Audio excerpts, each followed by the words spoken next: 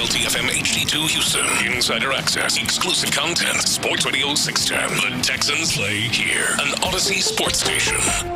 Sports Radio 610 presents Seth Payne and Sean Pendergast. We coming to H-time. Let's get the work in, man. Let's go. Great day, great day. Oh, give me some juice, baby. Let's do it. Good morning, Houston. Happy Monday. Payne and Pendergast. I'm Luke Morrow. In for Sean Pendergast, who's out on the road here for the next couple of days. Happy to be here alongside Seth Payne. And you can join the conversation over the next 2 hours as it's game day now for the Houston Texans. Text the show. Join us in the YouTube and Twitch chats as well. Seth, good morning. How are you? I'm good. Yeah, Sean was at the Ravens game yesterday. He said he was treated very well by the Ravens fans, who themselves are just beat down and beleaguered, obviously, right this moment. He's fine. If anybody's worried about him, he's fine. Even though he took a picture of the Ray Lewis statue in front of the stadium and called it the Jalen Knoll statue. Yeah. That's right. Yeah. That's what it should be known for now, known as now. Well, hey, obviously we've had plenty of conversations in crosstalk in my time here, Seth, but never had the chance to actually work with you. So looking forward to it over the next 2 days. It's good to be here. Actually, I've never mentioned this. Ben, we have this audio. I've never mentioned this to you, Seth, and I didn't tell you I was going to play this. But when I was in another market, you actually came on my show to talk about Deshaun Watson and the Texans about 5 years ago. Ha! And here's what it sounded like. So joining us now is one of the original Houston Texans, Seth Payne, who spent 11 years in the NFL. Now he has a radio show in Houston. He's with us now. Seth, good afternoon. How are you? I'm enjoying, you know what, I'm taking a grand tour of the United States, talking to people who want to get their dirty mitts on my quarterback. So as well as that's going, that's how it's going. So there you go, 5 years ago. What was that even? Oh, that was when, okay, that was when Deshaun had made the request. Yeah. But the allegations hadn't become public yet. Okay. Yeah. Little did we know what was coming down the road. I'm trying to figure out, why would I say get their dirty mitts on my quarterback? And then I realized, oh yeah, those were the golden days, back when we had a quarterback trade request controversy, but without being sullied by all of the allegations. Yeah. The many allegations. That's yes. right. Simpler times. So yeah, well, I'm glad that I got to go on your show, and I apologize. I honestly did so many interviews about Deshaun Watson back then, and the biggest challenge was always trying to sum everything up, encompassing the Easterby era and everything else, for a non-Houston audience. And I remember I would talk for like 8 minutes and then realize, like, oh, I got to shut up. I listened back to the whole thing yesterday, and yeah, we ended on Easterby, and it was a pretty lengthy response, but very good. It was a good response that you gave, but certainly very passionate on Easterby. But yeah, it was a long conversation talking about a different era of the Houston Texans 5 years ago. So yeah. Most memorable radio hit, I'm sure, for you. So yesterday was, so you asked how I'm doing. I get stressed out on bye weeks because I feel like, oh, okay, I'm going to watch every single game this weekend because I've got all this time. But then I like to watch the entire game and instead of going to red zone or anything. And then I realized, Jets-Broncos game. I don't know what the hell that was. That was the most entertaining, awful football game I've ever seen because there was so much weirdness. And then I watched the Jaguars game because obviously the Texans play the Seahawks next. And that was an informative watch of two offenses that really couldn't get going but made shot plays here and there. And I think the biggest takeaway I had from that was really two things. One, the Seahawks pass rush looked really, really good in that game. But then also the Seahawks offense didn't look great, but they had so many shot plays, and especially to Smith and Jigba, I think that's going to be a story of, okay, protecting CJ, and then on the defensive side of the ball, just not allowing any of these shot plays that we've seen from guys like Puka Nacua or even Zay Flowers on the one play in the second half a couple weeks ago. Yeah, you know, the interesting thing, I was looking at the numbers ahead of yesterday's game. I saw the Seahawks are like top 3 in playing that shell coverage. Yeah. And so they've allowed top 5 in receptions. And so my point being, it seems like there's opportunities if you could get rid of the ball quickly, right, against that offense, and maybe the Jaguars just didn't take enough advantage yesterday. Yeah, that's where Trevor Lawrence, oh my gosh, I was texting with a couple of my friends back in Jacksonville during that game. I was just like, how do you watch this guy play every week? He's so frustrating. Trevor Lawrence would make a beautiful drop a dime to Brian Thomas Jr. on the sideline, and then the next two plays, he's throwing it 2 feet out of reach on easy passes, or even on just some of the crossers, he's throwing low or he's throwing high, and he's up. And I think that there were probably a lot more opportunities for him to get rid of the ball quickly yesterday, but where he's holding on to it, he's doing a good job stepping up in the pocket. But he got hit 25 times, or pressured 25 times, took 7 sacks. And my thought the entire time was, okay, can CJ just get rid of the ball on rhythm and in time? Because the Seahawks have some really good pass rushers, and they were getting enough time to work games and do a lot of things and make life really uncomfortable. Yeah, I think that's the key as we will look ahead even more so to that game next Monday night. Texans game week. Text the show. Join YouTube and the Twitch conversations as well. Because my question was, Seth, as you mentioned, I mean, you sit back, you watch all those games yesterday. You don't have the stresses of having to worry about watching the Texans for at least 1 week. Do you come away feeling better or worse, or maybe the same about the Texans either in the AFC, in the AFC South, just in the landscape of the NFL when you watch, quite frankly, I mean, I say it every week, we get these close, entertaining games, but I don't know how much good football we're getting right now. I don't know how many good teams there actually are. Do you feel better? Yeah. Do you feel worse? Do you feel the same right now about the Texans? I feel like it's all wide open, except that the Chiefs seem to be figuring it out. Mm-hmm. That's the only thing that's really annoying me. I mean, you have this dynamic yesterday where the Lions were pretty much the consensus number 1 team in the NFL last week, and yet they go in as underdogs to the Chiefs. And the biggest issue the Lions had was that their secondary is just completely, totally wrecked up and injured right now. They were playing with all backups back there. But the Chiefs with Xavier Worthy back, and then with Rashee Rice return, it looked like, all right, they are probably going to do a Chiefs thing here over the course of this remaining 2/3 of the season. But the rest of it, yeah, I mean, people are just heaping so much praise on the Colts, and yet they haven't. What was their combined record of their opponents that they've beat? It's you had it in here somewhere. It's ridiculous how much they've feasted and they haven't destroyed bad opponents as regularly as, say, by as big a margin as the Texans.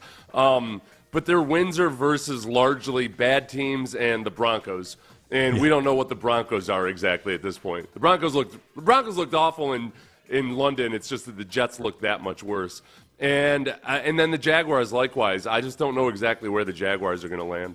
Yeah, I think I feel better about honestly, I think the more you watch the AFC South, you kind of feel better about this division. I don't know if I feel better or worse about the next opponent, the Seahawks on Monday night. And, we'll dive more into that. But as you mentioned, the Colts, the number, by the way, the Colts opponents, just all opponents, not even their wins. Total opponents this year, their record is 14-32, which are 14-22, excuse me, 14-22 combined. And that's the lowest in the division by a good amount. Everyone else is at 500 or better. The Colts, that's a percentage about like 38%. So, they've had the easiest start to the season in the division, and of course they're off to the best start of anyone in the division. And I know it's a week-to-week business. You never want to look at it and say, like, yeah, I mean, how good can they be? They almost lost to the Cardinals yesterday, but that was a game where they were favored by almost 10. The Cardinals are coming off that back-breaking loss a week ago, and the Colts they scored that late touchdown with 4 minutes to go to win. As Parcells would say, you are what your record says you are, but it does feel like a lighter 5-1 for the Colts so far. Yeah, lighter 5-1. Except I guess the issue with the Texans this year in the AFC South is that they have one of the hardest schedules in the league, or at least as of a couple weeks ago, it looked like they still had one of the hardest schedules in the league. Who knows exactly how that's going to play out with some of these teams shifting and some not looking as stable as we thought. I mean, the 49ers now, they don't have Nick Bosa. He's not coming back. They don't have Fred Warner now. It doesn't look like he's going to come back. Did you see the one reaction of one of his teammates when I can't remember who it was, because he had a nasty ankle dislocation or break or whatever it was, and one of his teammates walked up to the huddle of guys around Warner, and he just like immediately recoiled and turned around. He pulled a little bit of a C.J. Stroud when he saw Tank Dell's injury. I don't know if he was crying. Yeah, or not. any tears? But have you ever seen a dislocated ankle in person? No. In real life? Oh my gosh, it's the worst. It's the worst. And sometimes it's not that big of a deal as if there's no breaks or anything. But when you dislocate your ankle, the foot just just detaches almost. It can be completely backwards. I saw it when I was the varsity wrestling team manager when I was in 7th grade. So I was responsible for getting water for guys, cleaning up the mats and everything. I got to wrestle with the lightweights, but that was the first time I saw a dislocated ankle where one of the varsity wrestlers dislocated his ankle, and I freaked out. I freaked the hell out. It was like I was like a guy in the movie and seeing combat for the first time, puking in the corner, or like a rookie police detective seeing a dead body for the first time. My world was flipped upside down. Man, I've seen at least like 3 of them since then, and every single time it's shocking. Yeah. Never. I'm knocking on wood because now I'm probably going to dislocate my ankle walking out my front door this morning. Oh, what a fall from grace that'd be for a former professional athlete to do it while just walking out the door. What about Tyreek Hill last week, right? With that injury, too. That was another nasty one where his leg was, turned. This is back-to-back weeks. We've had these gruesome lower half injuries. Yeah. I didn't even see that one. I look away. I know that it was gruesome, and I don't know if I've seen a genuinely gruesome video of an injury in 15 or 20 years, which is pretty amazing that I've managed to avoid it while being on the internet as much as I am. It's true. I was going to say that. I always say I think there's 3 types of people when it comes to injuries. Those who don't want to see it at all. Those who want to see it once just for that curiosity and I can never watch that again, and that's where I fall. And then the third type are the sickos that just re-watch these injuries over and over again and almost get something out of it. Oh, I've got a friend who's a paramedic, and he's on strict. He's not allowed to talk about any of the things he sees. But he sees, those guys see decapitations and stuff. Oh my gosh! And it's all just no big deal. Yeah. And I've turned. I never used to be super squeamish. Something happened to me. This is what happened, Luke. I had a hernia, and as the doctor was explaining, sudden I didn't know what was happening. I thought I was having a stroke or something.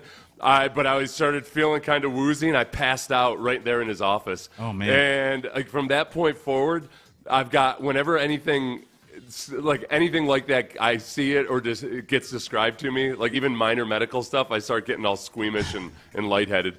So we're on a strict. My house, there are strict rules that people don't discuss their medical situations with me. Instead of the parent locks, you have some sort of where no injuries show up in your algorithm or anything. If you and I are ever in a situation where we're riding a car and we get in an accident and you need an emergency tracheotomy, and I'm on the phone and somebody has to try to explain the tracheotomy, you're dying. You're done. It's not going to happen. There's no way in hell I'm going to take the Bic pen and somehow make an okay, that's it. We can't even talk about that. Yeah, no, I'm with you. I can't do that either. I'll take it. But this all started with the Fred Warner injury. I think it's interesting now, and we talked about this last week. I'm sure you guys did as well when I was in with J-Lo on In the Loop. But when you look ahead to the Texans' schedule, we never would have thought that the Ravens matchup would have been what it became by the time we got to game week with all the injuries for the Ravens. And when you look beyond Seattle, 49ers are pretty banged up, and they kind of had a fallback to grace yesterday from a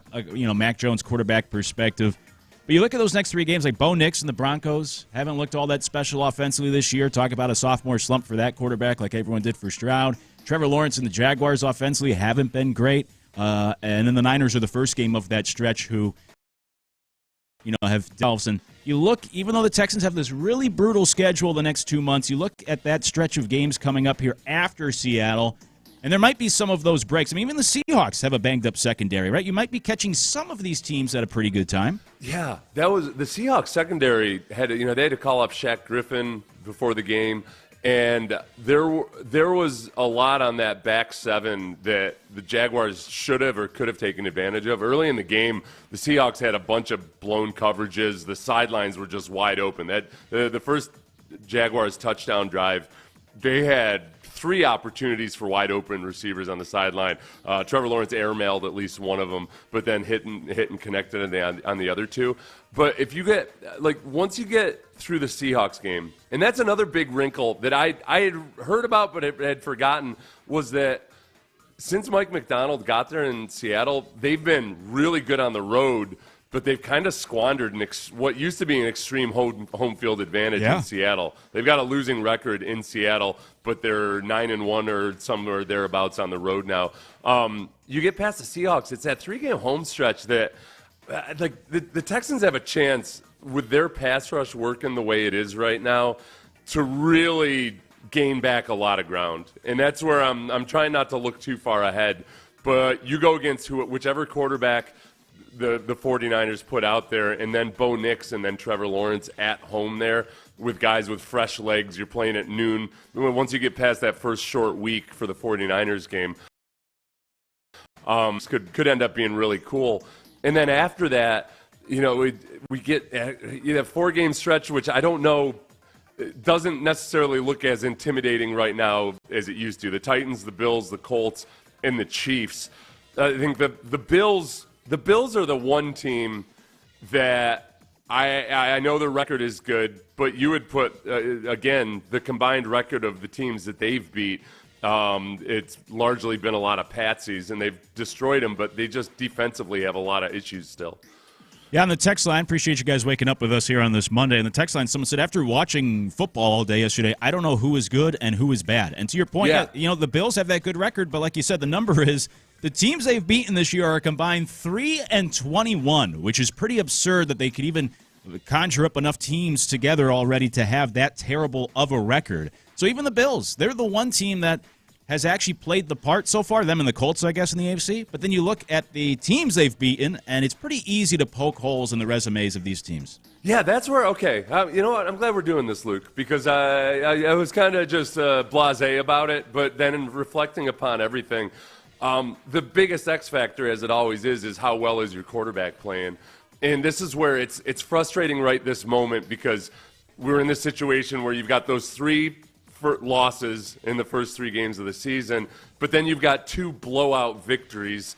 You got 6 quarters of football where the offense has done really good things, and you just don't know how to diagnose it or what to take from all. It feels a lot of ways like, hey, they just had a classic 4-game preseason, like from back in the day, and now your real schedule is beginning after the bye week, and it really does come down to just, all right, how much has C.J. Stroud and the actual offense improved, and is it genuinely clicking, or did they just face a couple of horrendous defenses? I mean, it can be both. It can be both.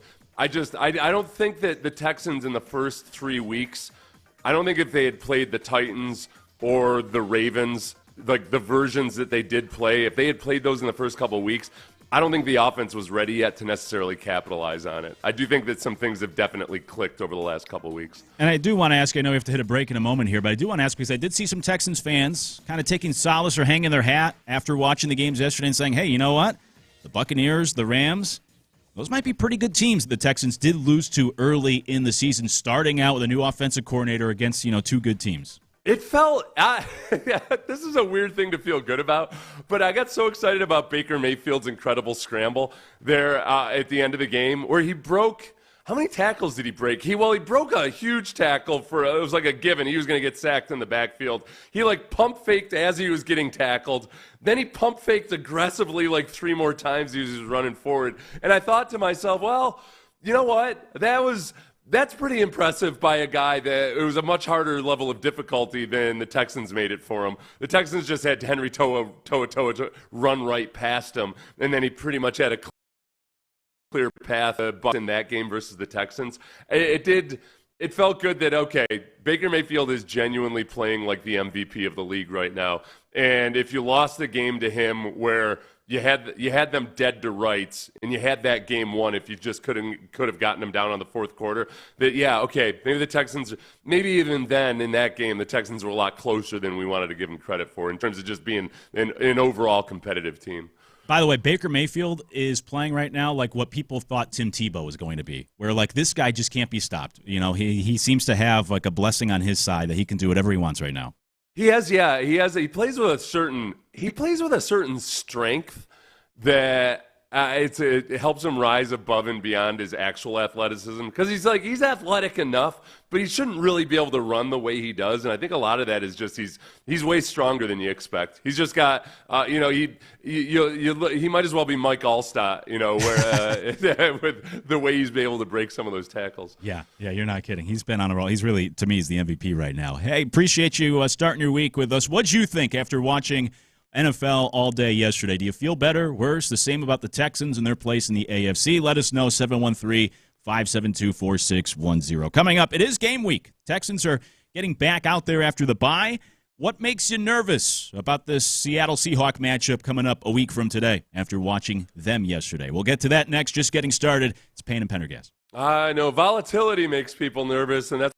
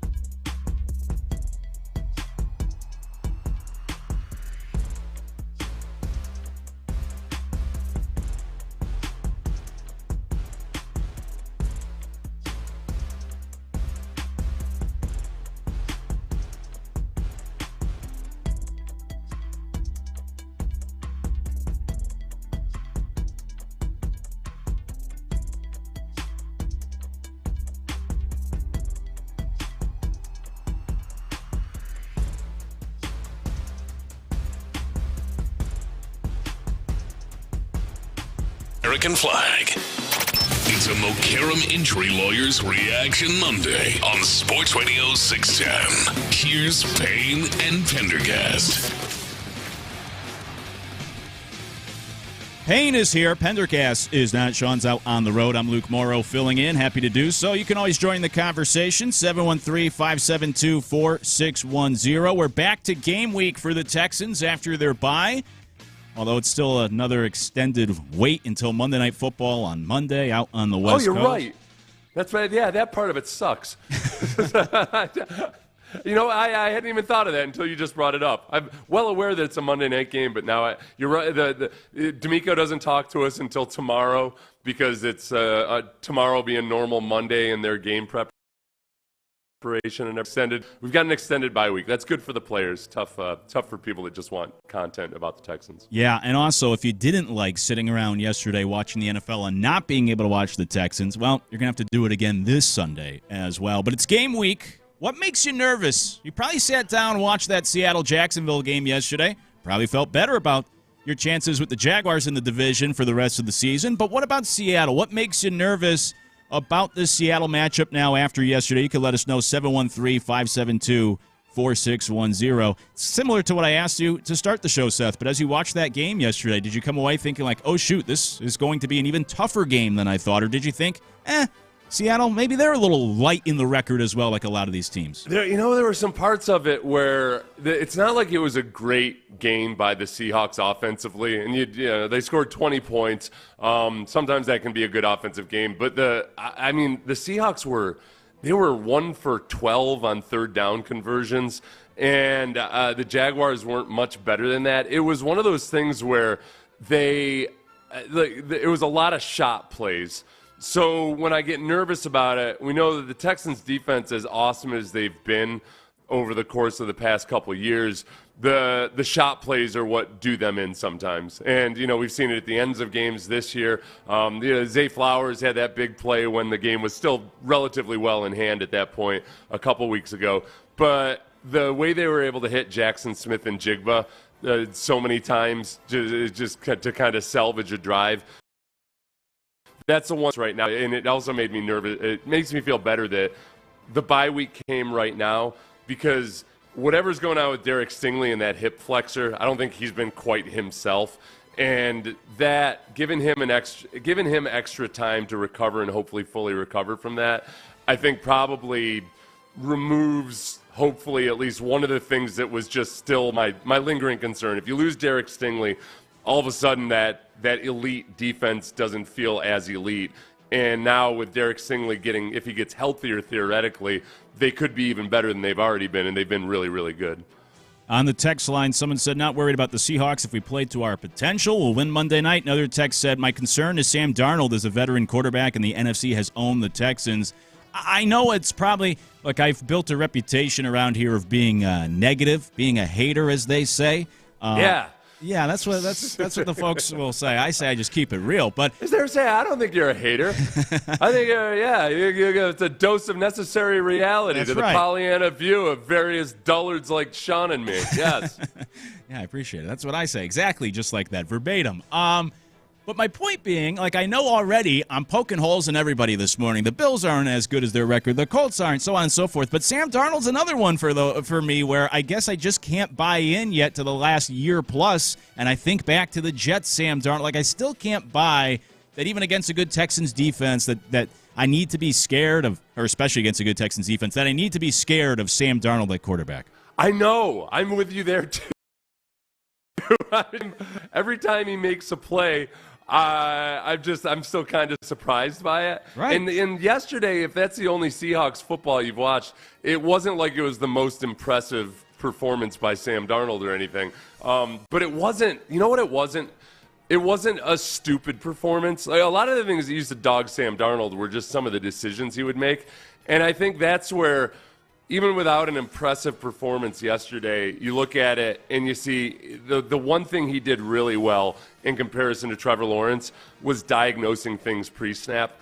Like, there was one play where the officials were holding the play up because the defense had to, the defense they have to be given time to adjust to the personnel on the field. And the Jaguars were scrambling to get their defense out on the field. And because of that, you could tell everybody lined up exactly where they were going to be. And the Seahawks weren't disguising their coverage or anything. And Sam Darnold just made a check at the line of scrimmage, tweaked his, communicated with his receivers a little bit, and just dialed up a wide open 15-yard gain. And that's the part of him just being a veteran, calm, cool, and collected quarterback that I don't think you ever saw back when he was with the Jets. And obviously we saw it when he was with the Vikings. But even last year, the question was, all right, is he just a product of Kevin O'Connell's system? Right. And that's all it is. No, he's out there. He's fully in command and in charge. I think that's where the difference in noise between Jacksonville and, it's not going to, obviously, they're going to be playing in Seattle. Noise was a factor yesterday for him. Like, it got loud at times, but it didn't look like they were ever going to have a hard time. He wasn't having a hard time communicating or anything. So that was like pretty much the version of Sam Darnold that you can get in Seattle. Is like the noise wasn't a factor yesterday. It might be a bad thing, though, like playing in Seattle, as you laid out earlier. I mean, the Seahawks have these reverse splits where they're better on the road than at home. So it might actually be Sam Darnold might be better off playing in Jacksonville than he will be in Seattle. Were you able to watch that game in real time? Yeah. Okay. They had all these audio issues. And Chris Myers kept teasing early in the game that Mike McDonald told them in the production meeting what his theory was for why they've been better on the road than at home. And then they never got to it. Because he was about to say something, and then it's like he was about to say it, and then something big happened on the field. Then he was about to say it again, and then the mics went out completely, and they never got around to it. So I was left wanting. And I feel like sometimes in those production meetings, they give those guys some stuff that is really good and juicy stuff. But I still don't know what Mike McDonald's theory is about it. Ben, can you get Chris Myers on the phone, please? We got to get to the bottom of this. I'll tell you what, though. I don't want to. I'm not surprised Chris Myers left you wanting more because I'm not. You know what? I'm not the biggest fan. There's some of that. Okay, Chris Myers. Chris Myers has a little bit of that old-timey play-by-play voice. Very much, yeah. Like almost the one that people do is like their shtick if they're making fun of play-by-play announcers. Right. And it is. I feel bad for guys like that because, I mean, they're classically trained, but it's almost like an opera singer trying to sing rock. Doing Queen or something, it's just not going to work, and that's how I feel watching Chris Myers games. Yeah, it's kind of dull. And also the other thing with Chris, if you listen to all the broadcasters on Sundays, like he just kind of waits for something to happen. There's like these awkward pauses, and then he'll say, whatever, Trevor Lawrence 5-yard completion. Like he doesn't add a lot in between. Anyways, love you, Chris. You do a good job of it because you have a very smooth play-by-play voice and all of that, but you still sound like an actual person. Oh, good. That's the sweet spot, right? Yeah. Like the Kevin Harlan sweet spot where you're smooth, you've got a good voice, but you also sound like an actual genuine person. The guy is drunk. Oh, Harlan's the best. I know. People always say, like, let me hear your radio voice. And, like, you're hearing it right. I don't think I put a voice on for the radio, but all right. And now this is I know as you're in the brotherhood of play-by-play guys, so you don't want to go too all in on other play-by-play announcers. But Rich Eisen is not a play-by-play announcer. Oh, thank you. Oh, my God. How could we have gone 36 minutes without bringing this up? I don't understand making Rich Eisen the face of international football. Especially if what you're trying to do is appeal to people in other countries who are largely soccer fans more so than anything else, and you take a guy who is the exact opposite of any of the passion or enthusiasm that you get out of those broadcasts. I don't get it. And I don't get it at all. I don't understand it. I know. Rich, if you're listening, and we know that you are, we love you. You're a great host. He's an all-time great, especially ESPN, but play-by-play, it's horrendous.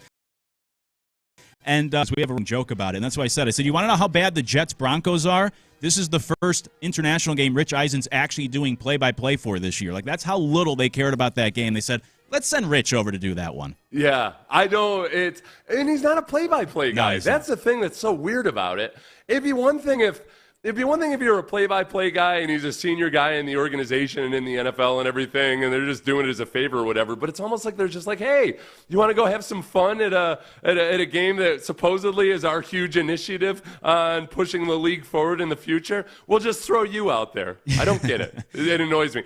Kurt Warner And then Kurt Warner in that game. If any of you were up and watched the game yesterday in the morning, the Jets had one of the all-time weirdest games in the history of weird games. Just all these scenarios where it was clear that Aaron Glenn just flat out was trying to get out of there without getting destroyed. Yeah. And they ran a fake punt in their own territory at the end of the half, basically so they could run the clock out. It was so weird. And then they were at one point, Aaron Glenn came out onto the field after the fake punt, and I thought it was because he was trying to get them to put time back on the clock, which they should have, and they did. But then they ran the ball. And then Aaron Glenn is like, tell him to hurry up and get up to run another play. It was so weird. It was weird. I'm not blaming Aaron for it because I love Aaron Glenn. I'm going to blame everybody else on the staff. I don't know what the hell they were doing there. I know. You're lucky we have to hit a break because I was watching that game like, Aaron, what are you? This is the worst 2-minute drill. 4th and 1 at the end of the second quarter. They didn't even bother running a play. They just let the clock run out. I don't get it. Yeah, they just It's so odd. It was the oddest 2-minute drill so I've ever seen. Here you go, London. Here's our great sport. 713-572-4610 text the show. When we come back, time for headlines, including how much can your hate watch take you when it comes to these baseball playoffs. By the way, Football Talk on Sports Radio 610 is presented by Paramount Plus. You can't count on much, but you can always count on Sundays with the NFL on CBS and Paramount Plus. Watch your local NFL games all season long. Visit ParamountPlus.com/NFL to get started today. Headlines next. It's Payne and Pendergast. You guys know I took off for the weekend. I was at a couple football games.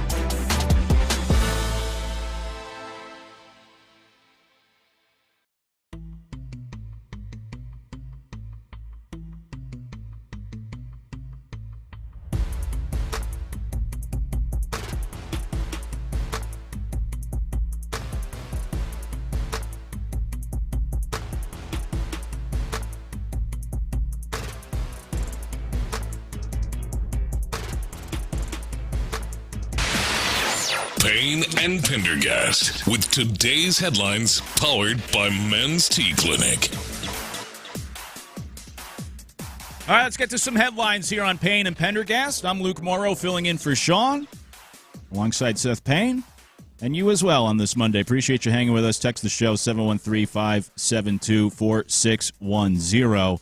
Poor Anthony Richardson, I think, right? I think we should feel bad for this guy. Another injury, and this time, I mean, this is like the freakiest of them all. The elastic band broke, hit him in the eye, something like that? Yeah, it's like a Spencer Arrighetti type thing, except with an elastic band during warm-ups. He's got a broken orbital now. I honestly put this in the show prep. And I said he gets injured about once every 3 months on the calendar year because sometimes it's in the off season. It's actually about once every 4 months since he's been in the NFL. He's had an injury of some sort. And like in the preseason, the first preseason game this year, had a dislocated finger, had to leave the game. He's not even playing now, and he's got a broken orbital bone. I think if there's whatever potential or hope that he ever had, I think he's made of glass. I don't think that you could possibly ever think that he's going to make it through an NFL season. Yeah, it's hard to rely on doing so. I tell you what, I stay away from these these resistance bands. When I was working in baseball, there was a minor leaguer who lost his eye because he was using an elastic band that was like attached to the wall, and it snapped off the wall and came back and hit him in the eye. And he was a pitcher. They had to take his eye out. And I said, okay, that's... Oh, my God. Yeah. I said, I'm never used... Yeah, sorry to bring up gruesome injury. My established queasiness about these things, yeah. I know. I'm not imagining. I'm not visualizing it. No, it happened to me once. I was doing resistance band stuff when I was rehabbing. The band snapped, and it came up and, like, wrapped around and lashed me like a cat of nine tails. Yeah. And it was brutal, man. It was that amount of pain and just feeling it on my, like it kind of wrapped around my body and whipped my back. I can't imagine getting hit in the face or anything like that. So he's lucky that it was just a broken orbital bone. Yeah, seriously. I mean, I know people like to poke fun at the Colts and Anthony Richardson and checking out of the game, but I feel for him. These elastic bands, I honestly avoid them. I'm to me. How much does your hate watch, how far does it take you? Because we had Friday night, the Mariners played what was the longest elimination game in playoff history in terms of innings, held on to beat the Tigers to advance to the ALCS. Seth, did you stay up Friday night just to see if the Mariners would have their season come to an end? I didn't stay up for it. I just took solace in the knowledge that their pitching staff was exhausted, and they're going to have to go on 3 days rest going to this Toronto game, and that they'll probably be put down by the Blue Jays. And so far not so good on that. I know. I mean, because of the extra innings, they essentially played an additional sixth game because of the amount of innings. The Blue Jays finished a couple days early, had a shorter series, and yet the Mariners win last night 3-1. I did stay up for that game Friday night, just hating it even more. Like, I was tired. Like, I want to go to bed. Somebody win this game. And those two offenses were pitiful. They left guys on base every extra inning. And it's like, oh. And I'm one of those. I'm a completist. I cannot end a movie early. I have to finish a bad TV. So I couldn't go to bed. I was like, I have to see the end of this game. And then in the end, the Mariners won anyways. Here was the Tigers broadcast. I hope Ben did clean this up for us. Of course he did. Here's the Tigers broadcast after the end of that game. Their season comes to an end in 15 innings Friday night. Here's how things sounded on the air. Dan and I will be back to talk about it after this on the Detroit Tigers radio network. And fragile. I don't have to do a game. We get tired. This game recap. Oh, I'm sorry. Was that out loud? 3, 2, 1. With Corwell Health, we are also strong. That went out over the air. You can hear the commercials. I don't blame him though. Yeah, I know. Oh, I can't blame him at all. Oh, that's a good reminder, man. That's kids. There's this rule that you're never supposed to speak in the studio the way that you wouldn't on air, because you always might get caught with a hot mic, and I violate that all the time. It's just a string of profanity during these breaks. I got to watch it. Yeah, I don't think anybody in Detroit's gonna be calling for his job or anything. That's exactly the way he felt. The way most fans felt. That's a good point. I mean, that's what they tell you. It's like the broadcaster of the team. You know, you want to sound like a fan, or you want to get in the minds of the fans. Exactly. That's what they're feeling like. And it was almost like when you put your 2 weeks notice in, and then they try to give you like some sort of project in those final 2 weeks. Like their season just ended. He's done. He's like, oh, I got to do a stupid recap after this 15-inning loss. I got no time for this. Yeah, I bet it was a good recap. I might have to go back and find the actual recap because he probably just looked disgusted the whole time. Yeah. And then last night, George Springer hits a first pitch leadoff home run against the Mariners. It was awesome. It was vintage George Springer, and I genuinely enjoyed it. I thought, like, there's George. Good for him. Good for him. He surpassed Derek Jeter for postseason home runs. That was Springer's 21st postseason home run. Yeah, the only offense for the Blue Jays last night. Last thing to quickly sneak in here on headlines. According to Ian Rappaport, the Bengals did call the Texans about Davis Mills. Texans not willing to part, at least didn't get the price good enough to part with Davis Mills over the weekend. Yeah, I wonder if this is going to be kind of a muted trade season this year in the NFL because there's so much parity and because, as we were talking about earlier, you can't figure out who the hell's an actually good team and who's going to be in the playoffs and who isn't. I don't think the Texans, I'm not going to say that they shouldn't have traded him at any price, but they're clearly, obviously, a potential playoff team, and I don't really have any interest in seeing if Graham Mertz is actually ready to be a backup quarterback yet or not. If we had this discussion next year, or something, it might be different. Yeah, I think he still adds plenty of value to that roster here in Houston. Hey, coming up, I know it's a Monday. Those are some of the headlines, by the way. A few of the things going on this weekend. I know it's a Monday after the NFL. But there's just one thing about Astro fans that I just don't understand, and we have to get to it next. We'll do so when we come back. It's Payne and Pendergast. I don't understand why some of you have.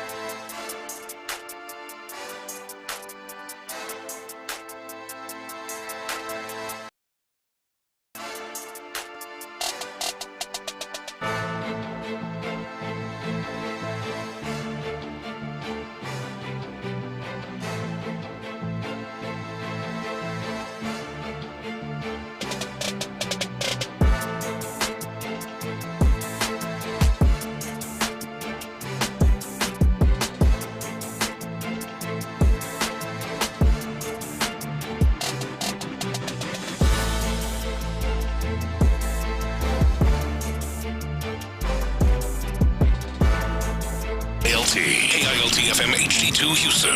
Insider access. Exclusive content. Sports Radio 610. The Texans play here. An Odyssey sports station. It's a Mokaram Injury Lawyers Reaction Monday on Sports Radio 610. Here's Payne and Pendergast.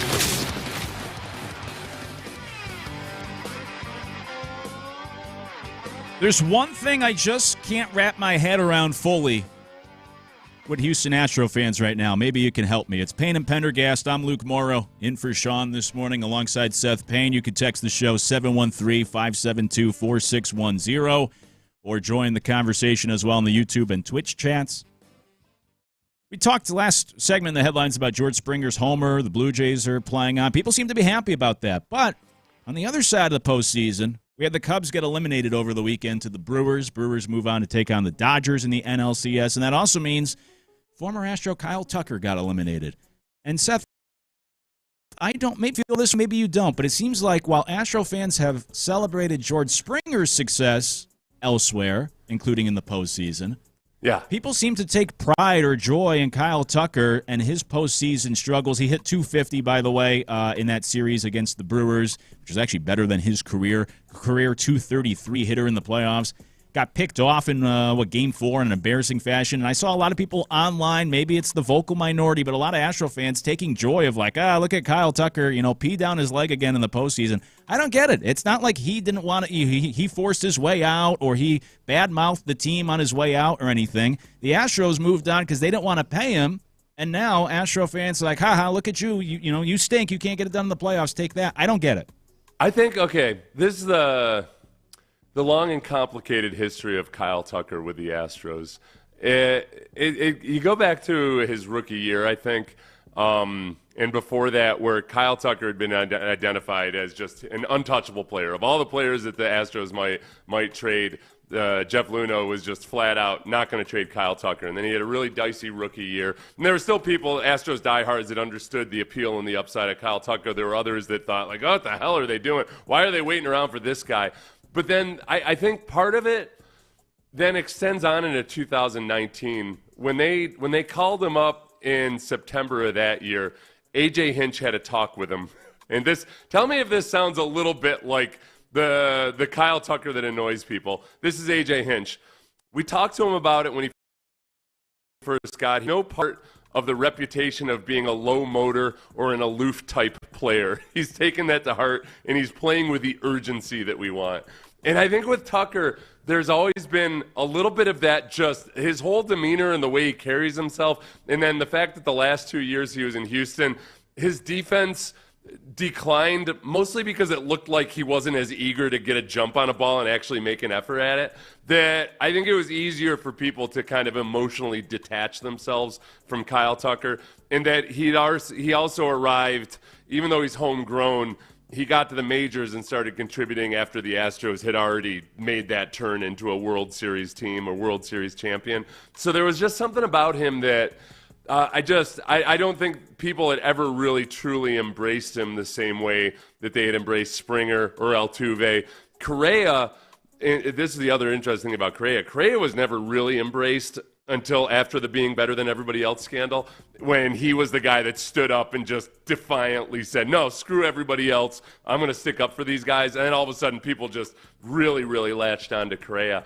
So I think I don't know if there's nothing that you could point out to numerically or anything, Luke. It's more just, I think, the overall vibe and embraceability of the guy, that he's the guy that's the easiest to kind of just turn on and say, screw you. You know what? We're better off without you. Yeah, that makes sense. I mean, you lay it out well. I hear where you're coming from. I can't disagree with any of those points. By the way, in the text line, someone said, bro, we lost to the damn range in all capitals and dragging out extra letters. There's the playoff performance over time too. Yeah. I get it.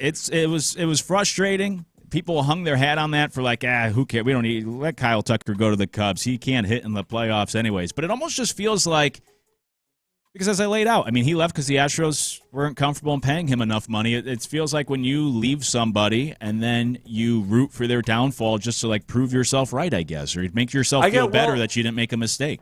But the other part of it is that it's now you have a vested interest because of the trade, and that's the other part of it too. Is that all right? People like winning things.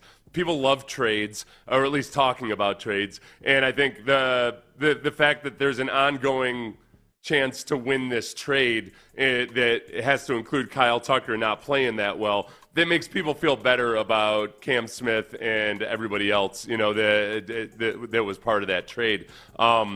I like, if I look at the Cubs right now, this is Jordan Campbell, I think. He wrote this about Kyle Tucker and his imminent future. Baseball is often the game of second chances, and in the 8th inning of the game, their elimination game, Tucker stepped to the plate as the tying run. Bush was on first base, and it was a chance for Tucker to play hero. Instead, true to his second-half form, he grounded out to the right side of the field. If there was any doubt before the game, there isn't anymore. The Cubs lost the Tucker trade. That's all you need to know right there. I think that in Houston, people feel like, yeah, you know what? The Cubs thought that they were pulling a fast one on us, and they're going to win a World Series with Kyle Tucker. Probably isn't even going to be there next year. And meanwhile, the Astros have a lot of years of control over 3 good players, or at least with Cam Smith, a potentially really good player. That's what the last text that just came in said. I just wanted to win the Cam Smith trade. So I get that. It's that idea of, like I said, kind of being proven right. You send this good player away. You don't want that to come back and bite you. And by the way, the Astros certainly have won that trade, regardless of even like the future of Cam Smith or how, whatever the ceiling is of Isaac Paredes, because Jesse Rogers covers the Cubs. He said, there's no chance. He's gone. The Cubs are not re-signing him. So all you got was, sure, a playoff appearance, but now he's gone. What's the point? You gave up Cam Smith, who you could have for potentially 15 years. So even if Cam Smith doesn't turn into some sort of perennial all-star MVP, whatever, if he's a contributor to the big leagues and Paredes stays here for maybe a couple years, and even Wisniewski gets back in the rotation, it's certainly a win for the Astros, because you were going to lose Tucker. The Cubs got 1 year of Tucker, 1 playoff series. They wasted a bunch of money, and you got these other pieces for the Astros. So you could certainly take pride in that. You got to remember, too, where you're seeing a lot of this hatred for Kyle Tucker is on social media, and that's where people are all primed for it, because they've had Cubs fans going back to last spring talking smack about this or that, or delighting in Cam Smith struggling or whatever. So people, the line gets divided even harder there, because people start arguing with Cubs fans about Kyle Tucker himself, and their emotions become really inflamed over that. So people are at a point now where they're able to about things that Cubs fans said about Kyle Tucker and how they won the trade and everything, and it feels good for them to be able to just stomp all over their graves. Yeah, I get that. Of course, you always want to be proven right. More text. It's 100%. It's a good question you have, because it's not like Kyle Tucker was ever at any point a bad dude or anything. Right. He's not the kind of guy that you look at and say, like, oh, I can't believe, what a bum. I can't believe that. He's never been like that. He just hasn't been as embraceable as a lot of the other guys that have come and gone. Yeah, that's what some of the listeners have said. Quote unquote, King Tuck was a very talented but lazy player. Why pay top dollar for that? Someone else said Tucker had no sense of urgency early on. It was painful to watch. We wanted him out, and then AJ fixed him. That came in on the text line. Someone said we definitely got the best of the Tucker trade. So I get it. It's just interesting that over the same weekend, right, people were celebrating and taking joy in George Springer, and it was somewhat similar. The Astros didn't want to pay him for one reason or another, let him go. Kyle Tucker, same reason why he left, and yet for the last week, I've seen a lot of victory laps of, this guy stinks in the playoffs. Good thing he's not in Houston anymore. We don't want this guy. The one thing with the dynamic with Springer, too, goes way, way back to when the Astros finally elevated him. He was one of the first players that anybody where they'd mess with his service time, and it was the Astros were doing it when they were very unpopular, and they kind of set the precedent for starting to mess with people's service time. But by the time George Springer had gotten to free agency, I think there was almost like an uncomfortable acceptance of the reality of the situation, which is Springer learned early on about the business side of this, and there wasn't going to be any kind of a hometown discount or anything. It was almost like we gave, at least this is how I was it, and I felt like a lot of fans were this way. As much as we chafe against guys being mercenaries or, just not having a hometown discount, with Springer, it felt like you understood it, because they'd been messing. Like, he ended up being an old free agent because they they kept him down in the minors, where on a lot of other teams he would have been called up long before, and that they just you understand the reality of the business there, and so Springer got a little bit of a pass on that. Yeah, that's true. Made him a sympathetic figure for the fan base, not so much Tucker. What about Bregman? Because I saw a lot of people, didn't have the same feeling towards Bregman. I think people were cheering towards to him. Would you say just simply because he was such a great player for so long? Like, why? How could you root against him after he leaves? Yeah, that's right. If we do a power ranking of guys who get the most passes based on lovability and postseason performance, I think Springer might be at the top, and it was a little bit different because Springer, Springer's been inconsistent and he's had injuries and everything since he's been to Toronto. If they'd gone and won a World Series immediately afterwards, I think that it might have been different. But Springer is still, I think, at the top of guys that left and you just feel good about and you want the best for him. He was so pure and innocent and good and so much a part of the original change in culture with the Astros that I think people just feel eternally grateful for Springer. Correa would be, I'm teed right up there too. I think where people would just excuse any kind of rough feelings about free agency or anything.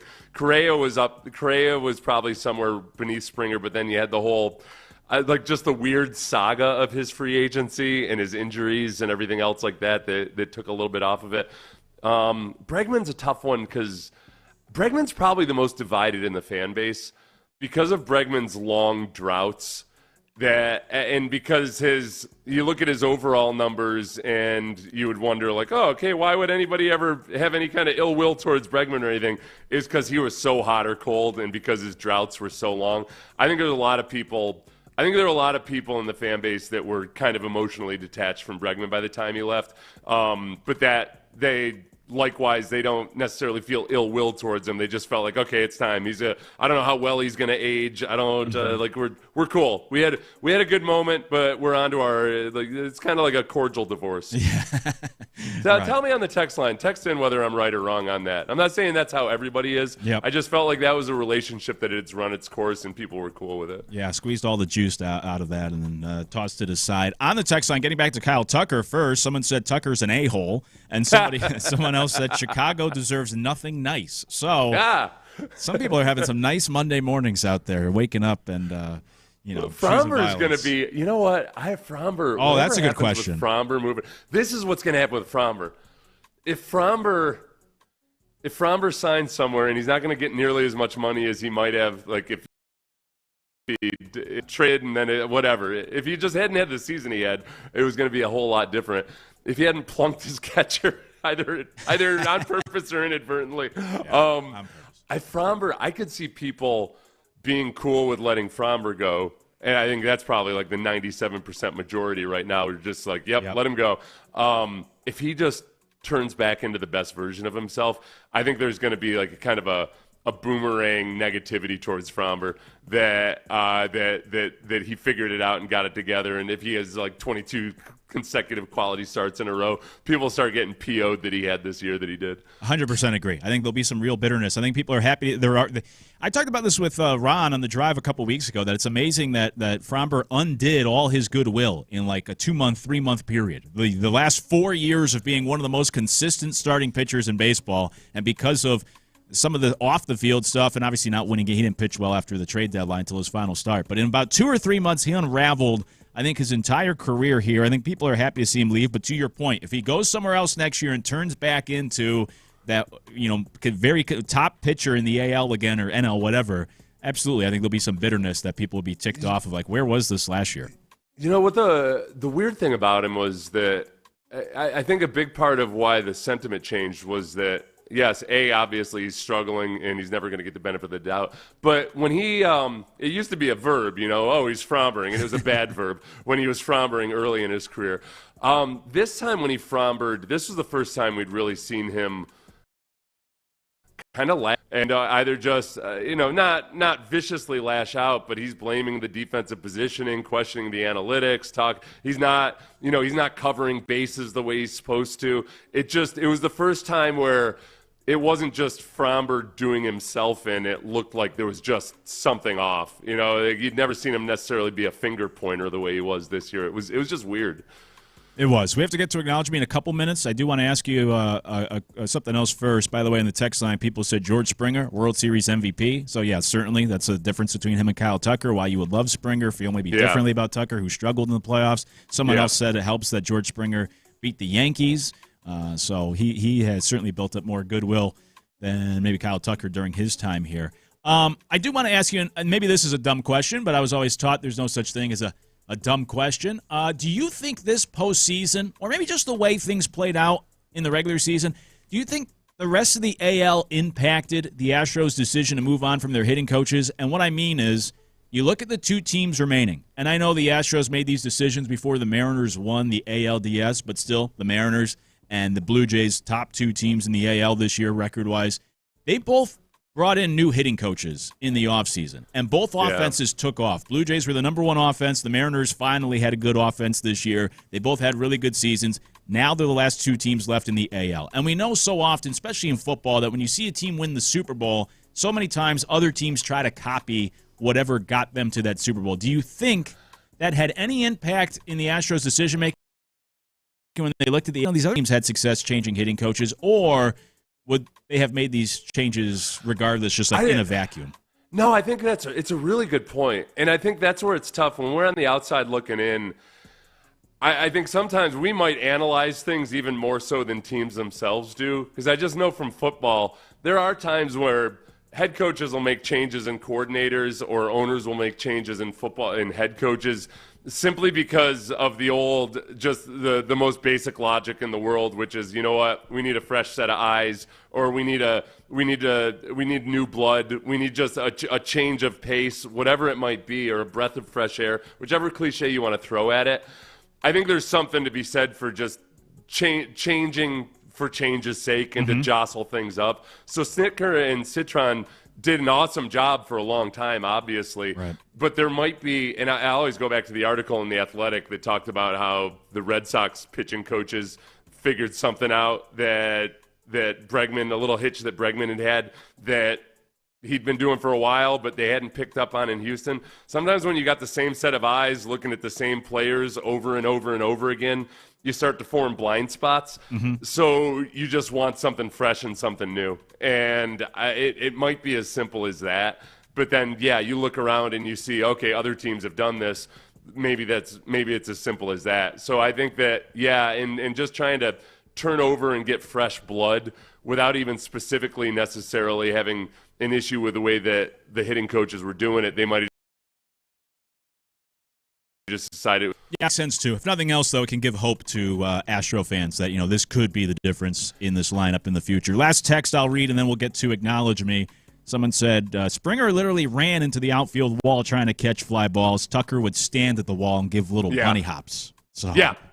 Tucker looked very much like he was in self-preservation mode for the last couple of years he was here, and it got increasingly frustrating. And it was like a steady build to where a couple of years ago, people were starting to point out, they're like, all right, like his defensive rating is going down, and a lot of it seems like he's just not trying as hard. Like the analytics were matching up with what you would see, which is, wow, he's just not even making an effort. Some of these catches that could be difficult or incredible catches, he's just not doing it like he used to. Whereas, Springer once scratched his retina running into the wall in the outfield. He almost lost an eyeball, like your friend that lost an eye to the elastic band. Right. Springer was willing to sacrifice actual eyeballs to make a catch, and he never stopped being that way. Yeah, big difference. Easy to root for in that regard. I, by the way, jotted down a lesson the Astros can learn from each playoff team remaining.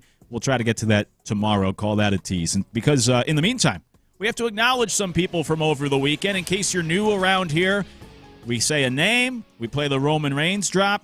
Acknowledge me. That one, and then we give them a shout-out for what they did over the weekend. First person we have to acknowledge, apparently the new Emmitt Smith, it's Rico Dowdle. He had a huge game last week for the Panthers, filling in for Chuba Hubbard.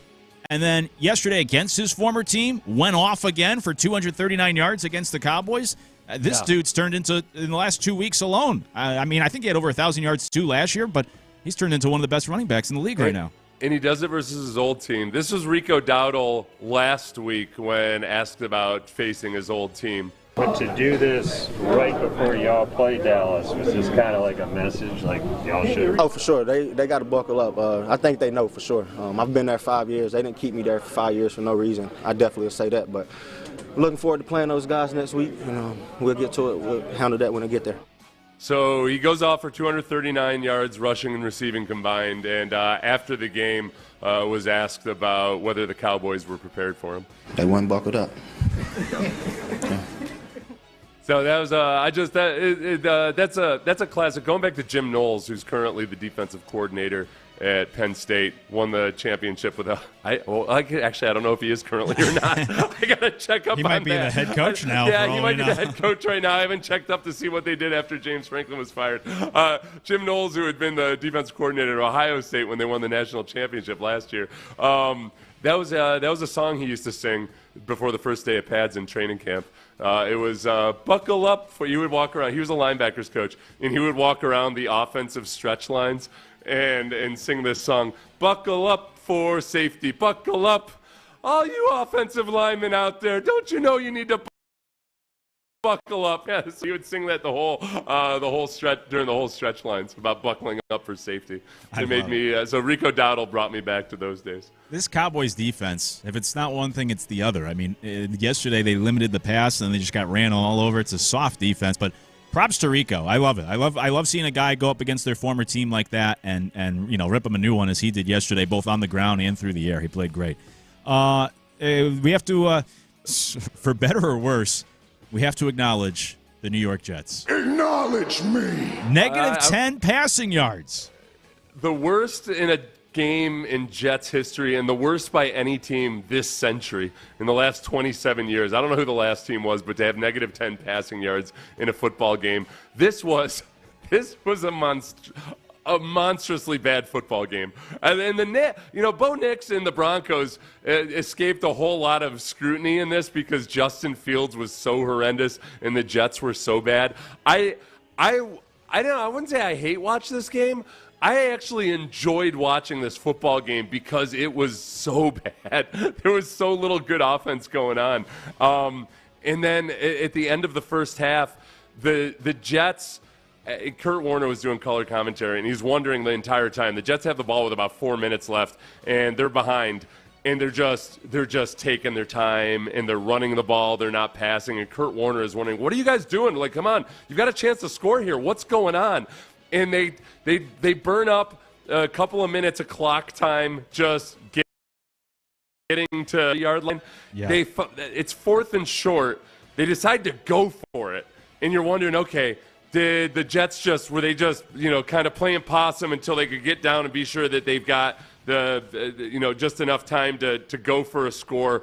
No, they go for it, convert the 4th down, and then run the ball afterwards, and end of the half, letting time expire without running a play. And you got Garrett Wilson going off on Aaron Glenn as they're walking into the locker room. It was one of the weirdest sequences I've ever seen in a really, really weird football game. But this might be it for Justin Fields. I don't know. This was one of the worst things I've ever seen in an NFL football game. Yeah, it's 2025, and they had negative 10 net passing yards. He was sacked, whatever it was, like 8 times for 55. It's brutal. And if you don't trust him to throw the football, then put somebody else in there. I don't even know who the backups are. They're probably not even, they're not very good either. But if you don't trust your quarterback to throw the football, try to put somebody in there who can at least throw it. That was the weirdest thing at the end of the game, too. It was 4th and 8 for the final play of the game. It would have been a 62-yard field goal. And I like everybody's kind of looking and seeing. I assumed they were going to go for the 62-yard field goal. Nick Folk kicked a 58-yarder earlier this season, and I mean they just hadn't. They've got negative 10 passing yards in the game, and they go ahead and try to run their luck with the passing game one more time and lose the game. Yeah, and by the way, it's Tyrod Taylor's the backup. Throw him in there. He can throw the football, or so than Justin Fields. I wonder if at this point, if Aaron Glenn's not allowed to play, they might win a couple of games if they have Tyrod Taylor out there. That's so true. They might be in that mode now. Yeah. We're like, nope, we're going to run it with Justin Fields as long as he's healthy. That's right. Mess around and win a few games. By the way, and I know Aaron Glenn's your guy, one of the hosts on WFAN up there in New York, Danielle McCartan, who hosts, like weekends and overnights and fills in, she said it's the biggest clown show to ever coach the New York Jets, and that's a lot to say. This is hard, man. This is really hard for me. I'm making every excuse in the world for Aaron because this is how it's been for so many Jets coaches now for so long. I blame the organization and nobody else. Nobody else. It's the organization. Yeah. You hear that, Mike Francesa? That's right. Coming after you. Yeah. It was ugly yesterday. Hey, let's acknowledge with, some fear as well because of next week's game, but the Seahawks defense. Acknowledge me! Yeah, they help out the Texans. Ultimately, they help out the Texans and putting a chink in the armor of the Jaguars and giving them a loss. But they absolutely harassed the hell out of Trevor Lawrence. They had 25 pressures, 7 sacks in the game. Trevor Lawrence just looked scattershot and erratic. Made some really there's a little Anthony Richardson in Trevor Lawrence. He makes some beautiful throws. He's much less erratic, and he's a better quarterback than Anthony Richardson. But he makes a lot of really highlight-worthy throws, but then just completely botches the simple stuff. So I give a hesitating and begrudging acknowledgement to this Texans out within the division. But now the Texans need to go and turn them into the worst version of themselves on Monday night. Yeah, it's true. That's next up for the Texans, the Seahawks, that defense with 7 sacks and 44 pressures. Brutal. Let's shift over to college football from Saturday because we have to acknowledge Curt Cignetti. Acknowledge me! Head coach of Indiana. I think this might sound hyperbolic. I think it's true. I think he's performing the greatest coaching job in college football of my lifetime. He's turned Indiana into a football school in not even a year and a half. I mean, they're a legitimate title contender now. They just got the biggest win probably in school history on Saturday, just the second time ever in program history that they beat a ranked team on the road or a top 10 team on the road, it might be. They did something the national champions could not do last year. Ohio State lost at Oregon last year. Oregon's won something like 18 straight at home. And Indiana, I didn't give them much of a chance. They were underdogs about 8 points. They won by double digits.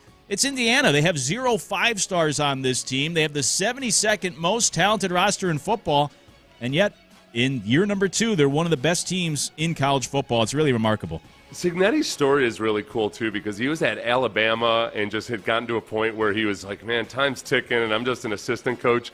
So he took a job at IUP, Indiana University of Pennsylvania, to kind of just get that, to just keep moving ahead, taking a step backwards to take 2 or 3 or 7 steps forward. The guy was just betting on himself and almost like sending himself down to the minors to get to. It's a really cool story. Yeah, it is. And you look around and wonder, he's 64 now, so he got his first FBS opportunity when he was about 62, 63, and it's easy to say now, hindsight being 2020, but you look around like, man, how did no one else give this guy an opportunity all these years? He had to wait till he was in his 60s. But Curt Cignetti doing an incredible job. Speaking of coaching, let's acknowledge Kevin O'Connell. Acknowledge me! The head coach of the Vikings. Now, the Vikings were on a bye, too, this weekend. You might be wondering, why are we bringing up KOC? But the top 2 quarterbacks right now were on his roster last year, Sam Darnold and Daniel Jones. We know what those two were like previously in their careers, and now Darnold continuing to play well in Seattle, Daniel Jones in Indianapolis.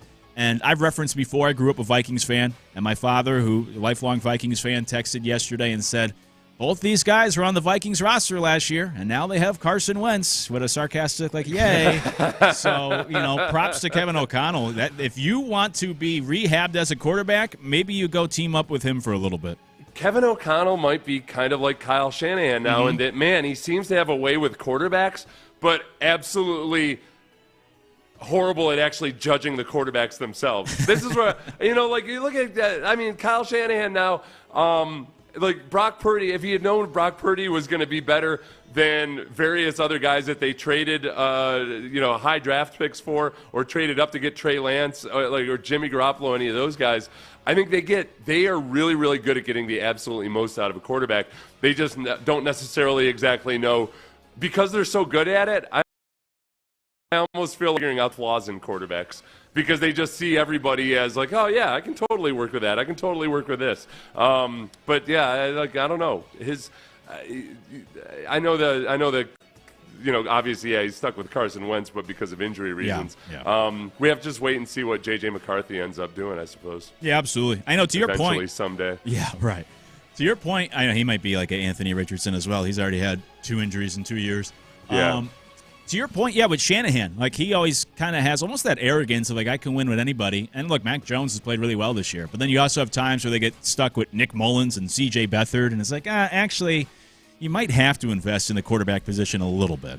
Well, that was always going back to Gary Kubiak, who was the same way. Gary Kubiak just seemed to get the best out of quarterbacks. And you always wondered, all right, man, sometimes that can be your own worst enemy, because he got Matt Schaub to a point where he was playing way better than anybody would have ever expected Matt Schaub to. But that can kind of blind you to the fact that, all right, yeah, but if you did the same thing with a guy who's got more natural ability, like, I don't know, Peyton Manning, you might go on to win a Super Bowl with Peyton Manning, which he did eventually. Yeah, that's a good point. Let's acknowledge James Franklin. Acknowledge me. I mean, sure, he got fired over the weekend after his team embarrassed themselves again. But a $50 million payout, so somebody crunched the numbers, and you can look at how much he's going to get paid by minute and all that sort of stuff. He's going to get paid the equivalent of $22,000 per day, every day from now 31. You could pay me $50 million to go sit at home for the rest of my life. So, yeah, I know you got fired, James, but, man, you played things pretty well there at Penn State. How old? Let's see. He's not that old, right? He's probably what, he's 53 years old. Oh wow, yeah, even younger than I would have guessed. There's no way somebody's gonna hire him. They're gonna pay him like $100,000 a year. Well, Penn State and/or Adidas pays out the rest of his salary. That was the big story making the rounds yesterday. That I haven't done the research to decide whether this is a fake story or not. But the rumor on the internet was that Adidas had actually told Penn State that they needed to fire James Franklin. I'm very skeptical of that story. If it is indeed a real story, like let's say hypothetically, does that even seem like something that might possibly or realistically happen? Yeah, it's hard for me. I mean, nowadays, maybe with how much the college sports landscape is changing, but it just seems odd for me that, that sponsor or that partner, because they're an Adidas school, Adidas would say to make that change. And is Adidas making that much money that they're willing to pay $50 million to make a coaching change at one of their schools? Like that, it has that big of an impact on them? They're making that much money off Penn State? Yeah, I think it's a real easy one for people to latch onto and then start to wring your hands about the influence of companies in college sports and all of that. I think, like, just realistically, I have a hard time thinking that the sneaker company itself would want to be involved in that world of dictate, because they're not. They have to compete to be the sponsor of other program that has options is going to want to sign with a sponsor that is heavy-handed and trying to make tell you to make decisions or anything. And I know it seems like it would be a really dumb decision from a business standpoint from Adidas to operate that way. And big companies make stupid business decisions all the time. I just don't. It doesn't pass the sniff test for me. So, like even hypothetically, I'd be skeptical of any story like that. Yeah, me as well. And I also didn't do the research and figured, let's just talk it out on air and then come to a conclusion. College football is such a quagmire because you've got guys who actually cover the sport, but they were like the first guy I saw he was an actual writer, but for I think a West Virginia outlet or something, like a West Virginia University outlet, and it's the Wild West when it comes to college sports reporting. Yeah, it really is. By the way, while we're on the topic, Trent Dilfer was also fired from UAB. Do you remember in your mind, in your career, did you ever go up against Trent Dilfer? I don't know. Have you done the research to tell me whether I did or not? Honestly, I forgot to do the research earlier, and so I was trying to do it now. And while we're talking, I want to say I did, but I don't know. No, I don't think. Let's see. He would have been.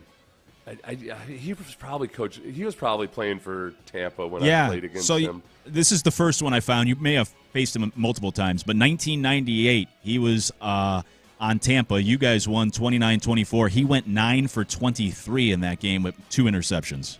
Yeah, what a punk.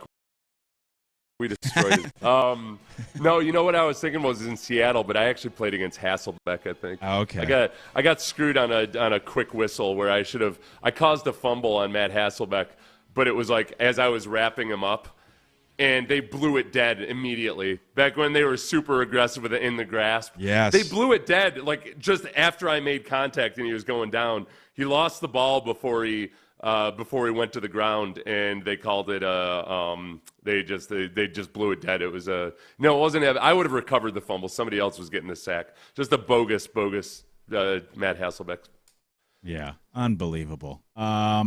By the way, someone on the text line said Penn State football is a Nike school, so maybe we do need to do some research. Maybe they're not even affiliated with Adidas. Who knows? Or that text is inaccurate. 713-572-4610 to text the show. Those are some of the acknowledgments from over the weekend. When we come back, the Texans did not. People got to stop actuallying stuff. They are Adidas on this. I'm almost positive they're Adidas. Come on, 832. Jeez, I have to research these texts now before I bring them up on air. When we come back, we'll put a bow on things for this Monday with Texans Radio. Yeah, they began. Okay, it's an apparel agreement to begin in 2026, so they will be an Adidas school in 2026. Oh, interesting. Just stop it. Actually. That makes it even more interesting if they made this decision before even being the partnering school. But we'll have to dig more into that. When we come back, Texans might not have played this weekend, but what did we learn from elsewhere in the NFL? Pendergast.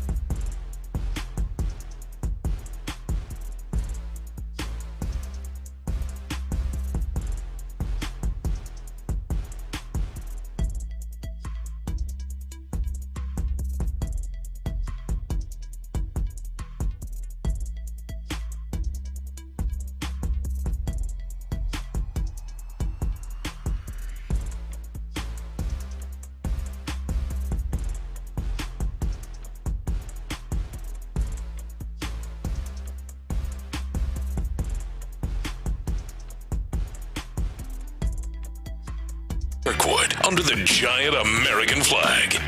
It's a Mokaram Injury Lawyers Reaction Monday on Sports Radio 610. Live from the Mokaram Injury Lawyers Studios, here's Payne and Pendergast.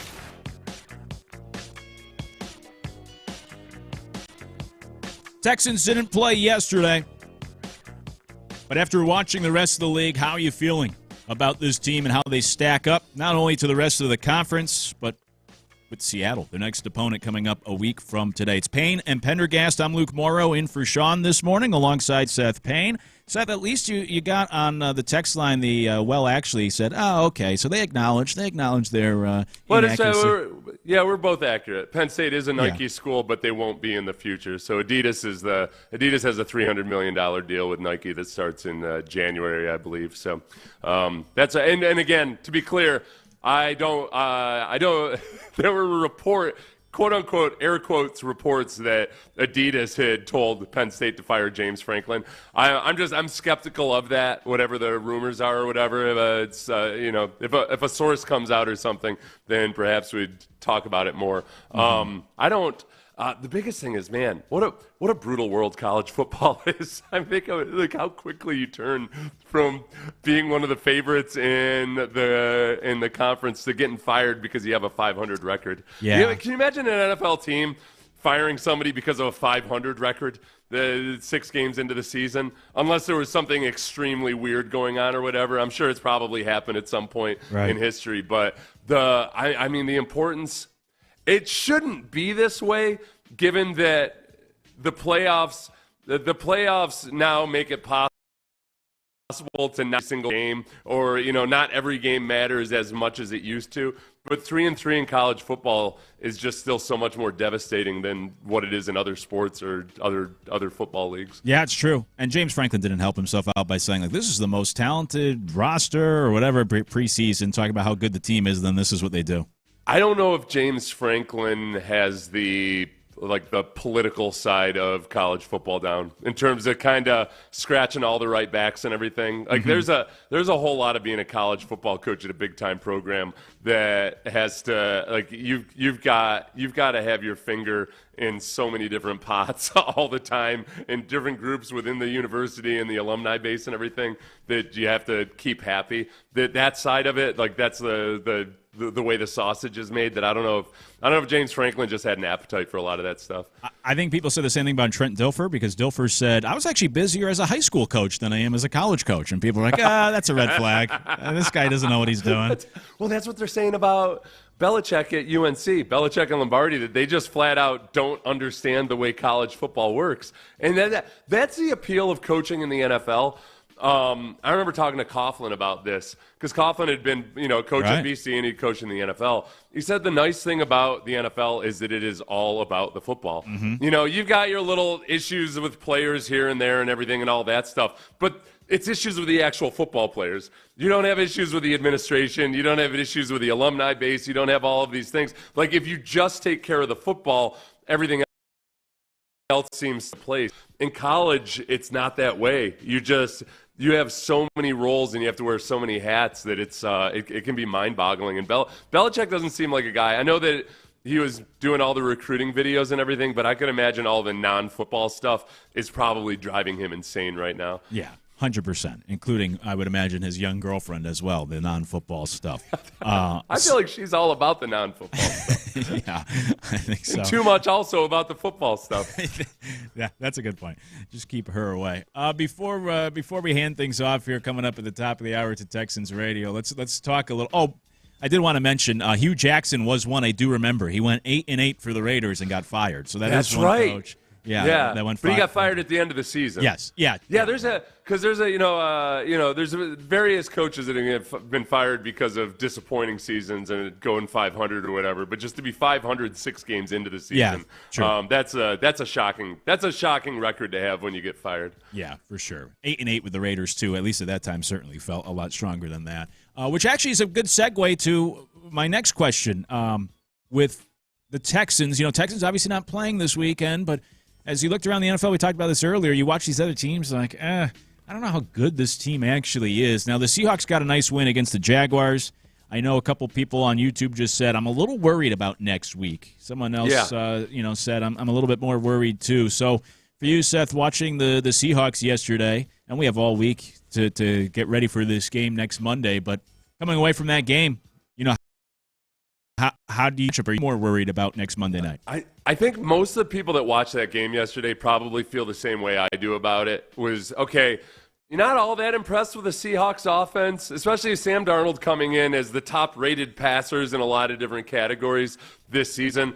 It wasn't like it was an awesome performance by the Seahawks offense. They were 1 for 12 on third downs, but Jackson Smith-Njigba is a scary individual. And when you give him an opportunity to run free, Sam Darnold is good at finding those windows, and that was what the Seahawks offense was, largely a bunch of shot plays or big chunk plays and not necessarily a bunch of sustained drives over the course of the game.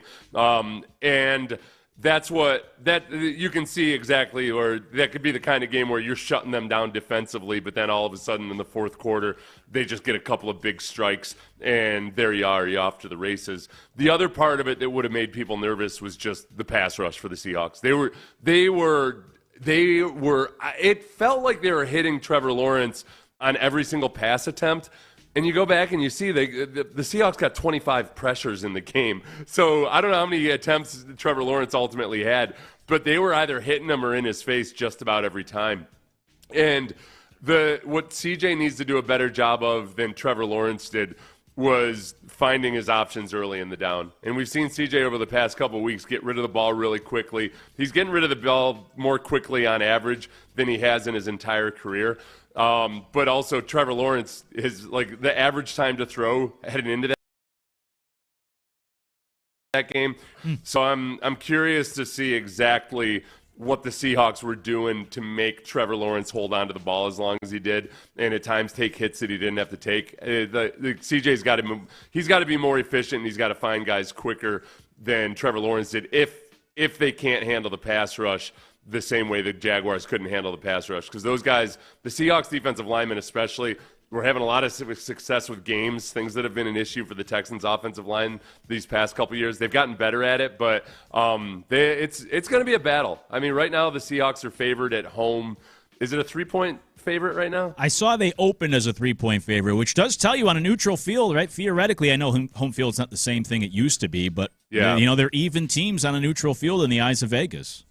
Yeah, I guess so. The one thing I was surprised by was that the Seahawks were really banged up in their secondary, and it looked early in the game like the Jaguars were going to take advantage of that. They had some wide open opportunities because of blown coverages, but the Seahawks figured it out and they hemmed it up, and they made everything a lot murkier downfield. So the pass protection, even though Caserio told us multiple times last week that the pass protection has been fine, I'm a little bit like, all right, does the whole operation, including CJ himself, like it's got to be smoother versus this team than it was versus the last two opponents. Those are not good pass rushing defenses that they faced. Yeah, it's true. Monday's going to be the big answer to the question we've been asking for the past 2 weeks of, has it been more about the opponents or more about the Texans improving? And we'll dive more into that tomorrow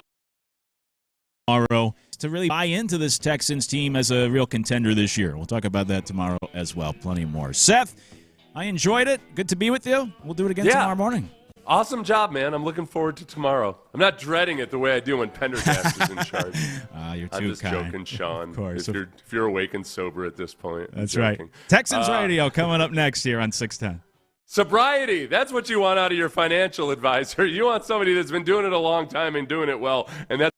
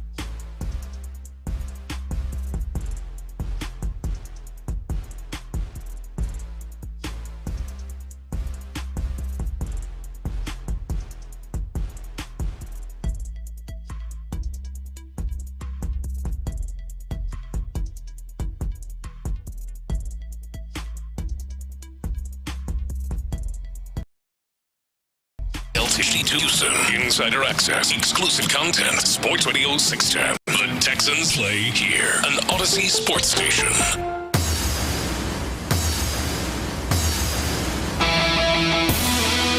Now, time to dig in to what happened. It's Texans Monday, presented by Houston Methodist. Where's my highlight?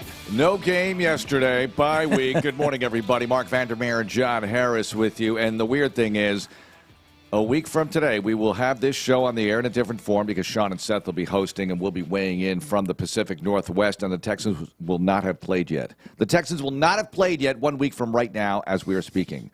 That's wild. How long is this feels by? Like I thought about this the other day as I was driving in. I saw the stadium, and I thought, man, when's the last time we played the stadium? It's like Titans. It feels like a year ago. Exactly, because when you have the two road games and the bye sandwiched in between, and then you'll go 3 in a row, which will be awesome by the time you face the 49ers, which is, a week from Sunday. Yeah. So that's the thing. You play a week from tonight, and then it goes very quick because super short week to get ready for the 49ers and the Broncos and the Jags, and it's really on. You have 12 games in this regular season.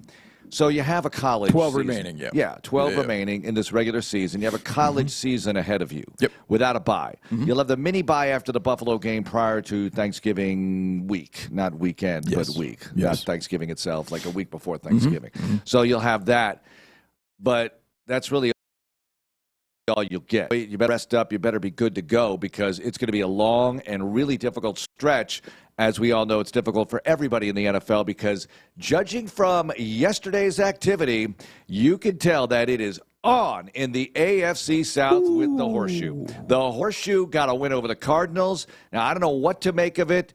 Well, I do know what to make of it. They're 5-1, so that's a concern right there. Think about this. Their high water mark in the Steichen era is 9 wins 2 years ago. They're 4 away from that. They're 4 away from that with 11 games to go. So can they get 5? Can they get to 10 so they can go 5-6 and finish 10-7, Johnny? Okay. That's the Colts situation right now. They can go 5-6 and finish 10-7, which is the Texans' regular season record each of the last 2 years. And it's going to be tough to get to 10-7 this year, but you can do it. You can do it. You just have to play well and immediately. You've got here's what they've got because they started off. Here's what they've done. Beat the Dolphins. Dolphins are 1-5. They beat the Broncos. I'll give them that. Broncos are 4-2. Broncos probably should not be 4-2. Broncos should have won that game. Wow. But that's one of the 2 losses for the Broncos. The Titans look are 1. At yesterday with the Broncos too. I mean, look who they're playing. Look, the Broncos are all defense, no offense. I mean, it's pretty clear. I mean, that's the way people saw us for the first 3 weeks. Hopefully, that's changing. But they shouldn't have won against the Broncos. They got the leverage penalty, got a chance to kick it again, and won the game. Titans, we know what they are. Got beat by the Rams, really the legitimate team that they have faced. They beat the Raiders, and then they beat the Cardinals yesterday, who were playing without almost every wide receiver, playing without Kyler Murray, and the Cardinals had the ball inside the 10 with a chance to take the lead under 2 minutes. Yeah, they did. So here's the Colts. At Chargers, Titans, at Pittsburgh. So this is home to come. Falcons. This is to come. At Chargers. Is it this week or is this their bye? This coming week, yes. This coming week, Sunday afternoon at Chargers. Then home Titans. Okay, they won that one. They'll split those 2. Then at Pittsburgh. Tough game. Home Falcons. Now, that game is overseas somewhere, I think. Yeah, it's at 9:30 a.m. Yeah. Germany, Munich. Then bye week. Then at Chiefs, home Texans, at Jaguars, never win in Jacksonville, at Seattle, home Niners, home Jags. Gets nice and tough. At Texans. Yeah. So they get the bye week, almost the perfect spot for them because they got 10 tough games. They'll probably come out of there no worse than 7-3, I would think. And then they get tested the rest of the way with Chiefs, Texans twice, Jags twice, Seahawks, Niners. Right. So they'll get tested. Yeah. They'll definitely get tested. Jacoby Brissett started for the Cardinals yesterday, and it wasn't like he was dealing or anything, but you're right. He had them very much in the game. They gave up 27 points at home to a Jacoby Brissett quarterback team. And struggled stopping him. Former Colt and Texans killer Jacoby Brissett. Yep. So there's that. And I just didn't think he had it in him to even play this well. To keep Brissett? Yeah, in this situation. on the rim last week. Yeah, I thought they were a dead team walking at that point. You can reinvent yourself in a week in this league. It happens all the time. Sign Joe Flacco. Yeah, look at him. Didn't win, but he had his chances. He was there on Thursday and started on Sunday, and they had opportunities. In that Make game a against stop. Green Bay. Make a stop. Bengals defense can't stop anybody. They can't do it. They can't stop anybody. Yeah, we didn't get a lot of I don't want to say breaks to go our way, but I will say the Seahawks took care of business. Took care of business against the Jags. They took care of our business, right? And it's so funny following Jags people from afar because they win, they beat the Chiefs, and it is like a Super Bowl victory. Everybody and their brothers talking about, well, look at the Jags. When they get to the playoffs this year, I mean, they're talking. What? It was crazy stuff I was reading. Then they lose yesterday to the Seahawks, and it is a morgue. This is the worst performance we've ever seen at all. What are they now? Everbank Stadium. They didn't do this right. They can't. Like the Seahawks are pretty good. I mean, the Seahawks are pretty solid. We're going to find that out Monday night. And the Seahawks have been. How about the fact that the Seahawks have 9 straight wins on the road? That's crazy. That is wild. They have some long road trips. I know. Yesterday, that's as long a trip, other than the Dolphins. Yes. That's as long a trip as they can have. Yep. From in the United States, That's right. I know we have all these international games now, but that was impressive for them yesterday, and the Jags didn't turn it over, Johnny. No. Lawrence threw 2 touchdowns, rather. ETN, they couldn't run the ball. 59 rushing yards. They couldn't run the ball against Seattle. Guess what? Note to selves. Really good. They are really good. second in the league against the run. Look this up. How many turnovers did the Jaguars produce? I don't see any here. Wait, let's see. 0. Yeah, so if they can't get you turned over, they can't win. There you go. There you go. That's a big key. Don't give them 3 in the fourth quarter. Yep. On the plus side of the field, right. Don't do that, and you might win the game. That's exactly right. If one of those goes in the end zone, you at least go to overtime. We got the formula. We got the formula, Johnny. But all right, you got your win in Duval County against the Texans, but comeuppance is coming pretty soon. So you start thinking about. Well, let's look at them now. Okay, so the Jags. So they just played the Seahawks yesterday at home, following the Monday night game. So they had a Monday Night Football hangover after a huge win over the Chiefs. That's right. We'll get to them. Now the Jags, who are currently at 4-2 and still very much ahead of the Texans in the AFC South standings, will play the Rams at home. So the Rams making that long trip. London. Oh, I'm sorry. London. Home game in London for them. London, yeah. Okay. My bad. London, yeah, their home game in London. There's a home game in London. It is. They're hosting. They are hosting the NFC team in London. Okay, then the bye after that. So they're not doing back-to-back overseas this year. They're not doing that. Not this year. At the Raiders, enjoy that Las Vegas Invitational. And then the Texans here. So they go London, bye week, Raiders. Las Vegas, Houston. Yeah, that's a lot of travel, even with the bye. Okay, Wow. good. Hosting the Chargers, who knows? We'll get to them. Yep. Cardinals on the at the Titans. Mark, look at that stretch. Colts twice down the stretch. Yeah. They have the Jets mixed in there, but they have the Broncos and another Titans game. Yeah. They always beat the Colts in Duval County, so hopefully that changes. But, Mark, how about that stretch? This week they go to London, then bye, then at Vegas, at Houston, home Chargers, at Cardinals, at Titans. A lot of travel. Well, that's a lot of travel, and that's 4 out of 5 out of the bye on the road. They have played 1, 2, 3, 4 home games. And I think the Colts are something similar, right? Hang on. They have played 1, 2, 3, 4 home games. Yeah. They both played 4 home games. We've played how many? 2. So after we play the Seahawks, I've done this math. After we play the Seahawks and come back, we'll have 11 games. Yeah.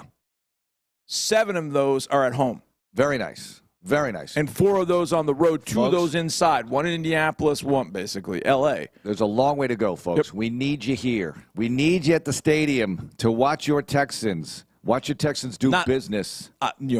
Not this coming Sunday, the following Sunday. Yeah, don't show up this Sunday. Yeah, don't show up Monday night going, well, you said the game was – No. The game is not here Monday night. We're out in Seattle. But then after that – is there a monster truck or something this weekend? I feel like there is. I feel like there's something going on. Something going on. I don't know what. I didn't see in there, but I can tell there's something buzzing. You can feel them in the. You can feel the presence of something going on in this building. Until I see the grave digger outside, I'm not sure if they're going to do the monster truck thing or not. But let's get back to this. So the Colts are 5-1. Jonathan Taylor's playing well. Daniel Jones. This is amazing. Here's another theme.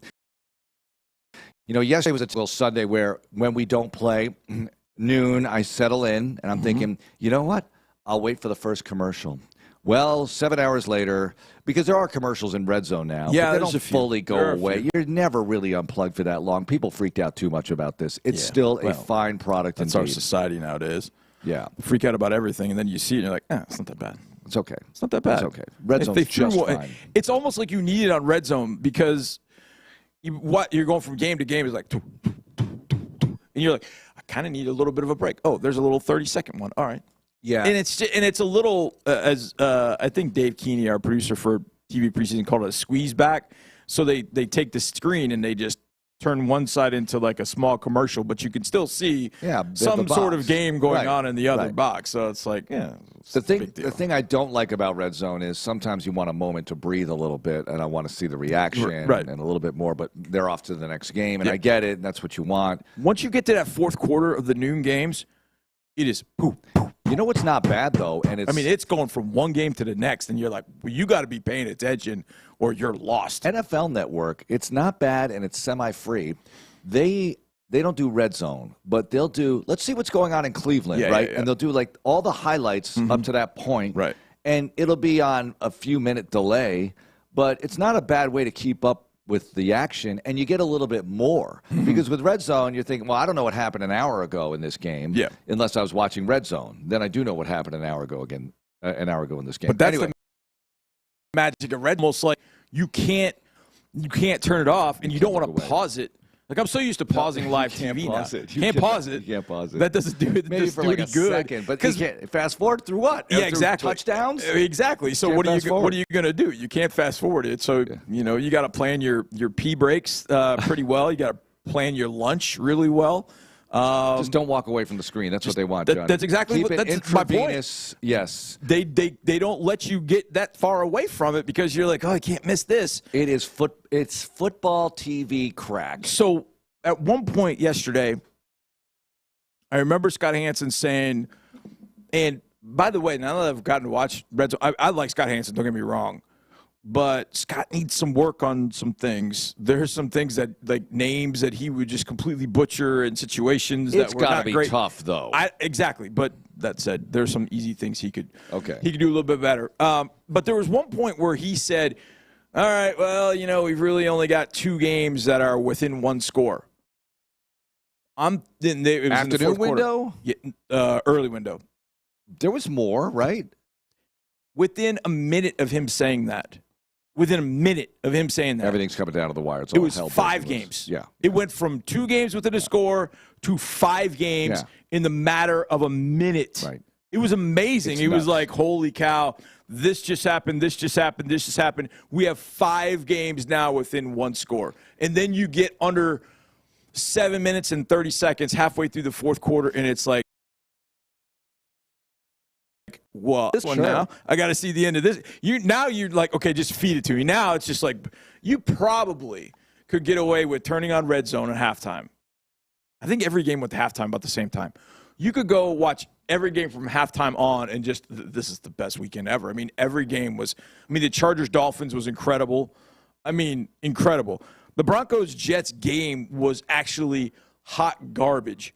But it was close. But it was compelling and close because you're like, are the Jets going to get positive passing yardage for the game? I felt awful for Aaron. I feel so horrible for him because it's going brutal. So badly. The end of the first half was it was a little tricky, but it was handled so badly with clock management, and they fake the punt, they get it, but they can't move the ball after all, and now it's 4th and 2 with a few seconds left. What do you do? Hail Mary? What do you do? Just go up? But you should have run a play. Done something. Anything. With like 5 seconds left, just do something. Yeah. Right? Something. Anyway. But I get it. You didn't want to not get it, and then you give it to them in plus territory. They weren't in range, but, a play later, and what is the proper amount of time? It was a weird situation for them, and obviously mistake after mistake for that team. But here's what I took out of yesterday again, and I thought this a couple weeks ago. Okay, go ahead. And here's what I took out of this again, that if we can stay relatively healthy, and I say relatively healthy because just trying to get through this thing or style where they basically had one injury all year long that cost them like 2 games, and that was Telvin Smith, the linebacker. Everybody else was healthy the whole year. If we could stay relatively healthy and we can avoid the mistakes we were making the first 3 games, get behind the sticks, dumb penalties, turn the ball over, those kind of things. Just be in the game. We are right where we need to be this year in the NFL. We are right where we need to be. What do you mean by that, though? That there is no team. I would prefer to be 3-2, 4-1. No, what I'm saying. Yeah, I know record-wise, but I'm just saying there's no team that is so much better than everybody else in this league. There's not a Ravens 2019. There's not a Chiefs team. There are none of these teams that I look at on the rest of the Texas schedule and go, ooh, God, I'm scared of that team. The Bills Thursday night. Nope. That defense is just whatever. Right, but they can beat you. Every team can beat you. I mean, hell, the Cardinals almost beat the Colts with nothing yesterday. Right. But there's no team I look at it and go, oh, boy, we're a 10-point underdog to that team. Oh, I don't want to go play them on the road. Or, I don't want to face that team at all. There is no team in this league that scares me. That's the place I want to be with my football team, that we can walk on any team knowing we might very well be the best team that we're going to face. There are going to be some good teams on the schedule, don't get me wrong. But a lot of the good teams, the Niners, the Broncos, the Jags, the Colts, they all got to come here. They all got to come here. And when we play well and we play well here, this place rocks. It's going to be really tough. We're right to and be. But I just have a feeling that we can get rolling and get hot if we just play our game without mistakes. Mental mistakes, without penalties, without getting behind the chains, meaning offensively, we're going to get better and better every week. Defensively, we're the best defense in the league right now. If you're facing a competent offense with the best defense in the league, you're going to beat a lot of football teams. And so I watched every team this week with that thought of, how do we match up with that team? If we were to play, even teams we don't like Green Bay. Like, I know we played Green Bay last year. Like, how would we match up with Green Bay? I'm like, I think pretty good. I think we match up with all the good teams, supposed good teams in this league right now. Like, we could go to their place and go toe-to-toe with anybody in this league. I agree, but I think the questions are still out there. I don't disagree with that. Like I said, it's a big if whether we can stay mistake-free. But the pass protection, we got to show it. The Texans have to show it. Against a team like Seattle would be a great start because they had 7 sacks on Trevor Lawrence. They were getting after it. They were getting in that backfield. And you got to prove, the Texans have to prove that they can withstand that kind of thing and move the ball effectively. And I'm not saying put up 40 points because I think this is a game around 20-ish on Monday night. Yeah, I don't think it's a high-scoring game. But you got to I think, John, I agree with you. But they're going to have to prove they can do it against those teams that have the pass rushers. Well, nobody's going to really believe it until then. Fire. Nobody's going to believe it until they beat Seattle on Monday night, or they beat the 49ers by 2 touchdowns here, and it's convincing. Nobody's going to do that outside this building. Nobody's going to do it outside this city. But I know the Ravens had a couple of guys back defensively, but the Rams scored 17 points. The greatest show on turf, seemingly, every single week with the master innovator, Sean McVay. They had 17 points against the Ravens defense that we put 44 on. And look, I know there are different situations. I get it. Yeah. But if that offense can show up, there are now multiple ways to hurt teams in the passing game if you get the ball off. Trevor holds the ball too damn long. Yeah. I don't understand what he's looking at half the time because he holds the ball so damn long. That's why they got 7 sacks. That's why he takes a lot of pressures.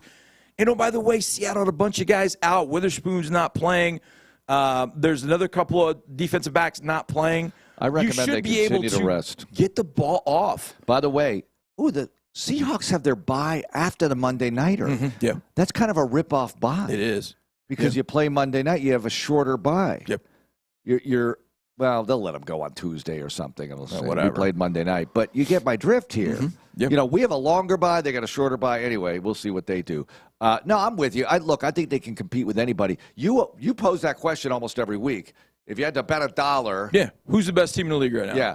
Well, last week on this show, I think I said, I still think Kansas City's a really huge threat. And then they go out and lose to the Jaguars Monday Night Football. But last night they looked damn good against a team that a lot of people were anointing, the Detroit Lions, and they could not stop them. No. Well, that's because the reasons. Number one, the Chiefs were in their bag. They were doing a good. I thought the Chiefs did a great job of spreading the wealth, moving Mahomes at times, short, quick passing game. Let your guys get the ball and go make Using plays. Hollywood in different ways. Yes, absolutely. And so they're going to be tough with Rashee Rice coming back. It's funny because when you brought that up, I was thinking, well, the Chiefs look pretty good. That said, go look at who the Lions had out of the game last night. 5 of their top 6 corners out. Yeah, that was a big deal. So is that a problem against the Chiefs? And again, I mean, if people are going to say, well, you know, the Texans against the Ravens, whatever. Yeah, well, that's what the Lions were last night for the Chiefs. Yeah. So from that standpoint, that kind of goes to prove my whole point. The separation starts seemingly to happen now. I said it weeks 5 through 9. Mm-hmm. That's when separation starts to happen. That's when you're like, okay, this team really is good. This team really is not very good. This defense is good. This offense is bad. You know, you start to really show yourself because now you're into the crux of the season. Now you're shaking off all the preseason stuff. Now you're week in, week out playing games, and you're showing everybody what you are or what you're not. And very few teams hit week 7, week 8 and kind of, all right, well, now we're going to turn it around. I mean, it very rarely happens. But I think teams, as we're seeing right now, are what they are. And there'll be a couple teams that get hot, and you're like, oh, that team's so good. They've won 6 out of 7. They won 7 out of 8. I think we have that capability, especially with all these home games. Yeah. All these home games we have coming up. I mean, after the Seahawks, 7 of 11 are at home. That's a big deal. Just win your home games. That's a big deal. Find a way to get that done. Yeah. Other things going on, other things that I notice. It's funny when you watch the whole day of the NFL and you see some really bad plays, but you see some really good ones too, and you see some really good quarterback play. This is ridiculous to me, and I have to look this up. How many quarterbacks are above 70% completions who play a lot? I'm not talking about a guy who just comes off the bench and right? The top 9 in completion percentage are all above 70%. And CJ's one of them at 7th in the league at 70.8. But 9 guys are completing over 70% of their passes. I remember when Manning was leading the league with 65, and it felt like such a high number. Yeah. That shows you, it's another example of how things have changed, how teams are taking the check down. Teams are taking what is given them and hitting big plays. I mean, it's not like Jared Goff doesn't hit big plays. It's not like Darnold hasn't hit big plays. Jackson Smith and Jigba is going to be an issue. Have to figure out a way about him, and we'll talk about that as the week progresses. Daniel Jones, I hate you. Playing for the horseshoe, completing 71% of his passes. It's not like he's setting the world aflame with TDs. He's got 6 touchdowns, 2 picks. But guess what? He's not really turning the ball over like he's prone to do or was in New York with all the fumbles and everything. And it wasn't just about interceptions there. He was coughing up the ball a lot. Quarterback rating 105, and he's got Jonathan Taylor in the backfield with him. Season rating 105. Yeah, I found out when we were in Baltimore that Daniel Jones' little sister dated my nephew all throughout high school. Can you get some intelligence? I'm working on it. You get some intel I'm working on it. I found out some other things, too, but I don't know that I can say them on air. But, yeah, my nephew dated his younger sister. I don't know if you can say them on there. Yeah. During the commercial, we'll be on YouTube. During the commercial, live. yeah, I'll tell you all. Talking about this stuff. How many good quarterbacks, how many guys are playing well that you might not expect, too? Drake May. 73% completion, 107 the quarterback rating. He's got 7 touchdowns, 2 picks. It's not like a huge amount of TD passes, but Drake May's playing well. Now, the schedule is not impressive. But they did beat Buffalo last week. No, he's making some throws, though. He made some throws in the Buffalo game. He made some throws yesterday watching that Saints game. Drake May's legit. And you knew he had athletic ability. You knew he had the arm strength. But his last year at North Carolina just went all to hell just because of what was around him. And then last year, he's dealing with that situation in New England. Now he's got Josh McDaniels. He's got Vrabel as the head coach. And they've played a schedule that is conducive to, kind of beating up on teams. Although he's got that win at Buffalo. Yeah. And Ryan Poles, I swear to God, I must have thought, bleep you, Ryan Poles, I don't know how many times. Watching Tyler Warren for the Colts not play for the Bears is annoying as hell. That is annoying. And secondly, Ryan Poles trashed Drake May throughout the draft process. Trashed him. He can't play quarterback. He's terrible. He's an undrafted free agent. And then you watch Drake May light it up. your quarterback.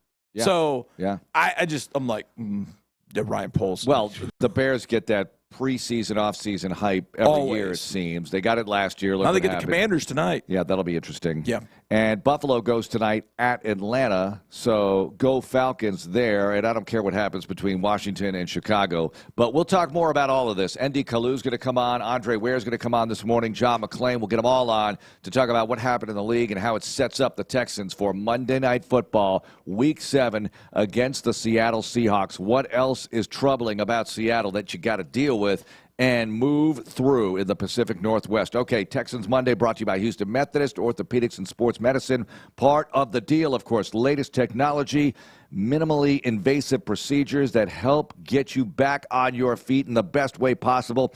20 convenient locations across the greater Houston area. Log on to houstonmethodist.org/OSM for more information on orthopedics and sports medicine from Houston Methodist, the official healthcare provider of the Houston Texans. Houston Methodist, leading medicine. It's Texans Monday. More Texans Monday is on the way. A breast cancer diagnosis,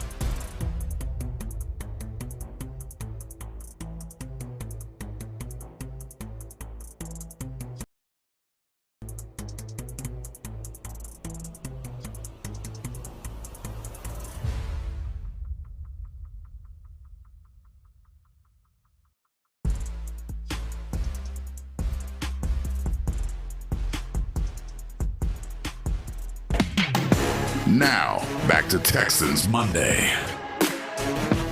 And we're back in the Hyundai Texans radio studio at NRG Stadium. Mark Vandermeer and John Harris with you. Andy Kalu joins us now, 12-year NFL veteran, Texans preseason color commentator for TV broadcasts, and, of course, every week here with us on Texans radio. And, Andy, the bye, I feel like that gif with Rose from the Titanic as an old woman. It's been 84 years. It feels like forever since they played, and it's not even going to happen 1 week from today, this morning yet. We have to wait till a week from tonight. How's this going to affect the guys, ND? You know what? They're getting the gift of rest, and even though it's not late in the season, guys are banged up. There are guys that are not showing up on the injury report that have been nursing something. So it's always good to get this time off, and I like the extra day it's going to give them just to make sure, look, all your guys are as healthy as possible. You know, there's a saying in the NFL that you've never been 100% since middle school. So, you know, I'm not expecting everyone to be 100%, but guys are going to be as healthy as possible. They're going to be chomping at the bit. And this is an exciting game, Monday Night Football against a team that's atop of their division. And, you know, say what you want about the Texans last week, got a victory against Seattle. That's going to get them back to where our expectations were before the season.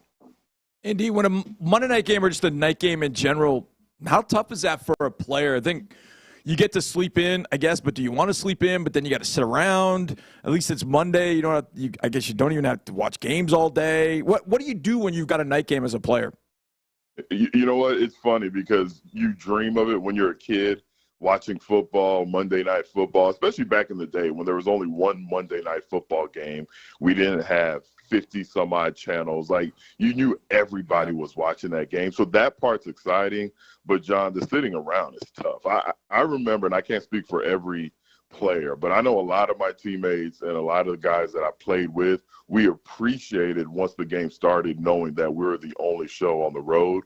But that sitting around was for the birds because you're so anxious, you're excited, but you don't want to, you know, waste your adrenaline during the 12-hour wait before you get on the field. So it's a little, you know, there's a downside to it, but once the lights come on and you know, the ball's kicked, it's probably one of the most exciting things outside of playoff atmosphere that you could experience. Well, to your recollection, and this is a good question for DeMeco as well, sitting around the hotel at home for a home game, I know they check into a hotel, but are they in the hotel throughout the day for a home game? You don't want to go home and then drive to the stadium 3 hours, 4 hours before the game, do that. Or maybe you do want to go home. I don't know, but if the kids are screaming or whatever, I'm not going to say what goes on at my house, but go on. Unless things have changed, Mark, you don't go home. You stay in the hotel. Now, again, I retired in 2009 officially, so things may have changed, but I don't even think as a player you would want to go home on the Monday during the day waiting for the game because, God forbid, anything can happen. I mean, there can be a traffic issue. Something can happen while you're at home that's going to keep you from getting to the stadium, but you are pretty much sitting around the hotel. I know I used to watch movies to try to get your mind off things. Usually on Monday Night Football, you get to the stadium earlier than you typically get to it on a Sunday afternoon game just because you want to get out of the hotel and start moving around. Some guys, some of the psychos, Brian Dawkins, they'll get a workout in before. Obviously, it's very light stretching, but, you know, get a good sweat and get a workout in the middle of the day. So many guys have different approaches to those Monday night games. Indeed, did it matter how far you went to play a game? As in this trip for the Texans, is this our longest trip, I think, this year? I think it's the longest trip for the Texans, flight-wise, mileage-wise. Did it matter how far you had to go because you're on a plane for 4 hours as opposed to flying to Indy and it's an hour and a half? Does it matter that the fact that it's this longest trip of the year? Not so much being on the plane for that long of a time because they do a great, again, it's $1 billion industry, so you're pretty comfortable on the plane. But as far as the time zone, that definitely matters. So if the time zone difference is more than 2 hours, I know a lot of coaches will actually want their team to get there the night before they usually get there. So on a Monday night game, you want to arrive on Sunday. I believe it's only a 2-hour difference. Please correct me if I'm wrong. Yes, that's right. With us in Seattle. But I know a couple of times when we went from East Coast to West Coast, and it was more than 2 hours, they wanted us to get used to the time difference. So we would go an extra day early. So I don't think there's been a flight outside of the international flights where sitting on the plane really factors into whether or not you'll physically be ready. Okay, so this applies to both of you because it applies to all of us and everybody listening, too, from time to time in their lives, probably. The Texans are kicking off at 9 Central, all right? So you play the game. You wrap things up. Usually it's around 2-3 hours after the conclusion of the game where the plane takes off. So you're flying an overnight red-eye back here. Can you guys sleep on a plane? Andy, you go first. How is your sleep level? How many REMs are you getting on the plane? It depends on a lot of factors. Whether you win or lose, obviously the time difference. So with what you just presented, Mark, guys are going to get some sleep. And it also depends on whether or not your seatmate, the guy you sit next to, snuck on the vodka. They've gone onto the plane, and if he did a good job sneaking it on in the Gatorade bottles, then you can be passed out within 30 minutes and sleep very well. But we know that doesn't happen in real life. Not. So it just depends on a bunch of different. But that type of game to Seattle, I would expect that flight home. And I'm actually going to ask you all this because y'all are flying with the team on the way back. I would expect that to be a very quiet ride home because guys are sleeping. Yeah, no matter what, win or lose, it'll be quiet. Yeah, I think so. I think win, it'll be a little rowdy at first. So people calm down and then realize. And then it's just like they're out. You know me, I can't sleep on a plane. I'm up the whole time. Even when I tried to sleep when we were coming back from London, and I maybe conked out. Unfortunately, I had Jay sitting next to me in 2 small seats, which was not good for him. But yeah, that's that I can't sleep on. I wish I could. Andre, you look back at Andre, and Andre's just like, Oh, he's out before we take off sometimes. He is cooked. Like, people are still eating. They're still handing out food, and there's Dre, like, into his blanket, just out. I'm like, I'm so envious. I wish I could. I just can't do it. Andy, I thought about something yesterday as I was watching, one of the longest flights of the year for an NFC West or an AFC West team is to go from California, i.e. San Francisco, over to Florida, i.e. Tampa. And the Bucs did that yesterday, or the 49ers did that yesterday. In that game, Fred Warner got hurt badly. Dislocated his ankle. I think there's a fracture in his ankle. Former DeMeco Ryans. And trust me, if you would have told me before the year Fred Warner's not going to play against the Texans, I would have been like, yes. But I saw the injury yesterday, and I was like, oh. Going back to our flight situation, have you ever had an instance where you were injured on the road and you had to fly back with the team and you've got an injury of that magnitude? I remember Derek Newton against the Broncos on Monday night. He injured both knees. He tore patellas. Was at Denver? Yes, he tore patella tendons in both knees. And I remember when they had to clear out a whole row for him and then a row in front of him, they had to move everybody all around. Did you ever have a situation, Andy, where you got hurt on the road and had to fly back with a team? It's funny you asked. So thankfully not an injury like what you mentioned with Newton or Fred Warner. But I did have a situation when we played against the Tampa Bay Buccaneers. I played every snap, and I'm one of those sweaters. I sweat a lot, and back then, believe it or not, I'm sure you don't believe if you see me now, I have very low body fat. So suffice to say, I had a full body cramp right after the game in the locker room. So they gave me the IV, and then I had another episode where my entire body cramped up on the plane. So they had to give me an IV while on the plane. Full body cramp? It was so bad. Typically when something like that happens, your teammates just laugh at you and, make fun of you the whole time. But it was so bad, like the entire team was like actually helping and clearing the area so they could administer the IV, which I believe is highly illegal to do on a plane, but there was no other solution. That was pretty tough. Like that was a tough go. And I thank God, for the medical staff and my teammates, because that if you've ever had a full full body cramp, I can honestly say it's the most painful thing that I've ever experienced. And to have it done on a plane, it was tough. Now, this wasn't on a plane, but last year I was walking off the field. The Rams had come here for a joint practice. Right. And Michael Hoyt is one of the few Brown University graduates. Mm-hmm.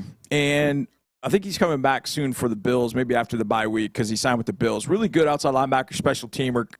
So I never met him before, and so we're both from Brown University. So we're talking, and so we walked all the way in, and we're talking about things at Brown. I was asking him about the Rams. We were walking down the service hallway, and one of the Rams, now this was not on a plane, but one of the Rams started having like full-on body cramps in the hallway. And instead of showing concern, they're like, blown tire. I mean, they started razzing this guy as he's going through cramps. Just you can see the pain on his face. And they're just looking over. And, I mean, they're basically just, look at him. And, I mean, that can happen in this heat. You walk inside, and I'm like, he was in a bad state. They were just razzing him the whole entire way. Andy, not to make this a medical segment, but full body cramp. Your whole body cramps up, like every muscle in your body just about?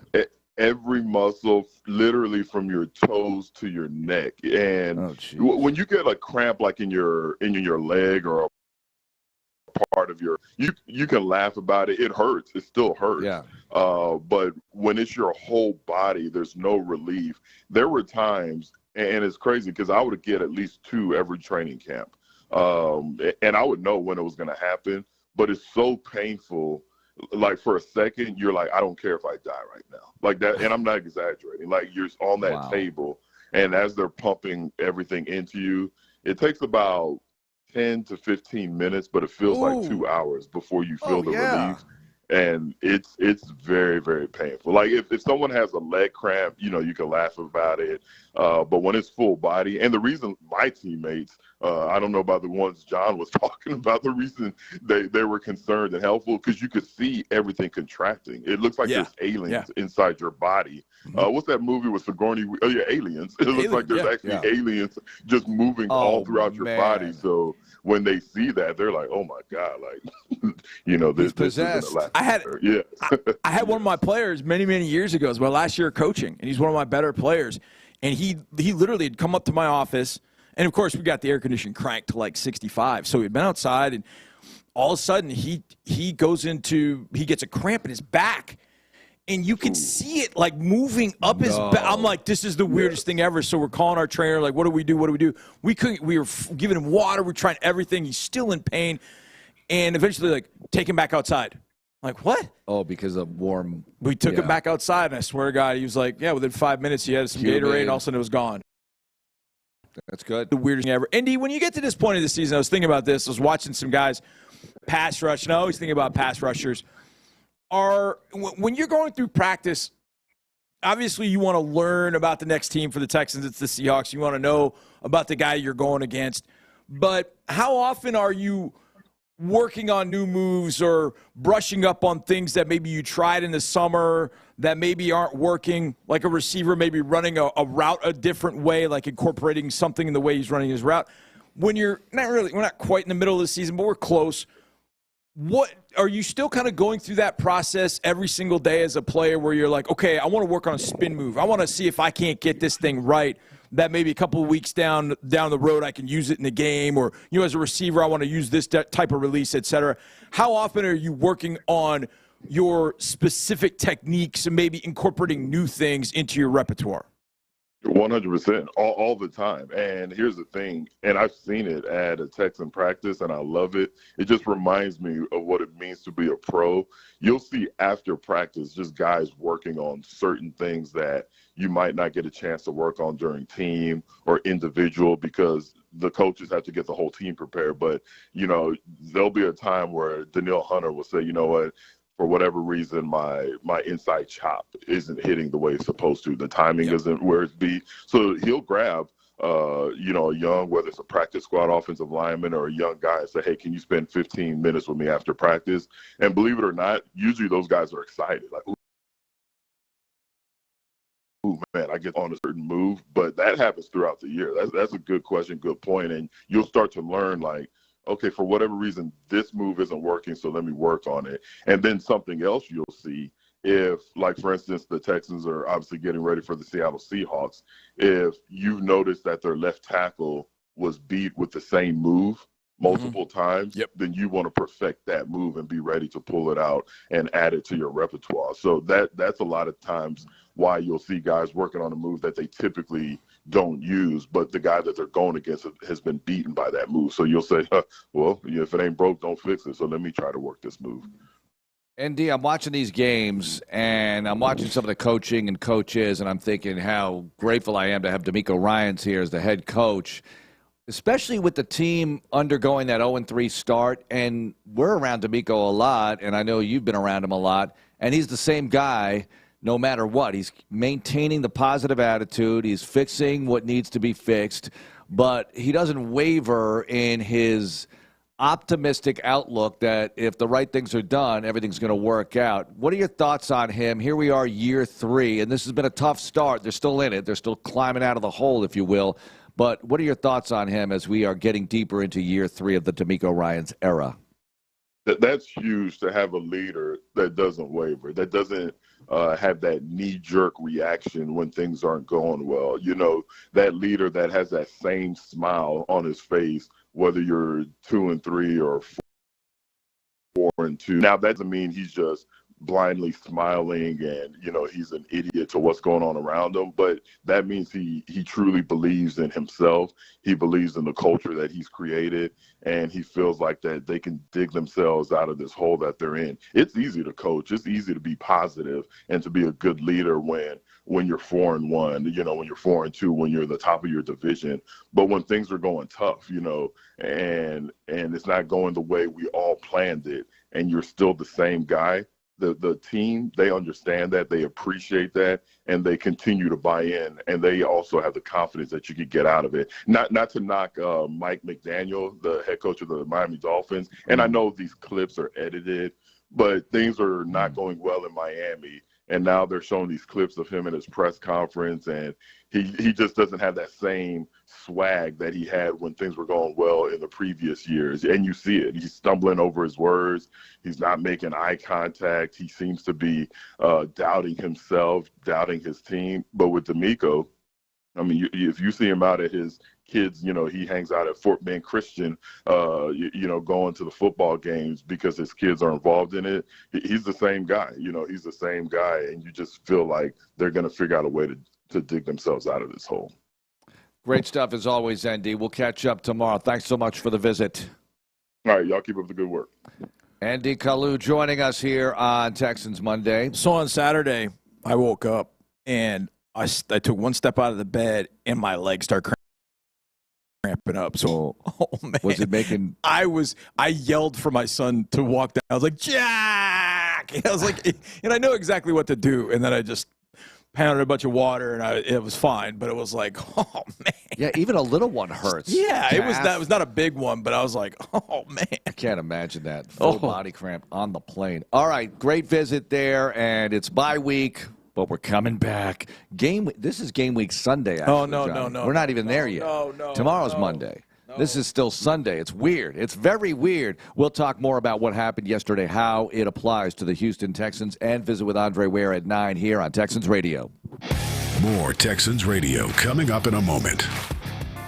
We believe in possibilities at Texas Children's. As the nation's largest whip.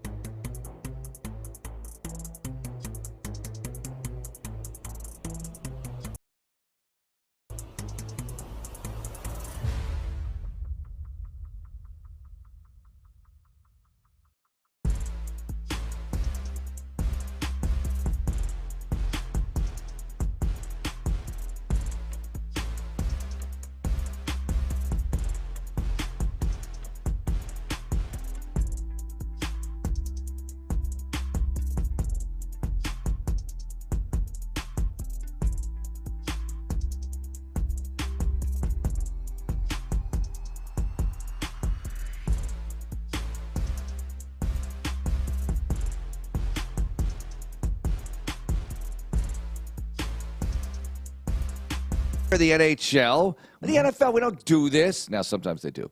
They've done these Monday night doubleheaders, but usually that's the first one of the season. And it was kind of a joke. Back in the day, they had Greenberg and Golick call the game, not a joke, but it was just kind of like this West Coast throw-in, right? And when the Texans played the Chargers in 2013 to start off the season in the second half of that doubleheader, that was the first non-West Coast team to be, the Texans were, to be in that game, to be in that late Monday game. That's Tuesday. Monday game should be your West Coast games. Always. Always. In that particular time zone. Farthest east should be Denver. Yeah. Exactly. If Utah had a team, that would be acceptable, but they don't. When the NFC West plays the AFC West, do that. Do that. If you don't want to put a division game on at whatever time, but this is just. We don't want to put a division game on? Seattle can complain about it too whenever they got to play a 1 o'clock Eastern game. Well, when they've got to fly all the way to the East Coast. I get it. There's never going to be a perfect situation, but at least this is our one-off. And at least it's our one-off after we're coming off a bye week. And they're not sending us to a far-flung location this year, too. Yeah, so, all right, I'm done venting. I'm done venting. And here, the other part of it is... No, you're right to vent, but it's, we're all right. It's fine. It's fine. It's 7 o'clock local, 9 p.m. Central. You'll get over it. They're young. They get back and have the short week for the 49ers, but it's not like Thursday after a Sunday. It's not like that. Right. Now, you do have the overnight, the red eye you got to recover from, but I think no player is really concerned about that. These guys are young. They bounce back. Anybody listening who's a little more seasoned like me, you know that when you have these red eye type flights and these all-nighters, you don't recover from them quite as well as you used to. We don't recover from this as much as they will. I'll get back to normal around Saturday next week, okay? But that's me. Yeah. The players will get it back very quickly because they're young and they're in prime athletic condition and they eat the good food and whatever else. Fine. So I'm done complaining. I'm done. Yeah, look, it's going to be one hell of an environment. And the Texans have never won in Seattle and going to have to do it on Monday night against a very, very good football team that's banged up a little bit in the secondary, banged up a lot in the secondary, but a great, great, great, great defensive front. They will get challenged against what Seattle's got. Well, you better be ready for this one. Yeah. Here's the other aspect of this game being on when it is. It was originally going to be an ESPN Plus game. Now, locally, it'll be live right here. And on the Bull 100.3. I saw your reaction. Somebody asked on Twitter about this. All right. Well, because people get confused, and I don't know if we, as the Texans organization, have publicized it much yet, but it'll be hot and heavy this week that the game's on KHOU 11. Okay. So that's what I read anyway through other sources or whatever. So that it'll be on that, not ABC 13, because sometimes Monday Night Football is, but it's on KHOU this time, where a lot of Texans games are on Sunday afternoons. And it's on ESPN. Now, it was going to be on ESPN Plus nationally, but I think the league or ESPN, maybe they got together and said, this is not a good idea because it's on at 10 Eastern. And that to have it on that app would have been the lowest streaming audience ever for an NFL game because all the other streaming audiences are one-offs. They're Amazon on Thursday night or the Friday afternoon game after Thanksgiving or the whatever you have, right, where you have these exclusive windows. And this would have been an exclusive window, but it would have been a late-night exclusive window with a team that might not have appealed to everybody in possession or not of the ESPN Plus app in New York, for instance, right? You've got to carry those big markets somehow. So you're better off being on ESPN, and that's what they're going to do on Monday night. But it'll be live right here. That's the most important thing, and the Odyssey app and the Bull 100.3 FM. Okay, coming up, Andre Ware. We got a lot to talk about. We got to talk about some college football, too, at the end of that segment because James Franklin got fired. There's that. Longhorns bounce back. Aggies look good. All the other stuff going on. What does Dre have this week? I don't even know. I think he's going out west this week, actually, so we'll talk to him about that. But, of course, the NFL action yesterday and the Texans looking ahead to play Seattle a week from tonight. It's Texans Radio. This is Texans Radio on Sports Radio 610. Your health is personal, which is why your Houston Methodist primary care team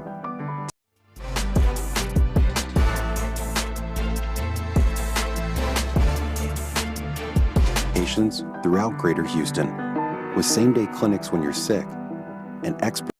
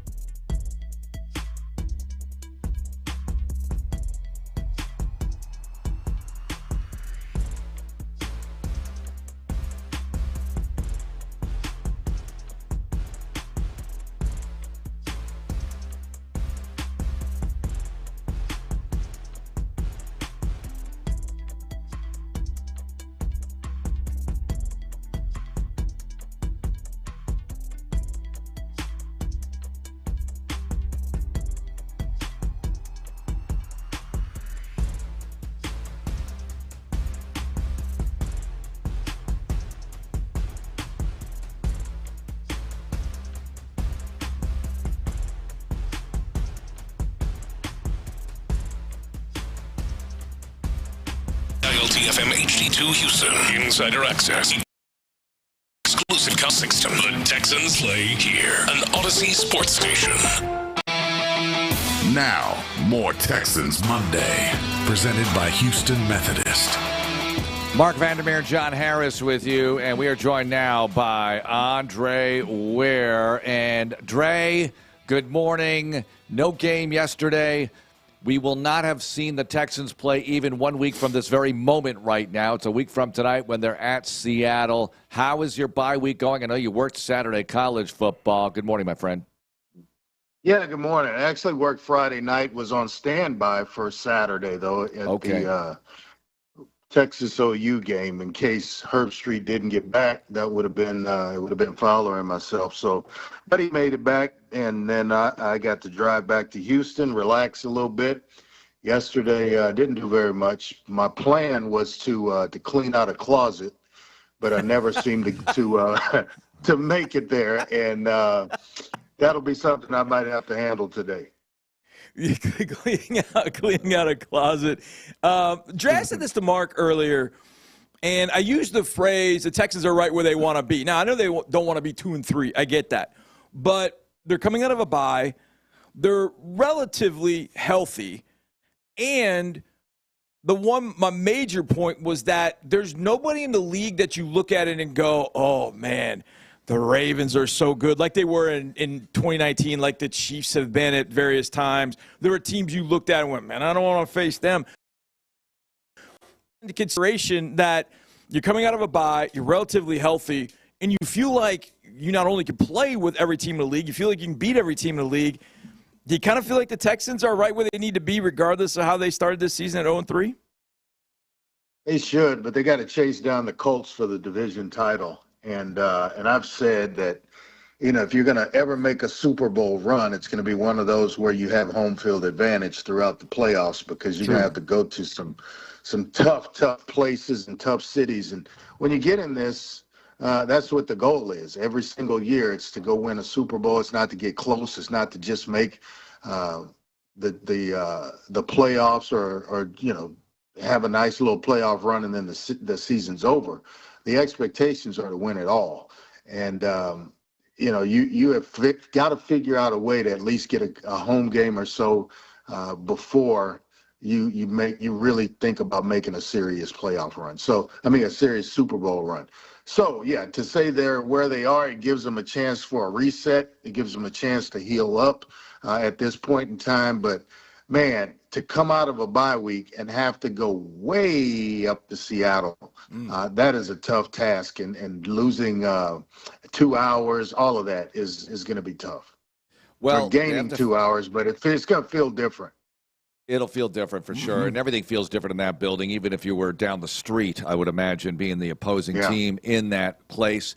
Dre, with Sam Darnold in another location, having another good year, Seahawks Jags yesterday.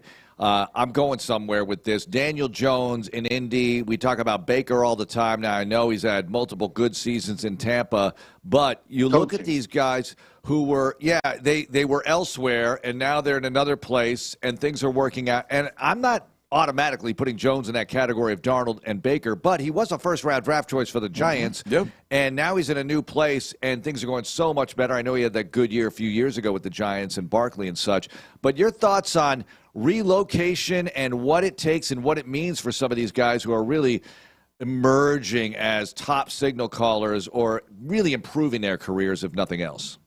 Yeah, it's coaching. It's being in a good place with stability, a good organization that can put players around that position. And Daniel Jones can play. When every scouting report that, and I would put him in that category, they're 5-1. So how can you not? And they've won some tough football games. But when you have players around him, a running game and a good solid offensive line and some receivers, skill position players in which to throw to, you can function. Then you got a good play caller, a solid play caller, and as I mentioned initially, a good place overall and a good organization. That's what's happened with Sam. That's what's happened with Baker. I just had this conversation yesterday about those three guys. And if you're lucky enough as a quarterback in the league, you find a place. You're in it long enough to find that place. And for the three of them, Curry was signed to a longer-term deal in Tampa. I could imagine that that's going to happen with Daniel Jones if they continue to play the way they have. And Darnold's signed for a nice contract for him in Seattle as well. So all three surrounded by playmakers. All three surrounded by a good structured organization that knows how to draft and knows how to put players around the quarterback position. Therefore, they can be successful and be the players that they were drafted pretty much to be. Dre, we're going to see one of those guys in Sam Darnold on Monday night, the guy that's resurrected his career after bouncing around. Things didn't go well with the Jets, young quarterback, just all those things that you talked about. But 2 years ago, Baker Mayfield signed a 1-year, $4 million deal. Going into the 2023 season, we didn't even know if he was going to be the starting quarterback. Just a little over 2 years later, now the letters MVP are being put next to his name. And yesterday, he's got no Mike Evans. Godwin goes out of the game. Ibuka goes out of the game. He's throwing to two guys named Johnson that nobody had really ever heard of for the most part, and he's lighting up the 49ers. Obviously, I know without Fred Warner, but he's lighting up the 49ers, and now he's the MVP. Like, we've seen it change for guys over the years. Like, a guy goes from not being very good or not getting a great chance, and he becomes pretty good. But I don't know that we've ever seen anybody go from what we don't know about this guy to MVP candidate in 2 years. We saw him up close. What really is kind of the magic to Baker? You mentioned the coaching and what he gets down in Tampa, but what else is there for Baker that's turned it around this quickly? Yeah, I mean, you can make a case for all three guys. Certainly Baker's name's been thrown out there first, but Daniel Jones is having that kind of season. Sam Darnold's having that kind of season, that their names have been sprinkled into MVP conversations, and even so much as last year with Sam Darnold in Minnesota, that they got going for a while. I just think Baker's so competitive, and whatever challenge you put in front of him, it doesn't matter. This receiver's hurt, that one's hurt. I would throw Shepard's name in there as well, because he played well yesterday for Baker when the injuries started to happen.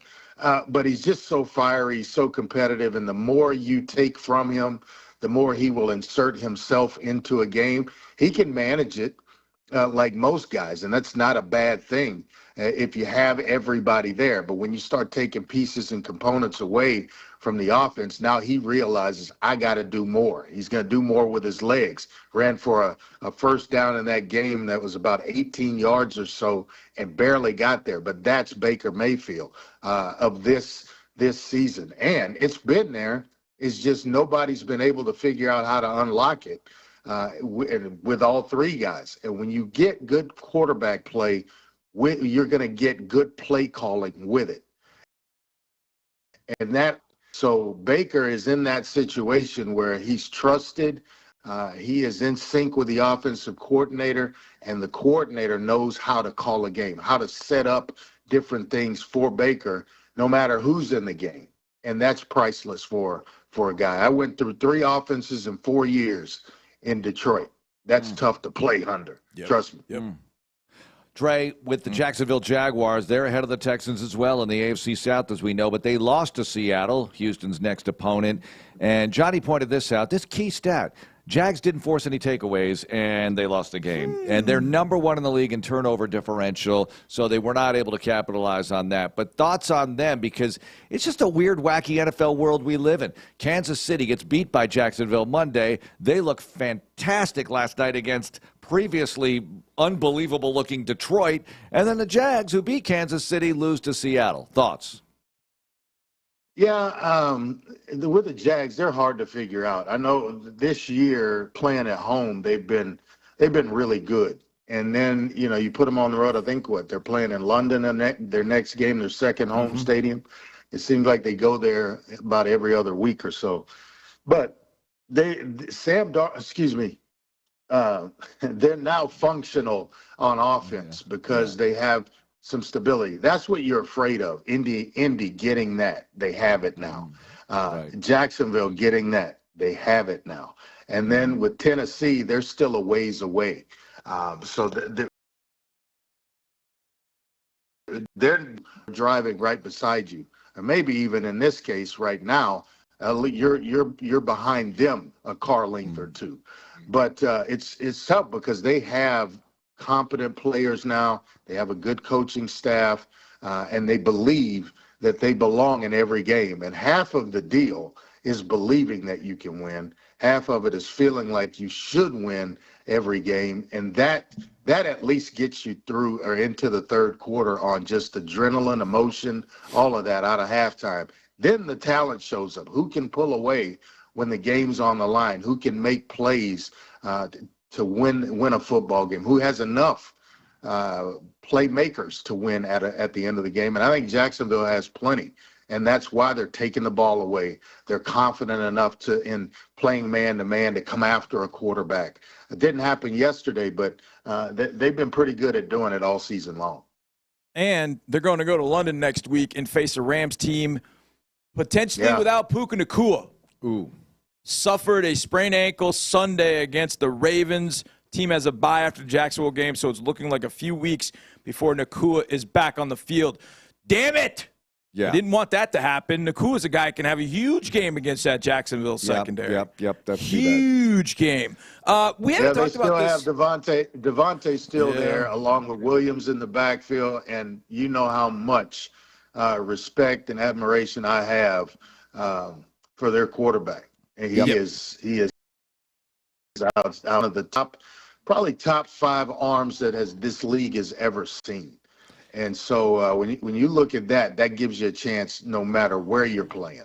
Well, how about this? He passed Dan Marino yesterday. He passed Dan Marino yesterday on the all-time passing yards list. And, Dre, I'm going to compare you to Dan Marino for a moment because with your Heisman season of 1989, I still, and I do this every year, when the college season is over, I put up your numbers against the current players for that season, and you're like third, It's amazing. And that was a while ago, Trey. Sorry to point this out to everybody, but that was not exactly last Tuesday when you won the Heisman Trophy. Played the equivalent of like 9 games. Yeah, exactly. Played the equivalent. You only had 11. You barely played in all of them because you were so far ahead most of the time, so you put up an ungodly amount of yards. Marino put up numbers that are ridiculous. He's 10th all-time still because Stafford now moves into 9th. But Marino's 10th, and he played in an era where guys weren't doing what he was doing. Now? What? Could you imagine him now? He would throw like 7,000 yards a year. I mean, it's ridiculous what he might have done. Yes. With the rule? Amazing. At that time growing up, I never understood why the Pittsburgh Steelers passed on him. It was... They had aging quarterbacks at the time. He was right there for them to see each and every day pretty much, and they passed on him. So he ends up in Miami. He never let him forget it and just wore him out pretty much every time. That quick release, the accuracy, the height, everything. He had it all. They just couldn't put it together. I think he went to a Super Bowl his rookie year and never went back. Was that? I think it was accurate? Second year, maybe. I know it was early, very early in his career. Yep. They got there and they never got a chance to get back, and he talks about that a bunch. Yep. Yeah, he'd given up some of those yards and TDs to go back again, that's for sure. Speaking of the Dolphins, this one's actually for both of you. Tua Tagovailoa went to the mic yesterday and essentially aired his grievances with a bunch of players that didn't show up for a players-only meeting. Guys have been showing up late for Zoom meetings, I guess, that they're having. Dre, you've been a quarterback. You have been in some situations that were tough. I would think that number one, being a leader is you don't point the fingers at anybody in a press conference and expect to get good results. Maybe behind closed doors, you pull guys aside and you say, hey, we got to get things done. You lead that way. I got to think Tua is, I don't want to say a lot of trouble. That's probably not the right way of putting it. But it feels like the Miami Dolphins are kind of a mess, and Tua just basically ripped the Band-Aid off and showed everybody the scab yesterday. What did you think about what Tua had to say about players missing meetings and basically calling them out in the media after the loss. I applaud what he did. I actually applaud what he did. You can do that, play the politically correct game up for guys for only so long. And then when it starts, if you're doing your part as a leader, as a quarterback, and you're showing up and you're available and you're there to help and lend whatever it is, lead a player-only meeting, whatever it is, Zoom meetings, trying to get guys up to speed on what you're doing offensively and so on and so forth.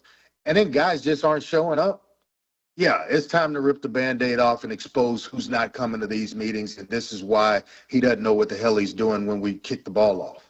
And yeah, I'm all about that. I'm all about protecting you to a point. And then when you start disrespecting the team, everything that's involved, you're going to get exposed. If you're not doing what you need to do as a pro player, you're going to get exposed. If you're the problem that we're not winning or part of the problem, after protecting your behind for so long, then I'm going to expose you. That's just my beliefs. That you do everything you possibly can until you have nothing left, and then maybe that motivates you to get your behind the meetings and get on Zoom calls or whatever else the beef was about.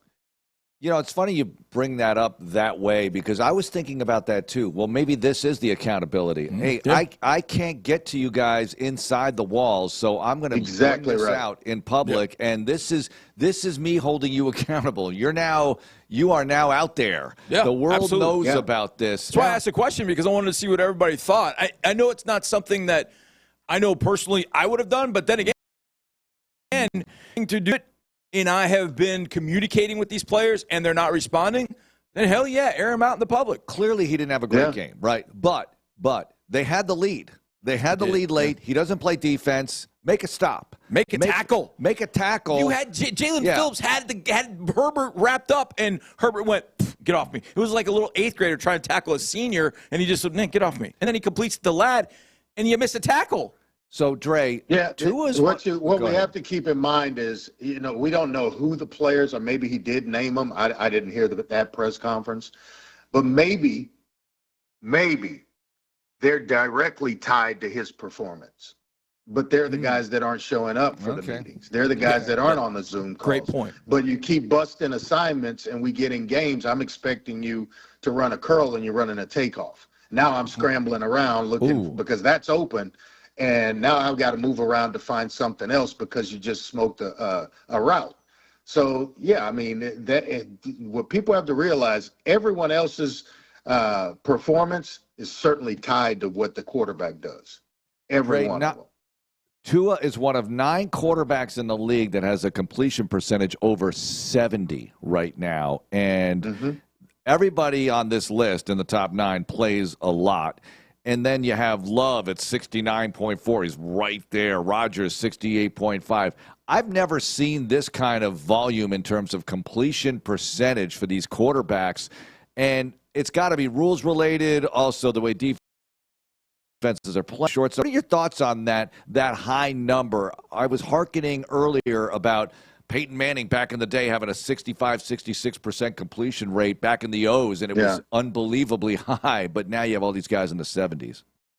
Yeah, guys just don't challenge down the field as much. They will take check downs, crossing routes, bubble screens, tunnel screens. That pads it up for you. But nobody pushes the ball down the field like the old days. Nobody challenges the safety when you close the middle of the field. By that I mean cover one, or you're running 3 deep zone and you're trying to hit guys in the seams before they get to the safety, or looking the safety one way, coming back the other.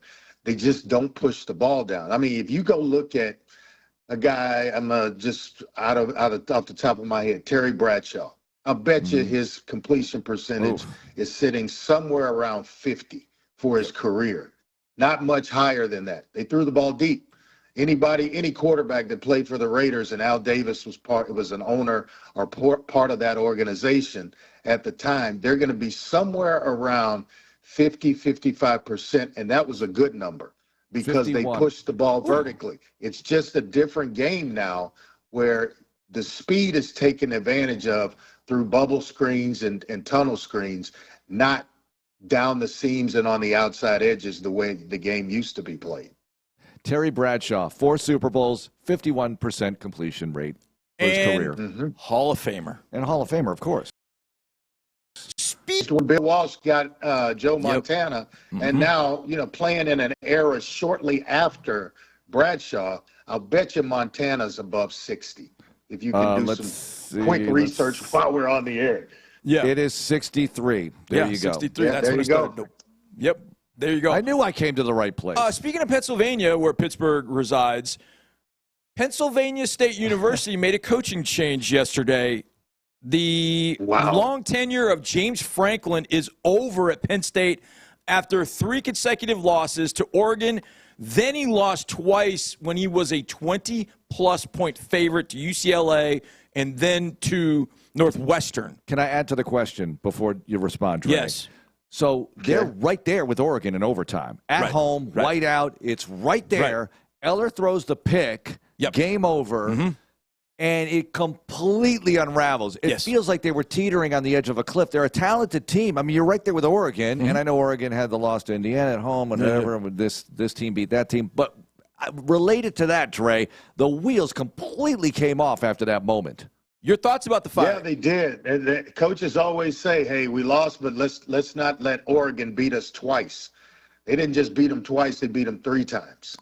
Because in consecutive weeks, they still had Oregon layover. And at some point, when you start losing games like that, the team may or may not continue to listen, to continue to come to work and fight every day. It seems like and the team has kind of quit on the message that's being sent by James Franklin, and new leadership is needed. And when they see that, they'll react to it. There's someone at UCLA, for instance, they make a coaching change, they reshuffle the staff. Now all of a sudden, that UCLA loss not so bad for a couple of teams. Here they come. They won again this week, and so a different voice sometimes is what's needed in a room to get guys believing again. And you start to call plays differently. You start to take advantage of different talents that you have on a roster that may or may not be playing. And then all of a sudden this position coach says, hey, I'm going to play you because you should have been playing all along. Gives the offense or the defense a different look and an added dimension when you shake things up. And I think that's what they're looking for at Penn State. If they're looking for a head coach, go no farther than Cignetti at Indiana. That is the guy that would be top and center on my list to bring to Penn State. Would he leave? That's the question. But I've got to believe that he would, with all the resources Penn State can provide and with the financial package they can offer him. I think he would at least listen to going to Penn State. So fiscal year 2024, I saw these numbers, okay? Penn State spent $64 million on football in 2024. $64 million. Are you talking about players or all? No, everything. Everything. Fiscal year 2024, Penn State spent $64 million. Right. Indiana, $61 million. Where are they getting this money? They've got invested in that football program. And I say people, financial people. And that's why, to me, Arkansas, Oklahoma State, Oregon State, UCLA, and Virginia Tech. I don't think we've ever, and Penn State, I don't think we've ever seen a college season where we've seen this many Power 4 coaches gone this early. But you've got more people involved that are donating money because of NIL and everything else. So they want their voice heard, and they can. Yeah. And they wield that power and say, we don't like him anymore. He needs to be gone. Because you look at the numbers of James Franklin, you're like, damn, I'll take that guy. I'll take him. And then you look at it and go, I've got a question for you guys. Yeah. I've got a question for you two. I'm going to spin this a little bit. Of the jobs that Johnny just named, which would you take if you were being courted by however many are out there, and your agents being called? Which job to you would be the best job for you? Penn State, Virginia Tech. Here are the names: Arkansas, Oklahoma State, Oregon State, UCLA, Virginia Tech, Penn State. I might think about Arkansas. I'm going to eliminate right away. I'm not going to Blacksburg. I'm probably not going to UCLA, so I'll let you can pick from there. I think Arkansas, because of all that, Walmart money and Tyson Chicken and all that, because Calipari went there for a reason, and, he might be able to pay some guys. And that's what it's all about, right? Who's got the most resources financially to pay players at this point? Penn State set up pretty good now. Yeah, Penn State is set up good. I think for recruiting standpoint, though, Penn State can be problematic because you've got to dominate the state. Because, as Bill O'Brien told me, and I asked him about recruiting, he goes, it's a 3-flight stop to get to Penn State if you're coming from outside the region. From awful. Houston, Hey, it's a 3-flight stop. So that had to go there recruiting. 1 year to. Yeah, I had to go there 1 year to do a game, and my bag was lost on a connection flight. So I wake up Saturday morning, I'm hauling it back to the airport to see if the bag had made it. It didn't. Came in for a noon kick. So about 8:30, I finally get the bag. It looked like somebody had taken everything out of it and just balled it up and threw it back in the bag. So I'm ironing hours before kickoff trying to get there. Yeah, it's a rough place to get to say the least. There's at least two. I think I stopped twice, 2 connections on that trip to State College. If UCLA were still in the Pac-12, the Pac-12 were still what it is, I'd take UCLA in 2 seconds. But not in the Big Ten. Big Ten, that's interesting. But here's the problem, Johnny. They don't have the interest. The resource. That's right. They don't have the resources. A lot of other places have. Right. Therefore, the resources aren't there. That is why Chip Kelly got out of it and went to become an offensive coordinator at Ohio State rather than stay at UCLA and be the head coach there. It's exactly why he left. There's just not as much interest, donor-wise, at bringing back UCLA. That's right. That's true. Penn State has that great ice cream at the Creamery. Anyway, there's that. I was just thinking about it because I used to live there. All right, Trey, thanks a lot for catching up. We'll catch up later. All right, guys. All right. See you. Joining us here on Texans Monday. John McClain next. Let's get to it. NFL action yesterday. Plenty of it. Texans on a bye. It's Texans Radio. More Texans Monday is on the way. Balancing your work,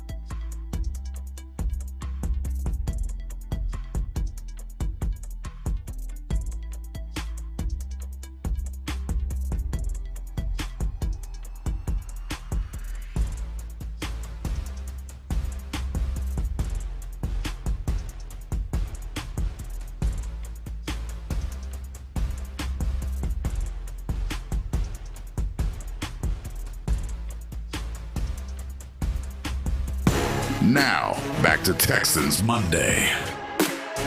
Mark and John with you.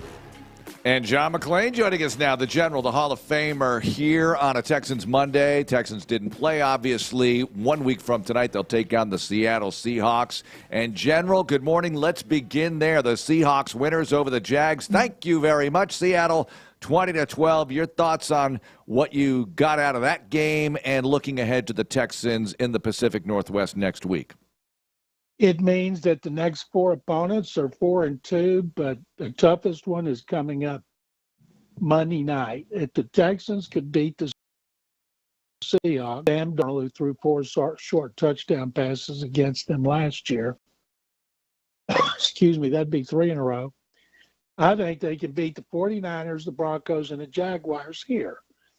And then they go to the Titans. So this is a great chance for the Texans to get on a roll and get back to putting pressure on Indianapolis.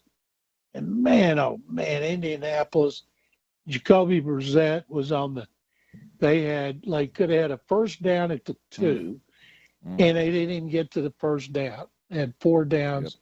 They blew it. The Colts won the game, remained at the top of the division. But this is a great opportunity for the Texans to continue what they've done the last 2 weeks and show everybody they've turned it around. And sometimes you got to win games you're supposed to lose. They're supposed to lose at Seattle. I'll never forget that 2005 game up there. I was the only Chronicle writer not covering the World Series. And I remember Seattle rushed for over 300 yards in that game. And I'll never forget it. They played up there since. But that's the one that's most memorable. And I can't wait to see this defense, if it can do a better job against a Sam Darnold offense than it did last year in Minnesota. Yeah, definitely. General, on a bye week, are you red zone guy or are you I got to watch one game guy? I was constantly flip. I don't miss the broadcast, so I'm constantly all over the place watching games. Commercials come on, I watch another one, whether it's college. I started off Friday night watching North Texas University with the largest crowd it's ever had in Denton, and a chance to win a big game, get ahead, and then give up like 68 points to South Florida. And then I get up and watch Game Day and Big Noon Kickoff, depending who's in a commercial. Watch games all day and all night. Get up and start watching the game on Sunday morning in Europe. And through the game last night, in which the Chiefs had 0 penalties. And of all the unbelievable things I saw this weekend, beginning with James Franklin getting fired. He was 2 plays from being number 1 in the country. 15 days later, he's fired with $45 to $50 million, depending on who you pay attention to, out of a new job. But the strangest thing was Kirby Smart calling a timeout on the sideline as clear as day. Yep. And then telling the officials he was clapping, and those morons gave it to him. And then he lied about it afterward to the media. When the video evidence was right there, he was signaling a timeout. Those officials, if they're not fired, should be suspended. And but that I've never seen anybody lie their way out as Smart did out on the field. His whole staff was on the field during the game. See, I have a problem with this, and I think everybody does, really, with who's what? Not a Georgia fan. But I think from a bigger picture standpoint, am I being a little bit of a wuss when I think that that's the wrong lesson for his players? I get there's gamesmanship and deception in football, but that's outright lying. Like, all right, I called time. And, you can't do when that. When you say the words college football, I know. What am I saying? Everybody's lying. Stop me. Okay, everybody's I get it. Never mind. Let's move on here. But not like that. Not like that. That was openly. There are 8,000 cameras on you on an SEC game. You're playing Auburn. Every camera in the world saw it. And you still want to defend it after the game. No. I was clapping. If you're the head coach, there are a lot of things that you shouldn't do because the cameras are on you at all times. In the moment, I would feel like, all right, you got me. You know, I just feel like I would do that, but who knows? And he's got a lot at stake. Okay, General, the Colts, they're 5-1. Are they good? You tell me how good you think the Colts are. 5-1. They beat the Dolphins, Broncos, Titans, Raiders, Cardinals. They've had 4 home games. I'm not trying to stack the deck against them being good, but you tell me, are they good? They beat one team with a winning record, Denver, and they were fortunate to do that because of a penalty at the end of the game. So are they good? Sure. They're 5-1. They're in first place. They're good. Are they real good or great? No. But they have to prove it. And the Texans, you know, every year they make the Texans and the Colts the last game. Wouldn't that be something if that was for the division? Mm-hmm. But they played one team with a great defense, and that was the Broncos. And I bet you if they played them again right now, that they would lose that game. But they've earned their record by doing what you have to do, beat bad teams. They've won close games like yesterday. So I would say they're good, but they're not great. I don't think they're real good. I don't think Jacksonville is either. I still keep going back to the Jaguars, trying to give that game to the Texans, and the Texans having those turnovers late in the game, just giving it to them. That's the thing about the Texans' 3 losses. They were so close to winning all 3. Now they can't lose games like that. They put themselves in a hole in games like this, and they got to win them. They can't just win blowouts. And I think the Seattle game is going to be a huge test for this defense to get after Sam Darnold, shut down the running game. Jackson Smith has been outstanding. And this is a great test for the Texans on national TV on Monday night, even though it's the late Monday night game. And I can't wait. I wish it were tonight.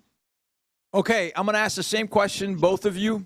I know that one of the teams that's probably in the mix of what you might be thinking, if I give you $1 and you can go to Las Vegas, this is the best team in the NFL. Again, this has nothing to do with record. I'm talking about best team, and the way that I always think about that is, which team would I not want to play right now? Who is the best team in the NFL? General, you go first.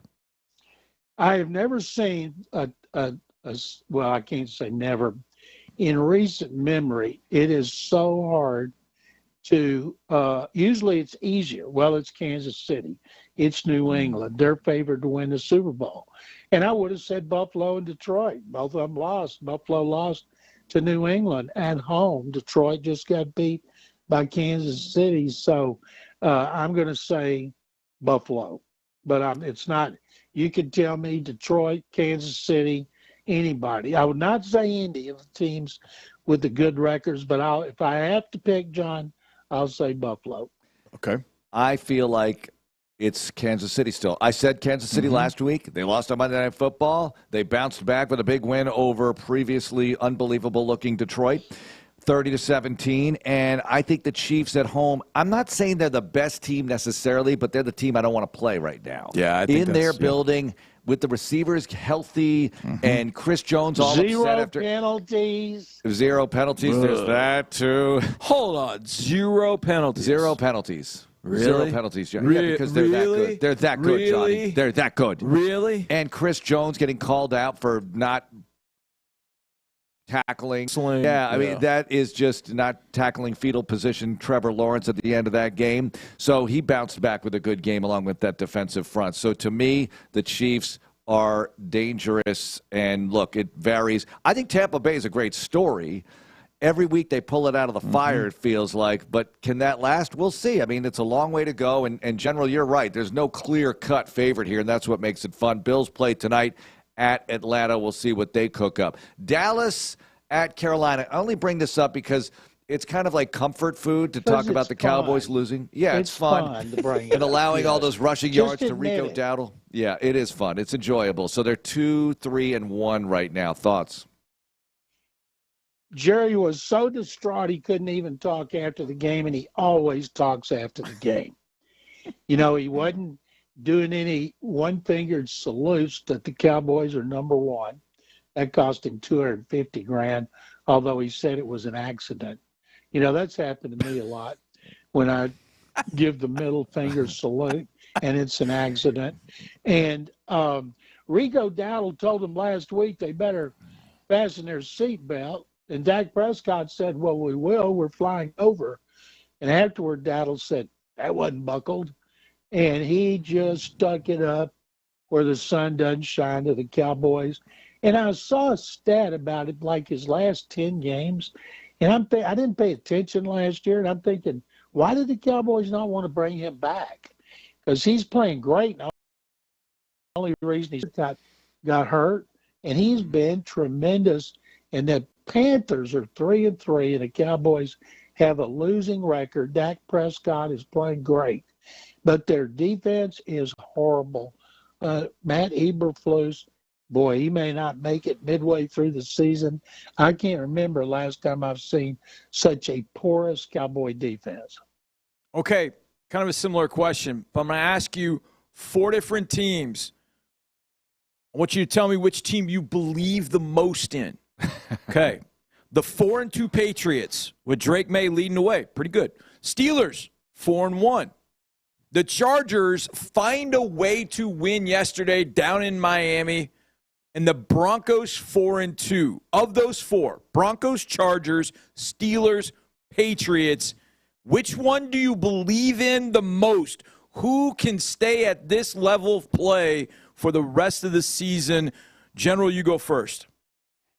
I'm going to say the Chargers because they're hungry. Justin Herbert wants to win a playoff game. Jim Harbaugh is a great coach. I got to rule out the Patriots. They're a year early, even though they're off to a really good start. And the Broncos, their defense is playing great. Their offense is okay, but right now I'm going with the Chargers. I would say the Steelers, especially if Baltimore does not resurrect itself this year. Now, if Lamar comes back healthy and they get some of that, and have them twice down the stretch, so that's going to be big. But if they don't become Baltimore again, well, that schedule is pretty not easy, but a little softer than you might think in that AFC North, which everyone crowned as the division, but look at the struggles that they're having right now. General, so great to visit with you. We appreciate it. We'll catch up on Thursday. Thanks a lot. I look forward to it. Thank you. All right, let's get to this. Smoking hot play. Well, who around the league do we cite here for helping out the Houston Texans cause yesterday? We'll talk about that and some other things on the way out here on Texans Monday. More Texans Radio coming up in a moment. NFL fans.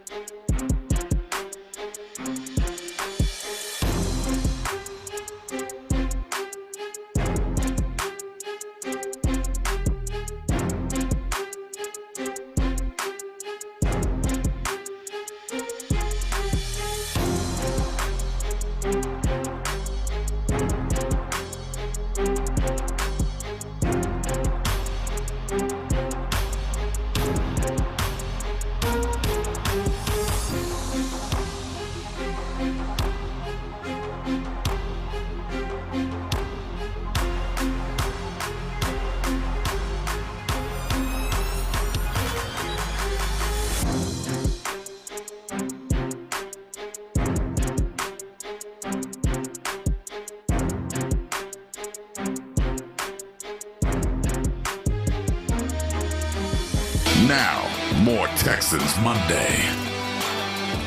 Okay, Texans did not play, bye week, and we want to express our thanks. We don't have smoking hot players of the game because the Texans did not. Jackson, Smith, and Jigba, who racked up 162 yards on 8 catches and a touchdown. Boy, he looks good. Kupp had a touchdown yesterday. So they've got weapons. Darnold, 16 of 27, 295 yards and the 2 scores. Seattle didn't turn it over. Big deal in this one. They didn't run it for much. And the Jags were not able to run it because Seattle is number 2 in the league against the run. They're 6th in points per game allowed. Texans are obviously first. But here's the problem with Seattle.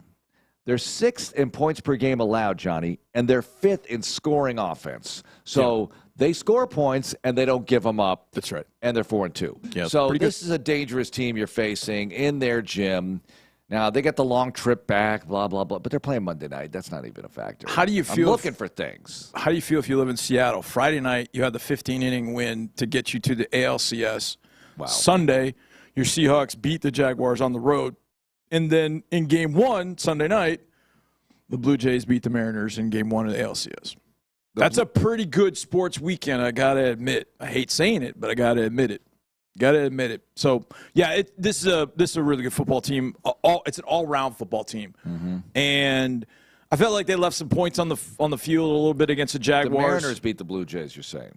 I thought you said the Blue Jays beat the Mariners. No, Mariners beat the Blue Jays, yeah. So, yeah, that would make it a full I was like, Seattle. did I miss a late comeback in that one? I saw they were up. Anyway, yeah, great sports weekend for them. Yeah, great sports But weekend. next weekend it's going to suck for them. Yeah, because deal with it. Toronto's, I guess we're rooting for Springer. I don't know. Who knows? We I'm don't just want our rooting for division not team Seattle. to win. Yeah, we don't want Seattle to win. I just don't want Seattle to win. So it's going to suck because Seattle's going to lose in baseball, and the Seahawks are going to lose on Monday Night Football. That would be really nice. Yeah, it's going to be good. That would be really nice. And there's no ALCS conflict with the Mariners possibly hosting a game because they can't because they're on the road. That's right. Had the Yankees beaten the Blue Jays, then there could have been a conflict, and then they were going to have to do something. With those games, but that's not an issue anymore. It's funny because they were talking about moving the Monday Night Football game earlier, but I thought, why wouldn't you move the baseball game? I know earlier. It's an ALCS game and you want the primetime audience, but baseball's a daytime game, but so is football. I don't know. Yeah. Who knows? I don't know. And it would have been a nice hors d'oeuvre, if you will, to the baseball game for the Seattle fans. That 15-inning game on Friday night was amazing. I actually went out to see a high school game. I went to Texas City, Randall, out in Texas City. It's the closest high school to me. And my one of my great friends' nephew is a star running back for Randall, and so I wanted to go watch a high school game. And so I started, as I was walking out of the stadium, I put the game on my phone. I was like, oh, they're in the 10th. I got all the way back home, and the game was still going. Sure. It was so dramatic. I'm telling you, extra innings in the playoffs. Oh, yeah. The drama is just off the charts. Look, off anything the charts. playoffs. Hockey overtime in the playoffs. Oh, yeah. So good. Yes. Basketball, everything's good in the Everything, playoffs. yeah, it is. Everything's good in the playoffs. so- Just got to get there. Just get to the playoffs. Yeah, that's the job here. And our football team needs to. At where the Texans are now, 2-3. You know, I've gone over the whole schedule, but who knows how they're going to play in some of these games, right? And John McClain talked about winning 3 in a row at home. Great. But beat Seattle and take it from there. Yep. You know, that's all you can do One right at a now. time. 1-0 this And week, baby. We're going to have the DeMeco Ryans Show at 5, but we have no visit with the coach today, so we'll have a modified version of the program, and it'll be a lot of fun. Some interesting things happening there, and we'll visit with DeMeco tomorrow, get that on the air. So busy week, bye week. We'll have all the programming for you. Want to thank Ben for producing the show this morning, ND for being on, Andre, John McClain, of course, and we're back at 5 with that DeMeco Ryans programming, modified version. Have a great day, everyone. In the Loop coming up next. Go Texans. This is Texans Radio on Sports Radio 610. Whether you're playing with your kids,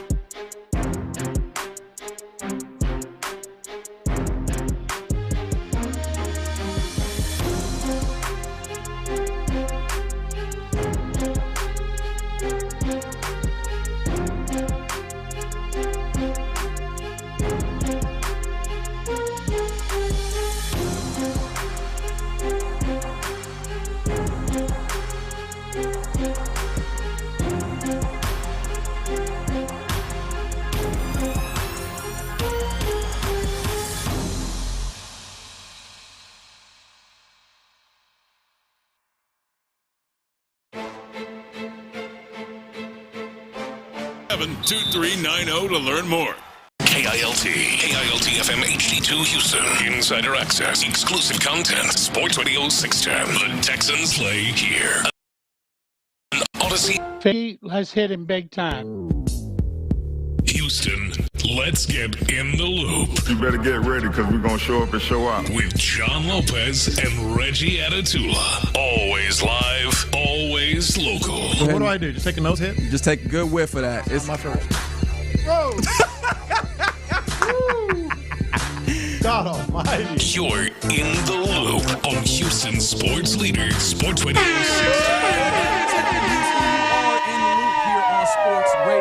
610.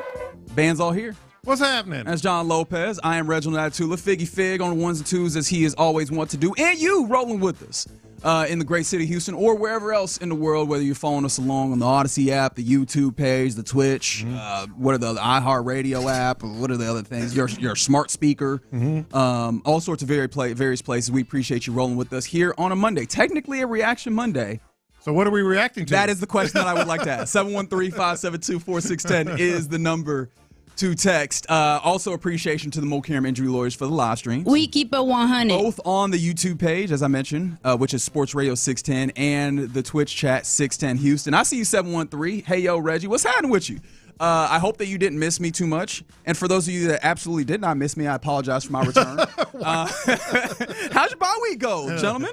It was fantastic. The thing about it is, and I mentioned this last week with Luke. Shout out to Luke Morrow, who did a really fantastic good job and doing an even better job this in the morning today, and he'll do another great job tomorrow as well. Because it really kind of came into much more clarity over the weekend. I said, as much as we wanted the Astros in the playoffs, and we're going to talk about the Astros here in a little bit, but it's just kind of more fun watching postseason baseball when you're not stressing. Oh, my goodness. When you're not stressing. Same is true with football. You think so? Yeah, same is true with football. I enjoyed the weekend of just like red zoning, until my eyes bled, and watching games and sort of just thinking about like what this game means versus that game. And it was very much outside of the Aggie game, which I didn't really stress too much outside of the first couple drives. But it was just like a stress-free, let's watch sports. Let's watch sports and have some fun. Yeah, okay. 713-572-4610 is the number to text. How did you approach your bye weekend? And also, what do you feel like you know about the NFL? Because that seems to also tie in with what you were talking about there. You're watching these games, I imagine, one, from a perspective of just what are the entertaining games that I will enjoy, but then also how do these games then tie back to the Texans? So you're probably, I imagine, as we'll get to around the NFL, you're probably watching and seeing what it looks like when the Seattle Seahawks are taking on who they play, Jacksonville again. Like what does that look like, right? I do wonder, are you also watching the Ravens and the Rams and trying to see like these former opponents of the Texans? How do those games now compare as we learn more and get more data on those teams? Is that also what you're doing there? Well, I've never really subscribed to that theory. You could play one team and then the next week they lose to so and so and they lost to so and so. Transitive wins are huge. As a college football fan, it is not huge. They are not huge. As a college football fan, how are you not always looking at transitive wins? Well, UCLA beat Penn State, and Penn State beat blah blah blah. That's right. So that means UCLA could beat all of those three teams that Penn State managed to get wins against. That means Southern Miss should be in the playoffs. 100%. Absolutely. That's the kind of nonsense football logic that I am here for. I don't play that. But you know what? The Browns beat Green Bay too. What did that mean? Exactly. Not a damn thing. Not a damn thing. It's and this is a preview to the question of the day. It's a week-to-week thing, man. It's a week-to-week thing. But it was a good weekend. There was a little fishing involved, of course, for me, and that's neither here nor there. But the best part of the weekend for me was sort of, and we'll get into this as well, was sort of gauging where you think the Texans now stack up. And we're going to dig more deeper into that. But the other thing is this weekend of football, I think we got a lot of clarity on really, even with the Texans not playing, on who's where and who looks like they're the teams to beat. Yeah, if you want to speak on that, I would like to start with Sunday Night Football last night. As I asked, what do you feel like you know about the NFL? Are we doing the Kansas City is back yet? Like, are you there with that? They got a victory last night versus, who did they play again last night? The Lions. That's right. I was like, it's a blue team, and it is indeed the Detroit Lions. That was a 30-17 victory. Haven't even gotten the full return as Rashee Rice. Week 6 was the last week of his suspension, so he'll be back after this. Patrick Mahomes out here dealing. That run game looks like it's back. Well, that was more about Brian Branch, which, okay, so if you were not watching Sunday Night Football, if you decided to turn in early, obviously, as I mentioned, the Chiefs got a victory, moved themselves to 3-3, pulled the Lions back down to 4-2. So again, the Chiefs, one of those teams that feels like they're good, not great, as it feels like all the teams are around the NFL right now. But Patrick Mahomes, quarterback of the team, goes to try and, after the game, shake someone's hand. Brian Branch, is he a safety, linebacker? Safety. And Brian Branch just kind of walks past him. Patrick Mahomes taps his arm. Juju Smith-Schuster, wide receiver for the Chiefs, goes to also try and dap Brian Branch up. And at that point, Brian Branch was like, slapped directly in the ear hole, as if to say, I ain't trying to hear none of that. Plus, I know who you are. Right? I know who you, and I say that in particular because people are like, yo, what happened there? Was it because Pat Mahomes? No, apparently there was a nasty crack block that was landed by Juju Smith-Schuster on Brian Branch earlier in the game that I did not notice, and I was like, oh, someone did not take kindly to that and to the fact that they lost. I imagine that you don't do that if you're Brian Branch if you won that football game. Yeah, no, I and plus he was chattering a little bit. If you look at the kind of the bigger picture, the view that they showed, he was chattering a little bit, then kind of put his hand out, and he was having none of that. He was having none of that at all. To your first question. Am I in a place where the Chiefs are back? 100%. Okay. Yeah, they're the Chiefs, man. That offense kind of humming now, man. 100%. That is a scary 3-3. They're going to make the playoffs. They're going to be scary. That's where I am with the Chiefs. Yeah, I'm there. They're clicking. One of the phrases that I love using is institutional knowledge, and you're seeing that come back, especially with the connection between Pat and Kelsey. Kelsey had 78 yards in that game, and then they're just kind of running the ball better, which was one of those things that it felt like they didn't have.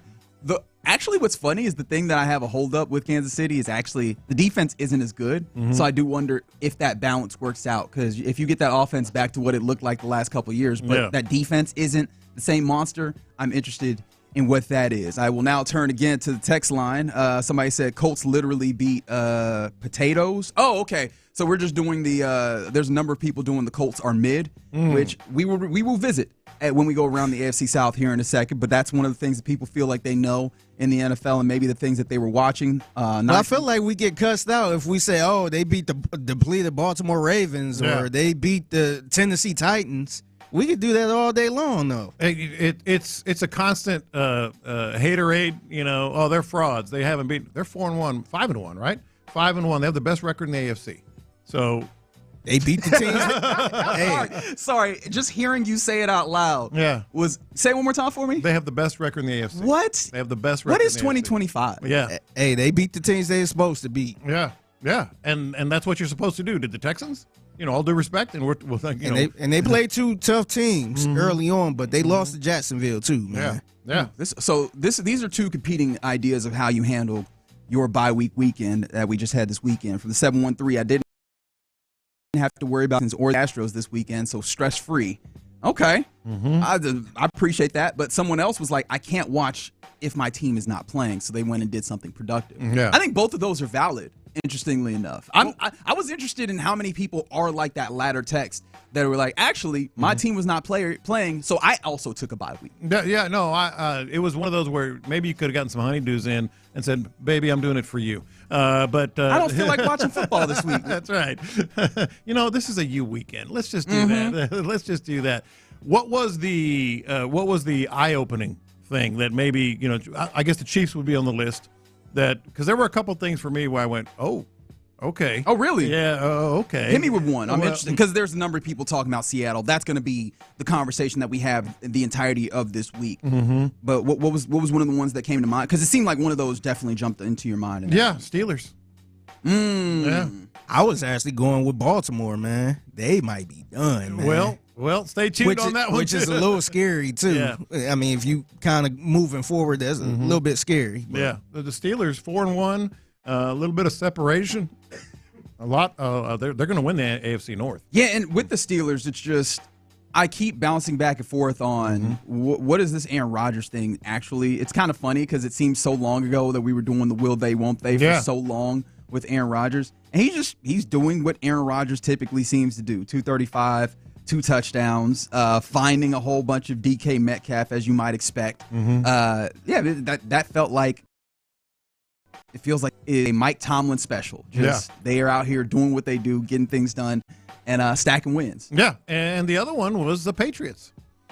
I mean, we're kind of doing an impromptu around the NFL here, but I think it's relevant to the Texans simply because this is a team that's ahead of you and is looking like a playoff team. Oh, in the standings. Yeah. That is fair. That's one of the things that I feel like I know about the NFL, which is there aren't any just flat great teams, but there are a lot of teams that are in this group of good. And I'm trying to decide if that's good or bad for the Texans. Obviously, you started off the season in a way that you did not want to at all, starting 0-3. You now are 2-3, headed into your Week 7 matchup versus the Seattle Seahawks.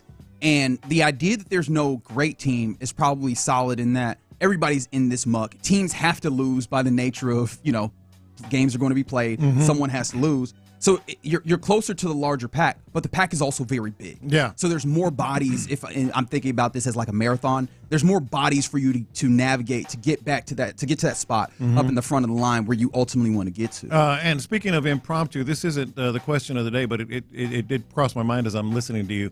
What was the most bye week thing you did this weekend?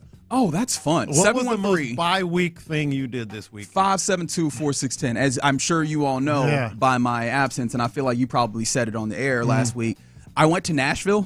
Like I just was not in town at all, so that was very bye-week of that bye week. And funny enough, was not planned. It was not planned going in to the season.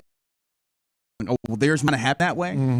But it was weird. I think that I realized about myself in a way that I did not anticipate, honestly. I really get disgusted by the side of that Tennessee Titans logo. Oh, sure. Absolutely. It's so swaggerless.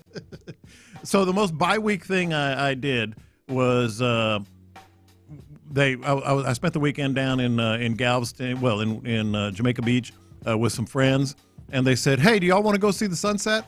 I went, yeah, let's go see the sunset. Is that typically a thing that you go, nah, I'm good, I've seen it before? Good. We got baseball, we got this, we got that. We got football, and so we got in the little cart and went and saw the sunset. And I'm like, all right, it's a bye week. Let's go watch the sunset. Shopping, of course. Honeydews, of course, is probably on the list as well. I think I kind of kept my Sunday normal look. I did watch Red Zone the whole entire time though, and probably I might have took a nap or two just in the middle of it. Do you usually let yourself take a nap on a Sunday? Sometimes if it's during the game, Texans game, I don't. I'm up watching it, but after the game, then I just kind of chill, put it on Red Zone, and then I might doze off a little bit and wake back up and all that stuff. Yeah, I was waiting for this one, the 832. I went to church. Shout out to you, man. Hey, I did go to church too. I hit that early morning service. Golf, that's another good one right there. Yeah, that is a good one. That's a good one. I wonder, for those of you that did actually golf, 713-572-4610, were there more people out there because of it, or were you one of that decision? I guess as opposed to the normal amount of people that typically get out there. I see you, Cornbread, on the YouTube. It's crazy how everybody's amazed by the Texans' record, but most of y'all predicted them to be worse. 2-3 through 5 games. Point me to the people that believe that the Texans who will be did worse that through 5 games. I think I said 11, didn't I? A total? 11 wins. That sounds about right. Yeah. I was like, I don't know how many people picked these Texans to be. Are you talking about qualitatively worse? Because I'm not even sure about that. I think probably most or the average view of what the Texans would have been coming into the season was great on defense, which check, and then solid, okay on offense, which I don't know that we have a good idea of. I think that's also one of the things that the bye week kind of showed me. There's more promise on offense than maybe we had given credit for a little bit, but also I don't know how much to believe with that. I think that's where we come back to that Rams-Ravens game that was watched. I think the Rams ultimately put 17 points on the Ravens, and that's a Rams team that we look at as being pretty solid. And this was a team in the Texans that put up about 40 burger on that Baltimore team. Like, does that again, transitive. I know that you don't typically go to that, but what do you make of that? And that's one way I watched this weekend in terms of through Texans goggles, because the offense, as bad as the Ravens defense is and everything, it's still produced at that level, and so that was important to me. 2-8. The Ravens did get a few of their guys back. They weren't as depleted, but again, that's a bad defense. So the idea that only 17 they had points got Kyle Hamilton back. I don't know how much of he's good at football. He's definitely good. 281 went to the farmer's market and a winery with the missus. Good for you. Good for you. Nice. And I feel like just with that being the case, it becomes less frustrating just altogether. I think one of the things I learned just about myself, not even in the sports realm of this all, is, hey, this idea that I'm just going to be out and about, but I'm going to watch games on my phone. I'm not actually as good at that as I thought I was. I did that some when we were watching the sunset. You were like, I watched the sunset, but I'm not committed to But I did have the game on my phone. See, I don't even be doing I just kind of look at the score. I do a score check. Isn't it beautiful? Yeah, it's beautiful. Ah! Then I'm screaming at the phone. But I did go. I was just kind of grunting and stuff on the phone. But grunting at the phone. Okay, very good. Somebody said this earlier, and I kind of want to get your thoughts on this. It's all tied into this Tampa Bay game where Tampa looks like a fantastic football team. They get a 30-19 victory over the Niners. And during this, there's a huge play in which Baker Mayfield stands in the pocket, steps up perfectly, throws a dime to Tez Johnson, who catches this, gets his first NFL touchdown. This is him after the game talking about the experience on the field. I'll tell you a funny story. This is crazy. When I score and I hit MVP chant, I'm thinking they talking about me. So I asked Shep. I'm like, Shep, they was chanting MVP? And he was like, yeah. I was like, I ain't do nothing this year. And then he was like, they talking about Baker, Tez. And I was like, well, that explains it. But he is the MVP. The one he got the first down on, he said he blacked out, but the pump fake get everybody. I'm just like, oh my God, he's a dog. Like, I don't know what he put in his cereal before the game. Like, but that guy on it every single week. I don't know if that guy's just that naive or that confident in himself. Like I caught a ball. I'm MVP. Clearly they talking about me. He did say I ain't do nothing this year. I didn't do anything. He was honest on that part. Is Baker your MVP right now? Oh, 100%. 100%? 100%. Given the way that he's not just put up the numbers in one big games, but like comebacks, et cetera. Baker to me is right now, and it changes obviously, but right now he's the MVP. Right. Nobody's actually giving an MVP award in week 6 or after week 6. Baker has been fantastic. Like I just pulled up the odds per DraftKings just to kind of juxtapose this. Baker has the third best odds after Josh Allen and Patrick Mahomes. Patrick Mahomes only just coming back into looking incredible, and maybe that's not fair because that's the entirety of his defense. Josh Allen has been steady in the way they've gone about things. Baker's been making the big plays, and MVP isn't typically an award that, context is how the way that we look at this, where we go, what was our priors coming in? Yeah. However, it feels like that might be doing a little bit of a bounce for Baker Mayfield here. No, I think, and this is the other thing, people use the term dog way too often. That dude is a dog. Well, funny enough, for me, it's less about the dog, even though he definitely did. He had like a scramble where that was big. Then steps up, spins, reaches for the first down marker, and 15 or whatever it was. There was no business getting that. Yeah. For me, it's like you could see that he is a veteran quarterback. I don't know what the threshold is for this is a veteran, a vet now. You can see it with him. The times when he decides to step up, the times when he decides to hold on to the football or pull it down. He does that perfectly. He's playing smart now. He's playing very smart, which is a great pair with his bravado. Let's say. Yeah. All right, you're in the loop here on Sports Radio 610. Just getting going on a Monday. That is the weird reaction Monday that we decided to put together to start the show. Rock with us though. 713-572-4610. Coming up next, as we do on a Reaction Monday, let's react to the AFC South. Let's go around the AFC South. We will do that next. Is there ever an optimal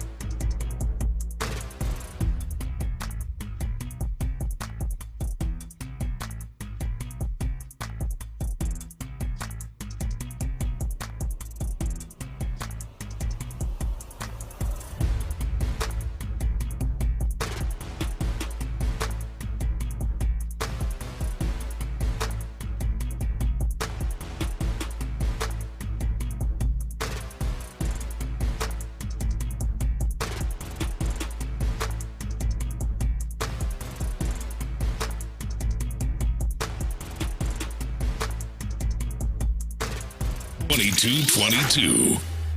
It's a Mokaram Injury Lawyers Reaction Monday on Sports Radio 610. Here's In the Loop with John Lopez and Reggie Atatula. All right, let's go around the AFC South here in the Loop on Sports Radio 610. Again, the number to text 713-572-4610, where some of y'all on your bye week quad-viewed NFL games on YouTube TV. Oh, you was living life. You were living like me. I appreciate that.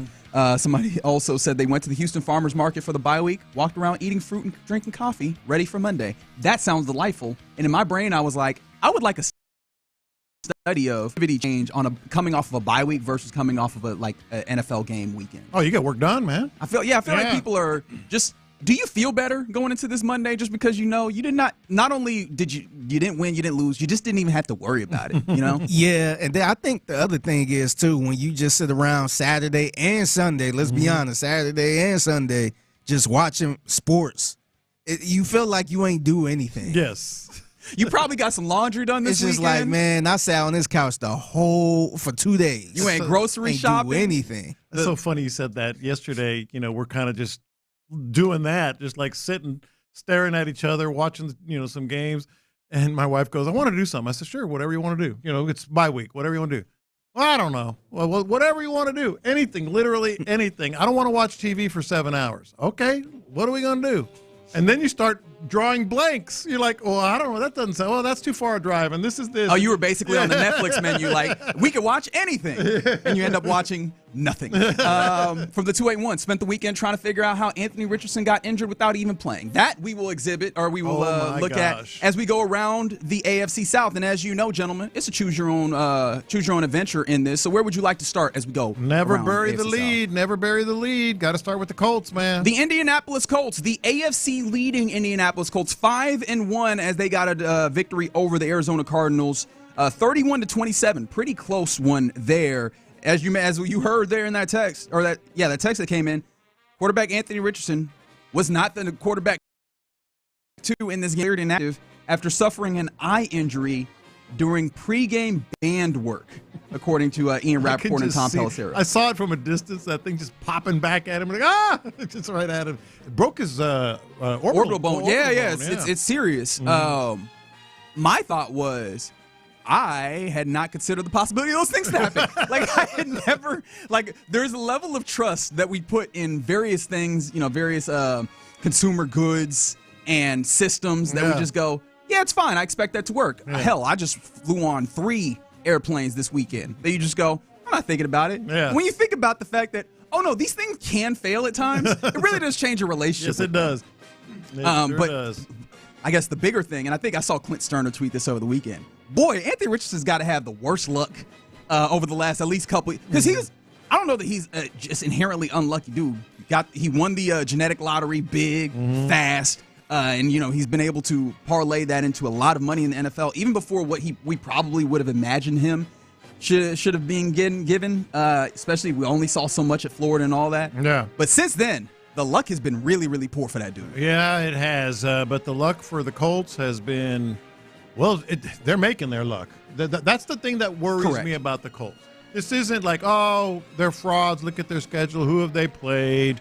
They've caught some breaks. Well, the who have they played actually did come up a lot. No, it did. But see, the thing is, that's keeping them in the way. Yeah. That's keeping them in the way. I'm not saying they're going to get to a Super Bowl or anything like that, but they're in the way because they keep winning against these bad teams or whatever it is. Yeah, no, 100%. But I don't necessarily buy it because I feel as if they're just this is a trust your eyes thing. They don't just have Jonathan Taylor, who's outstanding, and they have a run game. They have the whole thing. They don't just have Daniel Jones playing his best football. They have receivers playing, above what you expected football. They don't just have an overwhelming, in-your-face Texans kind of defense. You can see they just strangle people. They're just very efficient and good defensively. They have all the elements, and that's what would be a worry. Yeah, of note, Daniel Jones, 22 of 30 for 212 yards, threw 2 touchdowns. Second straight game with 2 passing touchdowns, and 4th game of the season where he had 2+ total touchdowns. Mm-hmm. You mentioned Daniel Jones. We said this when they brought him in. When he is next to a run game that is sufficient, he can be this kind of guy. And you can see it when he is operating an offense. He's not operating outside of himself. He's doing what is reasonable to expect of him, which, of course, is a credit to Shane Steichen and the way that he calls this offense. The actual style of play seems, it seems like it's something that can carry on. It's something that can be replicated. I do wonder as the opponents change if that does change. But you add up 5 wins through 6, that's not anything to scoff at. And you talked about the run game. That was notable in this. I know that we look at Arizona and we go, that's not a very good team. Jonathan Gannon has been a good defense coordinator pass and out versus the run coming in. Like I think of various metrics that I was looking at yesterday, they were like in the top 10, third of the league run stopping. Jonathan Taylor put out 21 carries, 123 yards, 5.9 yards per carry and a touchdown. Yeah. Yeah. This is a problem. But beyond that, they've had other guys step up as well, and the offensive line has been doing its job. I mentioned the receivers. You know, going into the season, you're like, well, Michael Pittman Jr., I don't know, okay. Alec Pierce, okay. They've just Tyler Warren. That's the one. The tight end. There he is. Yeah, they just have weapons. I mean, they're producing. And they're using the weapons well. Yeah. Tyler Warren had led Indianapolis in receiving yards in this game with 63, 6 receptions, and he caught a touchdown for the second straight game. Yeah. Like, if they are learning to use this particular weapon, especially in a league where tight ends create a very interesting mismatch, that's going to be, again, problematic. So shout out to the Colts, who are, again, 5-1. Their next matchup is going to be one. Actually, I'm interested. Do you view this as something that will tell you a little something, even as we know there's a lot of good, maybe not great in the NFL? They are on the road next week at a 4-2 Los Angeles Chargers team, and they're in that, that prime, well, not prime time, but in that very visible mid 3 p.m. afternoon slate at 3 p.m. on Sunday. No, for sure. We know what the Chargers are, and they tend to maybe shoot themselves in the foot occasionally, but they're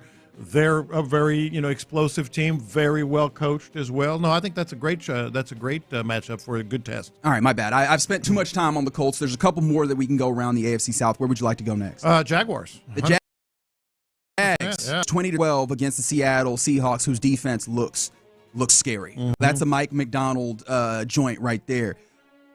You could point to the Seahawks and what they do well, and we will. We'll talk about that more around the NFL rather.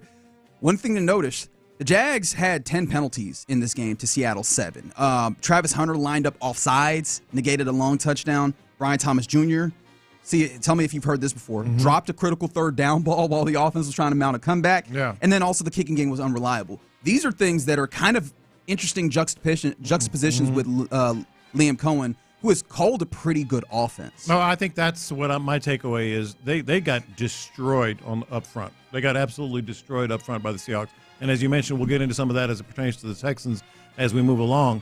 But despite it all, I mean, I was so wrong on Liam Cohen, at least in the early returns. Someone tried to tell you about that. I know. I like the way that he had this team still in the game to the very end. I like the accountability. If you saw the locker room speech afterwards that he was talking about, it wasn't just fluff. He really seemed to kind of grasp what the issues were and to try to fix it. I think the Seahawks, the Jaguars, they're still going to be a pest. They are. They're going to be a pest. I mean, obviously you can't say this about the Colts, but it feels like the Jags, there is some, returning to the mean somewhat. Yeah. As you're seeing some of the weak spots that they have, teams will continue to try and attack those. Neither team committed a turnover in this game, and the Jags lost, even though they had probably about 7 more minutes of possession than the Seahawks there. They also get an interesting test. They're going on the road. As they're technically the home team versus the Rams next week in London, 8:30 a.m. That's a big matchup there that I think will also be somewhat telling. And then the final portion of our around the AFC South, the Titans, they lose to a Las Vegas Raiders team that I don't know that I'm very impressed by. 1-5 Titans, 2-4 Rams. Former Texans linebacker Devin White. I know it's weird for me to say it that way, but you know what I'm saying. He terrorized Cam Ward in the first half. Strip sack that led to Vegas' first touchdown and an interception near the end of the first half. And that was pretty much all you needed to know. 3 turnovers. And the Titans are who we thought they were. Cam Ward looks like there's some good things clearly there, but it's not all showing up. And Justice Simmons on the defensive line is very good. Everything outside of that, gross. Yeah, no, they're don't worry about the Titans. But I think the Jaguars are going to be a pest, and the Colts are for real. I mean, that's legit right now. They are facing off against the Patriots next week. Of course, it's a noon kickoff game because if you put the Titans anywhere else, we will revolt. All right, there you go. Around the AFC South here in the Loop on Sports Radio 610. Coming up next, let's get to our question of the day. What are some DeMeco-isms? In fact, what are your favorite and your least favorite DeMeco-isms? 713-572-4610. Let's talk through those next. How good was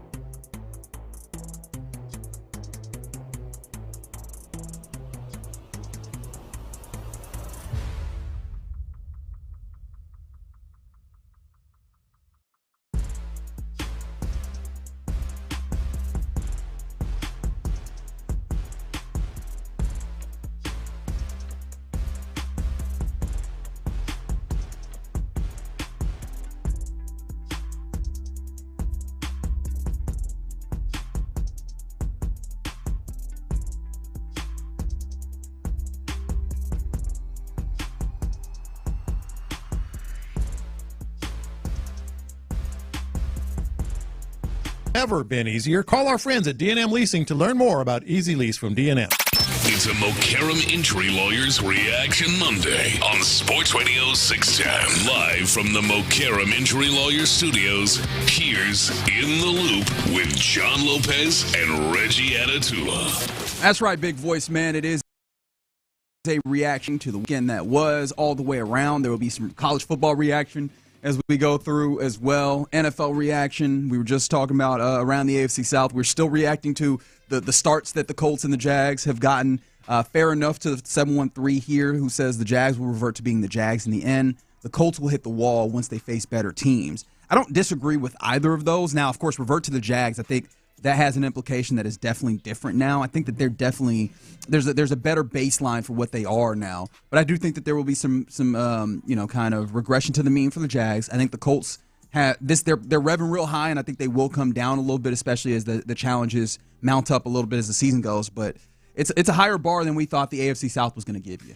That's an interesting question. Let's get to the question of the day here in a second. Sure. But just on that point, again, I was the biggest Liam Cohen hater on the planet. And I just think he's got a little something that is going to avoid. What is revert to the Jags? To me, that's like just a bleep show. Yeah. I don't think they're going to ever be a bleep show this year. They might lose some games because they're just not that good, and they've got some issues here and there. But I don't think Jags are going to jag it. Okay, fair enough. Yeah. Question of the day, mind you. Quick hard turn into this. What are your favorite and least favorite DeMeco-isms? 713-572-4610. This was brought on actually by one of our favorite CBS broadcasts now. When it comes to Ian Eagle, J.J. Watt, I am greatly enjoying them on broadcast. And one of the things I think CBS is doing really digital, like social media clips of Ask J.J. Watt, where Ian Eagle and JJ have even more time to just banter back and forth. They have developed a really good kinship very quickly. See the picture they posted of him when he was at Wisconsin yesterday? I missed that. Yeah, I saw that. Head and his big fat face and fat chin neck strap. and the chin strap. He's like, "What's going on here?" It's like, "Oh, okay." Anyways, this is them. They were on that Steelers game, were they not, this weekend? This was them talking about a certain coach isms there in Pittsburgh. Talking to Mike Tomlin at halftime, his main message was we have to finish drives with touchdowns, saying we've been stalled for one reason or another. And fellas, I got a new Tomlinism. I'm not really sure what he meant. He said we need to get the loose change out of our lives. It has something to do with touchdowns versus field goals, I think. we need someone to come in and actually tell us what the Tomlinisms actually mean. So he's a fan of taking pennies out of circulation, it sounds like. Oh, wow, JJ. What was the one this week that had you in a little bit of a quandary? Chew with their mouth closed. Yeah. He said the Browns offense chews with their mouth closed. What does that mean, actually? Yeah, I don't know. The Browns offense chews with its mouth closed. Is it very proper? I guess they don't show a lot. I don't know. Yeah, maybe that is okay, maybe that's it. Okay, that makes sense. Stone face. It's hard to figure out. Yeah, like where they want to eat, what they're eating. That's a hell of a compliment. That's a reach right there. But I think that's where I do like the kind of loose change thing though. What is that? What does it mean to you? Because I still ain't figured that one either. I think that's have this field goals, drives that. We'd rather have the money that folds, drives not that the money peter that out. jingles. Yeah, there you go. Drives that. I'm guessing. I mean, hell, who knows what Mike Tomlin is? But it did get me thinking about DeMeco. Yeah, I don't think DeMeco is quite as quaint and folksy as it seems like Mike Tomlin is. But 713-572-4610. What are your favorite and least favorite DeMeco-isms to that way? Because, you started thinking in that way. My favorite DeMeco-ism, and how much has he done it this year? He's done it some, I know. The whole energy vampires.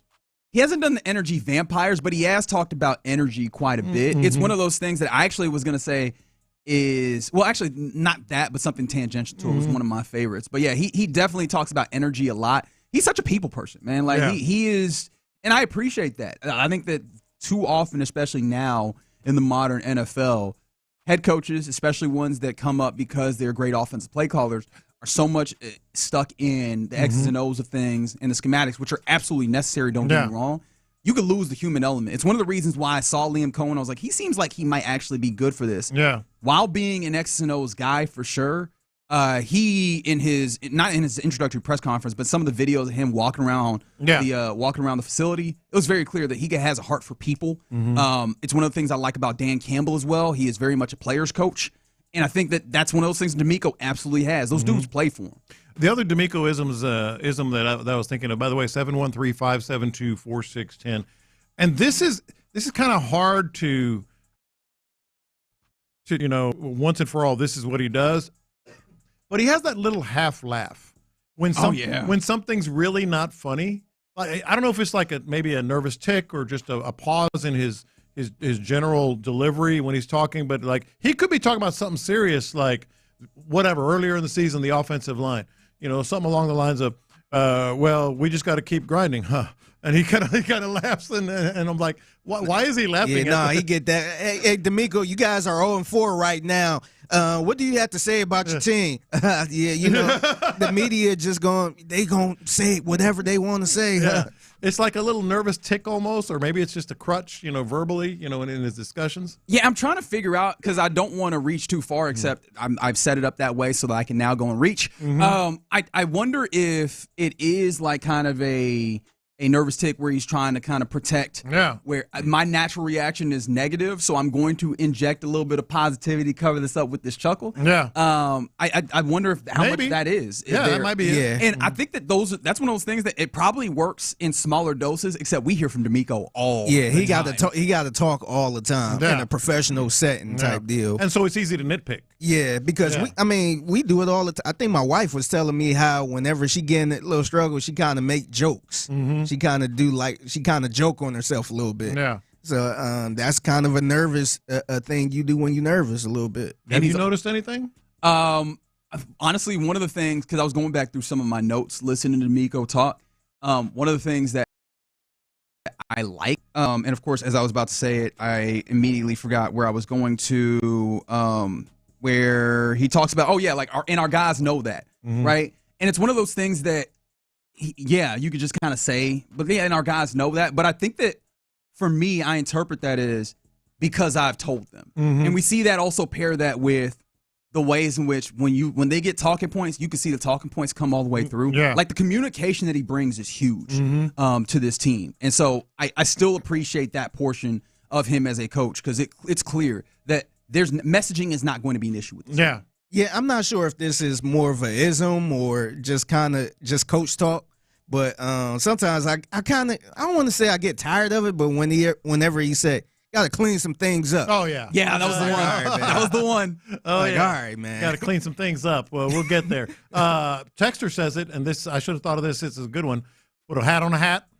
Put a hat on a hat. I feel like that one makes sense. And the texter also went a little bit further. You're on the right show because you are also being pedantic like we like to be. They said he's using it wrong. The phrase means doing something excessively or in redundancy. In that way, like in general parlance, yeah, right? Like you have a hat on, you put another hat on that's unnecessary. Hat on a hat is actually in football terms, now I sound like a jerk who's trying to explain things. It's like, hey, you are in front of me. My hat is in front of your hat, right? Yeah. Like I think that's literally that way. So it's like a block, getting guy on guy for blocks, so that you have everything blocked up and give your running back or whatever an opportunity to succeed. Speaking of being, just got to clean some things up. That one gets me. But and it really is. It's not just the idea that you got to clean stuff up. It's just the frequency at which we've heard it. It's like, all right, but at what point do we actually clean? And then it's like, oh, okay, if everything was clean, we would have won the game. Huh? Like we look bad out there, man. Yeah. We just got to clean some things up. And by the way, speaking of being pedantic, isn't hat on a hat illegal? What do you mean? It's against the rules to go helmet to helmet. Fair enough. Well, technically, it's a helmet. It's not a hat. No, not that part. But like, if your hat is literally on that hat, yeah, you might get a penalty. yeah. Well, you should get a penalty. Apparently, not if you're Cam Scatterboo, mind you. Oh God, that guy. He just does not care about himself. He just doesn't care about himself. Nor does he care about you. Yeah, nor does he care about you. Nor does he care about crayons, the crayons that he clearly eats for breakfast. Yeah, like that. As much as I'm enjoying, like the next guy, the Cam Scatterboo experience, can we be fair about this? Because you can't just let him launch himself into a torpedo. and just keep things pushing just because he's out here all roided up. Like I don't like that. Oh, what? He's all what? Fair point by Brandon Scott, who did a fantastic job filling in for the OG last week. Lopez knows that was not illegal. It was not an illegal term when it was not illegal when the term. Well, that is true. But hey, it is now though. It is now though. It is now. A few DeMeco-isms there. Oh, and then we forgot the main one, and he uses this a lot, and every time what I do it is. Is he in this one? He uses it. Oh yeah, he uses it. Man, everybody uses it, but Lopez. I think everybody about it more when uses that. CJ says it. Yeah, Texans will be fine. Texans are returning to who we thought they were, is what they're saying just about the Texans generally. CJ will be CJ came in, and that, to be fair, that also doesn't mean a lot to me. So fair, I see that. But yeah, there you go. Reggie likes guy on guy. Okay, thank you for that, 713. Appreciate your astute observation. That's not nice. On the text line. All right, you're in the loop here on Sports Radio 610. Coming up next, let's go around the NFL as, man, what a fun weekend it was for a bye week for the Texans. Let's talk about all the things that happened, including, is this fair or foul? Tua Tagovailoa at the microphone. We'll do that next.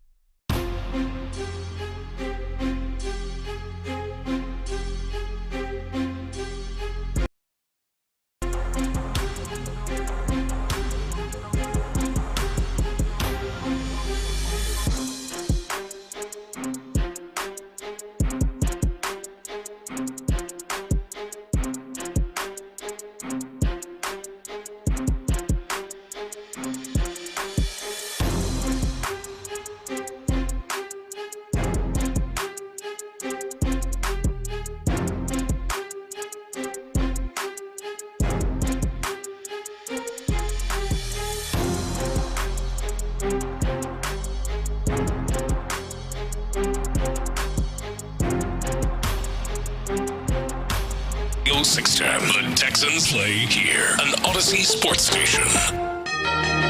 Let's go around the NFL in the loop style. Why are you smiling? Because I love football. Here's John Lopez and Reggie Adatula. I'm going to tell you all about how much fun you're going to have this season. On Houston sports leader, Sports Radio 610. All right, let's go around the NFL here. And, sorry, for a second, going back to the question of the day that was about DeMeco-isms.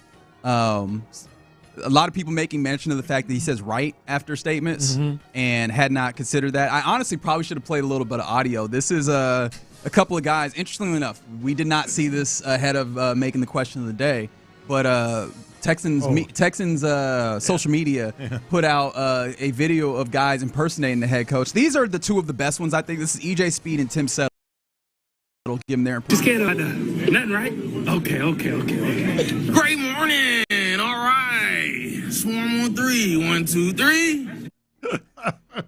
EJ Speed, if there is a market for DeMeco Ryans impersonators, might have a secondary job there. He does that on the press conferences too sometimes. Great morning, guys. Oh, okay. Thanks, coach. What you scared about nothing, right? Okay. That's DeMeco Ryans speaking. That's DeMeco. It absolutely sounds like him. Yeah. So yeah, that was cool.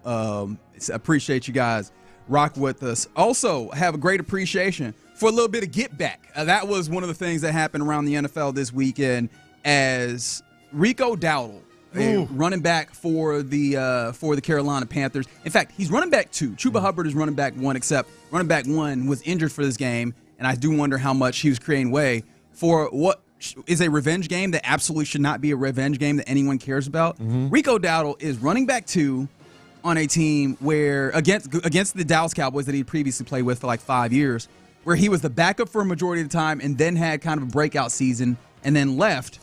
This was Rico Dowdle before, in the week leading up to the game, talking about the revenge factor of this game. But to do this right before y'all play Dallas, was this kind of like a message, like y'all should? Oh, for sure. They got to buckle up. I think they know for sure. I've been there 5 years. They didn't keep me there for 5 years for no reason. I definitely will say that. But I'm looking forward to playing those guys next week. And we'll get to it. We'll handle that when I get there.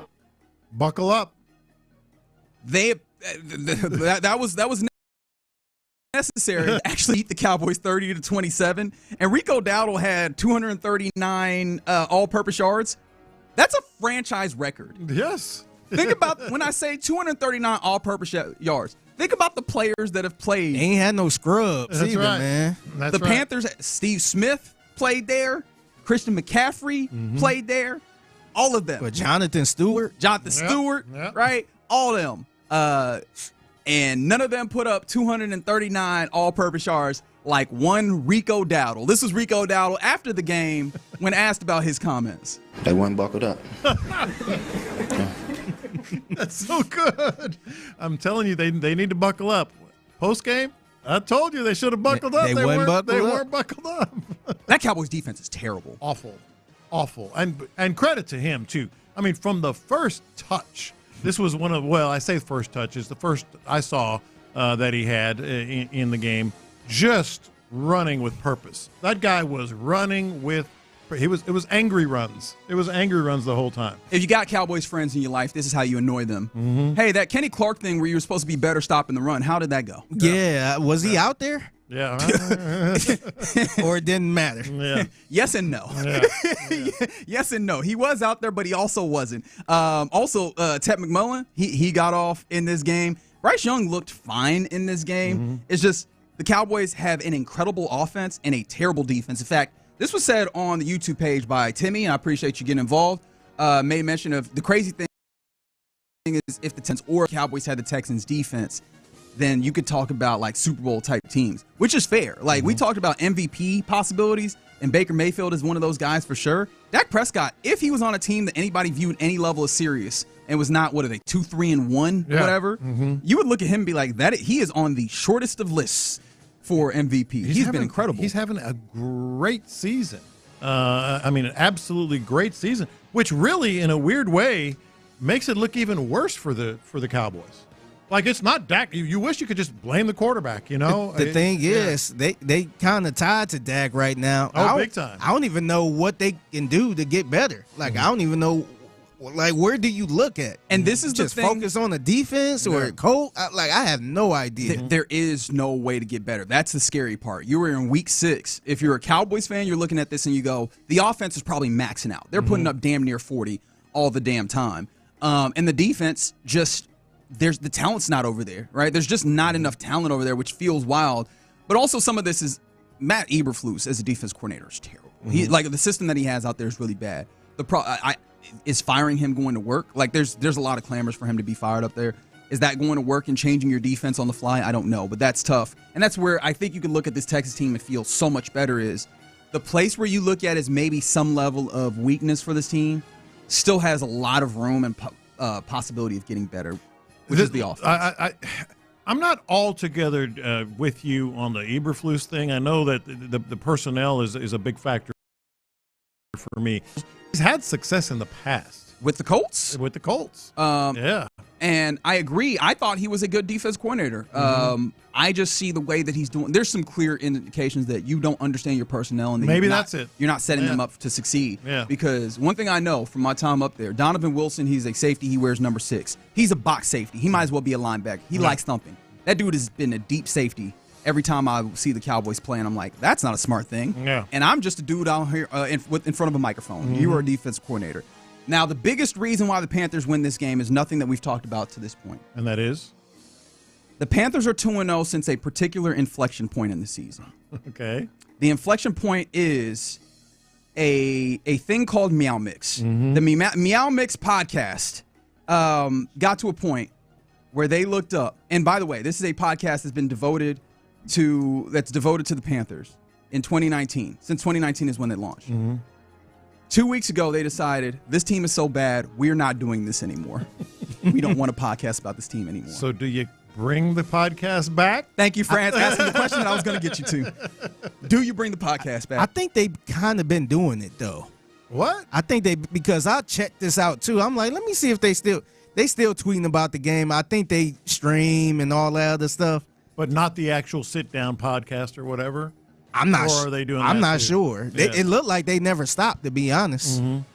So, which is kind of corny to me, man. Yeah. I think y'all, I had it as a confession last week. Yeah. I'm like, y'all shouldn't have never stopped. Pick it out the mud, man. It's you ain't the only bad team in the world, man. You just make your podcast episodes a lot shorter. Like, we're doing a 12-minute episode this week, fellas. So, yeah, that was a very interesting thing that happened there in that game. This is going to be very pertinent to the Texans, and I think I'll take that in this way now here.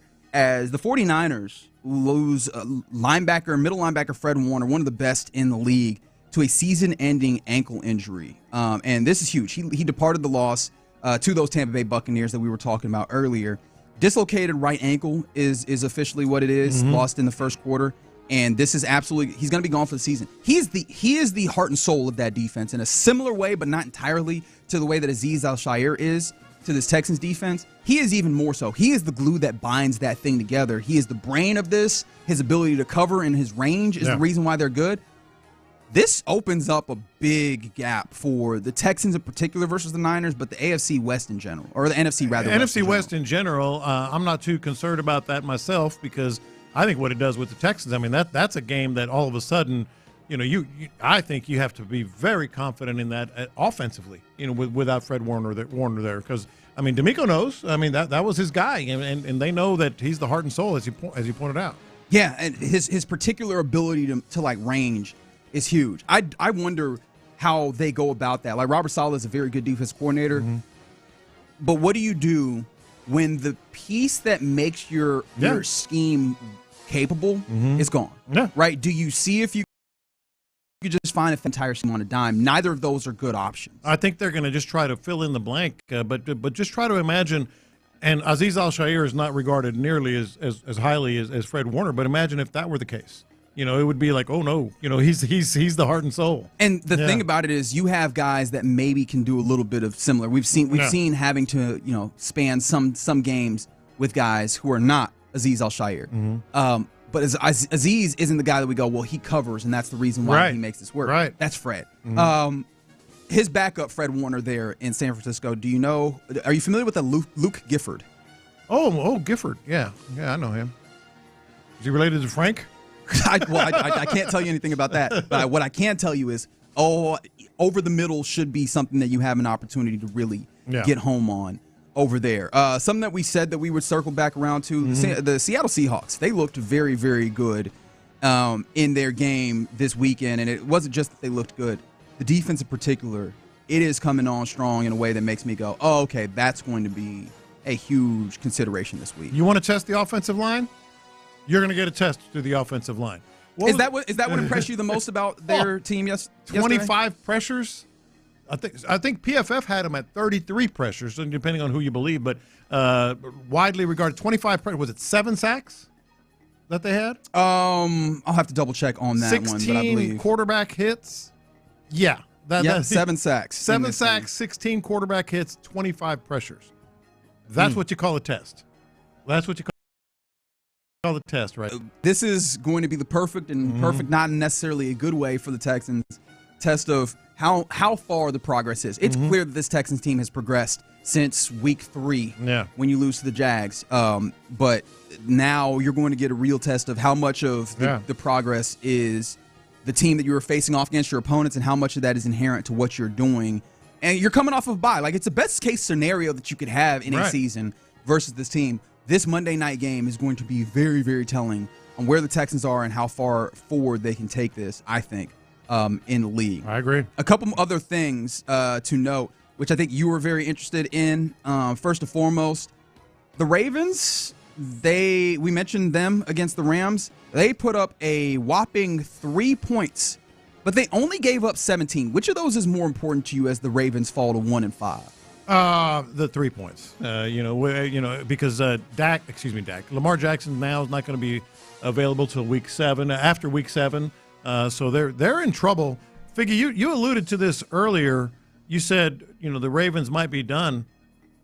Yeah, I think they are done. Yeah, I think we can talk about that. For this year, or just like the kind of for this year? Okay. Yeah, I don't think they're going to make the playoffs. Yeah, I don't see it either, man. I think they got a lot of issues. That's I guess that's the good part, that you don't really have to look at them as being in the way. Mm-hmm. But I think the one thing I thought about was, damn, they gonna have a top 5 pick. Yeah, I hope they don't have a top 5. No. Man, the Ravens. Well, the thing is, they do have a very soft part of the schedule coming back when Lamar Jackson comes back.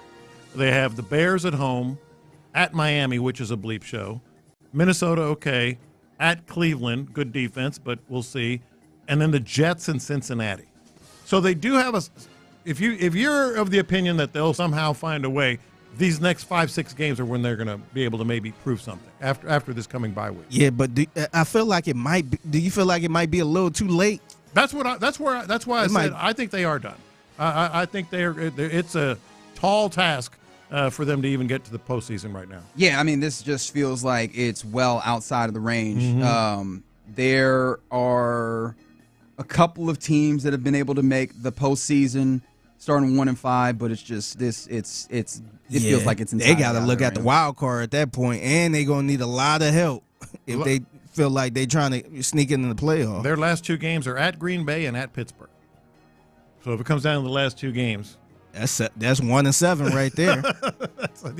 That's 7 losses probably. Yeah. Speaking of teams that have had a little bit of a rough time, and by the way, Football Talk on Sports Radio 610 is presented by Paramount Plus. You can't count on much, but you can always count on Sundays with the NFL on CBS and Paramount Plus. Watch a local NFL game live every Sunday all season long. Visit ParamountPlus.com/NFL to get started today. I would like to take you to Miami, where are you surprised the coach hadn't been fired yet? I am, to be honest. First of all, if you wear pants like that and you don't win a game. Where we're going here? Why is everybody talking about his pants? He's been wearing them pants for 5 years? Yeah, it was fun when he had a high flying offense. They hit a lot better when you're winning. And I'm like, why is he wearing those Louis Vuitton glasses? He's got those. And them Gucci shoes. I don't know about capris, man. I just don't know about capris. They put up points in this game, and your man Devon Achane. Oh, he had a good game. Looked incredible toting that rock. He was turning corners really well. 8 yards per carry on the ground. In addition to when he added a couple of 22 yards catching the football as well. But Tua Tagovailoa, just a real rough go of it. 205 yards, but 1 touchdown, 3 interceptions, and he was not very happy. Very much the stats looked like they weren't on the same page as a team. He said as much when he went to the podium. Is this fair or foul, John Lopez? Well, I think it starts with the leadership in helping articulate that for the guys, and then what we're expecting out of the guys, right? We're expecting this. Are we getting that? Are we not getting that? We have guys showing up to player-only meetings late, guys not showing up to player-only meetings. Like, there's a lot that goes into that. Do we have to make this mandatory? Do we not have to make this mandatory? So it's a lot of it's a lot of things of that nature that we got to get cleaned up, and it starts with the little things like that. To be clear, you're saying some players were late or missed? Late, yeah. Thank you. Mm-hmm. I think it's fair to do, but I also think it's more on him than the players who were late in the meeting.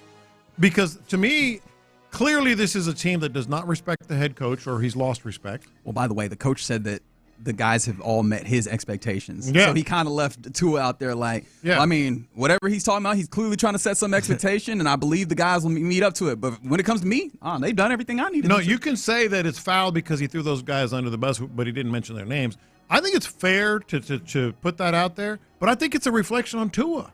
Like, I think Mike McDaniel has lost respect or lost the locker room, however you want to put it, but I don't think they respect Tua enough, because clearly he was either the guy that called these players-only meetings or was certainly at the top of the list in terms of people who spoke or led them or whatever, and they didn't even show up, man.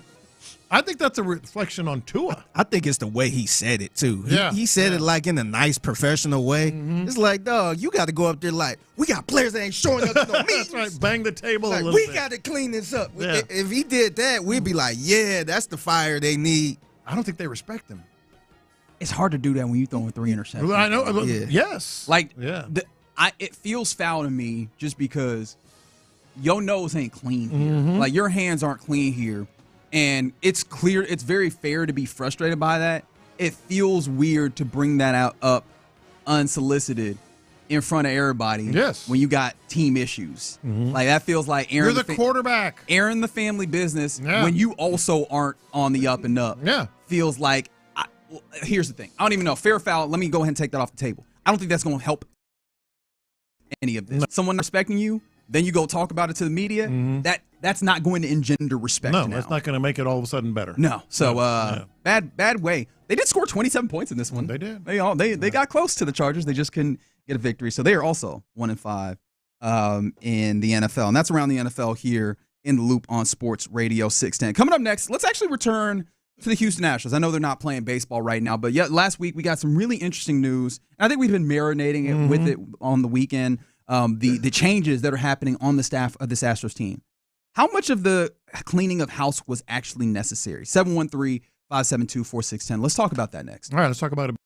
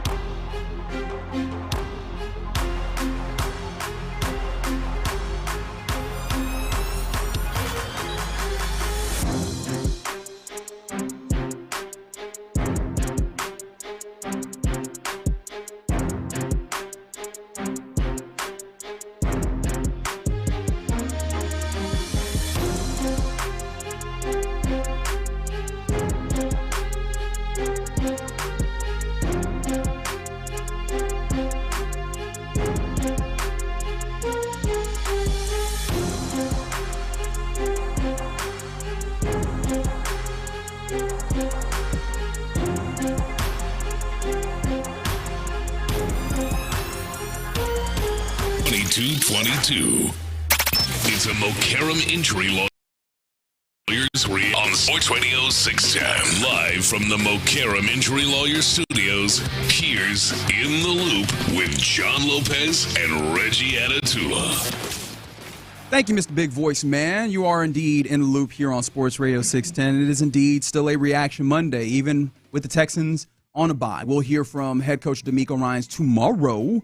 But yeah, we're still reacting to the weekend that was, which honestly includes some really fun postseason baseball. And I understand the Astros were not playing in it. However, we were talking about it like it kind of is nice to have a little bit of a breather from the stress that comes from watching a game with that pressure within it. Is that kind of how you saw it? Or I know some people had some pressure because they was hate watching some of these games, and so you added that investment in a different way. Well, the hate watching was the Yankees, and so sad. But I hear it in your voice. I hear the sympathy. Everything else, even the Mariners, I get it. You know, you wanted them to.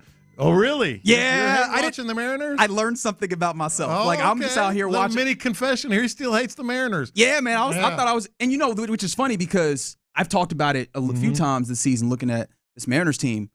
And there's reasons for it to be fun and interesting, right? They've got really good pitching. They've got a lot of depth. They're swinging the bat really well now for the first time in a little while. So, like, there's reasons for me just from an interest standpoint. They got the man whose nickname is about his booty, like all that, right? Like, there's funny things within it. Just the longer and longer it goes along, I'm like, I don't want to hear them people's mouths. I don't want to hear them people's mouths about it, man. Where are you on the Mariners? I'm answering for them. It's just like I'm not hate watching the Mariners like I was the Yankees. Yeah, it's not that bad for the Mariners to me, but I'm definitely pulling for the Blue Jays over the Mariners, man. I just Springer, can't. Man. Yeah, if for nothing else, Springer. I would like to see now old man Springer. Yes, get that victory. He's the one you miss the most, isn't he? Of all the former departed, Astros that are now, yes, right. I think so. Just from an emotional standpoint, I think even if Correa was not an Astro now, I'd still think it would be Springer. I agree. Yeah, and you know what? You never you never forget your first, right? Yeah. Like he was the first one that left. I think there's the enthusiasm that he played baseball with that showed Sports through. Illustrated cover boy. There's that. Yeah. There's the numerous leadoff homers that I just always stick with me. Second, I think is Bregman. Interestingly enough, Yeah. Correa, obviously, if he had not returned, is going to be up there as well. And now that I think about it, Kyle Tucker pretty low on those rankings, which feels uncomfortable. We don't have to do that. Yeah. What I do want to do, though, is return to, and some of this is I was not here, so now I'm going to talk about it. Well, and it was Friday, too, when it really started. Was it during the show Friday? Or Thursday, I believe. During the show Thursday. It came down Thursday. Thursday, okay. Thursday around 12:40-ish. Yeah. We found out that although we had the information that Dana Brown as the general manager and Joe Espada as the manager of this team were going to remain in their places, that there were going to be some changes on this staff, namely both of your hitting coaches, the head athletic, forgetting this moment, I apologize. Assistant GM. Thank you. Those guys would no longer be returning to this Astros team. Catching coach. Yes, the catching coaches, I'm sure, is a big one for you. How much of these were actually necessary versus kind of just needing a change of some nebulous sort? I think all the changes were very interesting to me for a number of reasons. But the biggest one is if you look at it, the proverbial 30,000 foot view. I think the only one that had to happen, there was no question about it, was Jeremiah Randall, their head athletic trainer. You can't keep a guy. Even if some of it was, beyond him, and it was doctors and it was surgeons and it was the surgeries and all that, you cannot keep a guy when there's 28 players on IL over the course of the year. You can't do it. I hear you there, and I want to be careful about the way we do this because I do think you got to do it right. It's not even simply the number of injuries, because some people will kind of tongue in cheek be like, "Oh yeah, you're right. You got to fire the guy because he Mm-hmm. because Jordan stepped on the plate wrong." It's not just injuries. Bad injury luck happens. The thing that you can point to is there was a continuous pattern of misdiagnosed and mishandled injury returns. 100%. And I think that those are process things that I can say definitively that is the athletic trainer is an issue, right? And Is he ready to go? Yeah, he's ready to go. No, he's not. Right. And this is the same. This is the same trainer that you've had all through this run, Yes. right? And so maybe you go. It had been fine. The ability to get it right makes me go, I need to assess this. And hopefully they actually went through the process of assessing it, and it's not just a scapegoating, because that actually will be more damage than it helps. If you just scapegoat somebody and you don't actually revisit the actual processes. But I think that one, 100%, I'm with you. That had to happen, because no matter what you try and fix elsewhere, the best ability is availability. And if you cannot get that squared up, you will have issues no matter what with this team. Tell me if you agree with this. I think that was the only one that was absolutely necessary and wasn't a reflection of something else that maybe is a little more bothersome. You said scapegoating. That's one way to put it. I think this has all the markings of leadership at Dyken Park falling into an every man for himself mode.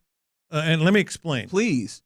Alex Cintron, and again, one of the things that happens when a team doesn't reach expectations, everybody points to who? The hitting coach. A hitting coach is a bad job to have if you want career stability or whatever. It's very low hanging fruit for ball knowers, right? Like if you're not super tied into a team, you're not going to know the hitting coach. Yes. If you're super tied in, you will know the hitting coach, and it's the first place you can go as soon as guys start swinging at junk or just honestly not putting runs up. Just generally, you go, well, that's the hitting coach that's not getting them right clearly. Right. And there's an old saying in baseball and sports. Last to know, first to go. That's the hitting coach. The hitting coach in baseball is always the last to know about all these things that are going on behind the scenes, but they're the first one to get fired. So I kind of get Cintron getting in here. 2017. When have the Astros been really good hitting the ball? Since 2017. Okay, all right. When have they been clutch? Since 2017. When have they had players come from other teams and really improve their status and their production here? Since 2017. When have they been one of the most feared offenses in baseball? I can go down the list. Since 2017. And now you're firing them because they had a bad couple of years, really, if you want to extend it, offensively or in the clutch or whatever you want to call. I could see where he was fired, but I also think it's one of the signs that everybody's sort of like looking out for number one over there. And there's other ones as well. The catching coach I mentioned, his name is Michael Collins. Yeah, I'm sure you're big on that one. Would a different catching coach give Yanner Diaz a better arm? Because he has a bad arm. That's the problem. Well, okay. I can answer that question definitively. No, they will not change his arm. We are not dealing with bionic. You never know, man. Diaz. Oh, all of a sudden he's going to get bionic? He's going to Yeah, he might have him in the gym or something, man. Yes. And Victor Caratini is a serviceable backup catcher, but he's never started more than 87 games in a 9-year career, ever. He's actually been pretty good as a catcher here, in terms of offense and defense and everything else. But they fired the catching coach. Why? Because people over there are really starting to worry about themselves, and they don't know what and this is my opinion, and they don't know what Jim Crane is really thinking, because Jim Crane is going to make all the big-time decisions. And this is the one that really sort of open mic. I see what's going on over there. They're starting to panic about their own job security, and that's the assistant general manager. Andrew Ball got fired. How is that going to fix something? The assistant general manager. Well, to be fair, I think that's one of those things where I got to know how they operate in that building. And I will admit right up front, I don't know exactly what his responsibilities are, because it's hard to judge somebody in their capabilities if I don't know what you do around here, right? It's one of the beautiful things if you see, and we've all worked in a workplace where you look over and you go, I don't know what that guy does. And that's how he keeps bringing down a paycheck, is because the more obscure it is what you actually do, the harder it is to determine if you're good at doing it and if you're being successful at it. I don't know what he does, so I can't judge that. But in a general sense, I get where you're coming from, where you go, hey, the GM will remain, but his right-hand man, so to say, is going, what does that actually mean? I don't know that I can go with you on the idea that this is some level of like we are all fending for ourselves, though. Oh, I think it has all the markings. You think that this is a Dana Brown fending for himself type of situation? Well, and also keep in mind, Andrew Ball is not a Dana Brown guy that he brought. Andrew Ball was here a year before Dana Brown. He got here in 2022. Dana Brown 2023, and so it's easy. It's not a stretch to say yeah, it's not working out with Andrew Ball. I need to bring my own guy in. What's that? That's the general manager looking out for number one.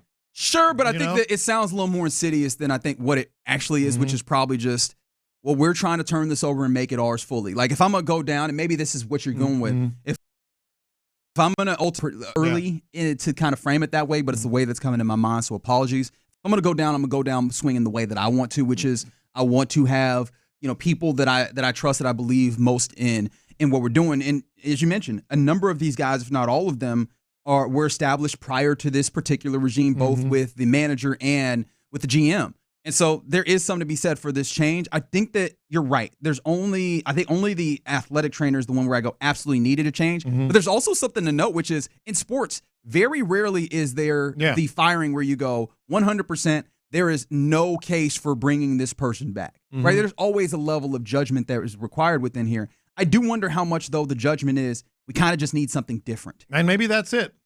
But let's also remember, both Dana Brown and Joe Espada, when they were asked about their jobs, they were like, I'm on contract. They don't know. They don't know what Jim Crane is really thinking. And then somehow, of course, they both stayed.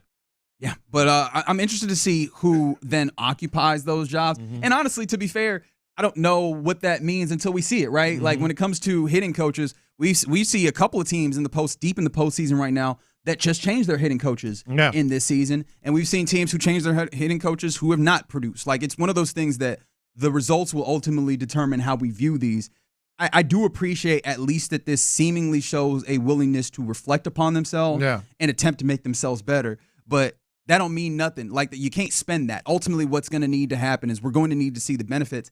And really, we're going to need to see decide or determine how they want to play this, right? If they get out here and they keep swinging at junk, it's not going to matter who the hitting coach is or what they're trying to tell the players to do if they're not going to actually implement it in their game. So that's going to be the big part of it. But yeah, I think that you're right in some of this, that this is going to be an interesting inflection point on what the Astros are.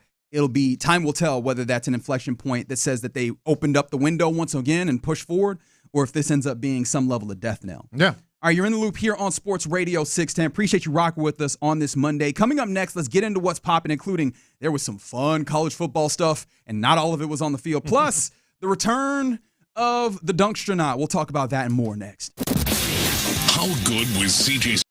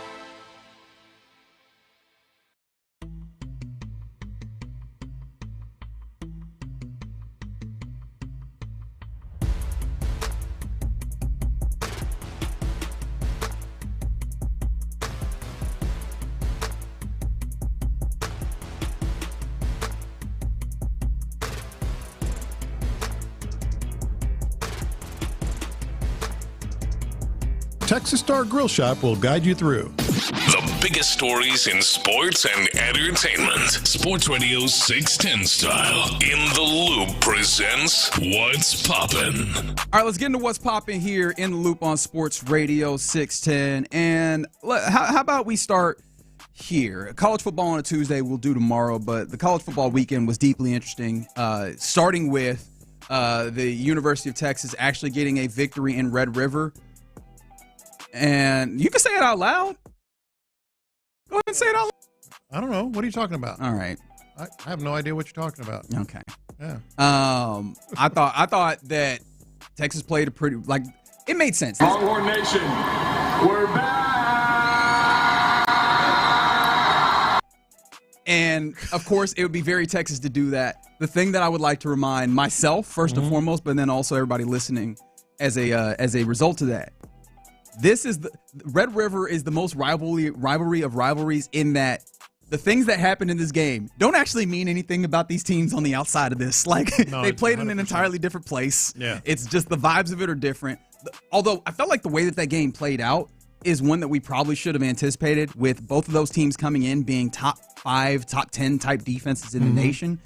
That it wasn't going to really pan out super well. John Mateer still coming off with that hand injury. Kind of played out as we probably should have imagined that one going. Yeah, look, in all fairness, and honesty here, the Longhorns are going to be a problem for everybody they face because of the defense. It's kind of almost like a Texans version.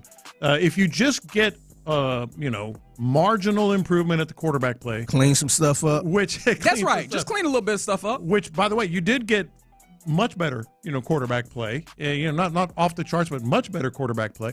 This defense is going to keep you, around. I mean, Oklahoma went in with the quote-unquote better defense. Very good defense. And they got worked.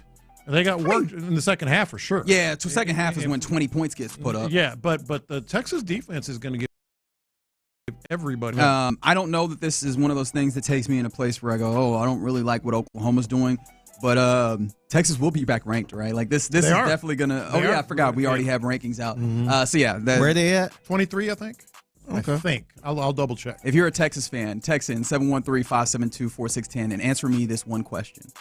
Are you happy that, you're back ranked, or is this going to put you put your emotions more in the roller coaster? Because I could easily see this being the case. You got your loss against Ohio State. You got a few piddly wins on the way, with all due respect to those teams, including Sam Houston State. And now you got the win versus Oklahoma. Are you back in this state, or are you cautiously optimistic? Do they got a chance to sneak into the playoffs? Oh, boy. That's a good question. Oh, boy. That's a good question. I think at that point, if it's hell no, it's over, then... No, it's not no hell no. They literally only have one loss, and it was against a very good team that you might be familiar with. They're 21, and SC came back in at 20. Okay. Yeah, so we'll get you all that in detail, but just sort of there was some big news that we can't ignore in college football. Oh, you mean that big firing that happened? UAB has fired Trent Dilfer. Wow. That is the biggest fire. Wait, is there a bigger firing? Shocked at that one. That wasn't the one. I'm shocked it took so long to fire Trent Dilfer. Yeah, I forgot he was there. But anyways, no, the one that you're talking about, James Franklin, the head coach of a team that was preseason number 2 in the nation, was fired this weekend to the tune of, was it $56 million buyout? He will receive just under $50 million of that. And 0-3 in conference, though. I think this is the context that's necessary. 0-3 in conference. And mind you, the death knell was a loss versus a UCLA team who had been terrible. And then the ultimate, you can't lose that game in a loss versus Northwestern. In fact, a fairly definitive loss against Northwestern. Yeah, that is always going to do it, especially for a head coach that's supposed to be amongst the elites in college football rankings. That'll do it, and he goes. The only thing that's funny is that's $50 million, no offset. So if he gets another job, it's not like, well, whatever you get paid over there, we don't have to pay you in these payouts. No. That money keeps coming. It keeps coming. I think a couple of things were his undoing. It was still a shock to me. I mean, I was like, wow, that's big time. But I think 2 things were his big undoing. Oregon beat Penn State 3 times. And that's a reflection of the head coach. If you couldn't rally, they were right there with Oregon in overtime, at home, whiteout. We all saw it and all that. Then there's the big interception. And if you cannot rally the troops as a head coach from a game like that, and you lose back-to-back to UCLA and Northwestern, that is a death knell. That is a death knell as a head coach. And then the other one, it's his own doing. I mean, and I agreed with him. I remember in the preseason, I was like, this might be the most talented Penn State team I've ever seen. But he said it. He said it in the preseason, talking about how good this squad was, never felt better about the roster, the quarterback, Drew Aller, who, by the way, out for the year as well. Which that's not going to help anything. Yeah. But that's probably why this firing gets done. Is like, I think he put it out there. He said, this is the best team I've coached. And then you lose 3 like that. Yeah, I know a lot of people have been talking about that statement. I don't rate that statement that highly. I think you could look at Penn State and just know this is a team that constantly loses big games. You can't be in the stratosphere that they want to be in, is that James Franklin is supposed to have them in with all the money that they spend on him and all of his program, and consistently lose the big games, and then now also lose those other games that he had previously been so good at winning. So yeah, no, James Franklin is gone. There's odds on who might be the next person to succeed him. The best odds are Matt Rule, played at Penn State, been a very good coach. I don't hate that. Second best odds? Cignetti. I think he has third or fourth best odds. Second best odds? Somebody that's familiar around here at the university or in the Houston area. Who's that? He's coached there before. Mm-hmm. He's currently coaching in the greater Northeast area right now in college football. Mm-hmm. You got the name? Who? Bill O'Brien. Oh, God, no. No, what do you mean? I've seen the odds. I didn't see his name second. Yeah. Well, what list are you looking Bet at? Online. That's the Reggie Atatula That best is the odds. Bet Online has Bill O'Brien. That is. I'm calling BS right on up there. that. You are making that. I see it, but you made it up. Wait, how does that work? You see the odds that I'm showing you: 3-1 odds for Matt Rule, 4-1 for Bill O'Brien. He's not even 6-1 for Kurt Cignetti. He's not even on the list I'm looking at. 3-1 Matt Rule, 6-1 Kurt Cignetti, 8-1 interesting. Lane Kiffin. Yeah, he's got some interesting stuff. Yeah. In That would be hilarious. I know you could just start making stuff What up. you mean?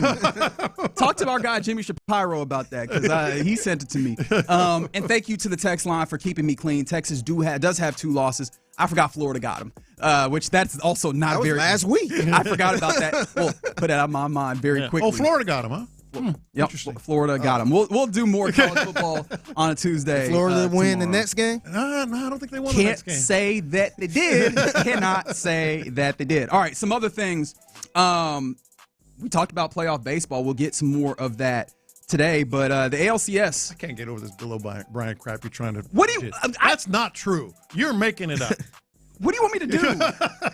You're I can tell you very that I animated didn't. about this one. Because I can't believe that those words came out of your mouth. But it's not made up. The reason why I brought it up is because I was also surprised. Well, not that surprised because he was successful in the 2 years after, in the midst of sanctions and stuff. After the Paterno and Sandusky. No, he did a good job. Yeah. But there were people at Penn State that I know for a fact, because I know some people up there. Oh, okay. Go ahead and report then. Glad he left. Okay. Really? And then we found out why. Interesting enough. Like he seems like he's built more for college football is the reason why I thought it was interesting. But I was surprised to see him that high myself. Mm-hmm. That's why I brought it to the table. And again, I did not make this up. I don't know what you want me to do. The Mariners, and we'll talk more about this. They were in an instant classic, 15 innings in Game 5 of the ALDS, and it was like surely the Toronto Blue Jays have got to be excited about this. In fact, their social media team was posting gifts. Apparently, they spoke too soon. Mariners won Game 1 of the ALCS. Yeah. They pitched all sorts of dudes to the point where people were mad at A.J. Hinch on the other side of the Tigers for who he had to pitch in the 15th gosh darn inning, right? Like, oh, man, you're using all your pitchers and everything. They come out after, 3 days? No. Yeah, 3 days after. Oh, yeah. No, 50 hours. It's 2 days after. They played 24 innings in a span of 50 hours and won both games. And it was at that point that I was like, oh, I probably should stop talking crazy about the Mariners. Like, I know in the back of my, or actually front of my head, I've known that this is a good baseball team. We've talked about it. The pitching has been great for a number of years. The hitting has come around in a big way this year, and then they added on top of it at the trade deadline. And I was like, yeah, but the Mariners, and they did this 50-hour stretch, and I was like, oh, they might 24 innings in 50 hours and got, impressive. And by the way, Toronto, they were putting up 8 and 10 runs at a time. And they get beat yesterday. What was it, 3-1? It was 3-1. Yeah, And the big thing for me was it was like 7-2 hits wise in the favor of the Mariners, and I was like, oh, okay, this might be a thing trademark. You know what I mean? And that you pair that with the fact that I have been in a place where I just don't want to see Seattle succeed because I don't want to hear their mouth, and I'm not in a good way right now. Just at least baseball-wise. No. All right, you're in the loop here on Sports Radio 610. More stuff coming, including, I forgot to mention that the Rockets, Dunksternaut and City Edition jerseys are coming back this season. We'll talk about that more as we go. But coming up next, we're coming off the bye week. We're 7, and this is typically a time where any football team will self-scout. So let's do a little bit of self-scouting and reevaluating. With the bye week to just digest the Texans season thus far, how do you assess the Texans' hopes going forward? 713-572-4610. We will do that next. Texans GM Nick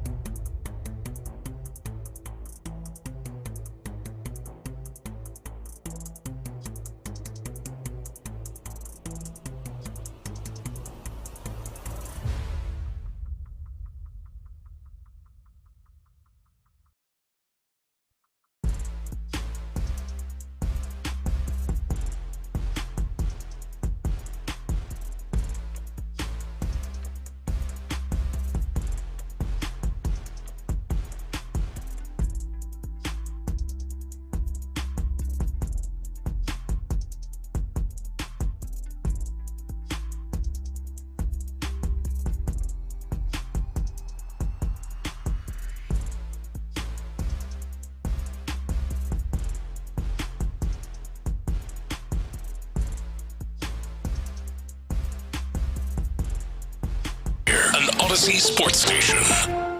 It's a Mokaram Injury Lawyers Reaction Monday on Sports Radio 610. Here's In the Loop with John Lopez and Reggie Atatula.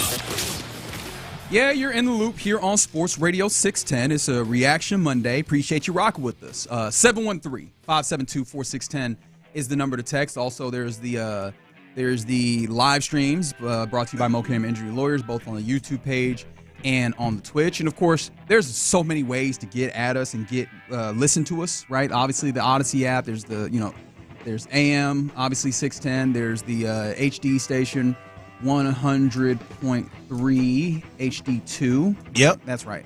I was like, as I was saying, I was like, my brain feels like this is wrong, but I know it's right. But yeah, 103. If you got audio, you got us. If you got audio on in the palm YouTube, of your hands, iHeart. Yep. I'm missing. If you're in, you got us. And we appreciate you tapping in whatever way works best for you. Thank you. It's funny. I was talking to somebody. He was like, "Hey, is the Odyssey app working for y'all?" And I'm like, "Hey, if it's not working, go to the iHeart app." Yeah. And he was like, "Dang, I didn't even know y'all was everywhere. on there." We're everywhere. Yeah, we're worldwide. We are. Yeah. I was listening to the fellas when I was in Nashville. There you go. Couldn't listen to them up there. I'm just playing. We love those guys up there, including Ron Slay, who joined us. Yeah. Yeah. All right, let's do a little bit of a self-scout here, because that's what you do when you're in a bye situation. Let's look at our Texans and how are we looking at them coming out of the bye week? How will you assess the Texans' hopes is the way that we'll put this here, John Lopez. Yeah, obviously there's going to be some positives and some negatives. What? Yeah. You have negatives? Sorry, breaking news. But especially after the weekend, see what some of these teams are doing. We talked a little bit about the Colts, et cetera. Just the Colts. Yeah, well, others as well. But after watching that and watching where the Texans have been these last, 5 quarters to be exact, and then having the off week to sort of get themselves together even more, so to speak. Where are you with the Texans? And I'll start because I've got some positives and some negatives for sure. I've been saying since the preseason, this isn't to pat myself on the back. I think it's just natural. A lot of people would believe this. It'll take 5 or 6 weeks before we really know what this team is, especially offensively. Well, we're in week 6, and I think the answer is we kind of know where they are. It's much improved. I think Nick Caley has got a better grasp of what he's doing, and that's not a shot, because I think he even would tell you it was going to be a big learning curve, when he's on the hot seat, calling the plays. But I also think, and this is maybe some of the negatives, the off week didn't make you deeper in the offensive line. It didn't add a running back. It didn't add a tight end. So there are still those micro margins, that are there, that this team has to be just completely healthy the rest of the way, in order to keep this thing going. Yeah, but I feel like that's the nature of the car crash sport to some degree. Right now, at least the offense, you're getting the 5 fingers in the glove on the offensive line. It's not perfect by any means, but I don't think anybody was clamoring for perfect with this offensive line. I think the question is not functionality now with this offense. I think that's the thing that we've gotten. I was hoping to have that answer earlier on in the season. Yeah. But likewise with you, I thought that this first 5-game run would give us an idea of what this thing is and give us an opportunity and a platform to begin kind of judging it. It functions. It works. And that's not nothing, because there was a point in time where we weren't sure if it functions. If whatever. How high does it function? Yeah. In what circumstances does it function, right? Like you might get some doohickey and you go, all right, it turns on. Does it work in the rain? Does it work under extreme temperatures? That's the portions that I still want to see, and how efficiently and effectively does it work? Because unfortunately, we don't have enough data there. But the thing that makes me the most important player when it comes to that entire offense, which is C.J. Stroud. It feels like C.J. Stroud has gotten his arms around this offense. Yes. There's probably still some give and take to be done, and I honestly think that there was a lot of give and take that got them to this point. But it feels like he's at a place where it's workable, right? It's like when you pick up a video game for the first time and you trying to figure out the buttons. It's like, all right, I know enough of the buttons. I might still learn some more combinations to be even better, right? I still need to figure out what the combination is to throw the lob in this game. But I can put up the shot. I can pass, right? If obviously I'm talking about 2K. But like I can do those things, and that's what it feels like is here. Yeah. So I do feel good about that portion of it. And I guess when you're talking about positives on self-scouting, and it's funny that we started the segment this way because I told you that this was a thought that I was having, and I did not anticipate using it here. Is the defense just set in stone now? No. Like we're just done having any level of concerns, and I feel like me personally, has brought up the word concern too much with this defense. But, it's all relative. Are we just done having any level of look? Just don't look over there. It's fine. I think this defense is elite and is going to stay elite. So I'm with you 100% on that. That much, the self-scouting is, this is going to be the case. People are going to have a hard time with this defense the rest of the way. Whether it's, a high, an explosive offense or a bad offense or somewhere in between, this defense is elite.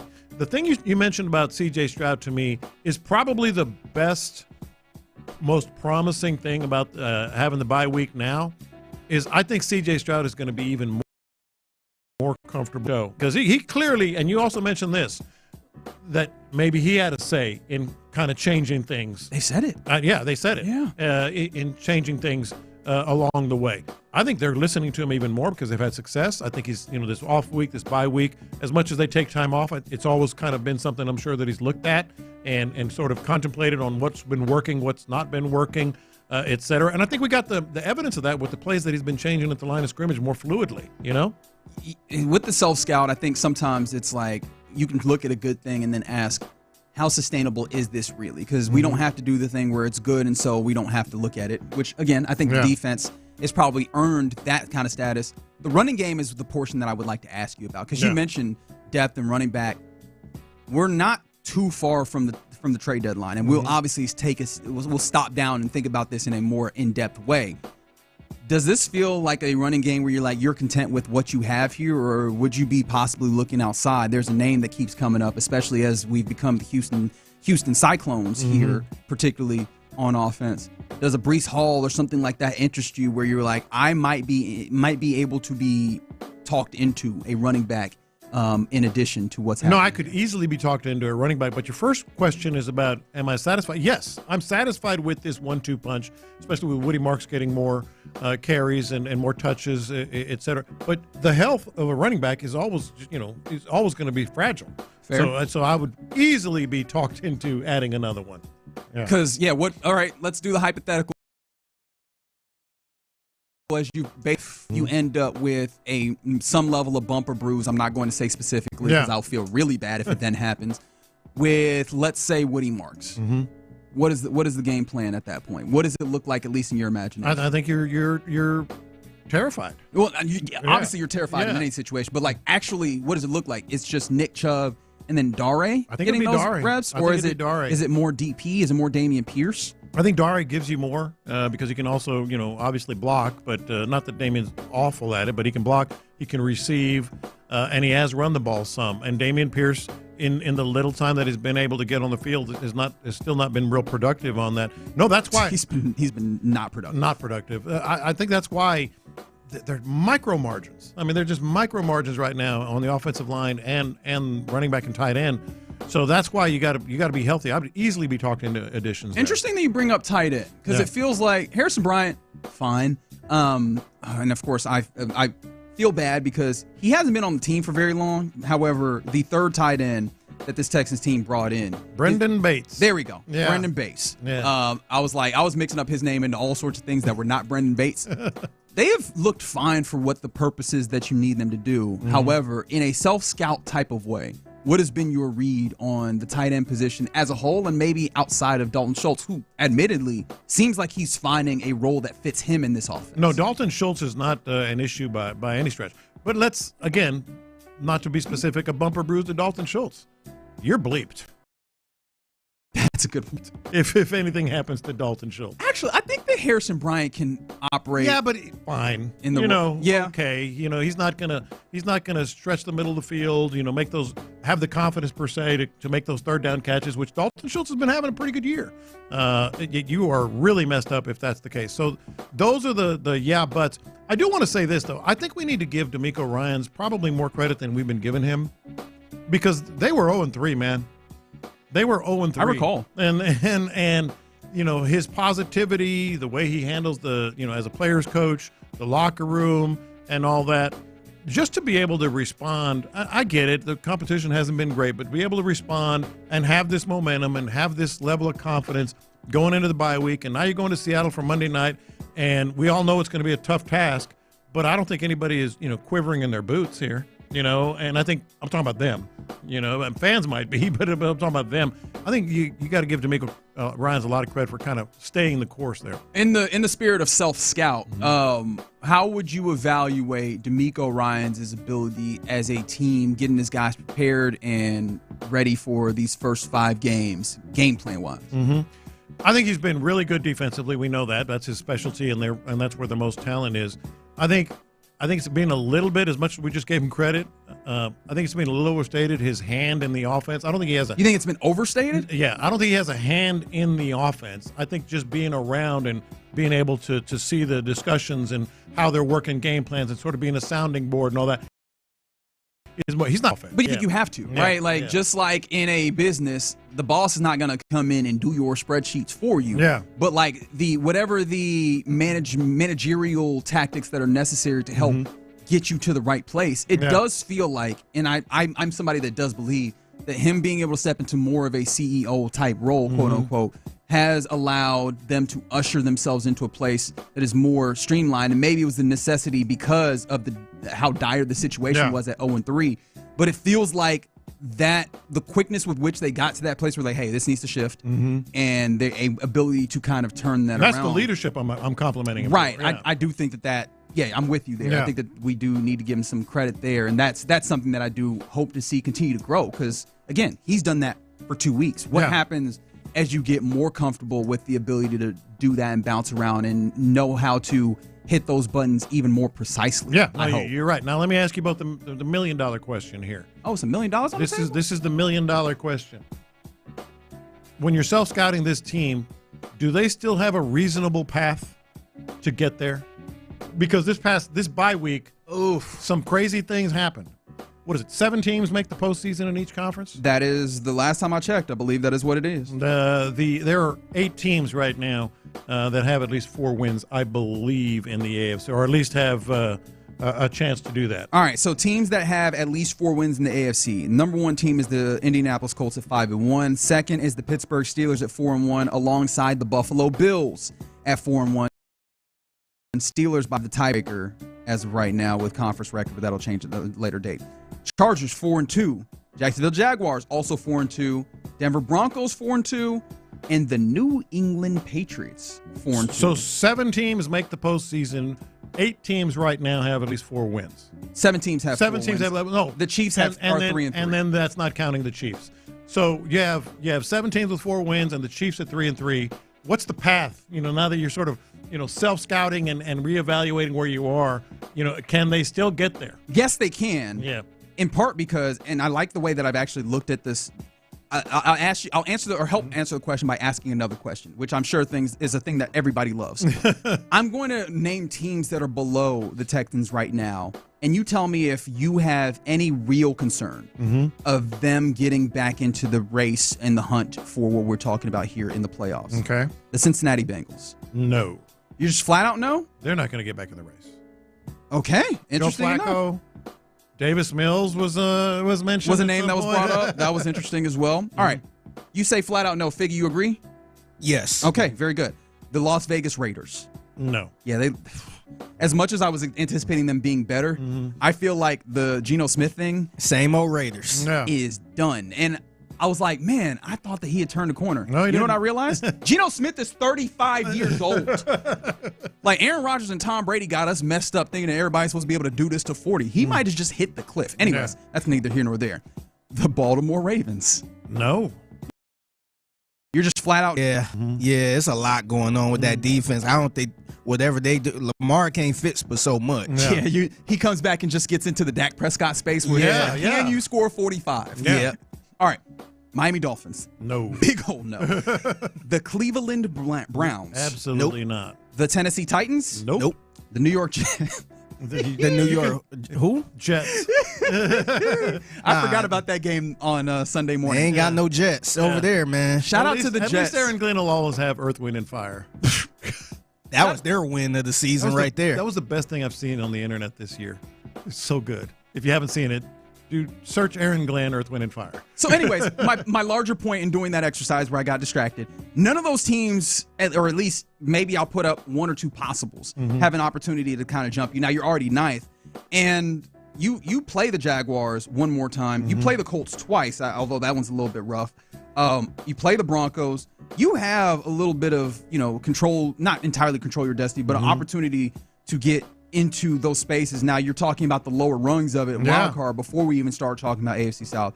But no, I still think that there's definitely a path, especially as the thing that we acknowledged coming into, coming into week 5. The recipe is there. The recipe is there. I'm actually with you. I think the path is still there. I go back to just, doing the math and counting games. Because you're right, you are playing the Jaguars another time. You do have the Broncos here, I believe. Yes, that is the middle of your the third of your 3-game set. Yeah. So some of these teams you're going to face and potentially beat and get back, but they're playing other games too. So when you do the math, you're right. When you do the math, you're 2-3.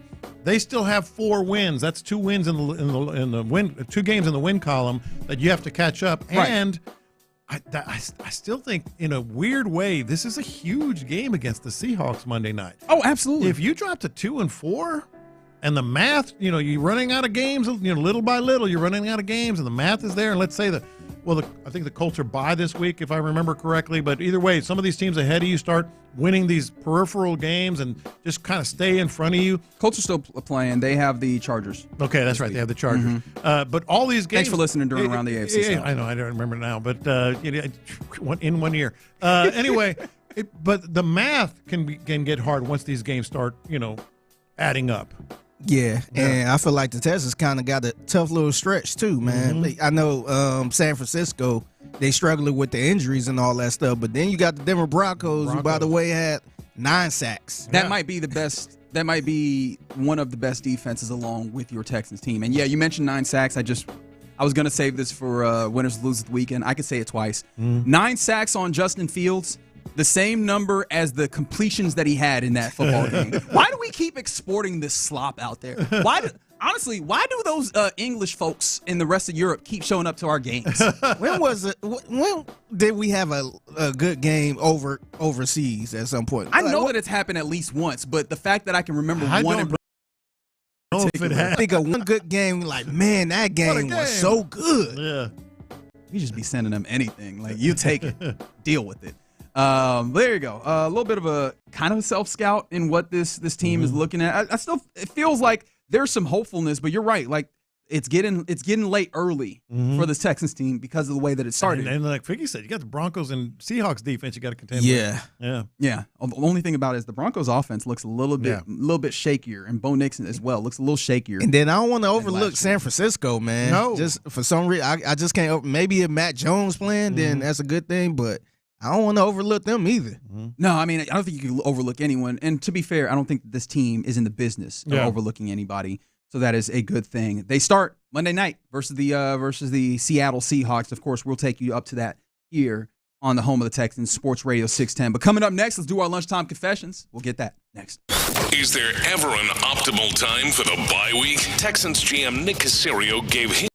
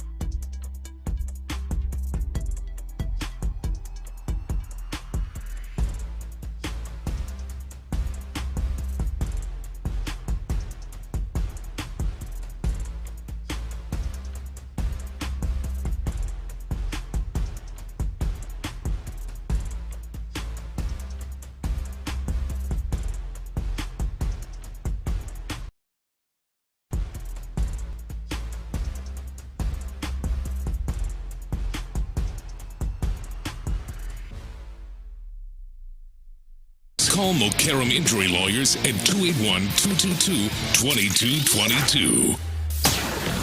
Sometimes it's sports, sometimes it's not. Whatever it is, Reggie and John are keeping it real. It's In the Loop's Lunchtime Confessions, presented by the Men's Clinic on Sports Radio 610. Watch this. These are my confessions. All right, let's talk about America's educational system. Boo. Nobody wants to hear that. I'm skipping class. I am here to talk about America's educational system, ladies and gentlemen. Don't change your dial. I'm only going to talk about this. So, well, I told you guys I went down to Jamaica Beach with some buddies this weekend. Yeah. It was packed. It was crowded. People everywhere. And I'm thinking... Everybody enjoying the bye week, huh? And I thought maybe for a second that. And then I realized something. A lot of kids are on fall break. That's right. What is going on in America? Yeah, right I was now? wondering. What is going on? Fall break? Because both myself and my mom had flights this weekend. And we were like, man, it's a whole bunch of kids on this flight. Yeah. And I try not to complain about kids. It's just like, it was kids and parents that were talking a lot. Yeah. And it don't matter. I just had in my book or whatever. I was just like, that's interesting. That makes sense. They're not even 6 weeks into the school year. So? Or barely. You sound like a hater right now. I am. Okay. I am a hater right now. You know why I sound like one? Because I am. Now, keep in mind, 17-year-old me is very jealous. That is the genesis of all this. That's me. 17-year-old me is very jealous. But you're taking a break in October in school across 713-572-4610. I think just about every district in Houston area has a break this week or next. Yeah.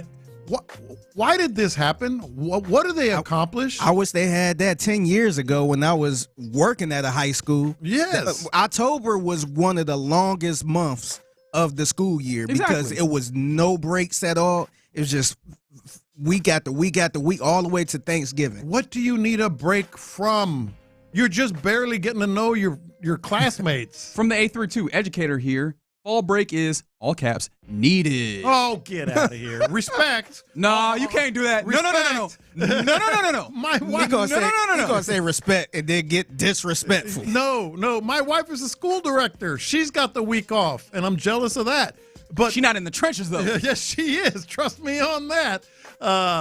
Why? I don't understand a break, a week. I just wish they had it back when I was in school. Yes, we all do. Yeah, because I just remember teachers, we used to all kind of talk. And I remember somebody saying, we had the long stretch now, man, because October, it's the long. First of all, it's 31 days in October. Look at that education. Days off in October. You take a week in October. Correct. At least 2 days for Thanksgiving in a month. Well, usually 3 at least. Yeah, 2 or 3. And then a week for Christmas. Hey, man, when are you going to school?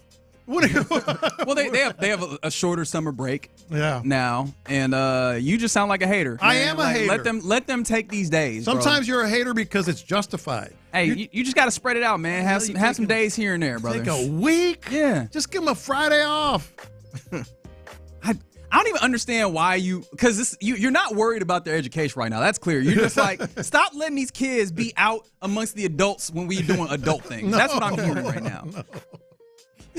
And of course, I think joining the old person group, I think B. Scott has sounded very much like he's excited to become an old person. Yes. He said, kids don't go to school no more and it don't make no goddamn sense. Thank you, B. Scott. Thank you very much. Yeah, fair enough. All right. These are my confessions. I mentioned this real quick, but I did not delve into it. The Houston Rockets made an announcement of sorts this weekend saying that the Dunksternaut, the big logo of the astronaut dunking a basketball, is back. In addition to those city jerseys, the ones with the H-Town script on a nice plain white, with red and blue. Yeah. My confession is, I quite like the jerseys. Which ones? Those ones, the H-Town script ones. No, I love those. Yeah. I hate the Dunksternaut. I'm with you. I don't think and I say this as somebody who very much loves the Rockets. I love their identity stuff and rebranding and such. I just think the Dunksternaut isn't all that good. It looks like too much astronaut type. feel to it? Like, what's the issue with it? It looks like a logo from NBA Street. Like, you know what I mean? It looks like a video game create a team logo.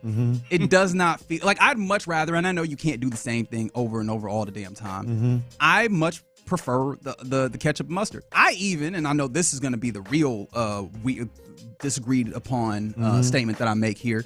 I'd much rather the logo from back with the pinstripes.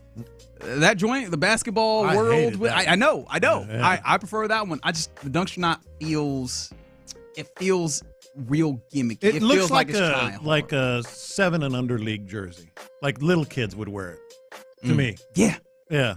Yeah, it does not feel befitting and becoming of a National Basketball Association team. And this is why I don't make the decisions, because there's a lot of people that like it. I'm just not one of them. These are my confessions. I gotta confess, man. I got a lot of random arguments that I refuse to jump in, just moving forward, because I feel like these arguments get nowhere. Yeah. And it's pointless, and people dug in. I'm kind of with that with In-N-Out versus Whataburger, man. Oh, here we go. Yeah, I'm kind of done with your name Bullock. No. So he speaking of him, he did. I guess he posted on his Instagram story a picture of In-N-Out Burger. I guess he was in L.A. or Cali or something. But he posted a picture and said, way better than that one place in Texas with the 100 emoji. That was shady. You ain't had to do that like that. And so shout out to Gary from Houston Stressins. He tweeted that picture. And Kaylin actually responded to the tweet saying, I like Whataburger, just not more than In-N-Out. But my confession is, I'm not arguing with anybody from the state of Texas or from the state of California when it comes to In-N-Out Burger, because y'all dug in. Y'all ain't gonna switch sides. Y'all ain't gonna try to have a regular conversation or a regular debate. Y'all just dug into it, man. And I ain't got time for these type of arguments no more, man.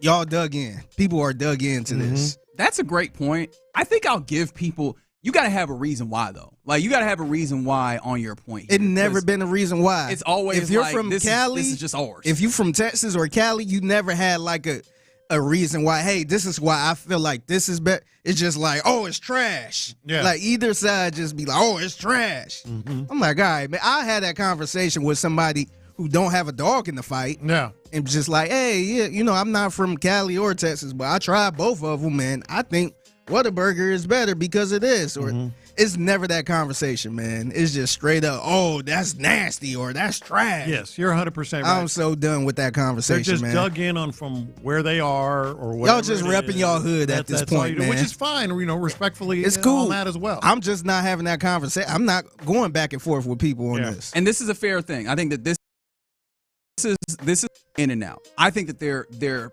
quality of products is really, really good. I think that they make sure they use fresh stuff. That really suffers when you get to their fries.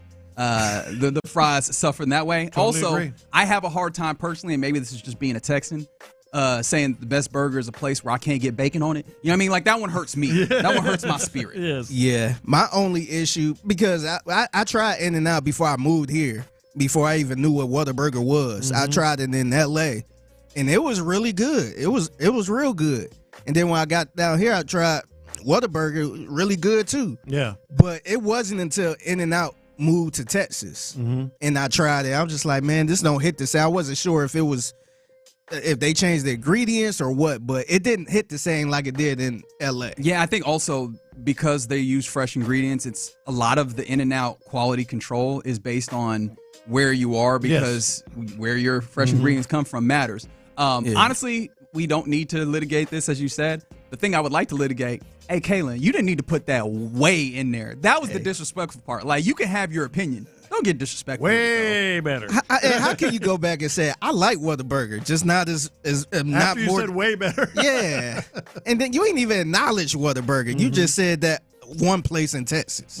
Like, come on, man. I know them Whataburger sponsors. Yeah, it was shady. At That's the game. thing, right? I'm glad you brought that up. It wasn't this that you were like, this is better than that. You got shady with it. You knew what you were doing. Yeah. You knew what you was doing, big fella. Hey, the next person at the Nets home game, if y'all doing that Whataburger race or whatever, put that big old bun on and run and make the sandwich and all that stuff, just run over to Kalen Bullock. just try to tackle him during Brother, the timeout, that is a great way to get thrown in jail. They will throw your ass under the jail. What you mean? You're running at the athletes? Just get off a track and just run over to him, try to tackle him with the Whataburger costume on. You are trying to get tackled by security. That's what you're trying to do. Hey, go do it. Don't tell them I told you. Oh, that's the first thing they're going to say. Well, Figgy, let me talk to you. 6'10" said. Yes. There you go, a little lunchtime confessions with very much heavy on the lunch today here in the Loop on Sports Radio 610. Appreciate y'all rocking with us and appreciate y'all weighing in. And I'm going to be honest, I love you guys getting involved. I usually will try and read it. I'm not reading none of this In-N-Out versus Whataburger stuff. I'm just going to be honest. It's not going to happen here. But appreciate you rocking with us. Coming up next, let's get to our winners and losers of the weekend. And you get involved. 713-572-4610. Who do you believe had a good and a bad weekend in sports and otherwise? We'll talk about it next. All right, fellas, let's get you to Senator Next, Low T Center.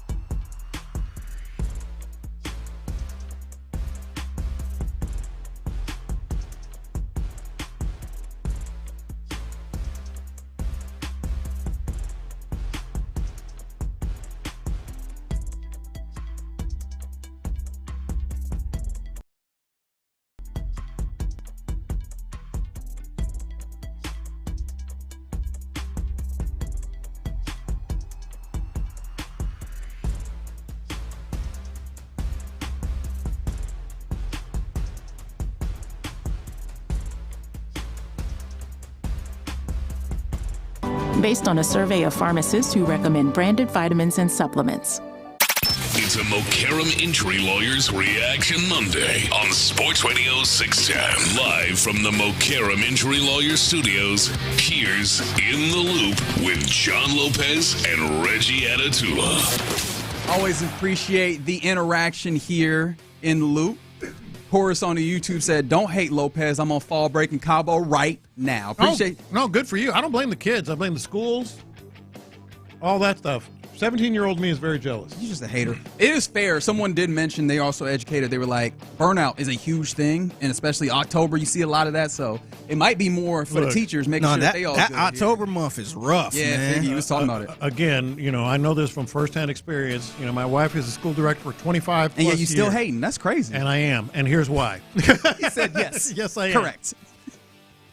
Again, I can't even imagine. I couldn't do that job. I don't want to do that job. There's stress. There's pressure, there's responsibility, but I will just say this. If you add it up, and we're all, and you couldn't call our job necessarily stressful, it has its moments, but like a lot of people have very stressful jobs. We ain't digging ditches, I said. If you add it up, including holidays, all the off days you get in a calendar year, that would probably add up to like 25 days. Somewhere in that. You're going to be standing on you standing by yourself in this. All the teachers and educators, that is John P. Lopez. Yeah, we could put him under the losers of the weekend. Yes, 100%. I will wear it because my opinion is not changing. What's incredible is my opinion. He had no reason to be on this list, but now Lopez number one on the losers of the weekend. I will wear it. I will wear it proudly because here's the thing. I understand, again, the stress, all that stuff. I get it, and I couldn't do it myself. We get, 25, maybe 30 days a year off. Teachers get between 75 and 80 a year. So you can't make it between 70 and 75. You need this fall break. I'm not saying they don't need the off days because they do because of the stress. But the fall break? Speaking from experience, man, that October month is rough, man. Because usually throughout all the other months, you might have like a professional day or something like that where there's no kids and little stuff like that, little random Monday off and all this other stuff. But that October, they deserve their 70 to 75 days off. Absolutely. They don't need that extra 5. They don't need that extra 5. You gonna pay them better? Anyways, let's get to some winners. I would say give them at least 3 days, a good 2 or 3 days. We out here collective bargaining for teachers in a way, and they're not even in. They need to pay them a little more too. Yes, that's a whole nother. That's right. Pay the teachers, save the whales, support the troops, so on and so forth. Yeah. All right, winners and losers of the weekend, big little weekend, John Lopez. Apparently me. From the 281, Texas Longhorns winners, Oklahoma Sooners losers, technically correct. As Futurama has told me, that is the best kind of correct. I started here. This is the first one that I noted. This is the first one that came to mind for me because it was early on the weekend. I believe it was Friday night. Extra innings was a winner, 100%. ALDS Game 5 was a banger. All-timer saw it described as instant classic between the Tigers and the Mariners. Seattle finally got another hit with runners in scoring position in the bottom of the 15th, and then got it was bases loaded, walked it off, and it was the longest tenured Mariner who scored it as well. They go to the ALCS for the first time in 24 years. Just baseball in general has been really, really good, man. But that one in particular, that was the highlight.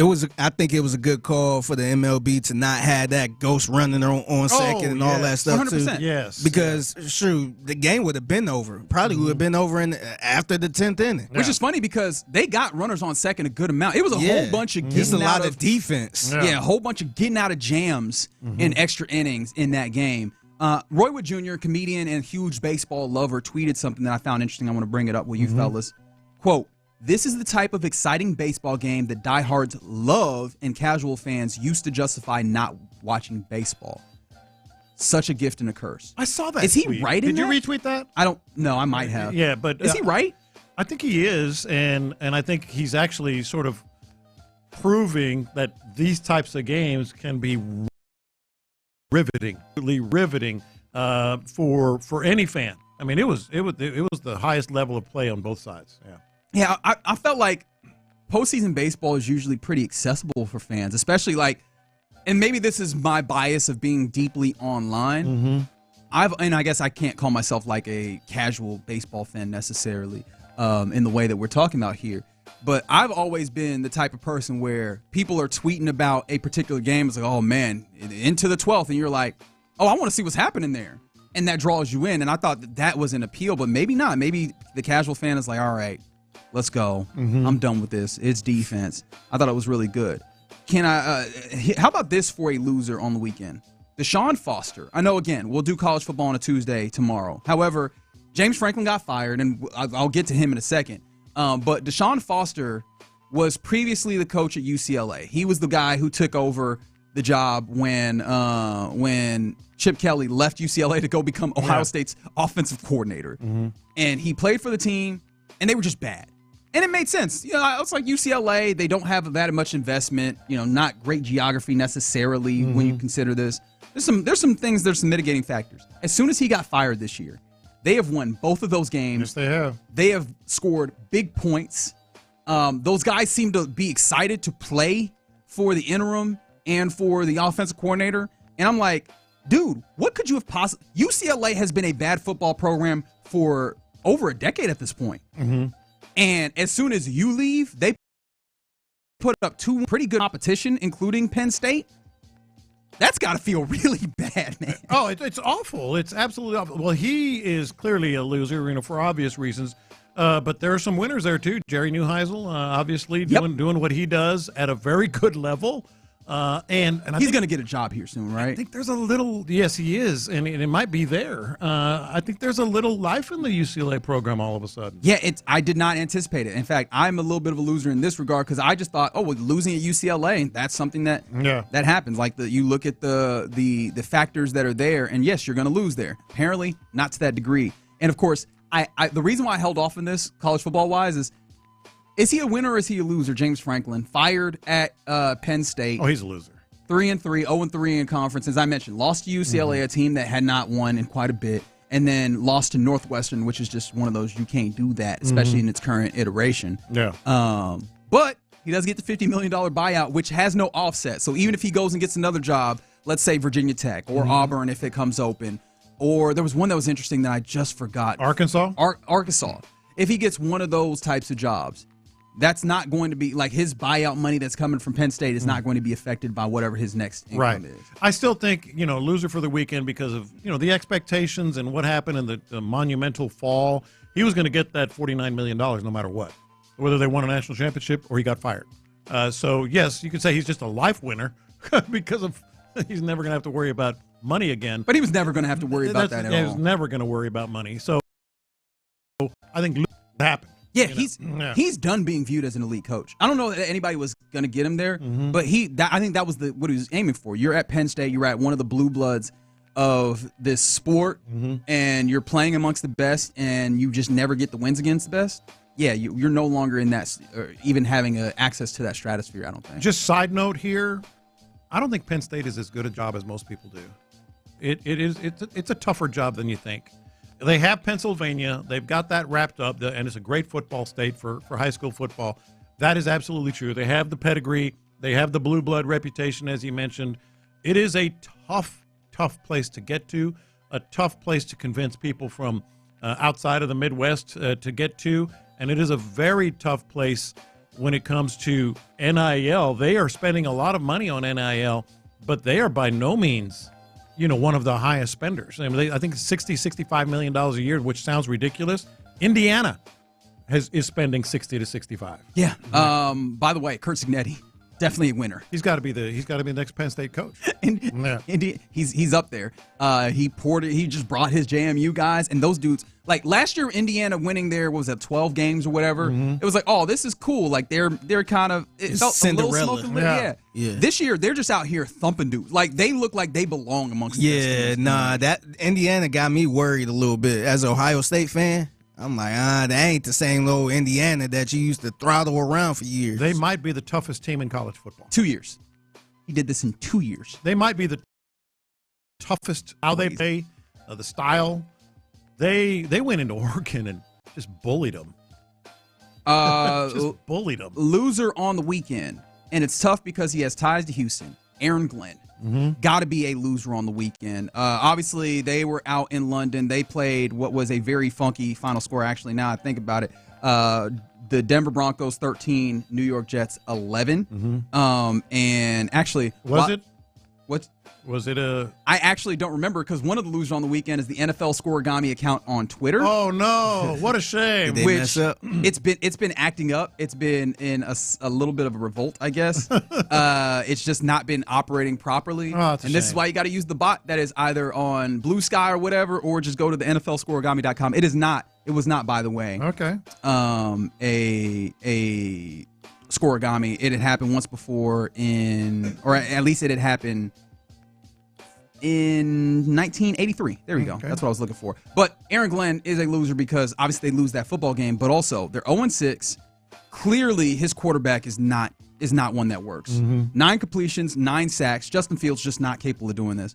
But did you see what happened at the end of the first half in this game? What's that?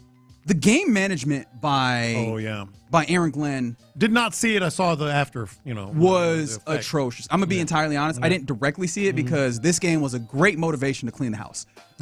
Was a great motivation. But they have this instance where they basically just they look like they're going and trying to go and try and score points, and then they give up on the end of the time available for them to go and try. And it's just it reeks of a give up that you should not have. Right. And you probably can't afford in a game that you were still very close in, and ultimately you find out was a 2-point game. Yeah, and I had, as you also know, I had very high hopes for Aaron Glenn. A lot of respect. I thought he was going to be able to get the job done. There's still time. He's not going anywhere just yet, I don't think. But it's clearly the Jets might just be a job that's cursed. I mean, look at the guys that have been there, and they all of them had good resumes. You would think they'd do well, and it's just not happening. I feel like obviously we could talk about, we mentioned Anthony Richardson breaking his orbital bone while warming up, working with the resistance band. How about this? This is actually kind of breaking news. Definitely a loser on the weekend. Brian Callahan has been told that they are making a head coach, the Titans are making a change rather at head coach. So Brian Callahan, the first one fired on this season? Am I forgetting somebody already? Hold on. Well, he has been relieved of his responsibilities there with the Tennessee Titans. So yeah, Tennessee 1-5. I think that's the first one. Now without a head coach in Brian Callahan. I did not see who they named the interim. However, maybe they named his dad. That'd be wild. How would that feel? That would be because that would absolutely be a fair thing to do. That brother ain't have a head coaching job since what, Oakland? That would absolutely be a fair thing to do, wouldn't it? No, it would not be a fair thing. Hire his dad as interim. The O-line coach out of all people? His dad. We're burying the lead here. You don't take your son's job as interim. His dad's actually good at his. Well, I was going to say he's actually good at his job. Has historically been good at his job. Bill Callahan ain't really looked all that good at his job this time around. Nah, not for the Titans. No. So, I mean, if there was any level of belief, which there shouldn't have been, that the Titans would have any level of progress, it feels like that's gone. You feel like you can maybe see a new coach bounce in any way from this team? Look, man, it's not a surprise that he got fired. It's a little surprise that he was the first one. That was the surprise. I think I was surprised he was this bad. Because I didn't think the Titans going to be this bad like that. I knew they were struggling, but he looked clueless to the point I don't even know about Cam Ward at this point, the way he was out there on the field looking. Well, I think that's part of the reason he was fired. But didn't you think Mike McDaniel would get fired first? Yeah. That was a race to the finish. And I did. Yeah. No, they both have inflammatory things. The fire and the smoke is all around. At least Mike McDaniel, his offense is looking all right. Like, at least that part is looking decent. Well, this week, for sure. Yeah. Yeah, but Mike McDaniel has more, let's say, personalities. And he's got capri pants. Yeah. You and these pants. Hey. Did I say end of the game? I did mean end of the first half with the Aaron Glenn situation. But there you go, some winners and losers on the weekend. Somebody said Belichick to the Titans. I'm sure that he'd want it because if there's a place that he doesn't want to be, it's probably North Carolina, which, lots of things to talk about on college football on a Tuesday tomorrow. But for the time being, you're in the loop here on Sports Radio 610. Coming up next, if you'll oblige me, I want to talk more about the Astros. Yes, sir. Is the foundation of the Astros roster problematic? 1-3-572-4610. I kind of want to discuss that next on Sports Radio 610. All right, we'll do that. Right now, D&M Auto.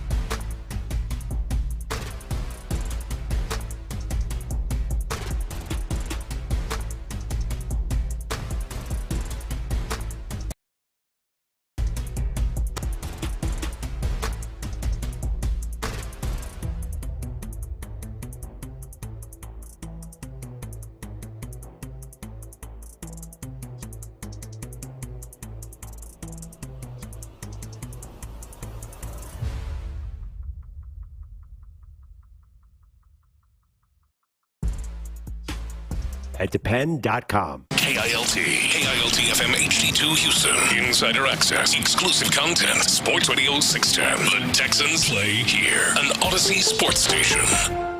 It's a Mokaram Injury Lawyers Reaction Monday on Sports Radio 610. Here's In the Loop with John Lopez and Reggie Atatula.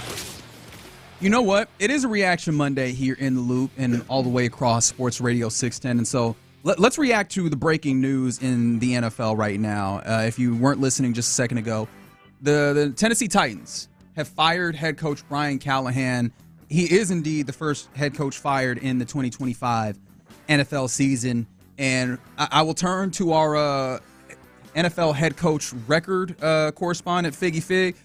Brian Callahan, in his just over 2 seasons, or just over? I think it was one season, it 2? Actually, because he was rookie last year. Rookie head coach. What was his record? Ooh, I want to say it was 4-18, 4-19, I believe. Yeah. Yes, sir. Yeah. That's 4-19 as a head coach. That is nasty. I ain't realize it. Percentage is .174. His scoring margin that ain't great. Negative 17. And that offense did not look good at any point. They never had a real identity. And he came in as an offensive coordinator, right? From the Bengals. Previously with the Bengals, which probably could have told you a little bit of something. Yeah. But yeah, man, to be fair, not really a well-built team. Mm-hmm. And honestly, one of the things tangentially about that Titans team is this weekend I started looking, I was like, maybe the idea of porting in offensive linemen was not going to be helpful. However, that was just super poor coaching all the way around. Because Dan Moore, who they went and acquired this offseason, hasn't looked great. Now, he's been injured, but the guy that I think I was very interested in coming from the Lions, Kevin Zeitler, hasn't looked all that great with them this year either. So I was like, ooh, maybe my priors on the idea of going acquiring free agent linemen was wrong. Mm-hmm. Now the Titans are just bad. Like, I feel like that's where I'll land more than anything. However, do you view this as a good thing or a bad thing just generally? Because he was bad, and I think that was very clear. But anytime that you get rid of a bad head coach, there is an opportunity to get a good head coach. Yeah, you hit it on the head. I wish they would have kept him. Let's talk about it, Nashville. Yeah. Are you sure that he was that bad? I wish they would have kept him. I'm serious. Come on, Amy, what you doing? Come on, Amy, you disappointed me again. But listen, give him a chance, Amy. This is a true "the king is dead, long live the king." Because you start to wonder, the AFC South, if you haven't noticed already, is Tennessee. What? Yeah, the AFC. You mean the 5-1 Colts and the 4-1 Jaguars? I'll say this again, and make sure you're sitting down. The Colts have the best record in the AFC. It still sounds wrong. It sounds wrong, but it's accurate. The Jaguars are going to be. It's only been 10 years since Luck. Yeah, that's right. The Jaguars, and I've said it multiple times. I was wrong on Liam Cohen. Apparently, they're going to be a bit of an issue. They're not going to Jaguar it all the way down. They're going to lose some games, but this is a division that's on the upswing. The Titans, if they get it right, this could be a problem. This could be a big problem, which leads to the question, who would scare you? Who would you love if they hired? Because I've already seen Bill Belichick. Please hire him. Please hire Bill Belichick. I actually think I agree with Bill Belichick. And it's not because of the UNC thing. I think he's failing at North Carolina for a very particular reason, which is a level of hubris with him and Michael Lombardi going to the college level and just not understanding the space. That's one of those things that we've seen many a times. People think, oh, well, I've been at a higher level, so I know. No. This is an entirely different ecosystem you have to treat differently. But even in the NFL, Bill Belichick was losing his fastball. Mm-hmm. The thing that he did so well at the NFL level, yes, he had Tom Brady. He was great at finding a market inefficiency and zigging when everybody was zagging. Yeah. He was at the forefront of schematic advantage. He was at the forefront of figuring things out and figuring other teams out game plan wise. And he lost that in addition to being a bad personnel guy. All of that sounds like it would be awful with the Titans. Yes. Right? They've been bad at personnel. You bring a bad personnel head coach, that's not going to help. An inability to be effective when it comes to schematics and being ahead of the curve, especially with what I think will be an offensive bent if you're hiring a head coach because you have a young quarterback. Bringing in a Bill Belichick does not seem like it fits there. But interestingly enough, the name that scares me a little bit, I don't know if it should, scare me the absolute most, is actually a defensive head coach. and it is Brian Flores, who is currently the DC with the Minnesota Vikings. Last time he was the head coach, he was with the Dolphins. That dude can coach the hell out of some defense, and I think that he knows how to run a program. And I'd be interested. Well, I would not be interested, obviously, but I think that he is a hot name. He's been very good as a DC. I think that he could get their defense playing better football pretty quickly. And then you talk about getting them to a place where they're not just an absolute, bleep show. That in and of itself, in the AFC South, as you mentioned, as they're, all the boats are rising, that's a frustration if you're the Houston Texans. So anybody else? I have one that's just hit me like a ton of bricks in the break. There's a couple more, but we could bounce back and forth here, play a little word tennis. Clint Kubiak. One of those for sure. Clint Kubiak would be very scary to me for a number of reasons, because I'd be mad, first of all, that a Kubiak is coaching the Titans, but I could see that connection from the Titans' perspective to the Kubiak name and the Kubiak family. Gary Kubiak would still be some sort of advisor and be able to teach him and work him. He's a really good offensive coordinator. He's been with young quarterbacks and offensive-minded head coach, which I was actually just texting with a buddy of mine. You would think that they might go with a defensive-minded head coach because, Callahan. But I don't think that's going to be the case. Not with a young quarterback. Young quarterback that you spend a number 1 overall pick on, and he hasn't even given you much that would say he's not it. He just hasn't been given a platform. You want to give him a platform. Yeah. So I think Clint Kubiak would be a worry for me. Agree. The only thing that I look at is he's really young in this. Yeah. Now that's worked for teams. He's got Gary. And that also could be a stabilizing force. So maybe that is a way, and I would obviously be concerned just because I think the schematics would be good there with Clint. In a similar vein with the dude who has a little bit more under his belt, I am afraid of the possibility of Joe Brady, who is the Bills offensive coordinator. The phrase "falling up" keeps coming to mind, even though it's not accurate. He seems to get stronger the higher he's gone up. Right? Obviously, he was really great with that LSU 2019 team, which is one of the best college football teams that I've seen with my very own eyes. Then he gets to the NFL level and he's looked better and better. He took over for Ken Dorsey and somehow made that Bills offense, took them to another level. Assuming that he has the chops to be a head coach and to organize things, he can design an offense in multiple different facets. That is the thing that gets me, that I go, oh, okay. Because they have some talented players, but getting a quarterback in the right space, helping him maximize what he does, I think Joe Brady has done. That would be very scary, because if there's one thing that you look at an opposing team and you're like, I don't want them to have, is a quarterback that they know that they can build around. Everything else we can figure out. If we got that quarterback, that's one of the hardest things to get settled. And if you get a Joe Brady who's like, oh, this Cam Ward thing, we can make it go, that's going to be a problem in the AFC South. Let me ask one about one that you're very familiar with. And I don't know. Don't say the one that I think. I don't know if it's going to scare me or not, but I think it'd be a good transition. Offensive mind would have a good coordinator, maybe a young coordinator to help him along the way. Has won a Super Bowl. Mike McCarthy. God, I hate him so much. That would kind of scare me a little bit. I don't think it should. Now, when has he lost? The scary portion of this. Yeah. Well, I mean, he's had some bad years. Well, he's had bad years, but then he's also walked into pretty well-established circumstances. He's not had to build this necessarily. Sure. For whatever that is worth. I think if he comes in, and unless there's some level stated, I think he would want to be the offensive play caller, and his offense is from 2008. I don't think he would. I think that the stabilizing offensive mind that can work with the quarterbacks, work with the offensive side, and then bring in the offensive coordinator or whatever. Those are the two that came into mind. Clint Kubiak on one extreme, Mike McCarthy on the very opposite. Yeah, Mike McCarthy. Yeah. Now he does seem to run an interesting ship. Like he seems to like have good processes to some degree. I just really don't like him as a play caller. But you're right. Like right now, anybody that will demonstrate a level of competence to not make is interesting because of the way that the AFC South has kind of taken a step up. Can I give you a couple of more ones that I'm just going to speed run these a little bit more so and see would this be some level of concern for you or not really? If you're just joining us, Bill Callahan was fired. And he was the first head coach fired. Brian, rather. Bill was, I don't know if he's fired or not, but Brian, thank you, the son, who was actually the head coach of the Tennessee Titans, fired. First head coach fired in this season. All right, so we're talking about who could possibly replace him in that role. Cliff Kingsbury. I saw that. I was looking online. I don't know how I feel about that. I don't either. He's done it. He's doing an all right job right now. He's had a measure of success. I think I might end up being a little happy if they hired him.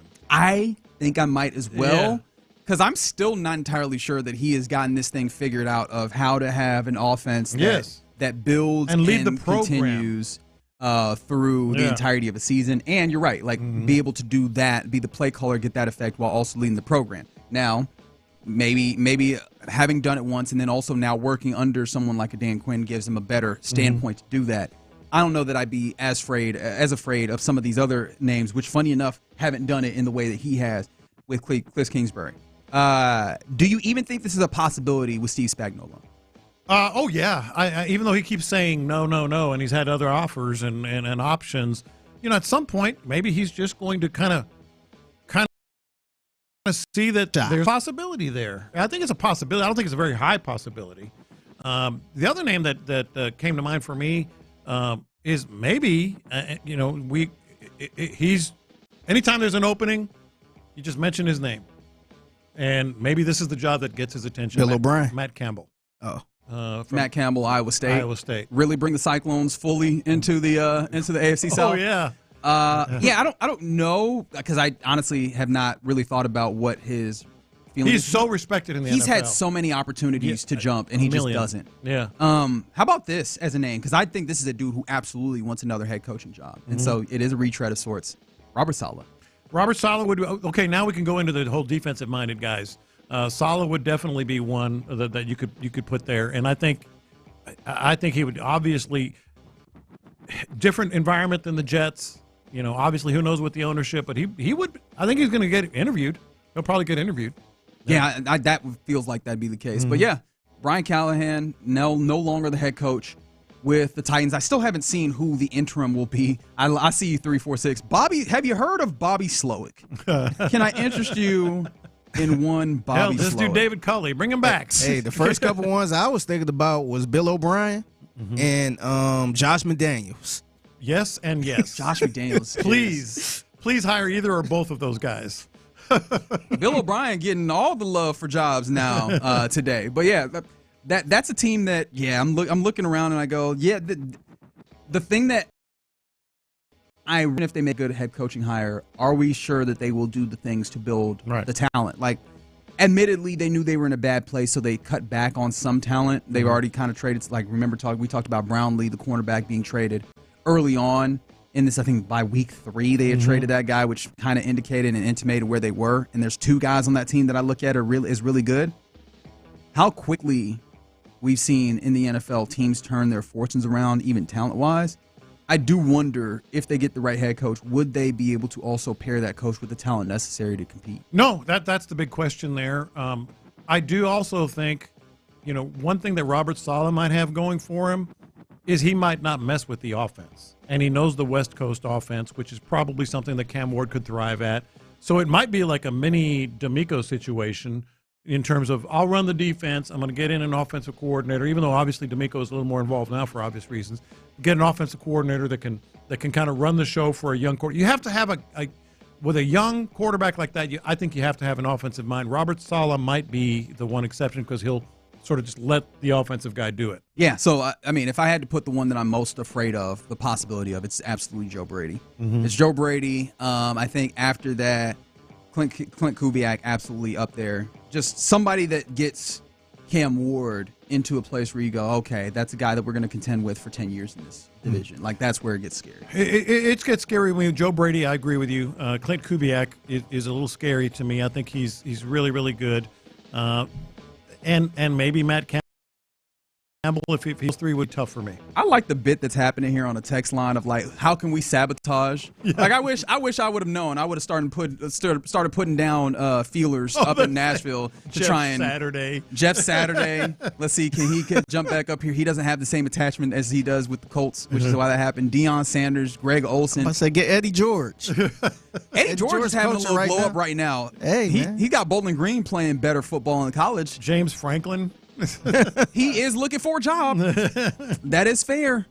So yeah, Wade Phillips. Since they should lean into the history and just hire Wade Phillips. Dude, I wish you that hadn't would said actually that. make me mad. I know. I wish you hadn't said that. Don't thinking about it. Lean into the history, man. Let him put his dad hat on. Good Lord, they're going to end up hiring him. Yeah, they are. He probably tweeting about that job right now. Hey.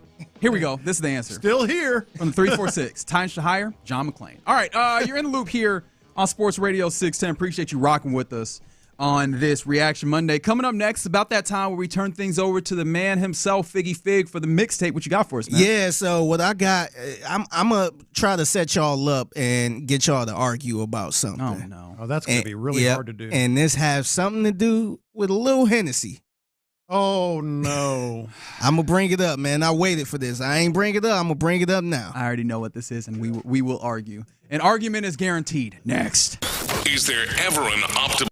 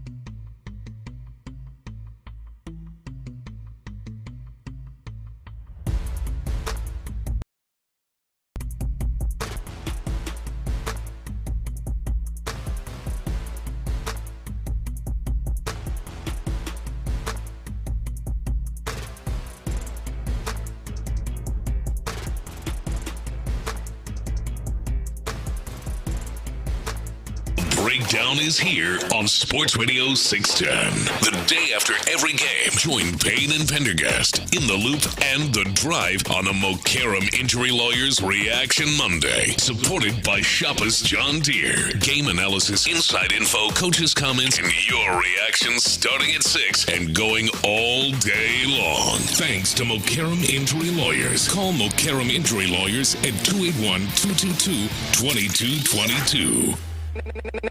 Maybach music. Pass the aux cord and crank up the volume. Figgy Figs in the driver's seat. Sit back, relax, and enjoy the ride. It's time for Figgy's Mixtape on Sports Radio 610. Yes, it is the Mixtape in the Loop, Sports Radio 610. It's your man Figgy Fig holding it down on a Monday. Happy Monday to everyone out there. So appreciate everybody listening wherever you listening from. And I waited long to bring this up because you're an instigator. No, I'm not. I felt like this is great content right here. Oh, okay. So remember last week when LeBron James when he tweeted something. And he tweeted you a video, and it had all the makings of the decision. Yep. The one he did back in, 2010, 2011, somewhere around there.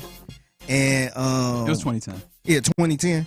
And he said he tweeted the decision 2 and kind of left it up for everybody to kind of assume a little bit. I think we had Ron right here. Show needed therapy. Crying. Yeah, he was sitting there crying. He needed therapy. He was saying he's going to wear his Lakers jersey tomorrow and all this other stuff. Yeah. And I think LeBron said we going to announce it, 11 o'clock tomorrow or something like that. And come to find out, it was a Hennessy ad. Yep. It was an ad to let everybody know, hey, I'm getting a lot of money from Hennessy now. And Lopez, you didn't really take too fine of it. I think you was very critical of LeBron James over this. I was. Yep. And as another Lakers fan was kind of pissed off about it to the point he decided to sue LeBron James. What? Because he came out of nowhere and decided to buy some tickets. I think he spent over $800 on these tickets. I don't know if it was the last home game. I think it was $857. Yeah, like that. So he bought some tickets for that price. And here is the story of the Lakers fans suing LeBron James. And this is courtesy of ABC 5 News in Cleveland. A Lakers fan so upset with LeBron James, he's suing the basketball legend. On Monday, LeBron teased an announcement. A lot of people thought it might be a retirement announcement. Instead, it was an advertisement for Hennessy whiskey. Post mimicked his 20 Cavs fan. You remember this. James announced he was leaving Cleveland, heading to South Beach. So a lifelong Laker fan saw the tease and spent hundreds of dollars on a ticket to see LeBron play the Cavs March 31st of 2026, thinking it would be one of LeBron's last games. But then, when he learned the announcement was an ad, he sued LeBron, claiming he was deceived out of hundreds of dollars. We spoke with him today about that decision. I'm not requesting any sort of emotional distress or anything like that. I feel like it's a very reasonable case. I'm only asking for what I fought, for what I paid. I'm not asking for any sort of inconvenience or anything like that. So I'm not trying to strike it rich here, you know? Yeah, he says he wants LeBron to pay him back the money he spent on the tickets. So he's suing for $865.66 for the 2 tickets he bought. You know why he sounds so damn reasonable, quote unquote? Because he knows that this is a stupid ass case. You know that he don't got nothing to stand on. No, you're wrong. He absolutely has something to stand on. He absolutely deceptive advertising practices is a real thing. Who's advertising here? LeBron James and Hennessy.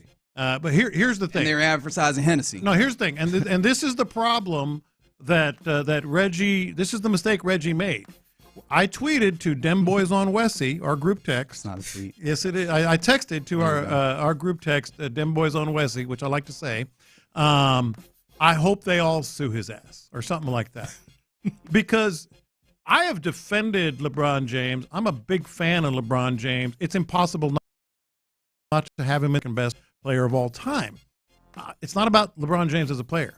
To me, it's about, and you wonder. And you wonder why people are you're a human eye roll to a lot of people. And in terms of the case itself, I never said that this is a case that can win. I said, I hope. Just give him the headache. I hope they all sue his ass. Okay. I mean, it's not going to be that much of a headache. He's got plenty of money for lawyers, and he'll win that. He'll win that case, and he'll probably get lawyers' fees out of it too. He'll have to ask questions about it. Everybody's going to be talking about it. They already. You think he's actually going to show up for the court case? No, I didn't say that. No, I said he's going to be asked questions about it. He's going to be a headache. It's going to be talked about. It's on the news already. Figgy just played it. Like LeBron James, the greatest, or maybe the second greatest player of all time. But he's a human eye roll, and this is why. So, Reggie, what is your? I mean, do you have an issue with this young man doing this, or are you fine? Yeah. Are you fine with the way LeBron did this whole advertisement? Okay, so those are two things. I think the whole idea of going out here and I'm gonna get these tickets early is that you are taking the risk that you might be wrong. Mm-hmm. Now you are trying to mitigate that by saying I should not be liable for any of the risk because I interpreted something incorrectly. No, you got to hold that. Did right? you, though? Yes. Yes, you did. Ultimately, you did. There was a lot of people in the moment, myself included, that was like, he out here doing it again. You're talking about LeBron is a human eye roll. He has done this type of stuff before where he has been corny. And I completely agree that I thought this was corny. So let me ask you something. You say, and you thought? I agree with you in that. Right? LeBron really wants to be liked, right? That's very evident. Mm-hmm. How do you not see? In fact, you do see, that the decision was something that very much turned you into a villain in a way that you did not want to be. Mm-hmm. Why do you do this again? And honestly, I kind of understand why you do this again because it got the attention. We have moved into a space where attention matters so much, even if it's negative. In fact, sometimes even more so if it's negative attention. I just didn't think that he would be the one that'd be like, I'm fine with trading on negative attention because he seems to want to be liked so damn much. But here's the thing. You said that you were among the people who said, come on. It's clearly going to be an advertisement. Yeah. Here's two things, though. Nobody knew that. And there were a lot of people. Nobody knew that he was going to retire either. You can't play two sides of that. Nobody knew. You wouldn't have bet your house that was going to be an advertisement. No, correct. All right. That's number one. Number two, there were also a lot of people. This isn't about $865. This is about $865 times what? 100,000? 500,000 people that we're doing. Ron was sitting right here saying, I got to get me some tickets. There aren't 500,000 tickets for the crypto arena. No. For any game. Ron was talking about getting the game here. Got you. Yeah, getting tickets for a game here when he came. So there were a lot of people spending a lot of money thinking, I'm going to get ahead of the curve before the prices go up on I'm the sorry tickets. that you just bought tickets to see an NBA game where LeBron James will likely play. Do you feel like the I guess the way the ticket prices went up, do you feel like they kind of had something in this too? Because everything kind of went up a little bit. Maybe. I don't know. That's the secondhand market, right? Yeah, that's secondhand market. No, what I'm saying is this is why he's an eye roll, and I hope they all 500,000, 600,000, whatever it is. People all over the country were saying, oh, when's he coming to Utah? When's he coming to Houston? When's he coming to whatever? I got to get me the tickets for those games. And they were spending money based on false advertising. And here, that's not how false advertising works. There's a significantly higher standard. But what I'm saying is, you could bring it to court. You could bring it to court. The beauty of America is you could be as dumb as you want to be, right? You can waste all your money in the way that you want to, and so you can hope that all them people sue.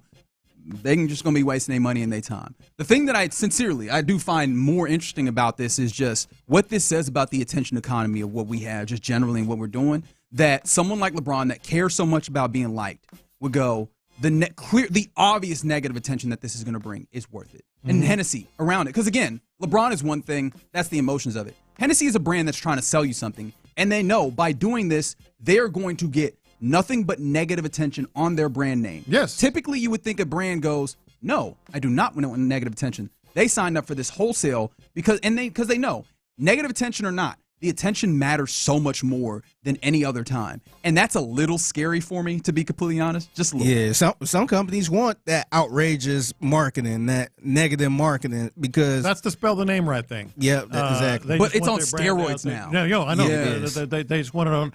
But again, and some people are saying, he has zero to stand on. I never said any of these people were going to win. I said I hope they all sue his ass. Give him another headache, time talking to the media and hearing these reports and all this other stuff because it was that dumb and that thirsty. Yeah. I'm glad I got the argument out of the group chat. Damn, John Wesley. It's the Mixtape in the Loop, Sports Radio 610.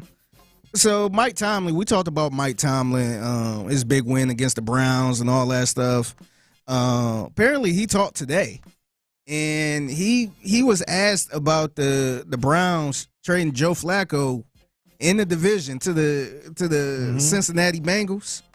And I had to double check this, man. I thought it was one of those deep fakes or whatever. What you call it? The AI. I think those are deep fakes. Deep fakes. Yeah, you were in there. Yeah, I thought it was one of those for a minute, but this is what he had to say. It's real?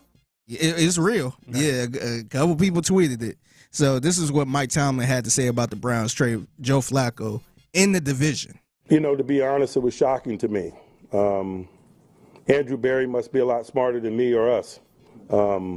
Because it doesn't make sense to me to trade a quarterback that you think enough of to make your opening day starter to a division opponent that's hurting in that area. But that's just my personal feelings. There you have it. Andrew Berry, a lot smarter than the Pittsburgh Steelers. Apparently not, but except they're not. Wasn't Tomlin also the one that didn't want to hurt Anthony Richardson because he didn't want to face Joe Flacco? Yeah. He's got a lot of respect for Joe Flacco. He told his guys, keep him upright. Yeah. Oh yeah. That was last year, right? Yeah, that was last year. I forgot about that. He just has a lot of respect for Flacco. Yeah. Yeah, and maybe I'm just not thinking on it. The idea of Mike Tomlin like kind of openly clowning the Browns. Yeah, their GM. That's kind of. He must be smarter than me, and he put a name on the bullet too. Andrew Berry must be smarter than us. Yeah. He's Teflon though. Oh yeah, he is Teflon. I ain't even mad at it. Go ahead and use that. Steelers fans are eating it up. Use that if you got it, they're big eating fella. it up. Yeah, you know it. Yeah, so salute to him, man. It must be nice to be like to have those 4 wins, because if that was 2-4, you think Tomlin still says that? Yeah, Tomlin might, but a lot of coaches wouldn't. Tomlin is very honest. Yeah, I mean, certain stuff he could be very blunt and honest about it. That was great. I could hear that again. And to be fair, the idea that the Bengals went and traded for Joe Flacco, does that not feel like moving dirt around?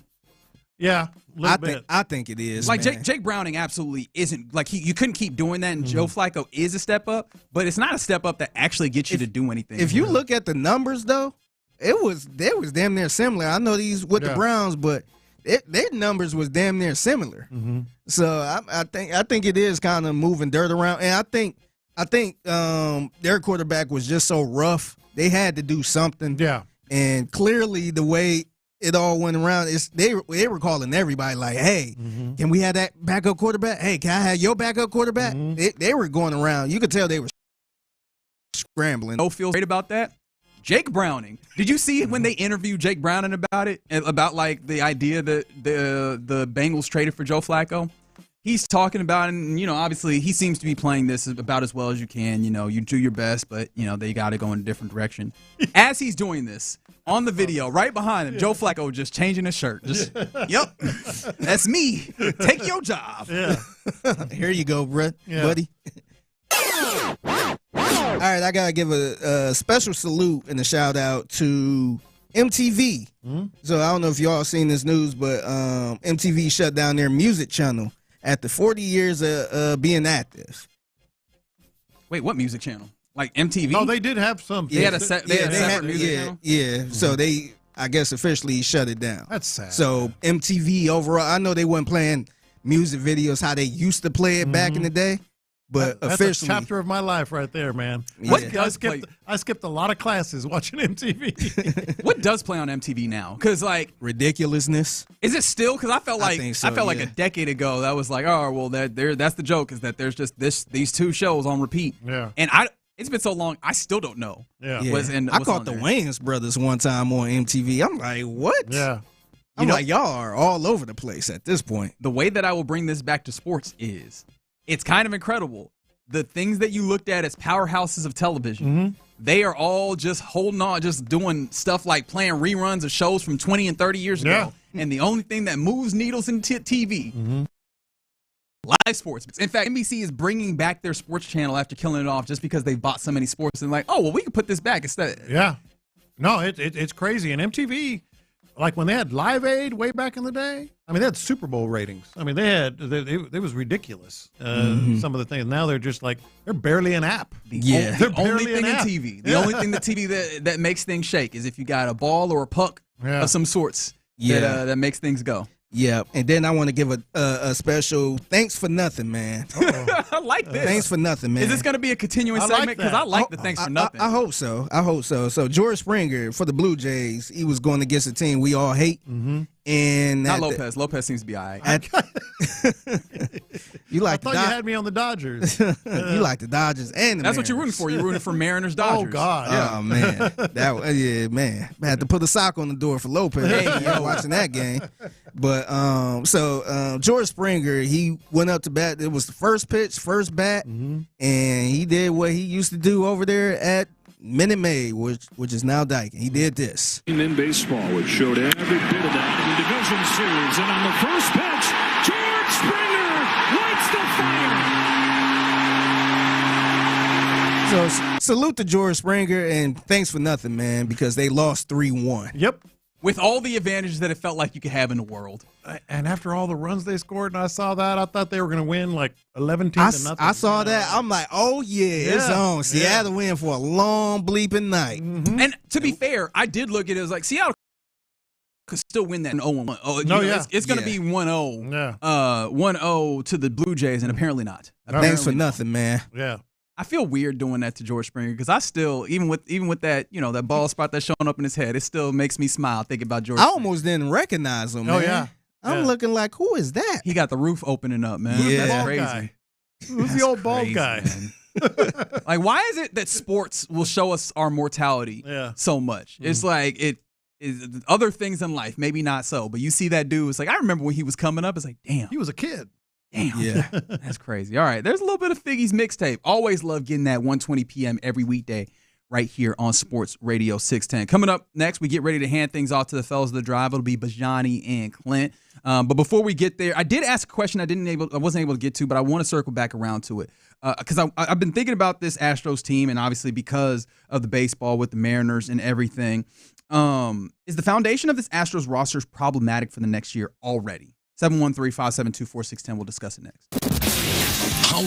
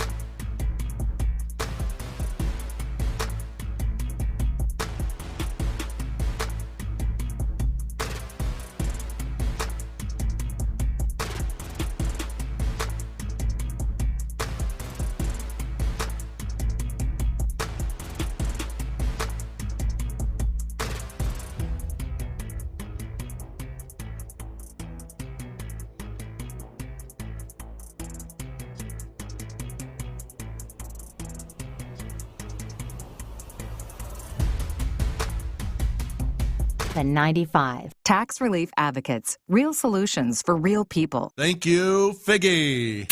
It's a Mokaram Injury Lawyers Reaction Monday on Sports Radio 610. Live from the Mokaram Injury Lawyers Studios, here's In the Loop with John Lopez and Reggie Atatula. Yeah, it's been a pretty fun Reaction Monday here in the Loop on Sports Radio 610. And because you did not have the stress of having to watch your football team play this weekend, really, most teams. Obviously, no Astros, which I'm not happy about necessarily, but understood, right? Had a pretty nice weekend, I think, as we head into what is going to be a very telling week football-wise for the Texans. But yeah, the baseball, just kind of thinking about various things and talking about the Astros earlier as we did. I came to a question here, Lopez, which I'm not like it's novel, but it's going to be important as you try and figure out what you need to do to try and beat playing baseball at this time of year.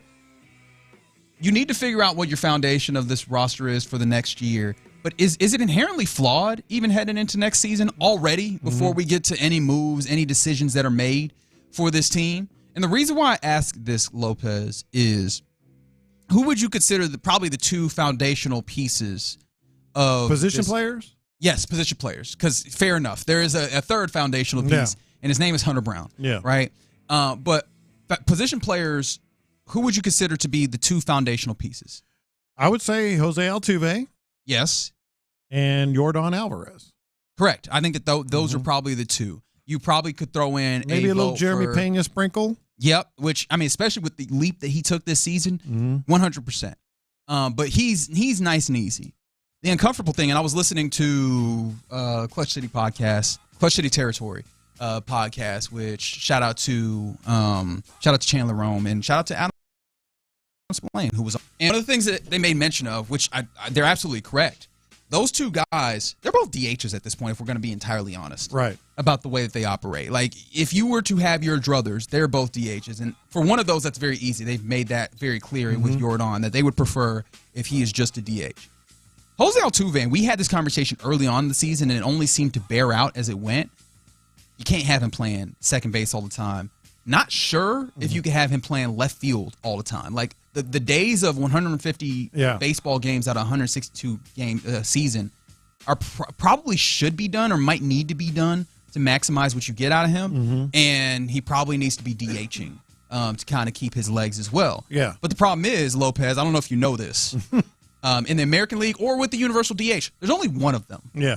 And so I do wonder, like, does that create an inherent flaw with what you're doing? Because both of those guys are going to be on this roster. Ain't no way you're changing anything there. Is that the starting flaw with what this roster is and how they have to build it? I think there's a lot of places where they need to look and make a tough decision. Carlos Correa could be a foundational piece for this club. So there's some options there.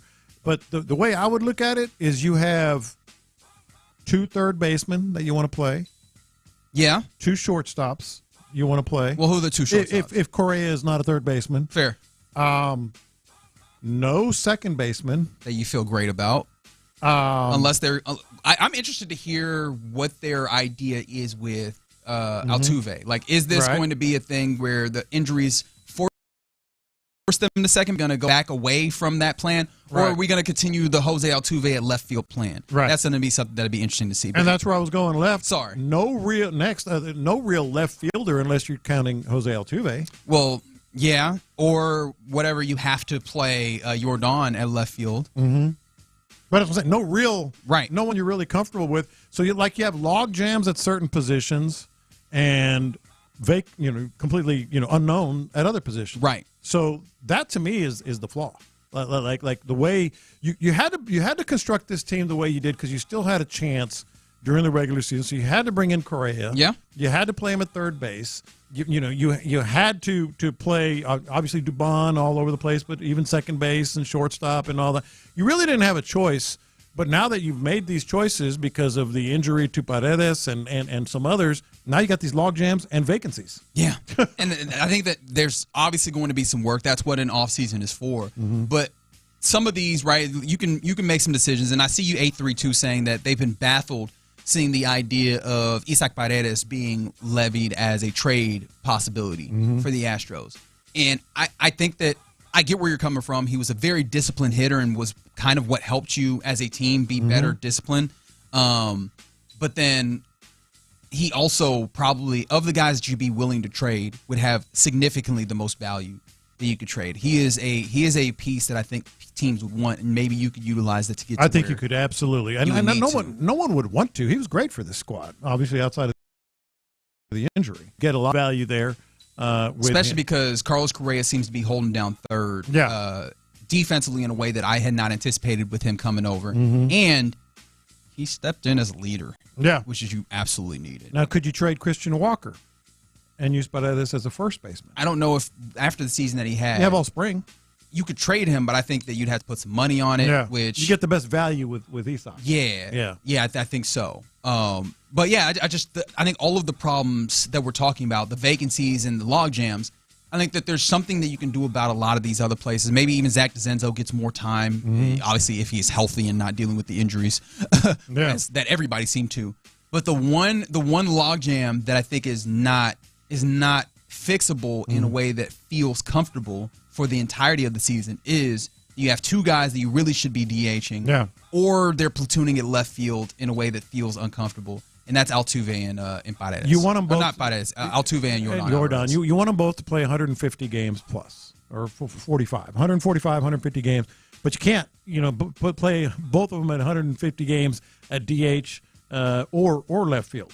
You don't want to do that. Maybe you can rotate them enough to be able to make it work, but it's still not ideal. And really the other thing that's all of a sudden, I shouldn't say all of a sudden, but certainly is magnified now more than ever, is outside of Hunter Brown, what's your starting rotation? Yeah, I mean, that's always going to be something. Fromber's gone. It feels very evident. Yeah. If we are going to be honest about the MO of Jim Crane and the way this works. Plus, I think if you can look at the way that Framber Valdez kind of carried himself, and not to say that I'm necessarily blaming him for the feelings that it feels like he had, he doesn't seem like he's anticipating being here either. So yeah, you need to figure some of those out because again, I don't know that it'd be smart for you to go into another season going, we're just going to depend on dudes getting healthy. Yeah, well, and on that note, I mean, Spencer Arrighetti, he's going to be out. Luis Garcia, he's going to be out. Who knows? Obviously, you have Jason Alexander, but that kind of came out of nowhere. Christian Javier, who knows? Like your starting rotation is probably it's a bigger problem than it was going into last year, and you needed rotation help. Yeah. So I mean, there's definitely a lot to be figured out, and that was understood, right? We knew that just looking at the construction, but I just keep looking at the very particular of the Altuve and Alvarez dilemma. I'm going to go that far, and it's funny to call it a dilemma because Yordan, when he is healthy and when he is on, he's a problem for teams. No, but it is a dilemma. But yeah, I think that exists, and I think that creates the weirdest thing because, and the fair point that I think Chandler Rome made about this is not just is this a logjam at a position, it's also at the position that a reasonable manager, and I think Espada does this as well, would also still use as a place to get like a half day off is what they would call it for other. So that also puts you in a tough place with the other players that you wouldn't want to keep them getting at bats while you try and get them off their feet. And you can't do that because you got two dudes that need to play a DH and you only have one DH spot. I think that this is a very interesting, and I couldn't in good conscience tell you to like move off either of those dudes in any real way. So and then you mentioned Altuve. I mean, obviously we know that he slacked off at the end of the season, but you still, until otherwise, you still got to have him every day possible. In the lineup somewhere. Yeah. Whether it's DH or left field, and neither one of those is ideal. Champ Slice puts this on the YouTube. Let Yordan play left field at home, and then away games be permanent DH. Would you be cool with that kind of split? Without necessarily considering who the hitters are. See, the frustration is Yordan should just be a DH in a perfect world. Just be a DH. Given his history, given obviously the number of injuries, but you can't just make him a DH because you're going to use Jose Altuve there a lot. Unless they really lean into the Jose Altuve at left field, which again. Correct me if that I'm wrong didn't work. Courtesy of D&M Auto Leasing, we welcome in the fellas of the drive today. Clint Stoerner, Sean Bijani. we've been talking about what I feel like is an inherent dilemma in this Astros situation with their foundation. They're two foundational pieces, Alvarez and Jose Altuve.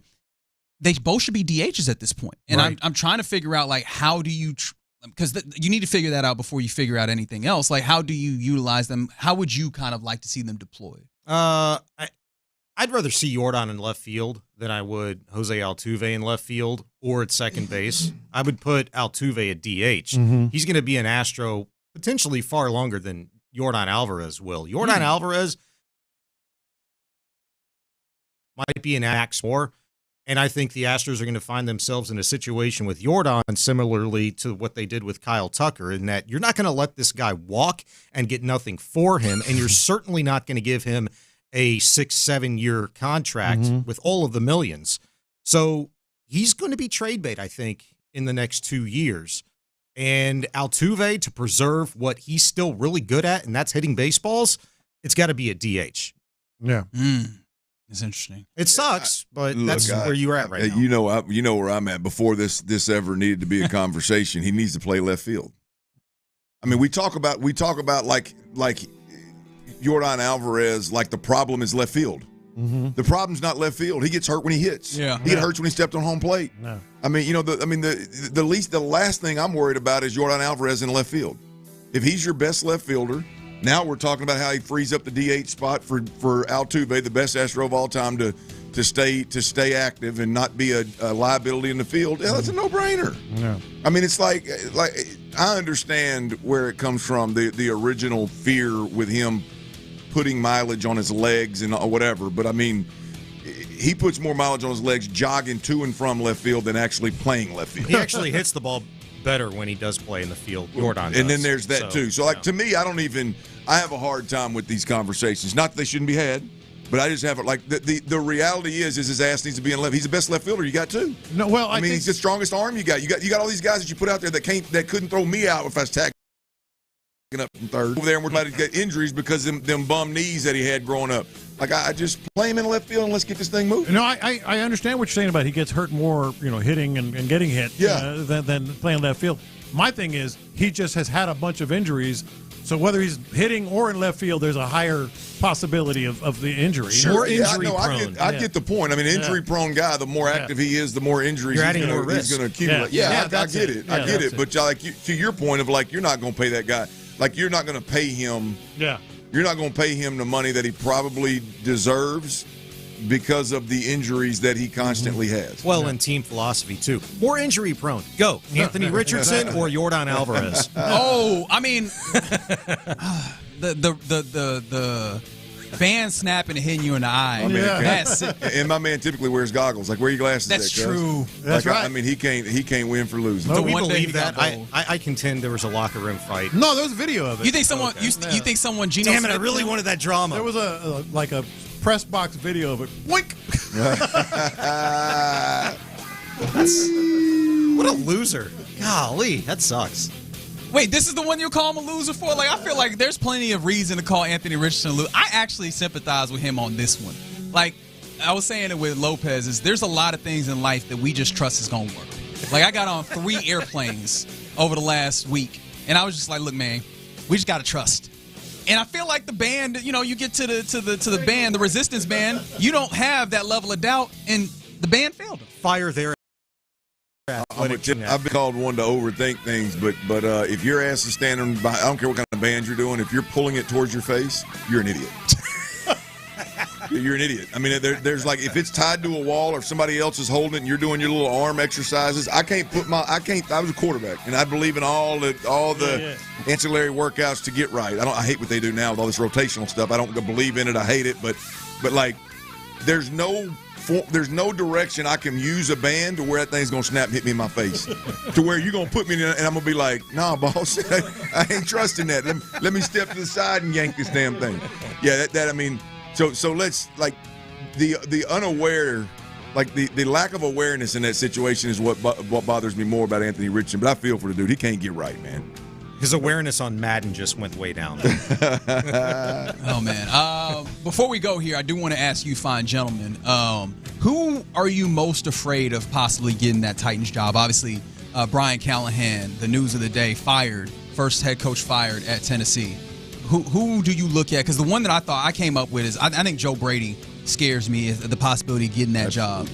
Brian Flores is another one that popped up for me. What was one of those ones that you had? Is there one that comes to mind for you immediately that you're like, yeah, I don't want him or maybe her, I don't know, to get that job? Kubiak was like a I can tell you, there's not a her.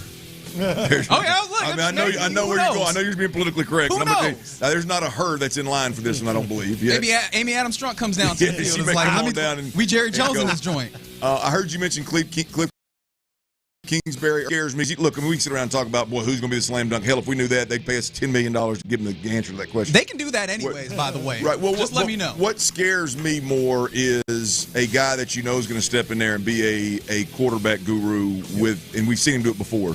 So that you mentioned Clint Kubiak, although I don't know how that plays as a head coach, and because I don't think we've ever seen it. But the Cliff Kingsbury thing is, they're gonna. We've seen it time and time again with Kyler Murray. We've seen it with the kid that they got now up in Washington, and it's a similar system. Hell, that's a system that Cam Ward played in college, so it'd be familiar to him. It would be less square peg round hole kind of deal. So the thing that scares me the most about the Titans is putting an offense out there that can go give you 30. Yeah. And then we battle, and it becomes a headache, a thorn in your side. You know what I mean? Yep, right there with you. All right, fellas, have a great show. Looking forward to hearing it. We're done for the day. We'll catch you tomorrow. You're listening to KLT AM, KLT FM, HD2 Houston, and Odyssey Sports Station. And right now, The Drive is live. Yeah, we are, baby, and it is a Reaction Monday. Big shout-out to the fellas on In the Loop, Reg and John Lopez and Figgy Fig. I was listening to them on the way back into the city today. I was coming from the other direction, spent me a little weekend in the Hill Country with the family, and so nice. I got a good. I'm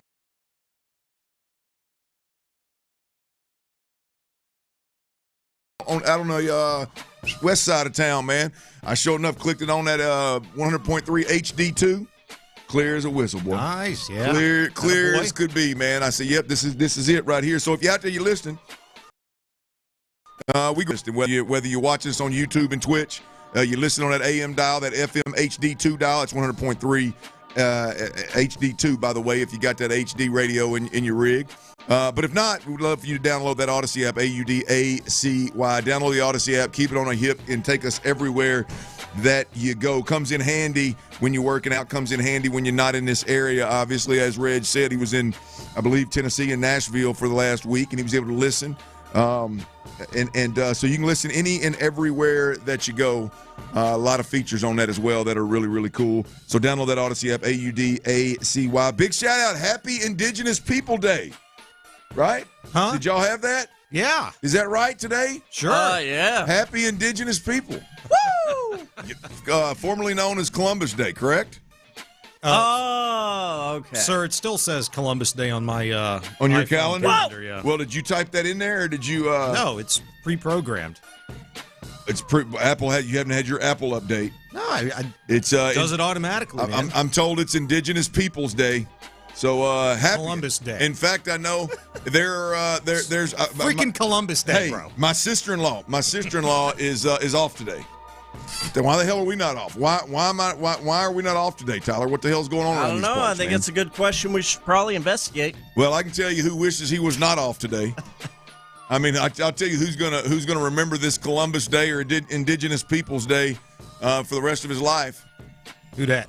The former Titans head coach, Titans Fire head coach, Brian Callahan. He was 4-19 in Nashville, and Tyler, you were a week early, man. Just 1 week too early. You were a week early. Tyler predicted this in his bold hot take. Yeah. A couple of weeks back. I guess it was 2 weeks. Two bold hot takes ago. Yeah, it was when we introduced that segment. The Drive's hot takes. Yeah, the Titans have fired their head coach Brian Callahan again. He was 4-19 in Nashville.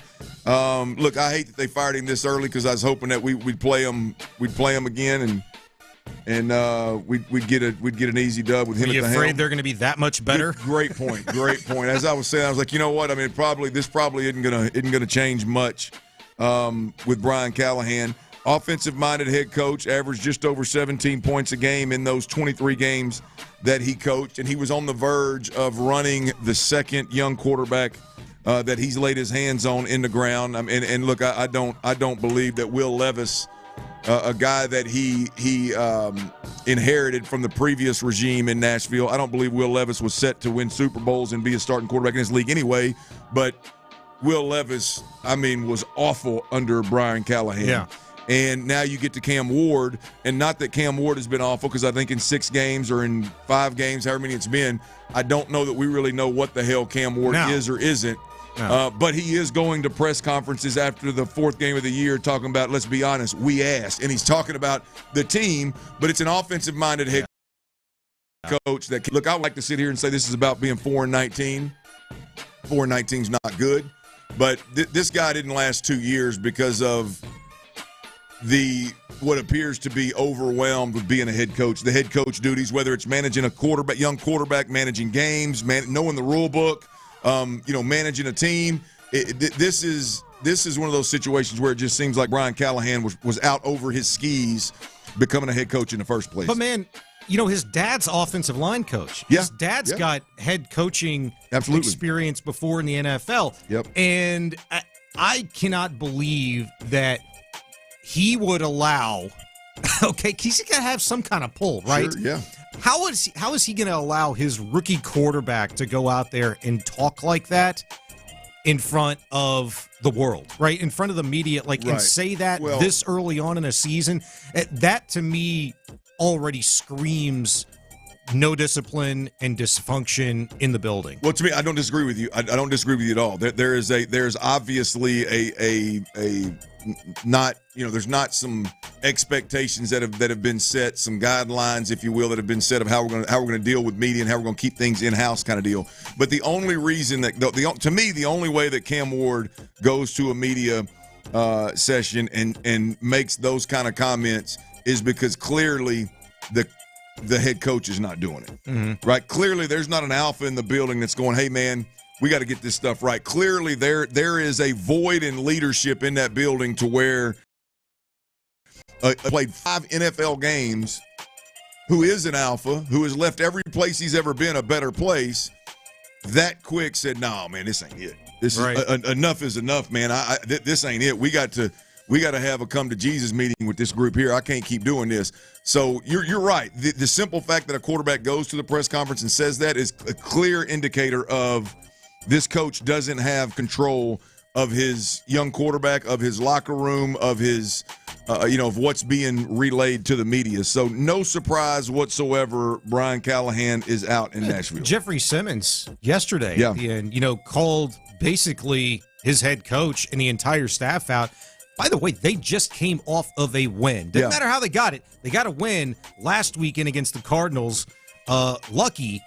But how do you have the worst week of practice coming off of your first win of an NFL season? And that's what Jeffrey Simmons said the Titans had this past week. So that maybe his comments after the game told you everything you needed to know. Well, look, I've been a part of some bad organizations at the NFL level, and what I would probably refer to as some bad practices. I don't know that I recall anybody ever going to the media and saying, man, we had some bad practices. So again, the simple fact that there's a void in leadership and players feel the need to, whether it's defending themselves, defending their team, clearly voicing some major concern in Nashville, and it results in the head coach Brian Callahan being out. We'll see what direction the Titans go after this. I would assume that the Titans go in a direction of a offensive-minded head coach that can do at the very least some very quickly do some positive things with Cam Ward. I mean, that's what you've got to do, right? I mean, you've got to go get a offensive-minded head coach, because the priority, simply number one priority, is that Cam Ward cannot die on the vine. He cannot be a guy that you don't get the most out of. Yeah. Hell, you can't have 2 quarterbacks in a row, 2 rookie quarterbacks in a row. Yeah. One being the number 1 overall pick. Flops. Yeah. Absolutely. So yeah, I got to believe that getting him in a position to succeed and succeed quickly is the key here. It'll be interesting to see how the Titans handle this. I will not be shocked, boys, to be honest with you. I got frustrated on these airwaves last weekend just talking about football in general, about how stupid. I think it was Brian Callahan actually. Brian Callahan comes out after 4 games and says, you know, I think Cam Ward, he appears to play better when we're spread and when we use tempo. It took you 4 NFL games to understand that. Did you watch him at Miami? You drafted him number 1 overall. What the hell are we talking about? Sounds kind of familiar. Look, it didn't take 4 games. It took about 3 games for us to hear the same thing and see a change here with the Houston Texans. Nick Haley. No. Look, it's the craziest thing ever. So I say that to say, if it were me, I would go like the Cliff Kingsbury of the world that have had like MVP level, Pro Bowl level success with young quarterbacks immediately, who, by the way, runs a system that Cam Ward has ran multiple times in college. So it would be a seamless transition. Yeah. And you guarantee yourself that you're at least going to put a good offense out there. You're at least going to know what your quarterback can do. You're at least going to put yourself in a position where you could score some points and win some games. And let's be honest, if we're being completely transparent here, it's easier for an offensive-minded head coach to find a good, solid defensive coordinator these days than it is a defensive-minded head coach to go find a proven pelts-on-the-wall offensive coordinator. Also sounds very familiar. We're watching it. We're seeing it. So we will look, I hope. I say that the football guy in me just hopes they get it right and put a good product on the field. The Texans fan in me hopes that they keep hiring, guys that can't get it done and can't manage men and ultimately go 4-19 in a year and a half. So who's next, boys? You got a couple of teams out there in the NFL. Arizona and Miami. The Dolphins and the Cardinals is there another somebody out there that may be on the short list of firing a head coach? If there is, it's a distant third, right? Yeah. In terms of like who's next. I mean, before the Giants and Jackson Dart started, really kind of playing better, I think they would have been on the list. They're still there, but the seat is way less hot New Orleans and New York, they're obviously not because they're first-year head coaches. Right. What about Atlanta? If the wheels come off in Atlanta? Well, what about New York with Aaron Glenn? His first year, he ain't going nowhere. I know, but okay. That was the reason why you'd set this was only year 2 for Callahan, right? Yeah. And it's not. You told me this. It's not because he went foreign. It's because he clearly doesn't know how to coach ball at this level, right? Well, what if that same type of determination? Not saying it would be right, but is made in New York. I mean, for an organization that seems to be pretty hasty one way or the other. Well, it just takes more than 5 games for me to get there. But he's on his way. He's off to that start for damn sure. Yeah. I think it's Miami, boys. Look, I think when we look at Mike McDaniel in Miami, the whole look, the whole approach, the whole. I mean, you sound like you're high every time you're at the deal. And I don't care what it's like. I'm not worried about. Boy, that's the face of the Miami Dolphins. I could care less. But to me, like this new age of coach that's coming up in this advanced stat and in these systems that's never called plays, it's never been a head coach. People get they get excited about these guys and fascinated with these guys. But the reality of it is, back to my original point, if you're not an alpha.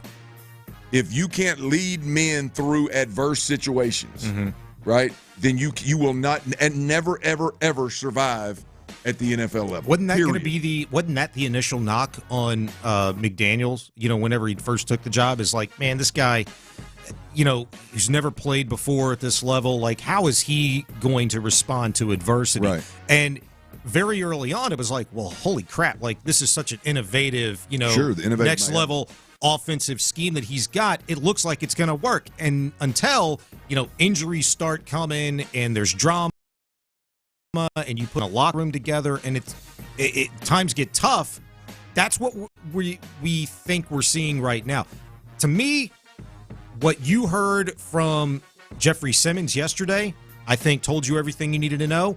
I think Tua Tagovailoa in his post-game press conference yesterday told you everything you need to know about what's not happening right now in Miami. He's talking out of both sides of his mouth, trying to say like, hey, look, even me, I turned the ball over 3 times. It starts with me. But then he's calling teammates out and basically pointing to a lack of discipline and accountability by saying people are not showing up to meetings. People are showing up late to meetings. That's a big deal, and you're seeing the result of it week in and week out on the field with the Dolphins. Yeah, look, I'm going to tell you, man, again, ownership. This is what blows my mind in the NFL. From an owner's perspective, if you watch your team play and it's subpar play and you're not winning whatever, and you go flip your TV on and your quarterback, who you paid money, is talking about, like, we're at a point where he's talking about players being late to players only, meaning it's done. Mm-hmm. It's over. Fire everybody in the building. Find the quickest way out of the Tua contract that you can. Get rid of all the cancers and start over. Right? You know what I mean? Like that is one of those deals. Like, what owner watches what goes on? Like Jerry Jones watching what went on that last drive that got them beat last night or yesterday. Like that, you watch that, every defensive coach should be fired today. Done. Move on. Like you can't win with it. You're going in the wrong direction. It's not ever going to work. If those kind of things are already happening 6 weeks into a damn NFL season, you got pros out there that are getting paid good money. If they're allowing things like, if they don't just instinctually know better. Yeah.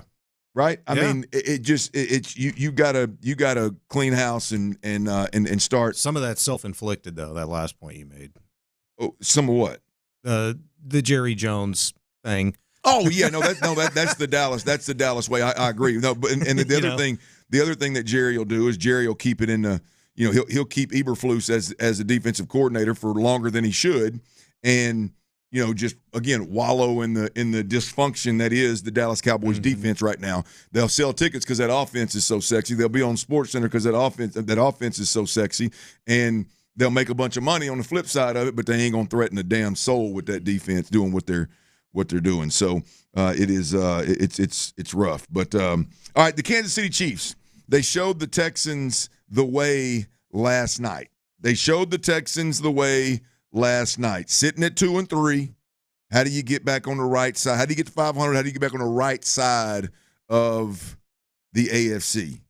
We'll cuss and discuss next right here on Sports Radio 610. Before we do that, though, I got to tell you about advanced hair, y'all. Look, for many of y'all out there, it's happening, man. Your hair's thinning, your crown's disappearing.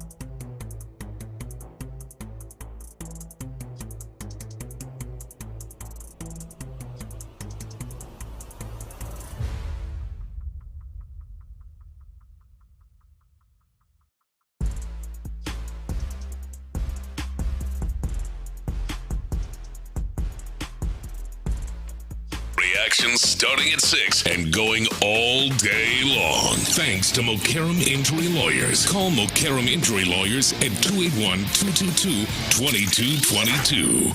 Sarah Jessica Parker, man, she's always done it for me. It's a Mokaram Injury Lawyers Reaction Monday on Sports Radio 610. Here's The Drive with Stoerner and Hughley. Ryan Hughley is out. Sean Bijani is in. That's the voice you just heard. Was that Sarah? Who was that? Man, Sarah Jessica That's Parker. Your girl, huh? I just told Tyler I got to give him a new one. That's Gets your girl, Bijani all revved up in there. Little tease here. We've got Tyler's T-Mill's Best Bets that's coming up. We got a little short show today, so we're off at 5. We'll turn it over to Tyler's T-Mill's Best Bets will be at the end of the 4 o'clock hour. And, folks, he's hot. He's 12 for his last 12. That is, what is that, Tyler? That's Wednesday, Thursday, Friday of last week. You've hit every single one of them? Yes, sir. That's a little perfection on a 3-day straight. That is beautiful. Well, here's a little note about one of the games tonight. Commanders wide receiver Deebo Samuel is listed as questionable for tonight's game against the Bears due to a heel injury, is expected to play per ESPN. So, whoever you're out there you betting, whether it's fantasy football or you actually putting a wager down on this particular game, or maybe it's one of them prop bets like Tyler and I like to hit on. Wide receiver Deebo Samuel will play tonight. Don't get too carried away because it's a heel injury. For a wide receiver, for a wide body wide receiver, he's thick. That could get a little dicey. But nonetheless, we'll keep you up on that, and stay tuned into the 4 o'clock hour. We will have T-Mill's Best Bets. Boys, I don't know, did y'all watch the Chiefs game last night? Did y'all watch that Chiefs-Detroit game last night? Yeah. I did not. I'm going to tell you, man, I watch, as usual, everything through a Texans lens, and here's the picture that I want to paint, right? The Texans are at a fork in the road on this schedule. You're sitting at 2-3. You got a chance to get to 3-3, so you can get to 500. You come home with 3 straight home games, right? Here's the thing, Sean. If you get to 500 by beating Seattle in primetime on the road in Seattle, then I think you can come back home confidently versus the 3 opponents that you have at home, right? Yeah. It's not a pushover schedule. There's some good opponents on that schedule here at home, but it is 3 home games where you come home and the thought is, hey, man, let's get this ship right. Let's get above 500 and let's get rolling, right? Or you go up to Seattle, the environment, the primetime game gets the best of you. Maybe the offense slides back down to more what we thought it was the first 3 weeks of the season versus what we saw, and it scored 70 points in 2 weeks versus Tennessee and Baltimore. Mm-hmm. That fork is, does your record – because here's the thing, Sean, I think – the last 2 games, I think it's fair to say the product that is the Houston Texans, and look, we've talked a lot about the offense, but the whole thing, the football product is closer to the top of the league than it is the bottom of the league. When you go out there and you destroy 2 of the bottom feeders in this league the way you did, I think the product is closer to the top half of the league than it is the bottom half of the league. I would agree with that, yeah. But in reality, Sean, you know, like nothing matters other than your record. Sure. You're sitting at 2-3 right now, and what's sitting between you and where you're at right now and being 2-4 and getting to 500 and getting this thing right is a really good football team in the Seattle Seahawks. Yeah. And if you look at what the Chiefs did last night, the Chiefs were sitting at 2-3. And look, I understand it's the Chiefs. I understand we're talking about the winningest franchise in the sport over the last several years. I think the Texans are the Chiefs. I'm just saying that's the blueprint. They were sitting at 2-3. And what they did, now they did it at home against the Detroit Lions, but they had a really good Detroit Lions team come in, albeit they were banged up on the defensive side of the football. I get it. But when I watched that game, I walked away from that game thinking on both sides of the ball, the Chiefs are the better football team.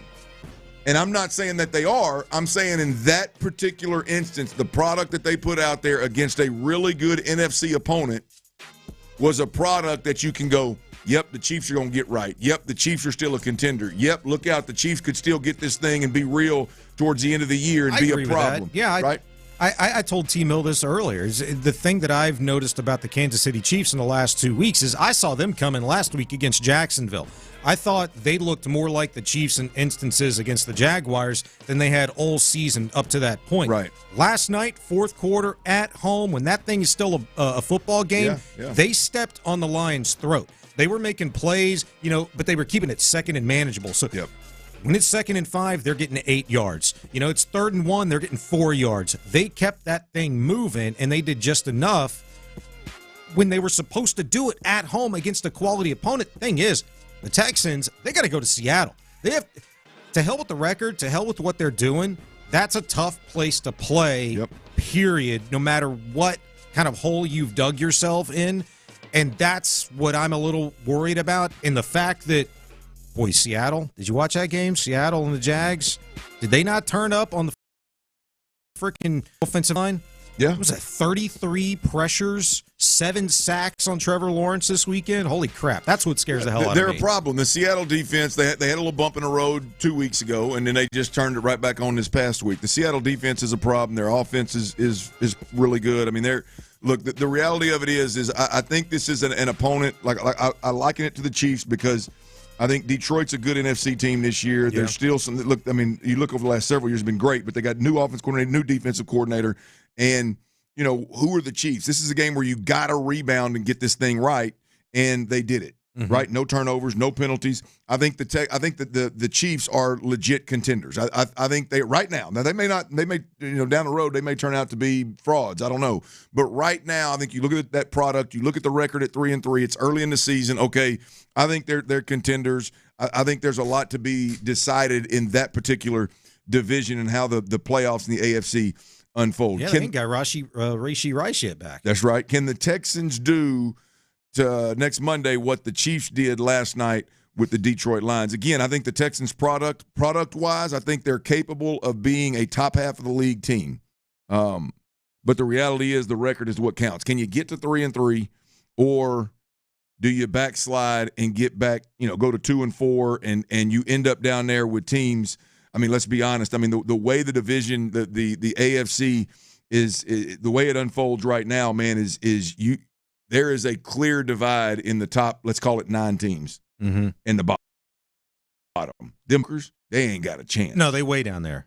They're bad. They are bad. And there's some 1 and 2 loss teams, but they are awful, man. And so, do you keep your record-wise? Do you stay up there with Denver's and some of these other teams that are emerging like New England and kind of stay in that mix for the wild card? Yeah. Or do you start to slide back down with like the Cincinnati Bengals right now, who are without Joe Burrow and they just look like they're plummeting? Like, who are you? And that is what's at stake, in my opinion, come Monday night for the Houston Texans. I think the Chiefs gave you the blueprint last night on Sunday Night Football. Paramount Football Talk on Sports Radio 16 is presented by Paramount Plus, y'all. You can't count on much, but you can always count on Sundays with the NFL on CBS and Paramount Plus. Watch your local NFL game live every Sunday all season long. Visit ParamountPlus.com/NFL to get started today. All right, we've got the Titans. We're not the only organization to fire a coach. We got a monster firing in the college football ranks. Some believe it was a little too early, a little bit of a quick trigger. Some believe that it was maybe a bit overdue. James Franklin out at Penn State. We'll cuss and discuss next right here on Sports Radio 610. Before we do that, though, I got to tell you, man,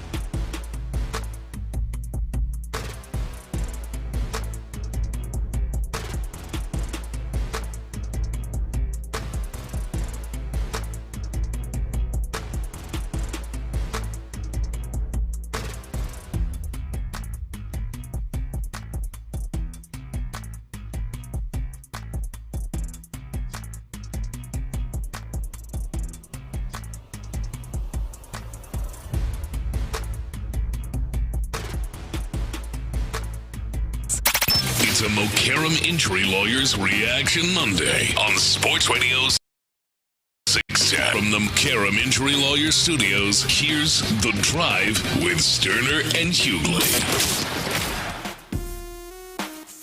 Oh, that is great, man. What a weekend in sports. What a weekend in the NFL and in college football. For most of us, that is, but not James Franklin. We've talked about James Franklin, the head coach or the former head coach for the Penn State Nittany Lions. We've talked about him multiple times on this show, and the thought of, is he on the hot seat? Is he not on the hot seat? What should Penn State do? We've had that conversation before. Well, Penn State, they fired James Franklin after 3 straight losses. Oh, right? My God. Yeah. And look, they were I'll lay out, I'll paint the picture of the most recent kind of swing here. The college football playoffs last year, let's put it to you this way. Penn State last year was 13-3. They went to the college football playoffs in the first year of the expanded playoffs. Right, they had 2 college football playoff wins, SMU and Boise State. They ended up losing to Notre Dame 27-24. Right, you fast forward to this year, they took 6th-ranked Oregon to overtime 3 weeks ago and ended up losing in overtime. That was 3 weeks ago. So 3 weeks ago, you got Oregon, a top-ranked team, and you got them on the ropes. And since then you lose to Oregon. And then in back-to-back weeks, he loses to UCLA and Northwestern, both of which were 20-plus point dogs. By the way, one 21.5, I think, and one was like 24.5 point dogs. Inexcusable, no doubt about it. But James Franklin ultimately gets fired after that run of games. Look. For me, with James Franklin, I've never been a big James Franklin fan. I've never been one that was infatuated. I appreciated what he did at Vanderbilt. I think that was the most impressive job that James Franklin has really ever done from a coaching perspective. Making them relevant to any degree, I think, is much more impressive than playing a soft-ass Big Ten schedule and not being able to beat the 2 big ones in Michigan and Ohio State, which leads me to the point of, like, if you can be damn near flawless. And if you can't beat Michigan and Ohio State in the Big Ten, you're going to be on the hot seat. You're going to be in a position where you just simply can't afford to lose 3 games in a row to somebody not named Michigan or Ohio State. You cannot lose 2 games back-to-back to teams that you are favored by over 20 points in both of those games. And ultimately, I think that's what ends up getting James Franklin fired here. It's the combination of being piss poor against the 2 big dogs in your division that you are viewed to year in, year out, expected to compete with and expected to win some of those games, as well as the wheels appearing to come off here the last 3 weeks. So I'm for one, am not shocked that James Franklin is out in Penn State. So I understand what you're saying, and I just don't necessarily agree with it. This for 12 years, half of the time he's won at least 10 football games in a season, and these last 3 losses combined, I get it. They're disastrous, and it's one of the very few times, I believe, in college football history a team has lost back-to-back games when favored by that much, 20-plus point favorites. I get all that. But you've lost by a combined 12 points the last 3 games, and you've got 3 top-ranked opponents coming up on your schedule, and your starting quarterback just got hurt. Like, what's the interim guy supposed to do with that situation? That's what kind of confuses me and confounds me a little bit, in that, are you going to be able to do better? And then in this ever-changing landscape of college football where you've gone to, hey, let's let a computer pick like the top 2 teams, to now it's going to be the top 4 teams, to now it's going to be the top 8 teams, and we got it's going to be 12 teams, pretty soon, whatever it is, 16 teams.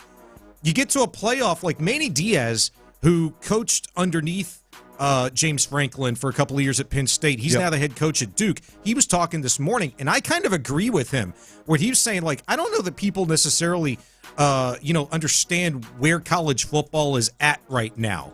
This is changing, and you're going to tell me that for a bad 3-week stretch, this guy's going to lose his job, and, oh, by the way, they have to pay him $50 million in his buyout. So you'd rather pay this guy $50 million to not coach your football team, and you're going to go get somebody else that's going to be better, that's going to maybe beat Ohio State, Indiana, Nebraska coming up on your schedule in the next 5 weeks?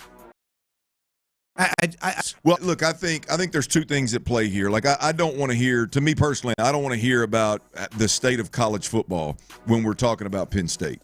You want to talk about the state of college football? Let's do that when we're talking about, Arkansas or obviously, the middle of the pack teams that are struggling to keep up or struggling to pay a coach or whatever. I mean, Penn State ultimately, I'm not saying they have everything that everybody has, but Penn State is one of those definitely top three in that conference, in the richest conference in the game. That in terms of what they have to work with. And so, I just don't think at this point in your time in your career that your program, given what you have, I don't want to hear about what Duke has, right? I know Duke doesn't have what Penn State has. I just think that dynamic, you've been there that long, it's that established, and you haven't beaten the teams that you need to beat. You've beaten everybody else, but you hadn't beaten the teams that you need to beat. And now all of a sudden, this tidal wave hits you. And I'll be honest with you, I agree with your point of like, what does that mean for the rest of the season? I don't think they care. Like, this is a play to me. I'm going to pay you $50 million so that I can go out there and I can get my next coach before everybody else starts firing and hiring. Mm-hmm. Like, this is Curt Cignetti, the guy that's at Indiana, is a Western PA guy. Mm-hmm. I think this is a play to get a head start or get a lead on going after Curt. Now, how much does Curt's agent play when he could potentially make a national championship run at Indiana? 6-0 right now. How interested with a huge win at Oregon, right? Yeah. How interested is he in general? Matt Rule at Nebraska, which to me, I think I saw a deal yesterday. Matt Rule's lost and so I don't know if that's a huge upgrade. But Matt Rule, I think he played at Penn State. So I think this, to me, Bijani, this is not the rest of the season, we're going to save the rest of our season. To me, this is a play of we're going to pay you to get your ass up out of here and establish that we're going to get in front of the line here on our top three candidates, and we're going to go get the best guy for the job. I get it, but, just a bad 3-week stretch. And I know, okay, so you haven't beaten Michigan, you haven't beaten, like, top-ranked teams, okay, and this is proven over the course of a 12-year period, but how many of those years were people looking at Penn State as like, dude, you're not even supposed to be here as a program because of the whole Paterno fallout and everything? And you've had to take, 2 years of Bill O'Brien, and then you had the interim situation once O'Brien left, and Franklin takes over in, 14 or 15, and he's had a hell of a run at Penn State. Like, you better be damn certain you're going to get a guy that can be better than that, because $50 million is $50 million, and winning, 6 out of the 12 years, double-digit wins, and giving a fan base, a program, a city, a school, like something to cheer about again that thought it was going to be in football hell forever, a decade and a half ago or whatever it's been now. Yeah. That is a tall task for me, in that I'm just saying, should 3 weeks define of you having a job or no job when you've clearly got a pretty damn good success record, a pretty good back of your football coach go off on? Who says he could not have turned this thing around? Like, you don't give him an opportunity to turn it around against the number one team in the nation in 2 weeks.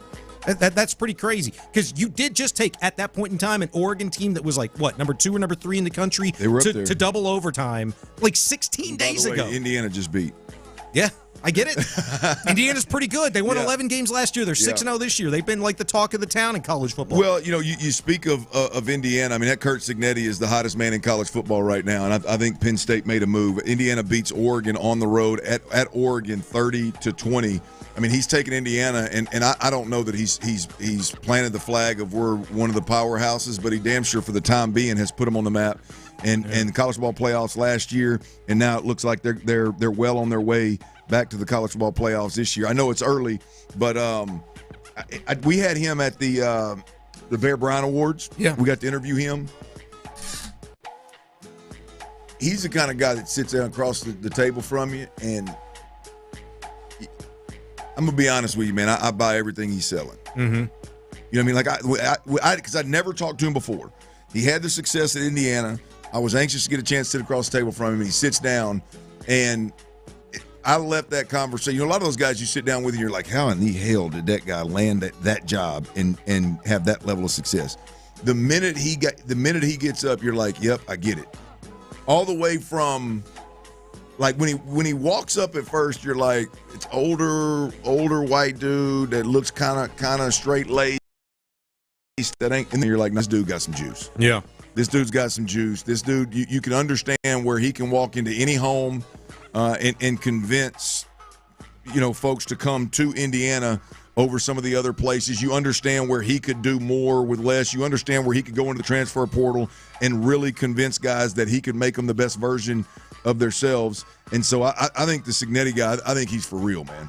I mean whether it's Penn State or wherever, maybe he stays at Oregon, that'd be a cool story. At Indiana, that'd be a cool story. Yeah, it would. He's got a hell of a track record. He came in with James Saban Madison in Alabama. Yeah. And that to me already says a lot. Like when Saban kind of handpicks you and you get 3-4 years under a guy like that, you learn a thing or two.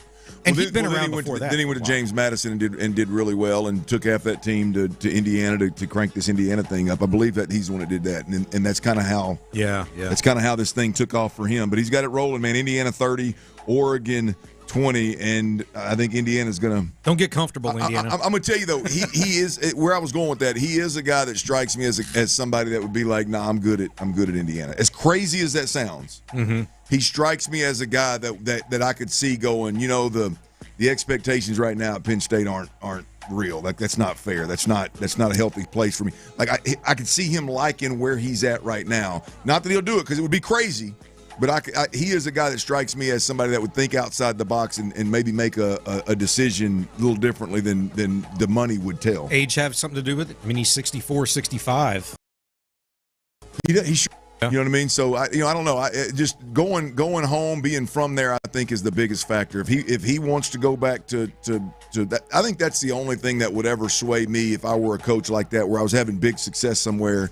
Going back home where you were born and raised, where your dad was a fan of this school, and it's what it was all over the walls of your house.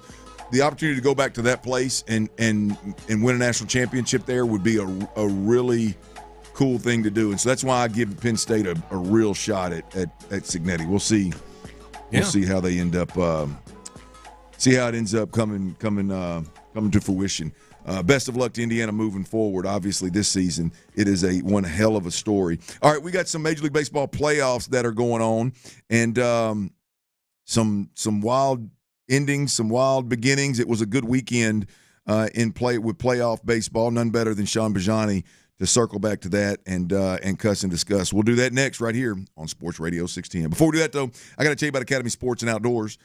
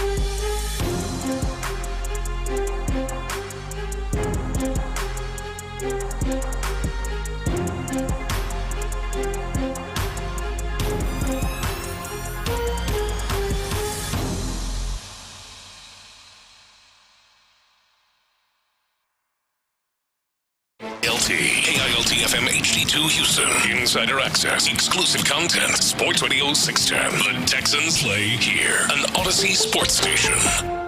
It's a Mokaram Injury Lawyers Reaction Monday on Sports Radio 610. Here's The Drive with Stoerner and Hughley. Ron Hughley is out. Sean Bijani is in. And we got Major League Baseball tonight. Mariners, Blue Jays, Game 2 of the ALCS. Seattle leads that series 1-0.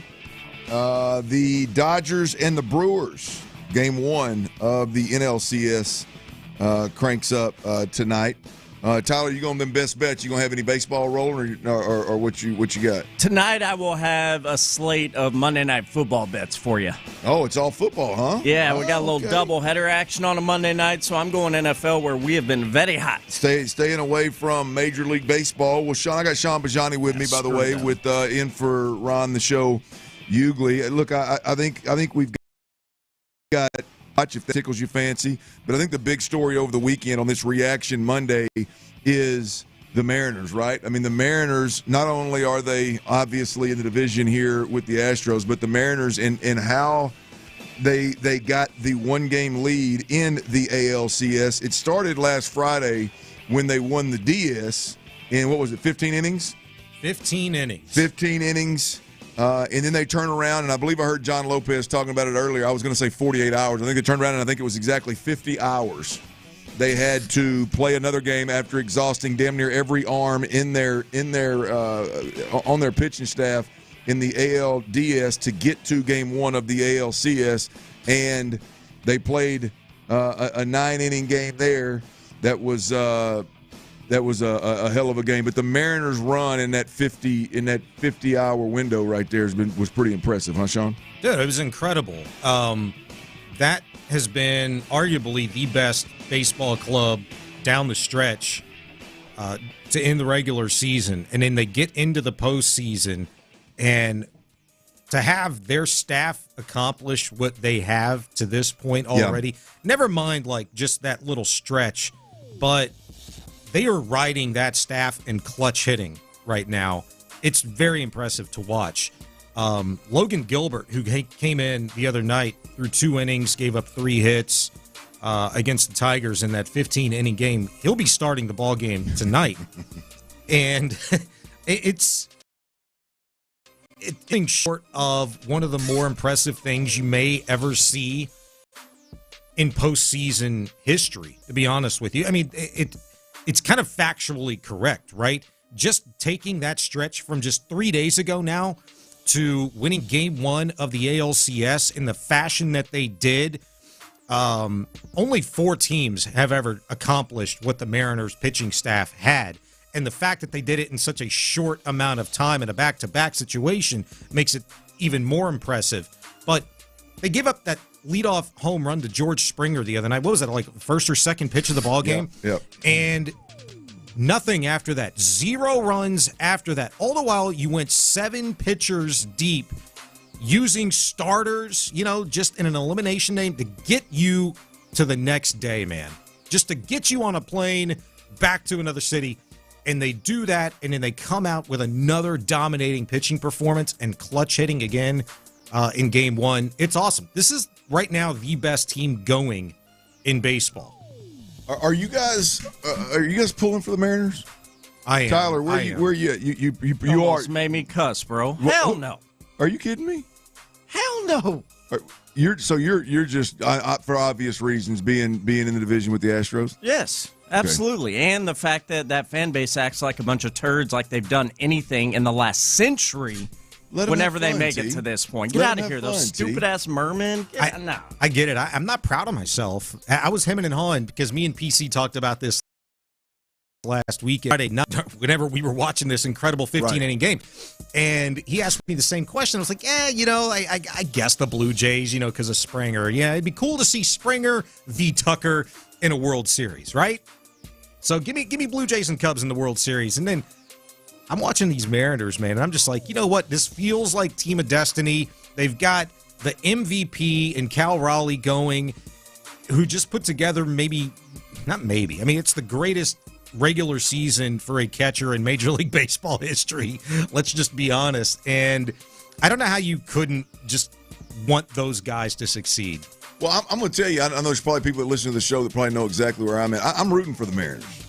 I want the Mariners. If my team, the Astros, can't win, I want the team that I compete with, that's closest competing with me, that I played throughout the season more than any of these jokers.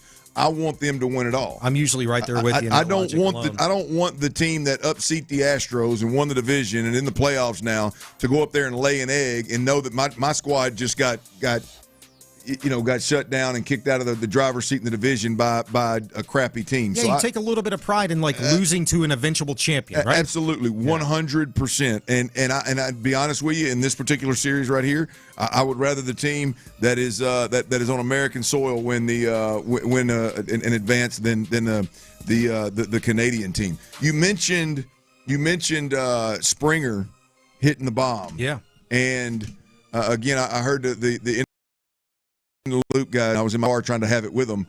But which former Astro do you miss the most? And even consider this. I know Correa is back in Astro, but let's take ourselves back to when Correa was not an Astro. Which Astro do you miss the most? And a few of them that are out there, obviously Springer, Bregman, Tucker, Correa, a few of those guys. Obviously, Tyler, what's my man's name that you hate? That put the Garrett. Are you Garrett talking about? Cole? Oh yeah, Garrett. There was a few of them, so I was running through them in my head. But yeah, Garrett. Leave Cole's him out of it. ass. Yeah. Which one of these Astros do you miss the most, man? Rep of himself, idiot. Springer for me.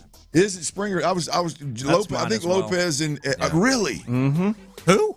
He said mine as well. Springer as Oh, well. I thought you said somebody else. Johnny, good God, bro. I'm like, come on, man. I'm gonna tell you, it for me. And again, I know this guy is an Astro currently, but before he came back, if I put him on the list, it's Springer if there is no Correa. But for me, it was Correa. You got him back now. I got my wish, right? I think that's I guess I can put that feather in my Dana Brown cap if at least he got Correa. So what are they going to say now? From a strategical standpoint, right? Because you got Correa back. He's third. You got Pena at short. Whatever the hell the Astros end up doing at second base. They got options. In first base, I'm not thrilled about it outside of he is a very good defensive first baseman in Christian Walker. Whatever. But if you had George Springer back with the Astros. Oh, you remember the old man back, huh? That would, in a hypothetical fantasy universe here, playing. I love that George Springer back. He'd solve your center field issue. He would bring a lot of power back to the lineup on base. Offensively, what he's done this year, just a complete resurgence. He should be AL Comeback Player of the Year. There's no doubt about it in my mind. He's had a tremendous season. I would love that. Now, I wouldn't like paying, if I was the Astros and Jim Crane, paying George Springer what the Toronto Blue Jays have been paying him. But from an offensive standpoint and defensive, to be honest with you, it'd be great to have him back. I miss him. Yeah, I miss them all. Hell, I'll be honest with you, I miss them all. Tucker's at the very bottom of the list. No disrespect, he's a distant fourth on this list right here. I'd go Correa, Springer, Bregman for me, and then Tucker at the bottom. But Correa is back, so we're in good shape there. Again, Mariners, Blue Jays, Game 2 of the ALCS tonight. Dodgers, Brewers, Game 1 of the NLCS tonight. I'm Clint Stoerner alongside Sean Bijani. T-Mill is behind the glass there. You listen to Sports Radio 610, Houston's sports leader. Guys, we had a monster college football weekend, man. Bama snuck by Missouri. Tyler, I see you sneaking that music in there. My bad. I didn't have. No. Show's not here to give you the cue. Hey. But you know what to do. Bama sneaks by Missouri on the road in Columbia. Georgia defeats Auburn in a game full of controversy. We mentioned a little earlier. Indiana 30 at Oregon 20. Kurt Cignetti, their coach, is going to be Indiana. I hope they got one of them Golden Dome that domes Indiana keep everybody from coming in because they are coming in. But let's get to the Texas schools. To me, Sean, tell me how crazy I am. But these were must-win games for both Texas and Texas A&M for two different reasons. But this was must-win games for, I think, both of the University of Texas and the Aggies. Texas just couldn't afford this early in the season to go to be a 3-loss team. No. And one of those losses be to OU on the heels of the Florida loss, which, as I mentioned, A&M turns around and beats them this week. But that was a big, big win for the Texas Longhorns on several fronts. Again, you couldn't afford to get that third loss if you still hope to at least make a run here the rest of the way and get in the college football playoff contention. You weren't going to be able to lose that game. It was over the number 6 team in America, and it was over, I believe, the number 1 ranked defense that OU had at the time.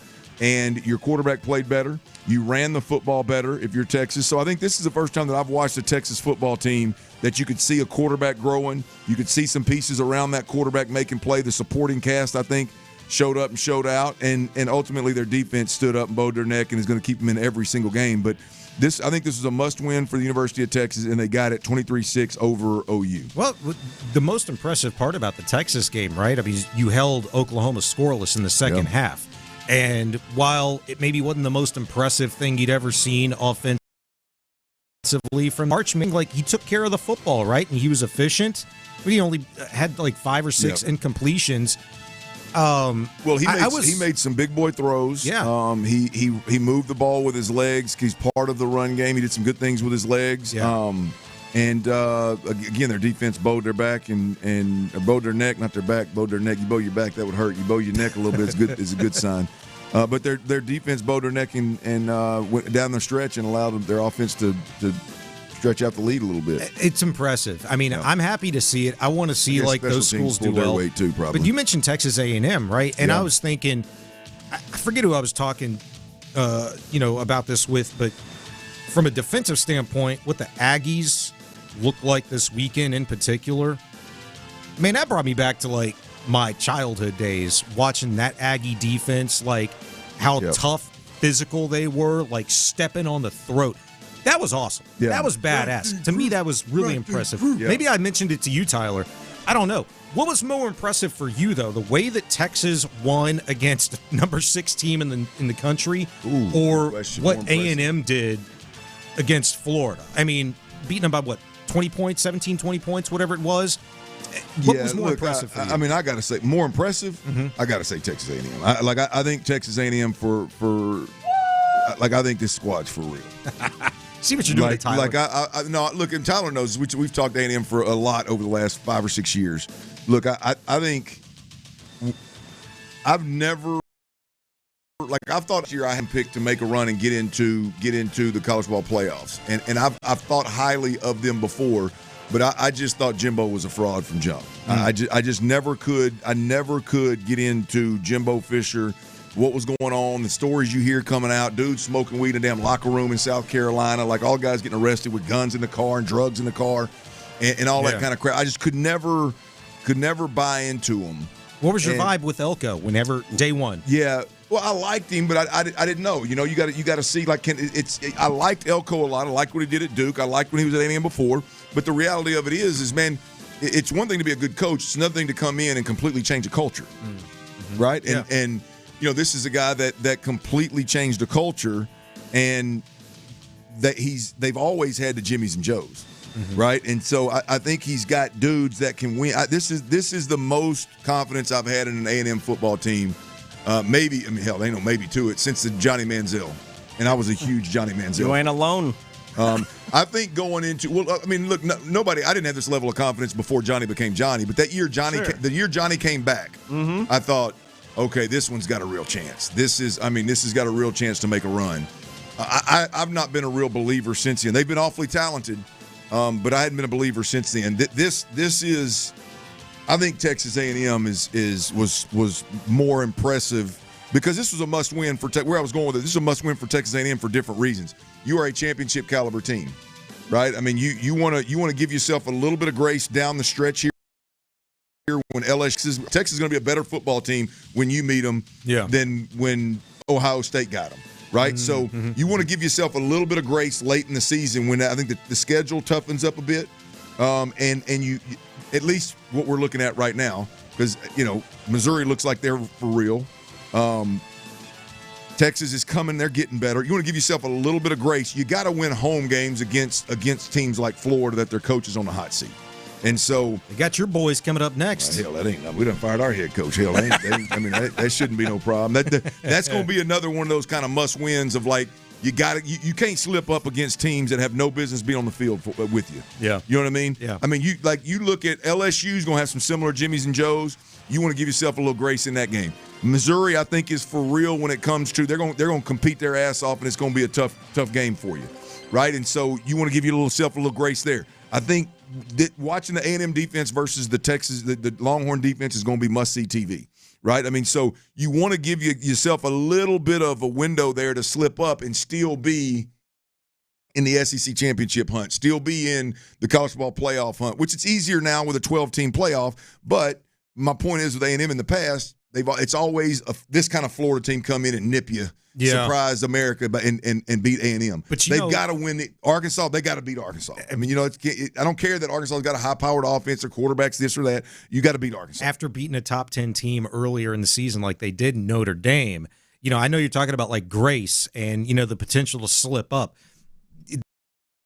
They're going to do against Arkansas this weekend. They better. You don't want to slip up against LSU. Like, that is your opportunity to really kind of stamp, yourself on the map, like entrench yourself. Like, you beat a number 10 team and whatever LSU is at the time. Maybe they're, inside 10 at that point.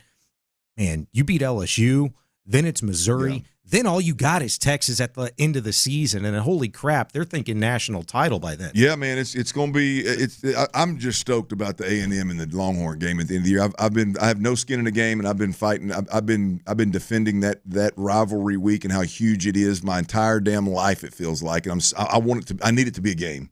I need it to be a hellacious game that I built it up to be to everybody that I know since they quit playing the damn thing. So I need that one to be for real. All right, the Rockets. The Rockets have been linked. I don't know if it's fair or foul, but they've been linked to a couple of players out there that gets me good and turned on. I'm going to tell you who that is, and we're going to cuss and discuss next right here on Sports Radio 610. Before we do that, I got to tell you about Orchard, y'all. Look, imagine selling your home in under a week. If you're out there and you're even thinking about selling your home, if you could do it under a week, you'd sign up for it right now. Even in today's market. With Orchard's Fast Track program, you can sell fast.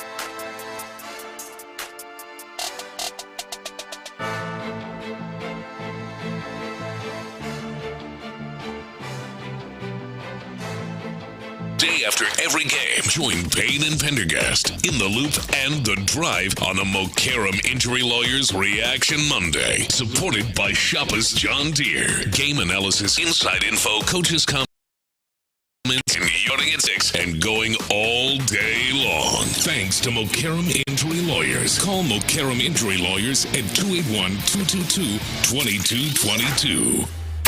It's a Mokaram Injury Lawyers Reaction Monday on Sports Radio 610. Here's The Drive with Stoerner and Hughley. Ryan Hughley is out. Sean Bijani is in. Tyler Milner's on the 1s and 2s. Stay plugged in at the end of the 4 o'clock hour. We're going to have T-Mill's best bets. He is on a heater, y'all. 12 for his last 12. You don't want to miss this one. This is the wave you want to ride with T-Mill now. You don't want to catch him when the waters are dead, when the waters are calm. Boy, I'm telling you, he's riding a wave right now that you got to get on. I am absolutely getting a little Monday night football slate of games. 2 Monday night football games tonight, by the way, so there's plenty of action there. I'm Tyler. If I know him when he gets hot, it's probably going to be about 6, 7, maybe even 8 bets made tonight, but you can pick from whichever you would like. Guys, we're very fortunate in this city. We're very fortunate in this city with the 3 professional franchises. No disrespect to the others. I'm sorry. I'm just talking about the big 3, the Rockets, the Astros, and the Texans. We're very fortunate to where it seems like even in the downtimes of the Rockets and the Texans, you had the Astros that were winning more games and more playoff games and going to ALCS every damn year. So you had something to lean into. Yeah. Right? And then the Texans get right, and we've had 2 seasons of 10 win, second round of the playoffs, and a lot of excitement around the program. And now, boom, here come the Rockets. Last year they surprised everybody. A bunch of youngsters got up as far as the 2 seed in the West at one point. And at the end of the day, exceeded expectations with Ime Udoka and obviously a team full of youngsters that were, to me, really fun to watch and easy for Houston to like, right? I mean, you want to talk about in the state of Texas, just a blue-collar town. You want to talk about, being, loved by a fan base. Obviously, winning does it, but the way in which you win with just the hustle, the grit, the physicality, it's easy to like these Rockets. And now we fast forward to, okay, I always said it like this way, Sean, was all I wanted the Rockets to do was find their 3 through 8. Mm-hmm. Find 3 through 8. And then make a move to go get the superstar that puts you over the hump and makes you a real contender. You can argue they exceeded that. I'd say they found 2 through 10. I mean, they are loaded with youngsters, top to bottom, and made the move obviously to go get Kevin Durant. Kevin Durant comes in here, and I am absolutely stoked about watching a team, rooting for a team, my team that has Kevin Durant leading the way. The problem is here, we lost Fred VanVleet. We lost the point guard. You lost the veteran. You lost the guy that at any point in time you could put in the game playoff, be able to knock down big shots, big threes, stretch the floor. Yeah, he needed it. He's clutch as ever. But a true point guard that can get out there and steady the waters, if you will, when need be. You lose him. So the question now with the Rockets is, who's that guard? What's that guard going to look? Who's going to possess them? Obviously, you've got Amen Thompson and you've got Reed Shepherd and you've got obviously KD who can do some of those things. But is there a need to go out and get a guard? And I don't know if the answer is yes or no, or I don't know what the answer is because I'm not watching Reed Shepherd and I'm not watching Amen Thompson's development to that degree every day over there in the deal. But I saw a report this weekend, Sean, and I want to know how real you think it is. I know you follow the team closely, cover the team, obviously. I read a report this weekend tying Trae Young to the Houston Rockets. Do you think there's any validity to that? The Rockets are going after that level of player to add to the crew they already have, and if so, does that tickle your fancy? I mean, yeah, it's Trae Young. Right. That would be awesome, right? But I don't see how there's any realistic element to this at this point in time right now because of where the Rockets are in terms of the apron. I mean, they're just over $1 million. I think it's $1.2 million underneath the first tax apron. And Trae Young, $3 years ago, just got paid that massive deal. It was like 5 years, $220 million, whatever the rookie max was. Love that money. Yeah, it was. Let's see, 5 years, $215. 5 years, $215. He's got a player option at the end of next season, and then he's unrestricted free agent. He's going to be getting paid $46 million this year. So if the Rockets were going to be able to do that, you're going to have to make the money right.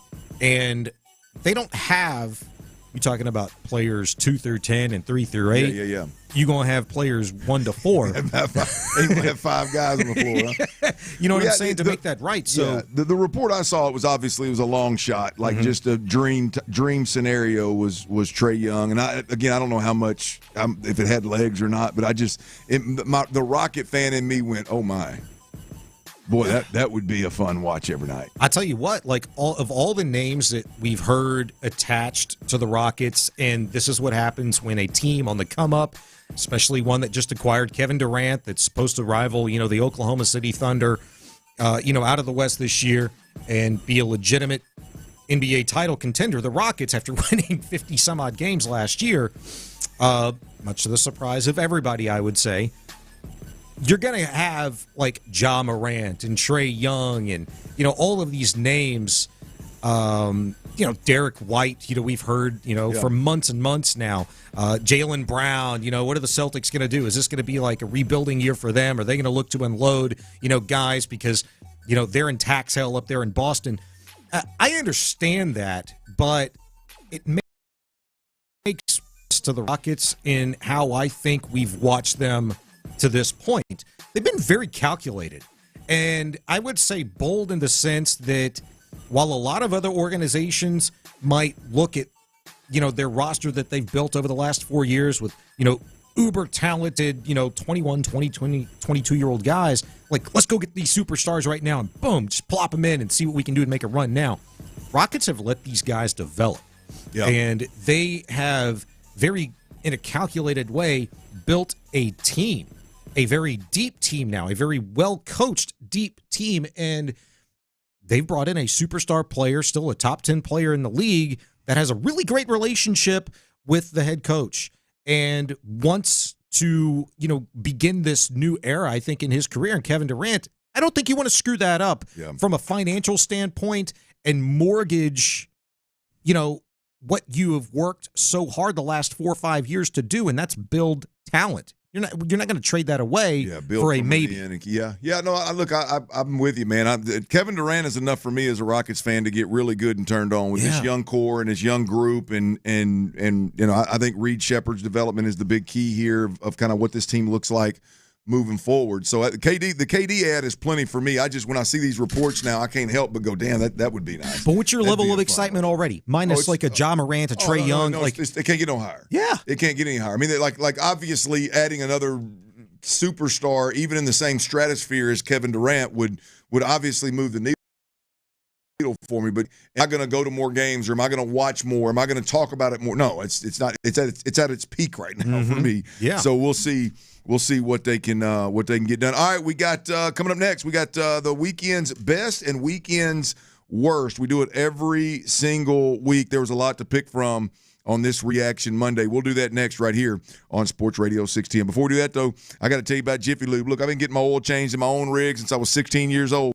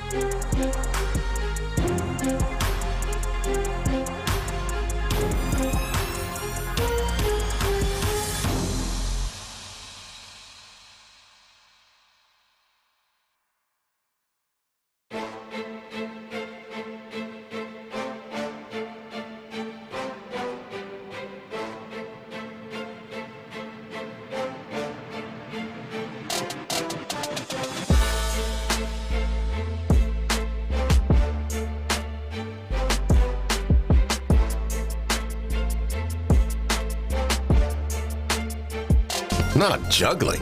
Make the switch today at odoo.com. That's ODOO.com. Area 45, the best damn sports talk show in all of Houston. It's a Mokaram Injury Lawyers Week on Sports Radio 610. Live from the Mokaram Injury Lawyers Studios, here's The Drive with Stoerner and Hughley.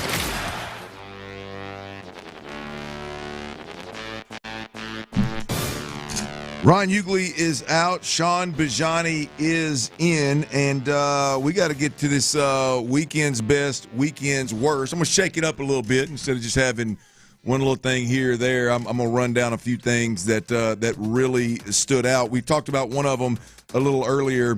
Indiana on the college football slate here. Indiana is for real, boys. Indiana goes to Oregon. They win 30-20. Kurt Cignetti is the hottest thing on the coaching market, the hottest thing in college football right now. And them going to Oregon not only puts Indiana squarely in one of the powerhouses right now in college football, but it also knocks down Oregon a bit, which would be good for your Aggies, T. Aggies probably going to move up a little bit with Oregon taking one on the chin from Indiana. I'll take it. And we didn't, I'm not normally this guy that's like, this and this happened, but shine on me for a second. Come on. But last Friday, my friend, whenever we were doing our Saturday slate segment, we always do, me, you, and Ron, previewing the college football weekend ahead. Yes. And we pick our game of the week. Mm-hmm. I had mine in the dock, but I got a little busy back here with some stuff while y'all were out on location. We didn't get to it. My game of the week was not only Oregon and Indiana, but I put in my notes that Indiana would shock them in Oregon. And I called it. Wow. And I just want to put that out there for a little record. You are on some kind of heater. He's on a heater. That would be. I was at. It's crazy. I was actually going to go for that as my hot take, but they were both highly ranked, so I didn't want to. I've shied away from it. I went with my Arkansas Razorbacks beating Tennessee, which obviously did not happen. But sorry, I just wanted to get that out there. Yeah, no, I'm with you, man. It's good, but there was nothing better, in my opinion, in college football than Indiana going on the road to Oregon in that Big Ten matchup. Well, it's crazy to think that was a Big Ten monster matchup. Indiana-Oregon, right? How weird is that? The old Pac-12 team and Indiana. But Indiana goes and puts it on them. In the NFL, you mentioned this. You brought it up in that break right there. Baker Mayfield has got to be mentioned in this. Baker Mayfield has got to be mentioned. What Baker Mayfield is doing right now, they're chanting MVP, and rightfully so. Baker Mayfield goes and throws 17-23, 256 yards, and 2 touchdowns. But the impressive thing is not just the San Francisco win; it's the run that he's made. He has been without Mike Evans, he's been without Godwin, and Ibuka hurt his hamstring in this game. He's going out there and winning games and converted. You know how he on the 4th and 10 or whatever it was here, and he scrambled for a first down out here to keep the drive alive before they beat us. He did something similar on, I think it was a 3rd and long, to keep that last drive alive before hitting, I think it's Tez Johnson, the kid that played at Oregon last year, rookie for a touch to win this thing and bust it wide open right there. But Baker Mayfield and continuing what I believe is an MVP run right now, early in the season, but Baker Mayfield's got to be weekend's best as well. Who needs Mike Evans and Chris Godwin when you can still dial up 6 explosives in that game without either one of those guys? 6 explosive plays from 15-plus yards. That's wild. And he had one of them on a run. It's wild, man, to see that he resurrected his career, and now what he's doing there. Right now, I got to believe he's the favorite for the MVP. Is that fair? I'd say probably 3 weeks running now. He's been the favorite for MVP. Yeah, man. So that you can't do a weekend's best without mentioning what Baker Mayfield is doing. And this one here, boys, it's for selfish reasons. But the Pittsburgh Steelers, they beat the Cleveland Browns 23-9. All right, and the Pittsburgh Steelers sit atop the AFC. They're only below Indianapolis because Indianapolis has played one more game than them. Obviously, I guess Pittsburgh's already had a bye, or do they play tonight? No, Pittsburgh. No, they just won. They just beat. They just beat the Browns. But when did they had a bye that early in the first month of the season? Yeah, I guess they had to have it the first week. Anyway, it's going to be a hell of a run that for Aaron Rodgers' old ass the rest of the way. That's for damn sure. But they win 23-9 over the Cleveland Browns. They beat the Jets, the Pats, the Vikings, and the Browns. So they're sitting at 4-1. The only team that's better than them in the AFC is the Indianapolis Colts right now because they're 5-1. Steelers had a Week 5 bye. Oh wow! Well, that's going to make for a long backside of this thing for a 40+ year. So I think this is a beautiful story because I think watching some of the national media TV folks squirm because Aaron Rodgers and the marriage between him and Tomlin and the Steelers and how negative they were about it. Now that had more to do with Aaron Rodgers than it did with Mike Tomlin. But no, it wasn't going to work. He's done. Yada yada yada. So I think that in itself is them being 4-1 and playing good football is I think in itself to be mentioned in Weekend's Best. But Mike Tomlin. I love it when head coaches go ahead and just call out stupidity. But this is when Mike Tomlin's calling out an organization, this being the Browns, for a quarterback move, I think this needs to be it warrants being highlighted because this is the organization that can't figure out their quarterback situation. Yeah. All quarterbacks go to Cleveland to die. And you wonder, like, what's going on in Cleveland? Like, why do they struggle the way that they do? Well, it's because they make decisions like this, and opposing head coaches have no problem just airing the dirty laundry in a post-game presser. Here's Mike Tomlin after they beat the Browns this week. You know, to be honest, it was shocking to me. Andrew Berry must be a lot smarter than me or us because it doesn't make sense to me to trade a quarterback that you think enough of to make your opening day starter to a division opponent that's hurting in that area. But that's just my personal feelings. Hey, yes, that's the guy that, like, just because you can't, I'm atop the division, and just because you can't win the division, you're trying to help the Bengals that are chasing my ass because after Joe Burrow got hurt. What are you doing, fool? That was the best. Oh, Mike Tomlin is just, I love Mike Tomlin. I'm an Aaron Rodgers fan. I love the fact that Aaron Rodgers is having success with the Pittsburgh Steelers. And when Mike Tomlin comes out and says stuff like that, when any coach does it, it turns me on a bit. But when Mike does it, it's absolutely beautiful. That is Weekend's Best. Can we talk a little bit about Weekend's Worst here, boys? Yes. Yes. Did y'all see what happened to Anthony Richardson? Yes. I didn't see it. I heard about it. But I mean, I didn't know there was video evidence of him being a Dumas. He was just put on IR, by the way, a few minutes ago.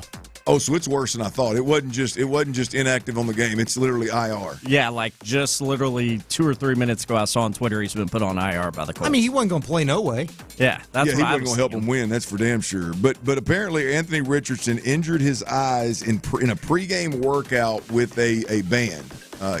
These guys nowadays use these bands and basketballs and all kind of crap to warm up. Mm-hmm. And apparently the band snapped and hit him in the eye, and so he went immediately on the inactive list in Indianapolis. And now, as Tyler said, he's on the IR. Look, I'm gonna be honest with you. I don't care if you're a quarterback. I don't care if you're a trainer in the fitness world. I don't care if you're just a workout. You're somebody that works out every now and then.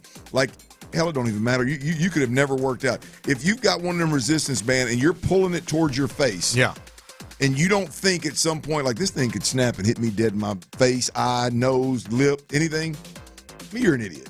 Yeah. So, did you see this video? I've not seen the video. No, I've not seen it. I don't know exactly how he was pulling. What would he have been doing with a workout band, like pulling towards his face, that a quarterback would be doing to warm up? I don't know. I'm not a band guy. I'm not a basketball guy. Like maybe an upright row. But even in that way, your hands are wide. So if it pops, it's going to pop outside your hands, not to your face.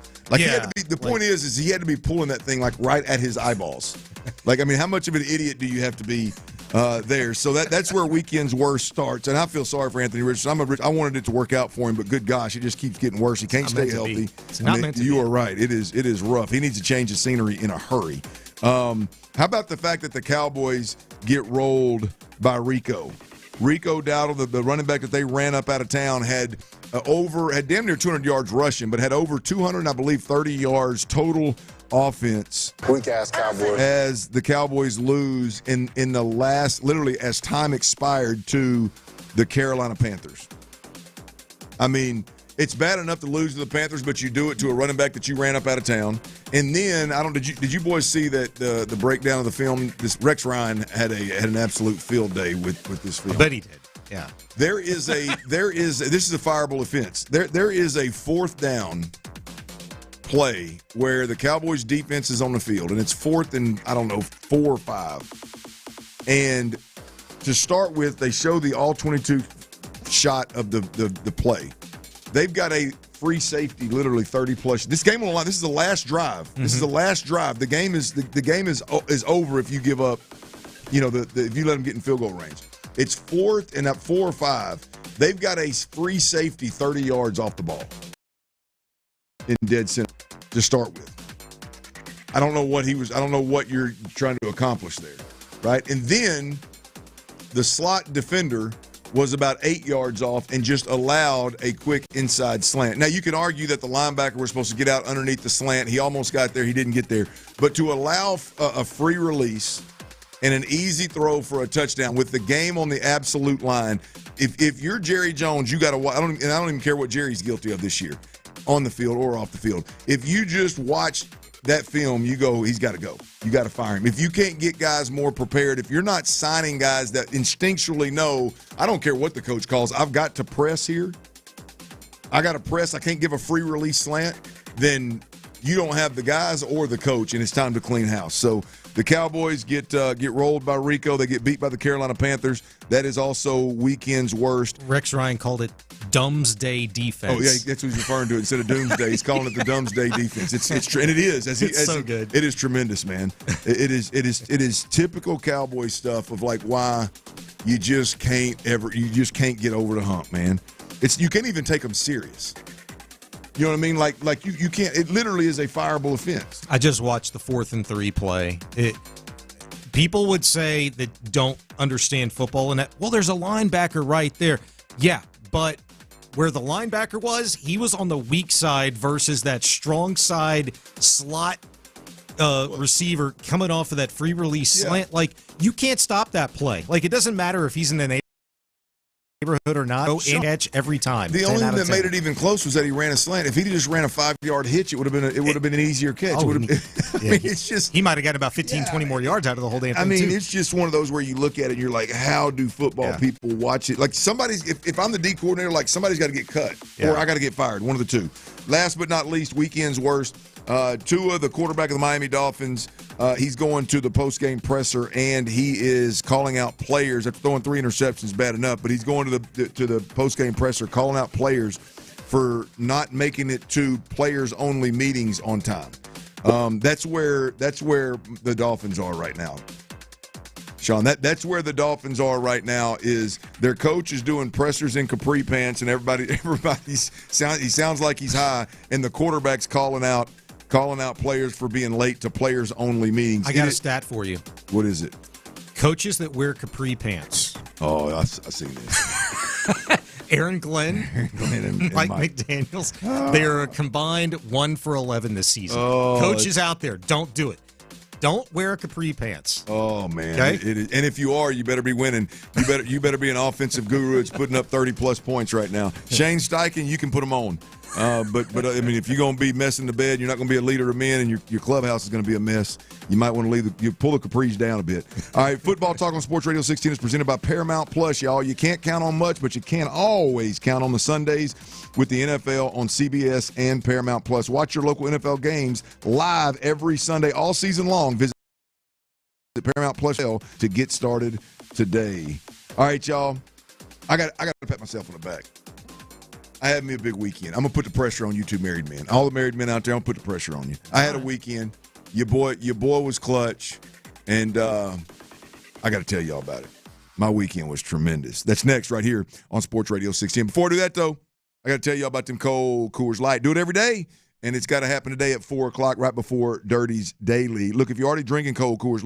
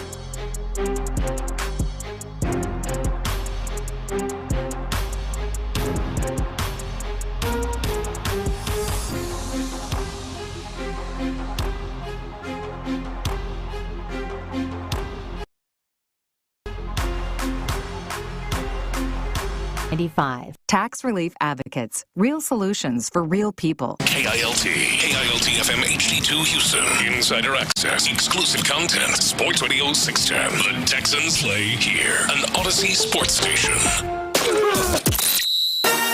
Dive into the mind of former NFL quarterback Clint Stoerner. I was thinking about coming out of the chute here and telling y'all about my new boots that I got on, but y'all want to talk about puppy chow? What is that, ostrich? Hell no, that's python. It's Dirty's Daily. Before we get to that boner. On The Drive with Stoerner and Hughley.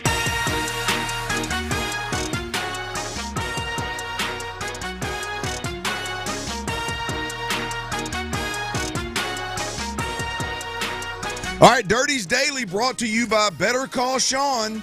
If you need a fence, he does it right. Better call Sean. That a boy. Let's go. Sean Bijani's Fence Company. I'm serious. He's sponsoring Dirty's Daily today, man. Y'all, if you need some fence work done, I've seen the work. You can look at the before and afters and on hit my Facebook up. Facebook right there. Sean Bijani. Spell it for him, Sean. Sean Bijani. ShaunBijani. Yeah, see, I knew I put that Jani in there right early. I call you Johnny. Johnny, yeah. Somebody somewhere along the way spelt it with a G, and I was like, nah, it's a J, baby. It's a J. This is Johnny. Sean Bijani is in for Ron, the show, Hughley. Boys, I got to plug your business, but then what I've got to do is I've got to. Tip of the cap to you, sir. Well, I mean, I think the title intro right there before we get to the, you know what I'm talking about?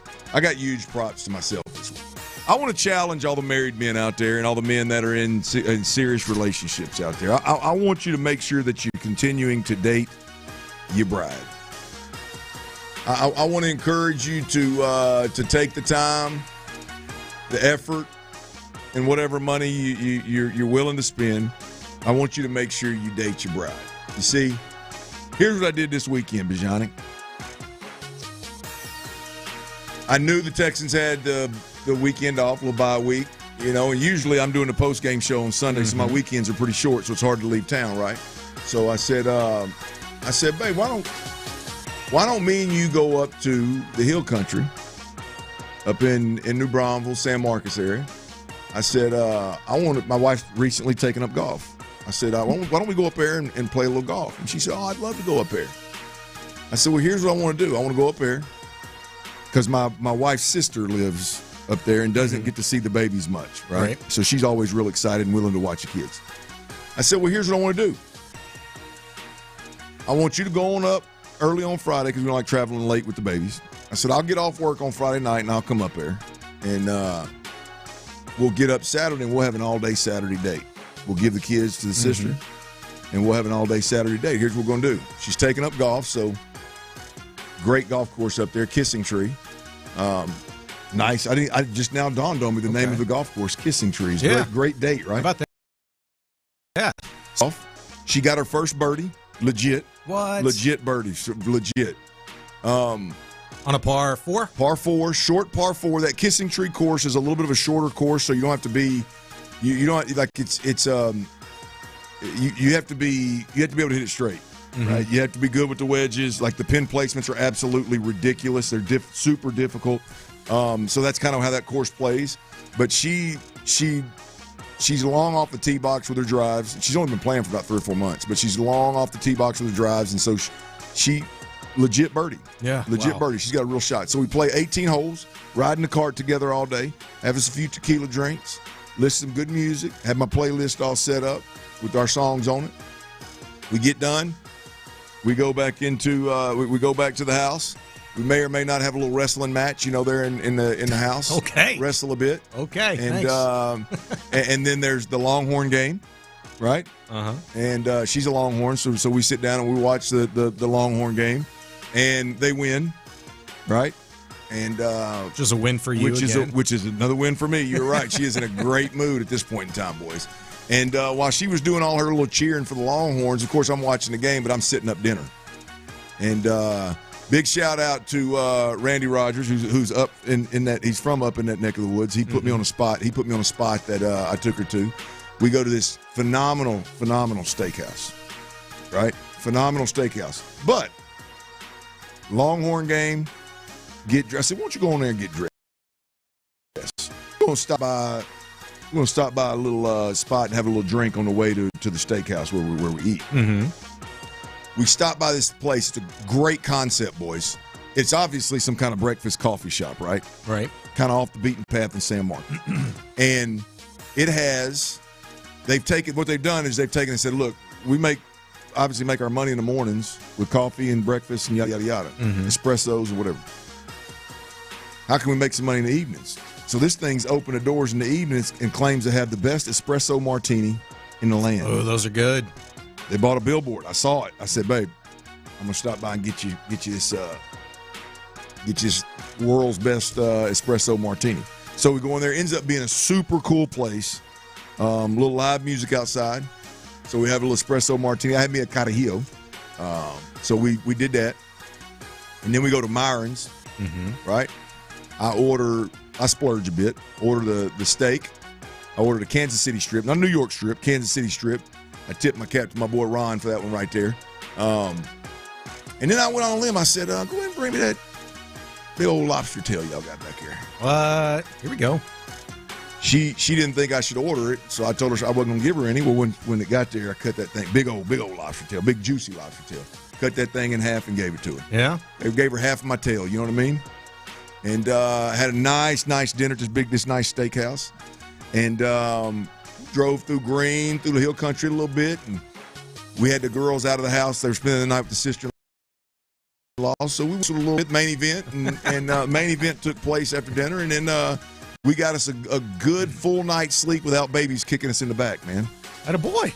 And I'm going to tell you, man, it gave me an opportunity to share some thoughts with my bride about how special she is to me and how good of a mother she is and how good of a wife she is, and it went I didn't have that part planned. Just kind of spur of the moment, you know. Yeah, well, that's even better. Well, it's gone. I'm telling you, it's gone a long way. I think it bought me a couple more years of marriage at least. I would say so. If it was as good as it sounded like it was. I mean, I'm telling you, it was something else. But I got to pat myself on the back. Two wrestling matches, a steak and which at 47, Chief, that is a feat in itself. Steak and lobster dinner. Yeah. Espresso martini, 18 holes of golf, and the football team wins on that weekend. And I really will never let her forget. I drove 3 hours to take her on a date. How about that? And her football team won. Yeah. Right. I mean, it was a hell of a week, man. It was a hell of a weekend, hell of a date.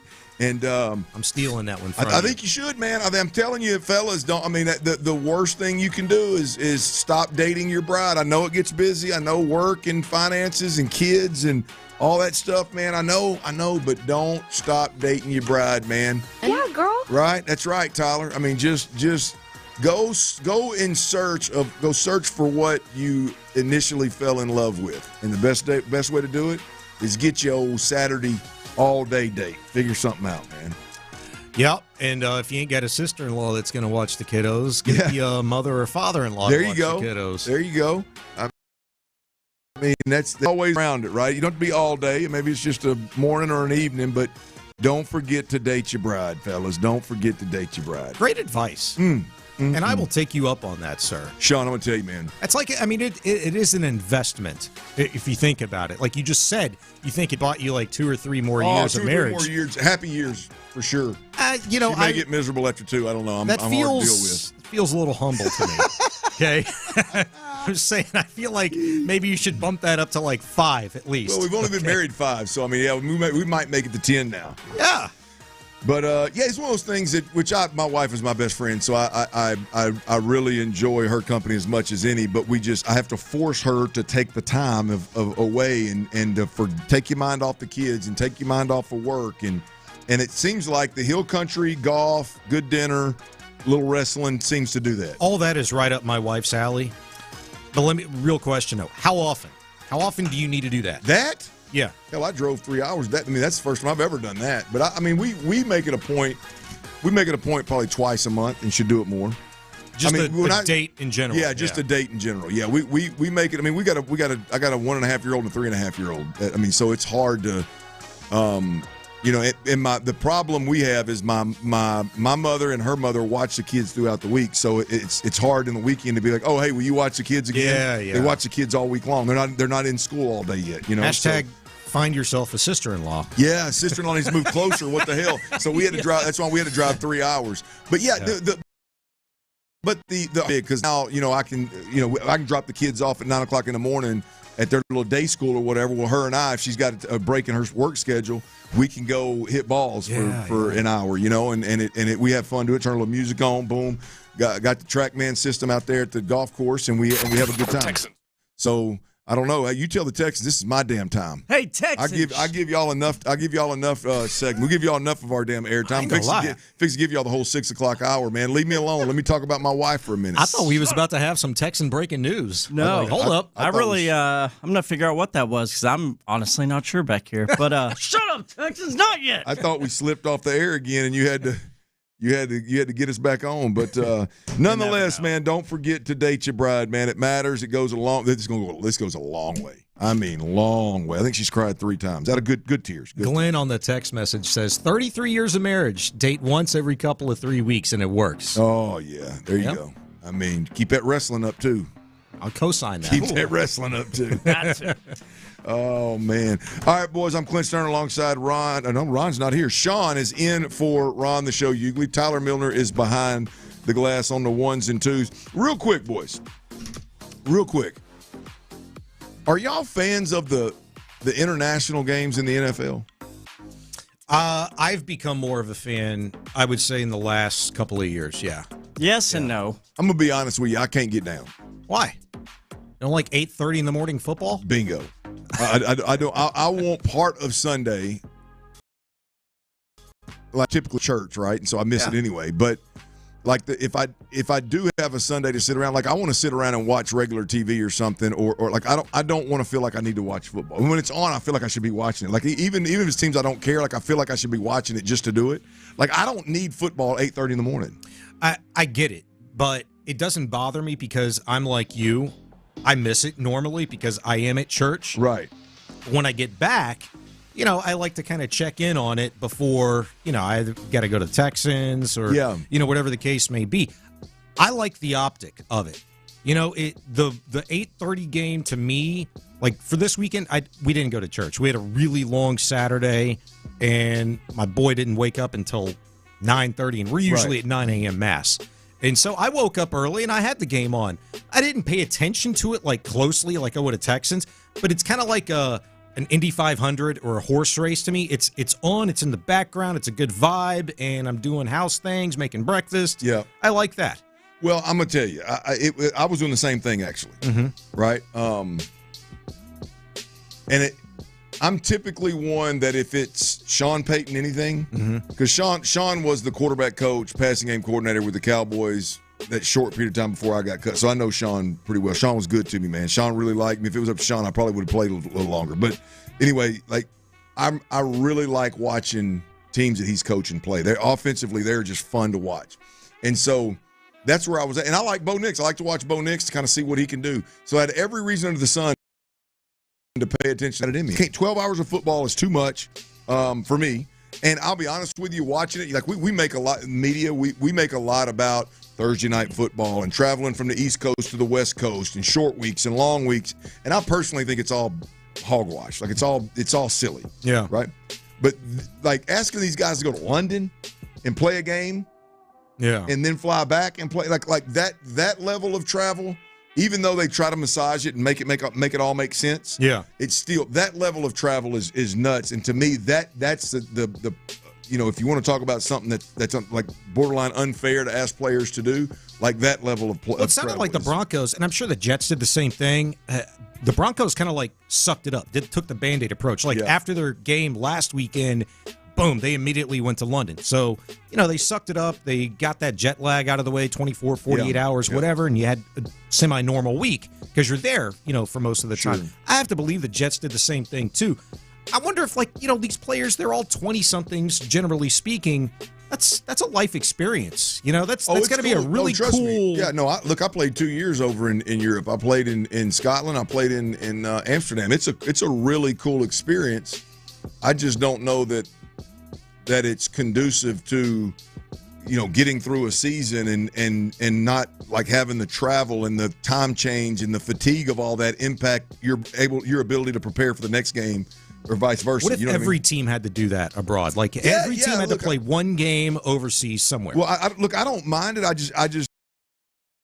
just don't money grab. It's clearly not good for the teams, not good for the players. It's all about the brand of the NFL and making more money. That's it. That's all it is. And so that's where I kind of draw the line of okay, now there's no positive for the players other than the experience, which they make plenty of money. They can go over in the offseason and not worry about it. Mm-hmm. There's only a negative to it from a player's perspective. But the league and the teams can make a boatload of money doing it, so they choose the money over the player and stuff like that. So anyway, that's me. All right, it's a Reaction Monday, and here's what I want to do because we had two interesting games in the division that I think we got to keep tabs on. If we're fans of the Texans and if we're hoping that they can right this ship, the Jacksonville Jaguars and the Indianapolis Colts they played this weekend, and one played the Seattle Seahawks, who's our next opponent, and one jumped to 5-1 and is the best team in the AFC at the moment per rankings. We'll talk about that next right here on Sports Radio 610. Before we do that, though, I got to tell you about them Daisy dips, y'all. Look, I love a good dip. Always have. Whether it's chips, wings, veggies, it doesn't matter. I love a good dip. And I'm being honest here. A good friend.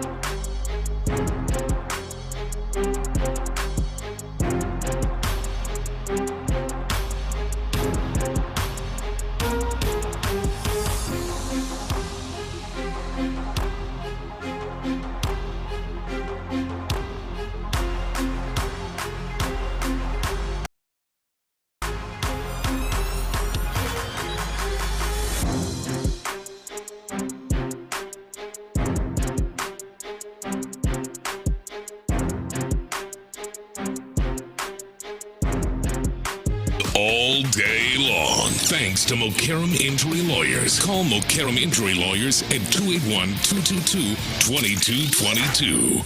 Duval. It's a Mokaram Injury Lawyers Reaction Monday on Sports Radio 610. Live from the Mokaram Injury Lawyers studios, here's The Drive with Stoerner and Hughley. All right, it is a Reaction Monday.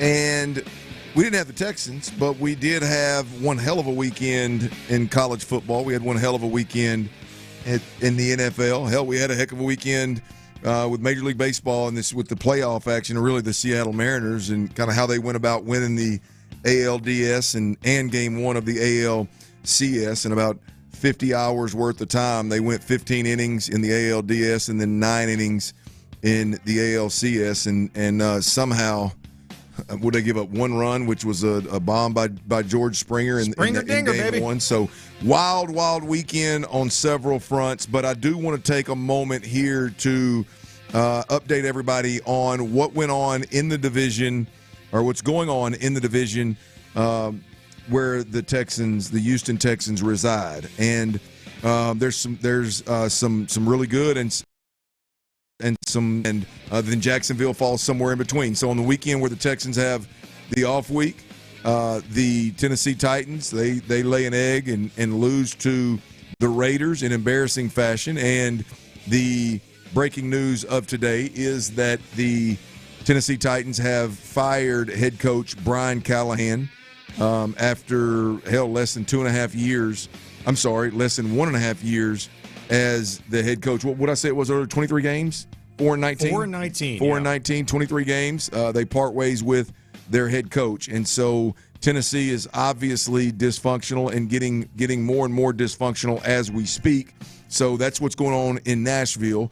And then you had the two teams that are currently above the Texans in the standings, the Jacksonville Jaguars and the Indianapolis Colts. Let's start with the Jacksonville Jaguars.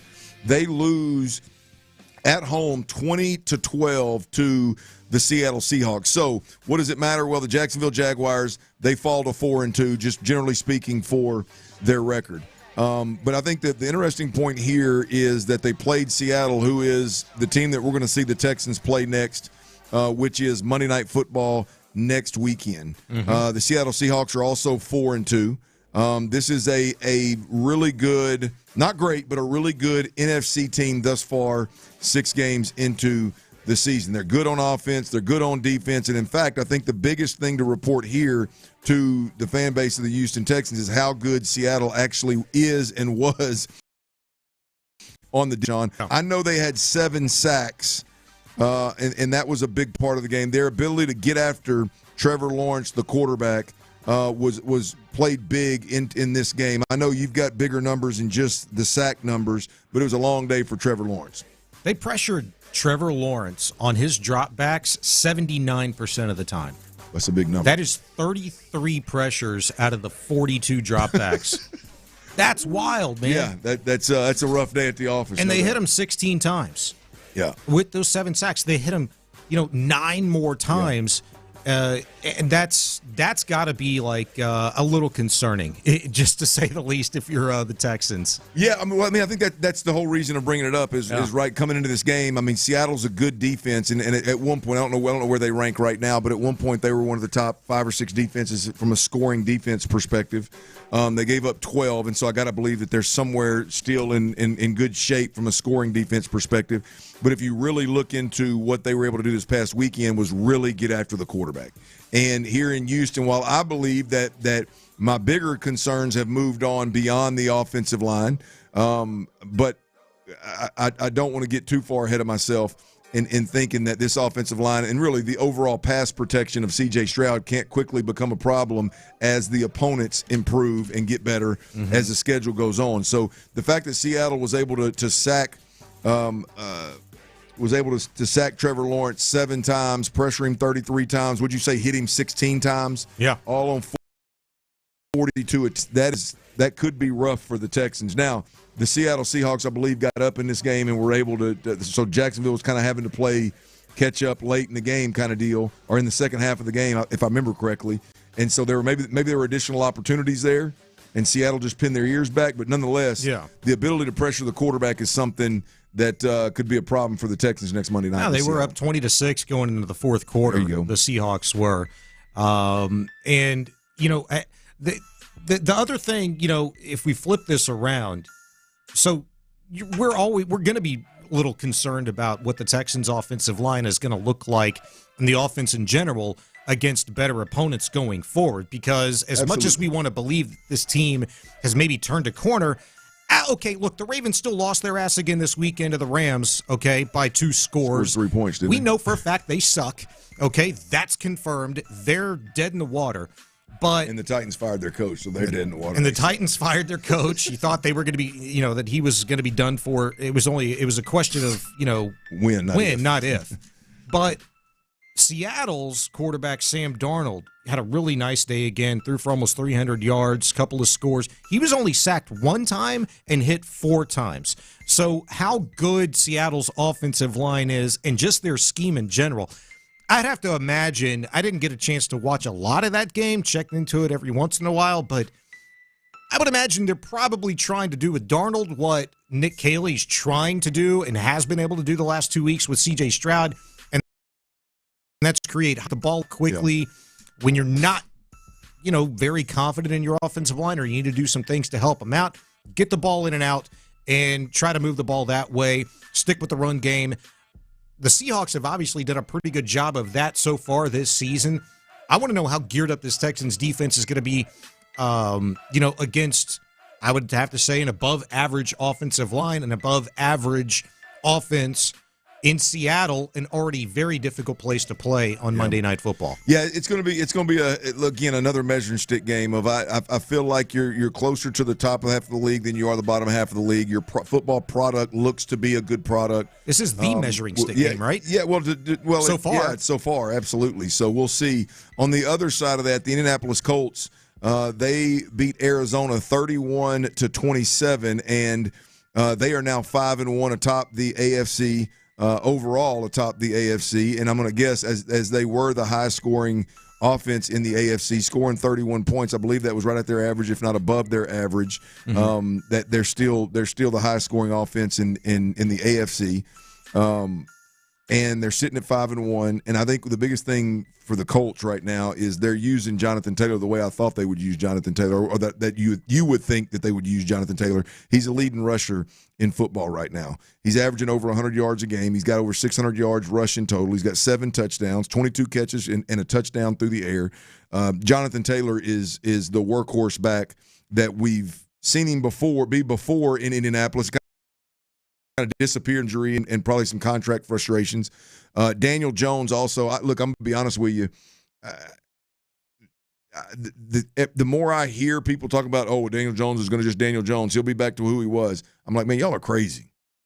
I mean, Daniel Jones was in a bad organization with no support, with an owner that came out and literally said, we did everything we could to make sure this guy failed. Yeah. And now he's in a healthy organization with a good supporting cast, with a great play caller. He's got 1,500-plus yards, 8 touchdowns, 3 interceptions, and get this, Daniel Jones, y'all, has only been sacked 5 times all year long. Yeah, they're running the football well. They're protecting the quarterback. This is going to be a difficult. I don't see the Colts slowing down anytime soon. But they played Miami, in Vegas, in Tennessee. They squeaked one out against the Broncos, and they lost by 1 score to the Rams. And yeah, they barely got by the Cards this past weekend. Yep. But does that lack of quality of opponent give you at least a little bit of pause? Not about Dan Jones, but just about the team and the Colts in general. Well, I think it can give you a little bit of pause, but the reality of it is that's the schedule they got the rest of the way. You know what I mean? The difference is the Texans are playing a first-place schedule, and the Colts are playing a second- or third-place schedule. And the Jacksonville Jaguars are playing the other one. So the schedule for those teams are going to be easier along the way. It's not going to compare to the Texans schedule. Now, their schedule specifically, obviously, is going to get more difficult because that's not impressive what you just rattled off. But what's impressive through that run is they're not just sneaking by. Mm-hmm. They're not talking about, it was a close game and it was a 1-score game. They're going out there. They're leading. They're like the number 3, number 1 scoring offense in the AFC. So it's like, see what it looks like against the Chargers again, who they play this next week. Sure. And then they got the Steelers. They get the Chiefs and the Texans back-to-back weeks, and then a head-to-head at Jacksonville. That's 5 pretty tough games over the course of the next 7 weeks. Well, the beautiful thing for us as Texans fans is we're going to catch them late. And so whatever Nick Caley is, I got to believe by that point he will be that person. You know what I mean? Like we'll know that is him and CJ going to mesh or not. You know, is Nick Caley going to be able to call plays and be good at it or not? The best version of himself at that point in time, you hope. Absolutely. Yeah. Absolutely. So I think catching them late and catching them 2 games late in the season, we can swing this thing in a big way. But I think the Indianapolis Colts are for real. All right, the Kansas City Chiefs, they played last night, and I think it is the exact blueprint of what we hope happens with the Houston Texans. They are at a fork in the road right now. Do you get to 500 and come home with a 3-game stretch here, home stretch, where you can get above 500 and really get this thing on track, or do you slide back to 2-4 and join the cellar dwellers in the AFC? Which direction do you go? The Kansas City Chiefs gave you the blueprint last night. We'll talk about that next right here on Sports Radio 610. Before we do that, though, I got to tell you about QC Kinetics. Look, these days, more and more people –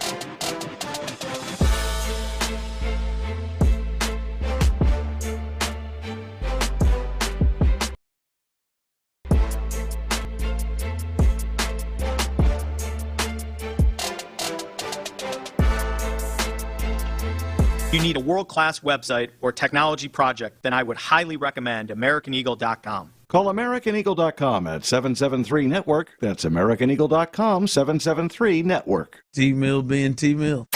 It's a Mokaram Injury Lawyers Reaction Monday on Sports Radio 610. Live from the Mokaram Injury Lawyers Studios, here's The Drive with Stoerner and Hughley.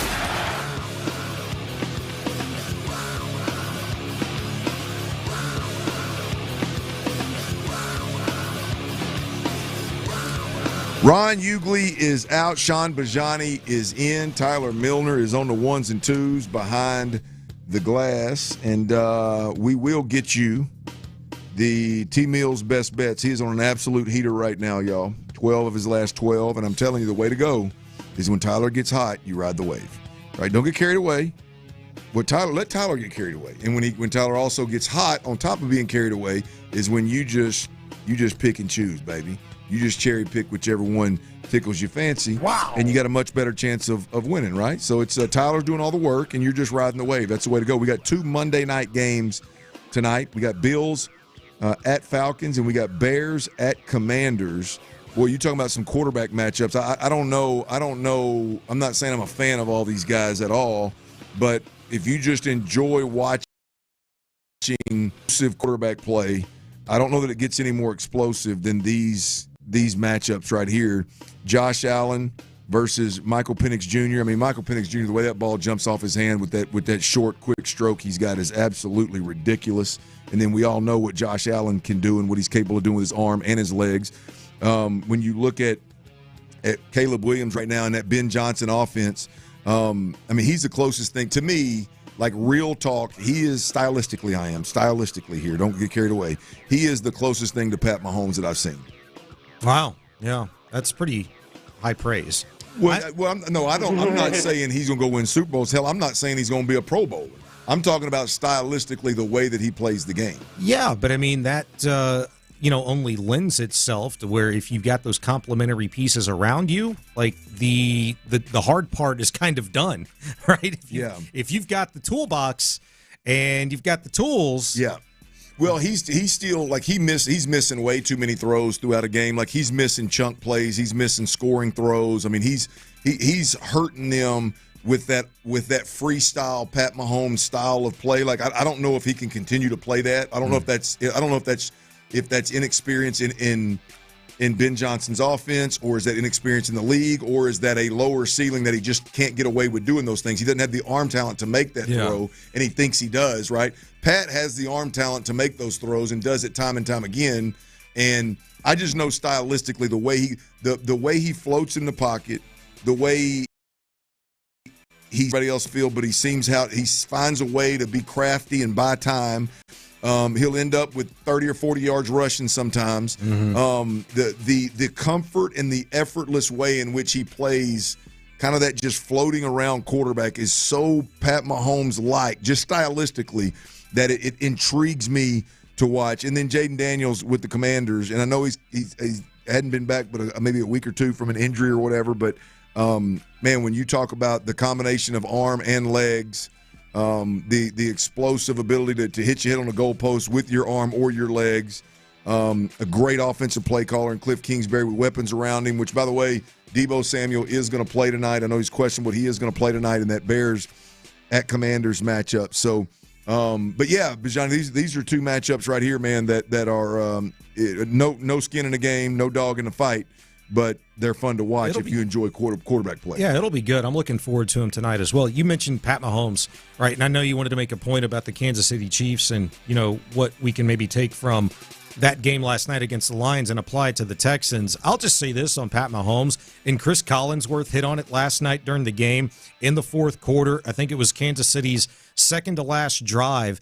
Mahomes had just gotten sacked on a free rush by Aiden Hutchinson on the right side, right? And in the very next play, I think it was, Mahomes steps up into the pocket after Hutchinson is ready to take his head off again. He steps up in the pocket, and there's nobody open. He tucks it and runs for maybe 4 or 5 yards, kind of twists it around, takes a hit, boom, He tries to stay up and get an extra 2 yards, twists out of a tackle, and tries to lean forward to get another couple of yards out of it, takes another hit. And Collinsworth was like, what other quarterback is doing that is playing at this level and has been playing at this level for this long? Like, he's doing whatever it takes to just get the chains moving. And I'm ready to go. I love that. And it's so true, though. I mean, a lot of quarterbacks, they get wrapped up, by the ankles. They're going to go down. They don't want to take another hit. Yeah. Mahomes took 2 blasts before he went down. And that was kind of a microcosm of what the Chiefs did to the Lions last night, in my opinion, in the fourth quarter. They stepped on their throat. Yeah. Oh, no question. The ability of Pat Mahomes gets talked about a lot, but I think if you look at Pat Mahomes, I mean, there's a couple of things that really stand out to me, and one of them is like his sixth sense in the pocket, like how comfortable he is kind of ducking and dodging and moving and allowing his offensive line to stay attached and block for him. That's his superpower. But there's also a part of Pat Mahomes that is, to your point, there is a clutch gene.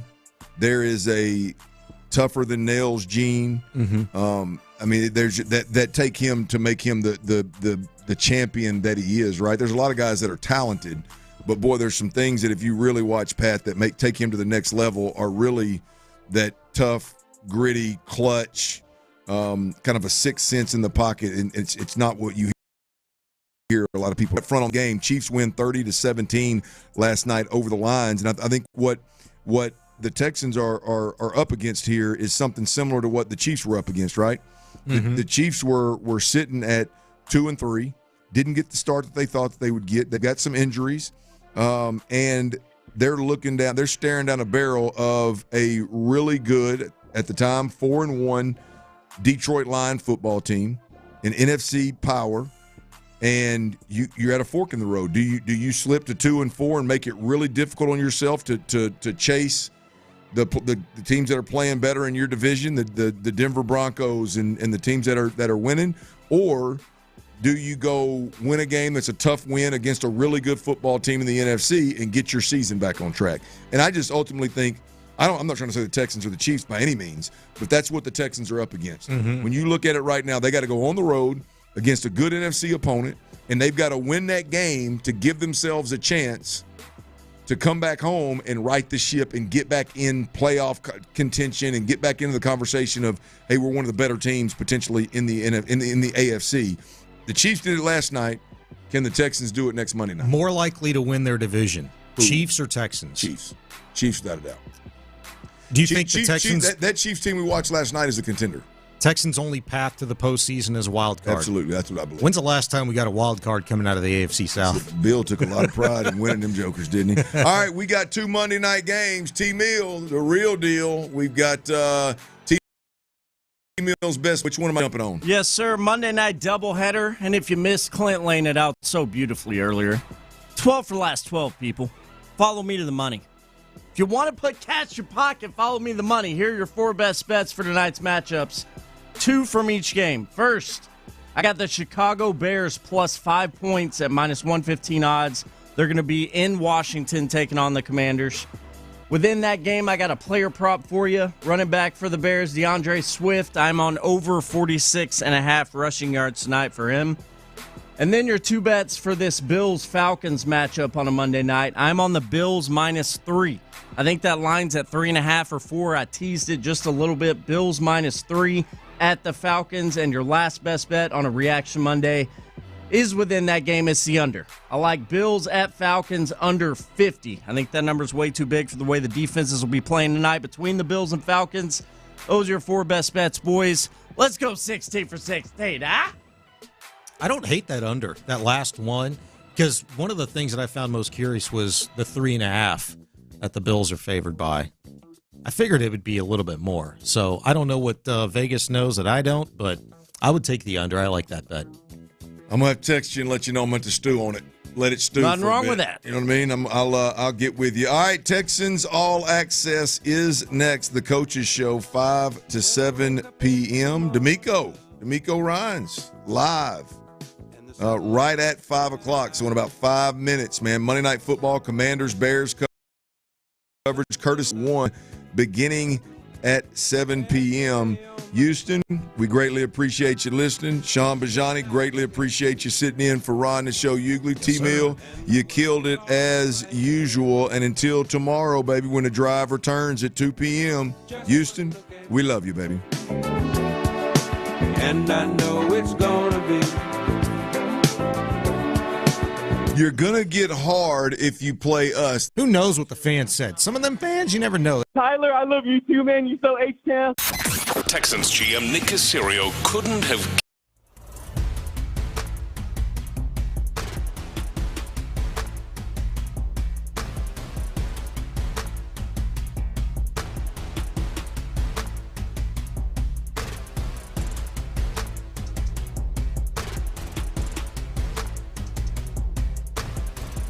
Sports Radio 610. The Texans play here. From the attorney Steve Lee Traffic Center, 713-CALL-LEE. Your report is sponsored by Kirk Holmes.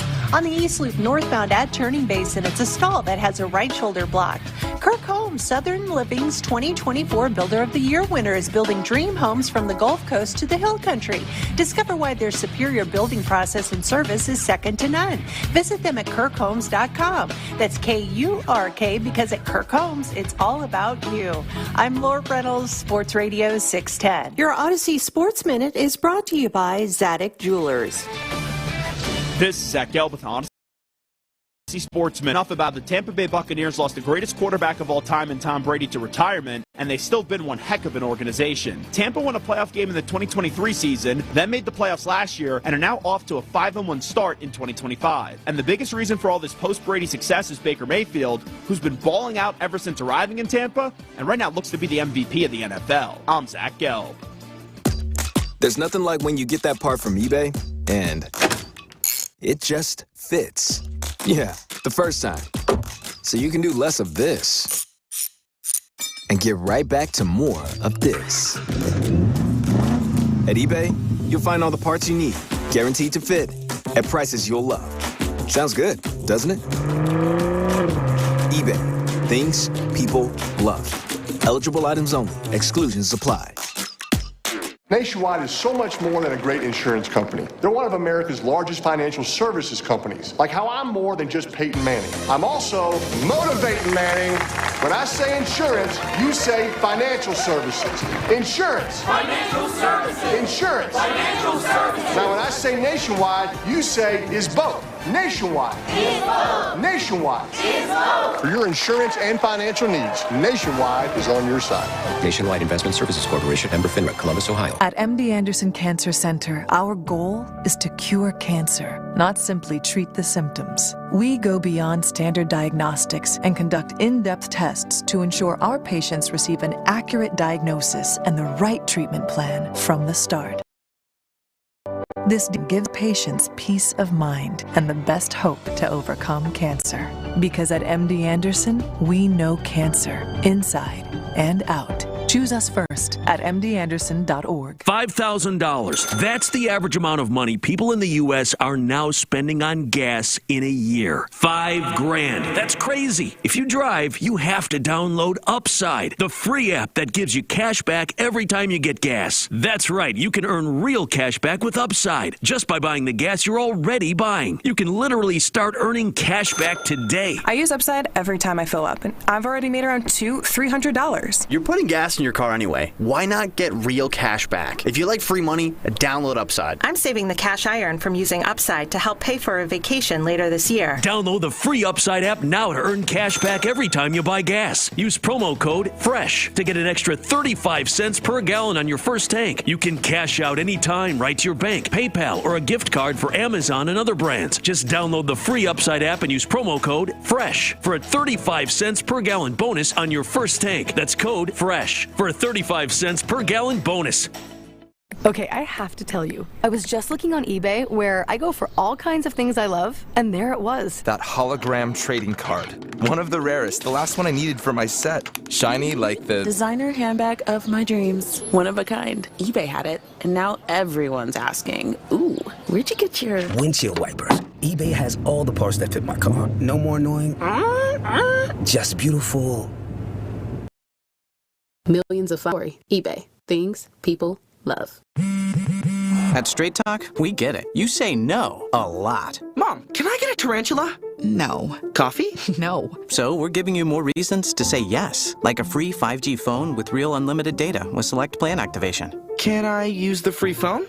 Yes. See? Doesn't it feel good to say yes to more? Absolutely. Face tattoo? Absolutely not. Available at straighttalk.com and Walmart. Taxes and fees apply. In-store activation of Gold Unlimited plan or higher required. For network management practices, visit straighttalk.com. Sports fans, listen up.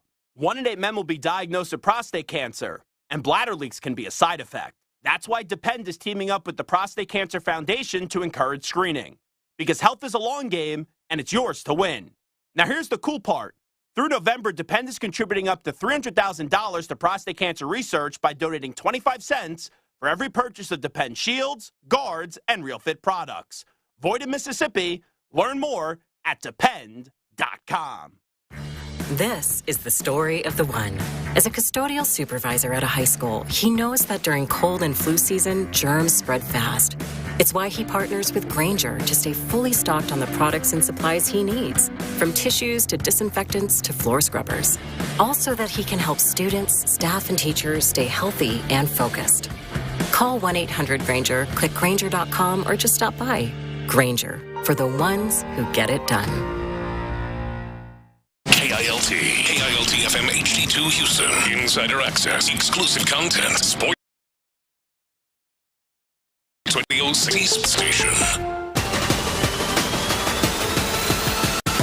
It's Texans Radio. Yes, sir. The DeMeco Ryans Show. Communicate. Over-communicate. Brought to you by Amity Bank.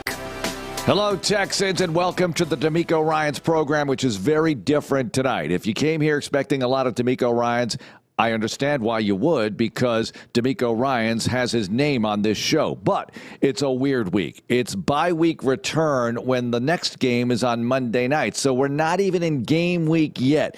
Yeah, the coaches are back in the building, but they're doing coach stuff, getting back from the bye, doing all the self-scouting, whatever they're doing to get ready for the Seattle Seahawks 1 week from tonight. And DeMeco will join us tomorrow. So tomorrow at 6 o'clock on the flagship Sports Radio 610, we will have DeMeco Ryans. And tonight's DeMeco Ryans show is going to be a bit different. We're going to hear from Andre Ware, Andy Kalu. We're going to hear a bit from Jonathan Joseph as well, and Wade Smith. Stuff about your head coach as we see the Texans prepare for Week 7 in the NFL at 2-3, and certainly not out of it by any means after the 0-3 start. Climbing back with a couple of victories in a row, and you want to see 3 in a row with a win at Seattle, but it's going to take a lot. The Seahawks were winners at the Jaguars yesterday. Thank you very much for accomplishing that, putting a loss on the Jags, and maybe the Seahawks are what I would jokingly call fat and happy. We'll see. On Monday night, that place will be rocking. We can't wait as the Texans go on the road again.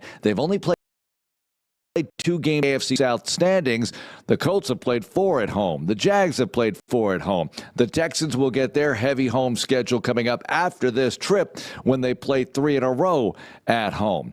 Anyway, let's get things rolling on this modified edition of the show with a visit with Andre Ware. John Harris and I catching up with Andre, our broadcast buddy, Heisman Trophy winner, 1989, and NFL veteran. Dre, I said this to Mark earlier, and I used the phrase, the Texans are right where they want to be. Now, I know they don't want to be 2-3. I get that.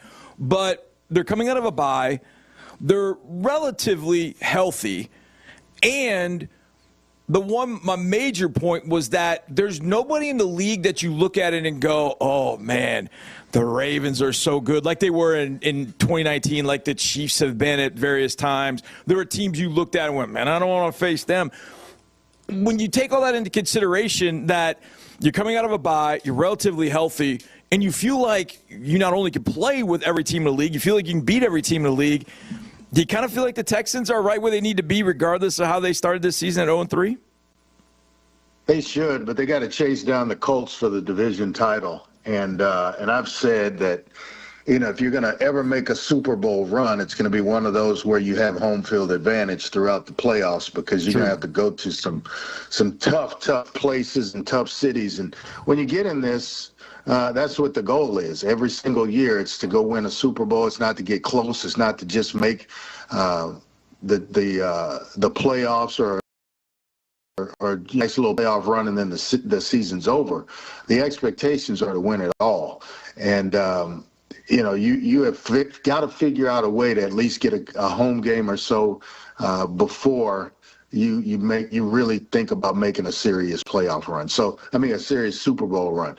So, yeah, to say they're where they are, it gives them a chance for a reset. It gives them a chance to heal up at this point in time. But, man, to come out of a bye week and have to go way up to Seattle, that is a tough task. And losing 2 hours, all of that is going to be tough. Well, or gaining 2 hours, but it's going to feel different. It'll feel different for sure, and everything feels different in that building, even if you were down the street, I would imagine, being the opposing team in that place. Dre, with Sam Darnold in another location, having another good year, Seahawks 4-2, they beat the Jags yesterday. I'm going somewhere with this. Daniel Jones in Indy, we talk about Baker all the time. Now, I know he's had multiple good seasons in Tampa, but you look at these guys who were, they were elsewhere, and now they're in another place, and things are working out. And I'm not automatically putting Jones in that category of Darnold and Baker, but he was a first-round draft choice for the Giants, and now he's in a new place, and things are going so much better. I know he had that good year a few years ago with the Giants and Barkley and such, but your thoughts on relocation and what it takes and what it means for some of these guys who are really emerging as top signal callers or really improving their careers, if nothing else? Yeah, it's coaching. It's ability, a good organization that can put players around that position. And Daniel Jones can play. When every scouting report that, and I would put him in that category, they're 5-1. So how can you not? And they've won some tough football games. But when you have players around him, a running game and a good solid offensive line and some receivers, skill position players in which to throw to, you can function. Then you got a good play caller, a solid play caller, and as I mentioned initially, a good place overall and a good organization. That's what's happened with Sam. That's what's happened with Baker. I just had this conversation yesterday about those three guys. And if you're lucky enough, as a quarterback in the league, you find a place. You're in it long enough to find that place. And for the three of them, they found it. Baker was signed to a longer-term deal in Tampa. I could imagine that that's going to happen with Daniel Jones if they continue to play the way they have. And Darnold's signed for a nice. It's a nice contract for him in Seattle as well. So all three surrounded by playmakers, all three surrounded by a good structured organization that knows how to draft and knows how to put players around the quarterback position. Therefore, they can be successful and be the players that they were drafted pretty much to be. Dre, we're going to see one of those guys in Sam Darnold on Monday night, the guy that's resurrected his career after bouncing around, things on quarterback, just all those things that you talked about. But 2 years ago, Baker Mayfield signed a 1-year, $4 million deal. Going into the 2023 season, we didn't even know if he was going to be the starting quarterback. Just a little over 2 years later, now the letters MVP are being put next to his name. And yesterday, he's got no Mike Evans. Godwin goes out of the game. Ibuka goes out of the game. He's throwing to two guys named Johnson that nobody had really ever heard of for the most part, and he's lighting up the 49ers. Obviously, I know without Fred Warner, but he's lighting up the 49ers, and now he's the MVP. Like, we've seen it change for guys over the years. Like, a guy goes from not being very good or not getting a great chance, and he becomes pretty good. But I don't know that we've ever seen anybody go from, well, we don't know about this guy, to MVP candidate in 2 years. Baker is something else. We saw him up close. What really is kind of the magic to Baker? You mentioned the coaching and what he gets down in Tampa, but what else is there for Baker that's turned it around this quickly? Yeah, you can make a case for all three guys. Certainly Baker's name's been thrown out there first, but Daniel Jones is having that kind of season. Sam Darnold's having that kind of season, that their names have been sprinkled into MVP conversations, and even so much as last year with Sam Darnold in Minnesota, that they got going for a while. I just think Baker's so competitive, and whatever challenge you put in front of him, it doesn't matter. This receiver's hurt. that one. I would throw Shepard's name in there as well because he played well yesterday for Baker when the injuries started to happen. But he's just so fiery, so competitive, and the more you take from him, the more he will insert himself into a game. He can manage it. Like most guys, and that's not a bad thing if you have everybody there. But when you start taking pieces and components away from the offense, now he realizes, I got to do more. He's going to do more with his legs. Ran for a first down in that game that was about 18 yards or so and barely got there. But that's Baker Mayfield of this season. And it's been there.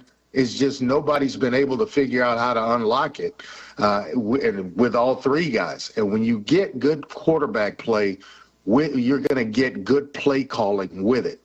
And that overcomes a lot. So Baker is in that situation where he's trusted.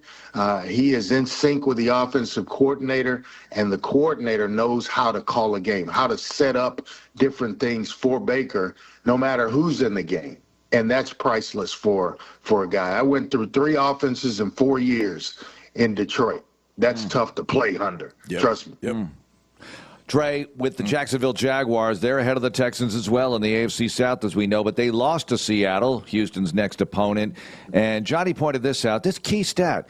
Jags didn't force any takeaways, and they lost the game. And they're number 1 in the league in turnover differential, so they were not able to capitalize on that. But thoughts on that? The weird, wacky NFL world we live in. Kansas City gets beat by Jacksonville Monday. They look fantastic last night against previously unbelievable-looking Detroit. And then the Jags, who beat Kansas City, lose to Seattle. Thoughts?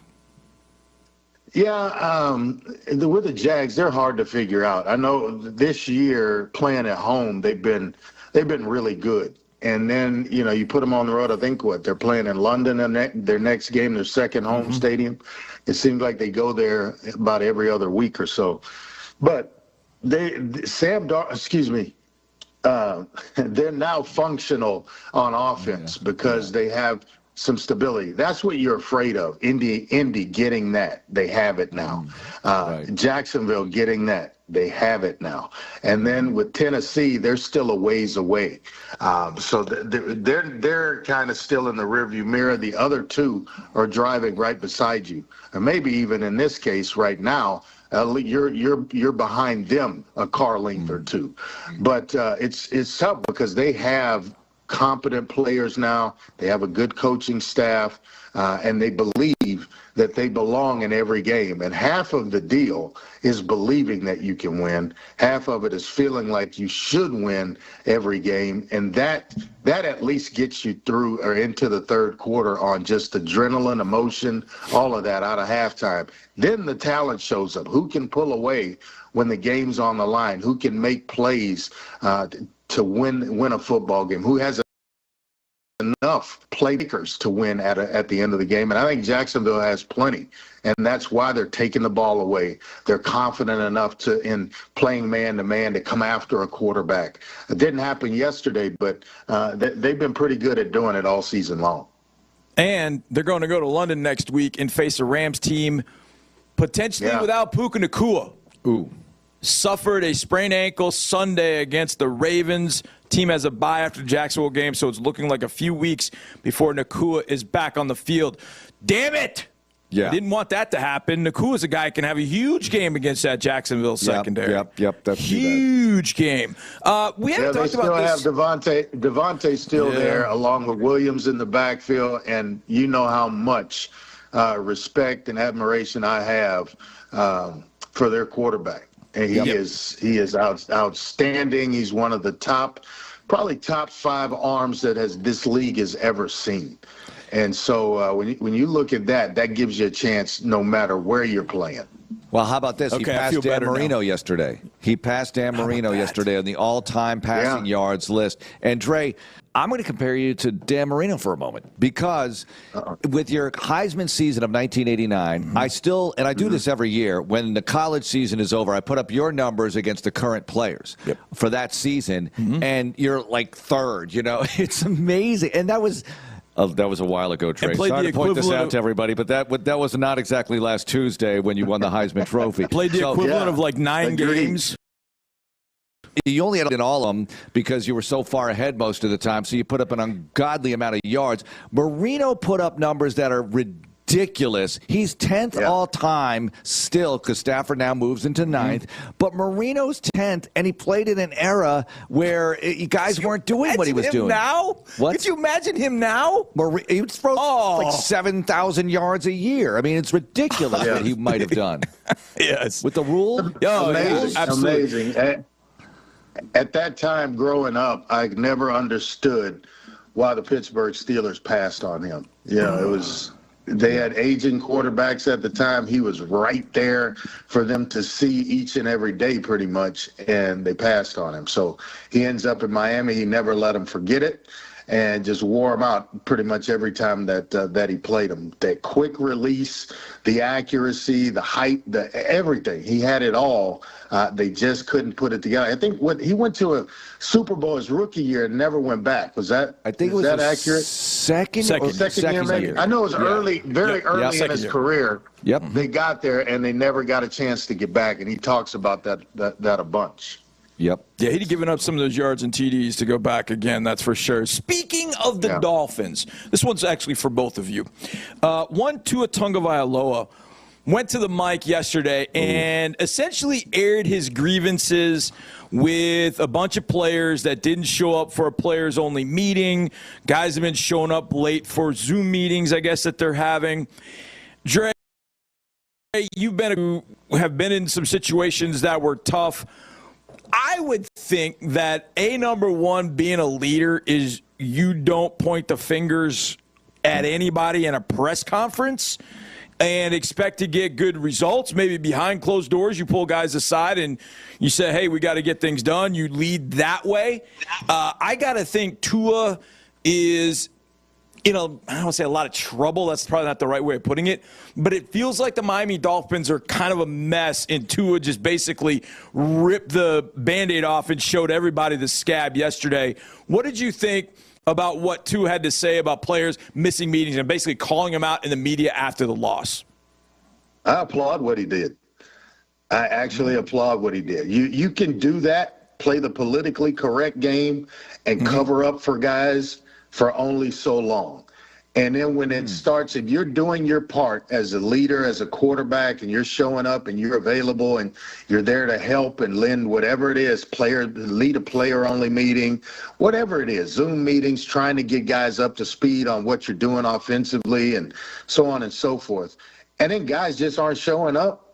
Yeah, it's time to rip the Band-Aid off and expose who's not coming to these meetings, and this is why he doesn't know what the hell he's doing when we kick the ball off. And yeah, I'm all about that. I'm all about protecting you to a point. And then when you start disrespecting the team, everything that's involved, you're going to get exposed. If you're not doing what you need to do, you're going to get exposed. If you're the problem that we're not winning or part of the problem, after protecting your behind for so long, then I'm going to expose you. That's just my belief. So you do everything you possibly can until you have nothing left. And then maybe that motivates you to get your behind the meetings and get on Zoom calls or whatever else the beef was about.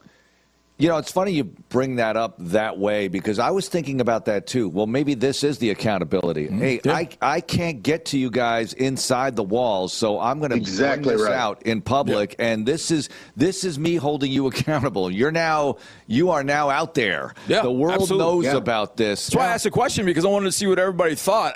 I know it's not something that I know personally I would have done, but then again, if I've been trying to do it, and I have been communicating with these players and they're not responding, then hell yeah, air them out in the public. Clearly he didn't have a great game, right? But they had the lead. They had the lead late. He doesn't play defense. Make a stop. Make a tackle. Make a tackle. You had Jalen Phillips had Herbert wrapped up, and Herbert went, get off me. It was like a little 8th grader trying to tackle a senior, and he just said, Nick, get off me. And then he completes the lad, and you miss a tackle. So, Dre, what we have to keep in mind is, we don't know who the players are. Maybe he did name them. I didn't hear that press conference. But maybe they're directly tied to his performance. But they're the guys that aren't showing up for the meetings. They're the guys that aren't on the Zoom calls. Great point. But and getting games, I'm expecting you to run a curl and you're running a takeoff. Now I'm scrambling around looking because that's open, and now I've got to move around to find something else because you just smoked a route. So, yeah, I mean, what people have to realize, everyone else's performance is certainly tied to what the quarterback does. Every one of them. Tua is one of 9 quarterbacks in the league that has a completion percentage over 70 right now. And everybody on this list in the top 9 plays a lot. And then you have Love at 69.4. He's right there. Rodgers, 68.5. I've never seen this kind of volume in terms of completion percentage for these quarterbacks.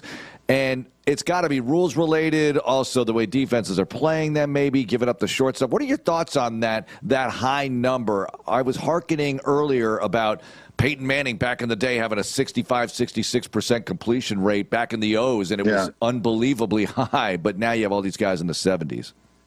Yeah, guys just don't challenge down the field as much. You know, they will take check downs, crossing routes, bubble screens, tunnel screens. That pads it up for you. But nobody pushes the ball down the field like the old days. Nobody challenges the safety when you close the middle of the field. By that I mean cover one, or you're running 3 deep zone and you're trying to hit guys in the seams before they get to the safety, or looking the safety one way, coming back the other. They just don't push the ball down. I mean, if guy, I'm just off the top of my head, Terry Bradshaw. I bet you his completion percentage is sitting somewhere around 50 for his career. Not much higher than that. They threw the ball deep. Any quarterback that played for the Raiders, and Al Davis was an owner or part of that organization at the time, they're going to be somewhere around 50, 55%, and that was a good number, because 51. They pushed the ball vertically. It's just a different game now, where the speed is taken advantage of through bubble screens and tunnel screens, not down the seams and on the outside edges the way the game used to be played. Terry Bradshaw, 4 Super Bowls, 51% completion rate for his career. Hall of Famer. And Hall of Famer, of course. Speaking and it all changed when Bill Walsh got Joe Montana, and now, playing in an era shortly after Bradshaw, I'll bet you Montana's above 60. If you can do some quick research while we're on the air. Yeah. It is 63. There you go. 63. That's what I started. Love talking about all the quarterbacking, the statistics, everything going into the game over the eras. And that's a good conversation with Andre Ware about that on this modified version of the DeMeco Ryans Show, with our visit with DeMeco, not today because they're getting back from the bye today, tomorrow in full force. So we'll catch up with him, and we'll have it on Texans All Access and on YouTube as well. Next up, let's hear from Andy Kalu. Let's hear from former teammates like Jonathan Joseph and Wade Smith on the coach. We'll get into that and other stuff here on Texans Radio. More Texans Radio coming up in a moment. My name is Paula Mendoza, and I'm the CEO of Possible Missions. I needed a bank that would communicate with me. You have to be able to pick up the phone and trust that they can help you. Trust that they know your business well enough that they know what you need. That's one of the reasons I'm with Amegy now. I can email about the smallest of things, and I get a response. I absolutely have all the trust in the world that Amegy will be there for me for my next steps. Amegy Bank, a division of Zions Band Corporation N.A., member FDIC, official business bank of the Houston Texans. Sound familiar? At Mattress Firm, we understand there are many problems that can keep you up at night, like snoring, aches and pains, or sleeping hot. Our sleep experts have the unrivaled know-how to match you with a mattress that can help. And now at Mattress Firm, save up to $600 plus get a free adjustable base with select Sealy mattresses. For the great sleep you deserve, visit Mattress Firm. We make sleep easy. Restrictions apply. See store or website for details. Ever feel like the road is out to...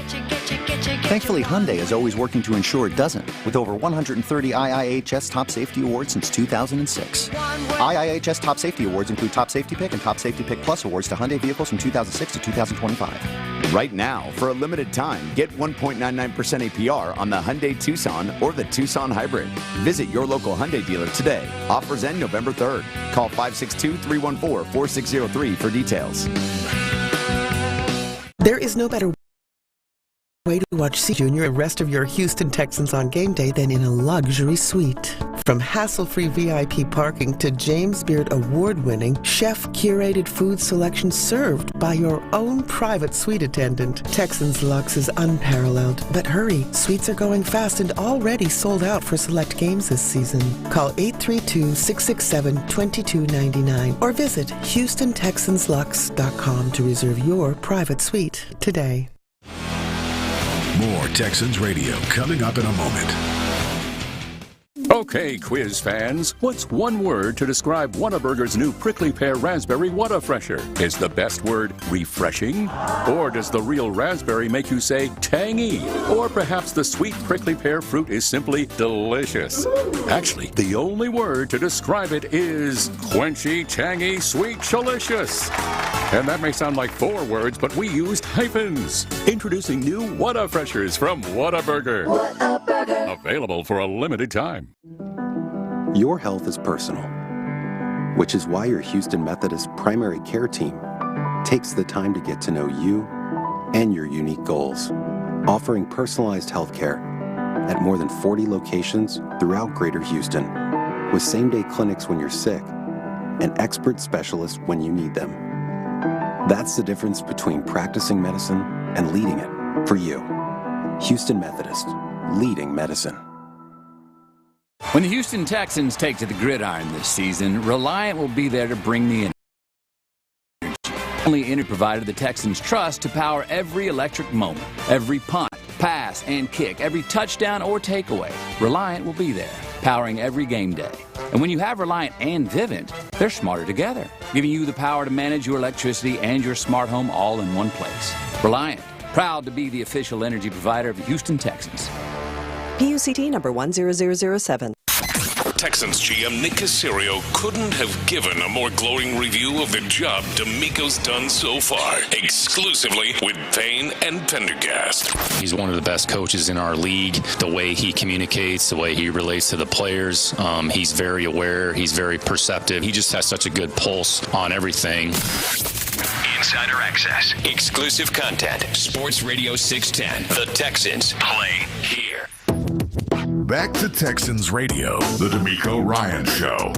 Back to this modified version of the DeMeco Ryans Show, with the team getting back from the bye today with the administration, the coaches, other front office people, and a lot of players too, but full force back into it tomorrow as DeMeco will meet with the media and will have his regular visit on a Tuesday night, actually, 6 o'clock. We'll play that on Texans All Access and get it up on YouTube as well for you. But we're having a modified version tonight. ND Kalu, Jonathan Joseph, and Wade Smith will weigh in the next segment on the DeMeco Ryans leadership style. We'll get into that. And I also talked to ND about DeMeco's leadership in this segment as well. So here's a visit with former teammate ND Kalu, who played with DeMeco Ryans in 2008. And we start off talking about the fact that the Texans are getting back from the bye officially a day later than usual because the next game is a Monday nighter. So it's a little bit longer than you would think. And I'm just ready for football. All right?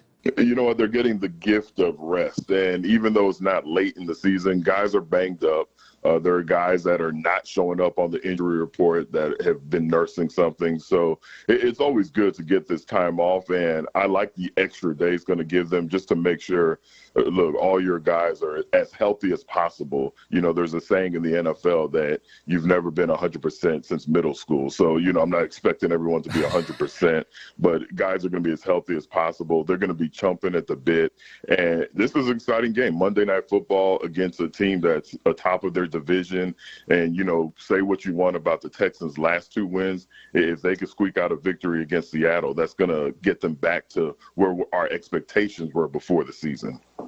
Indeed, when a Monday night game or just a night game in general, how tough is that for a player? I think you get to sleep in, I guess, but do you want to sleep in? But then you got to sit around. At least it's Monday. You don't have, I guess you don't even have to watch games all day. What do you do when you've got a night game as a player? You know what? It's funny because you dream of it when you're a kid, watching football, Monday Night Football, especially back in the day when there was only one Monday Night Football game. We didn't have 50-some-odd channels. Like, you knew everybody was watching that game. So that part's exciting.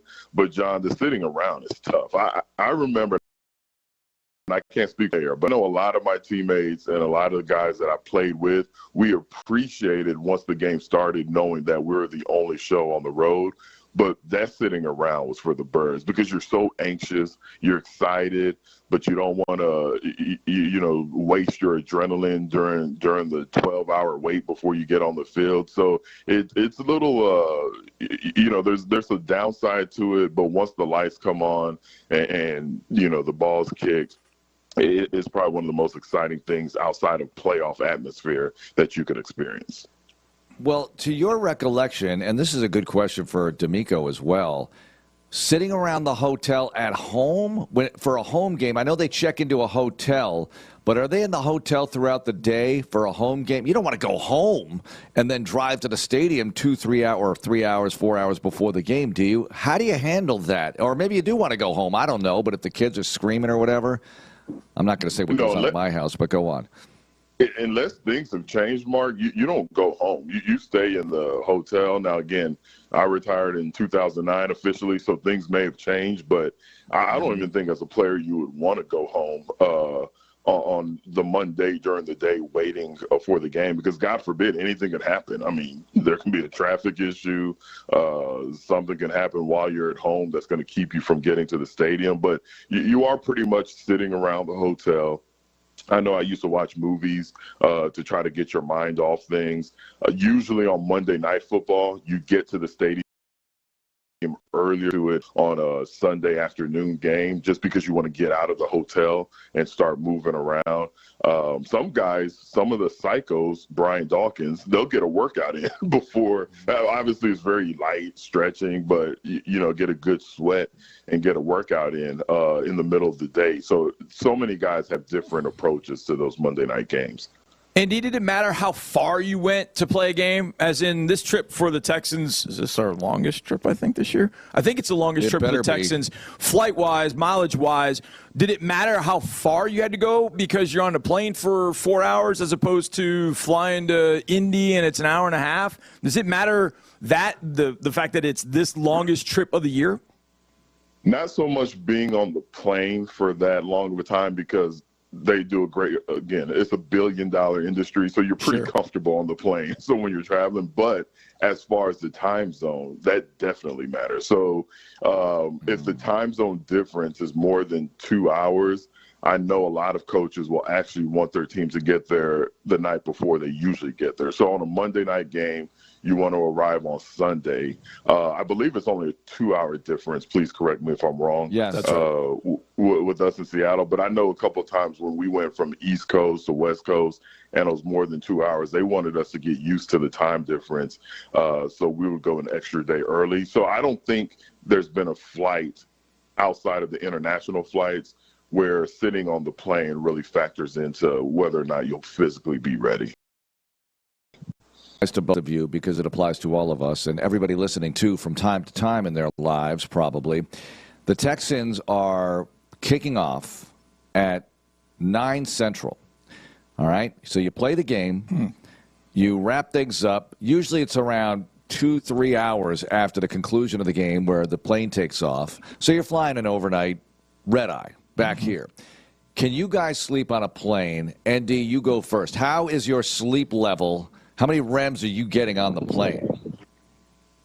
It depends on a lot of factors.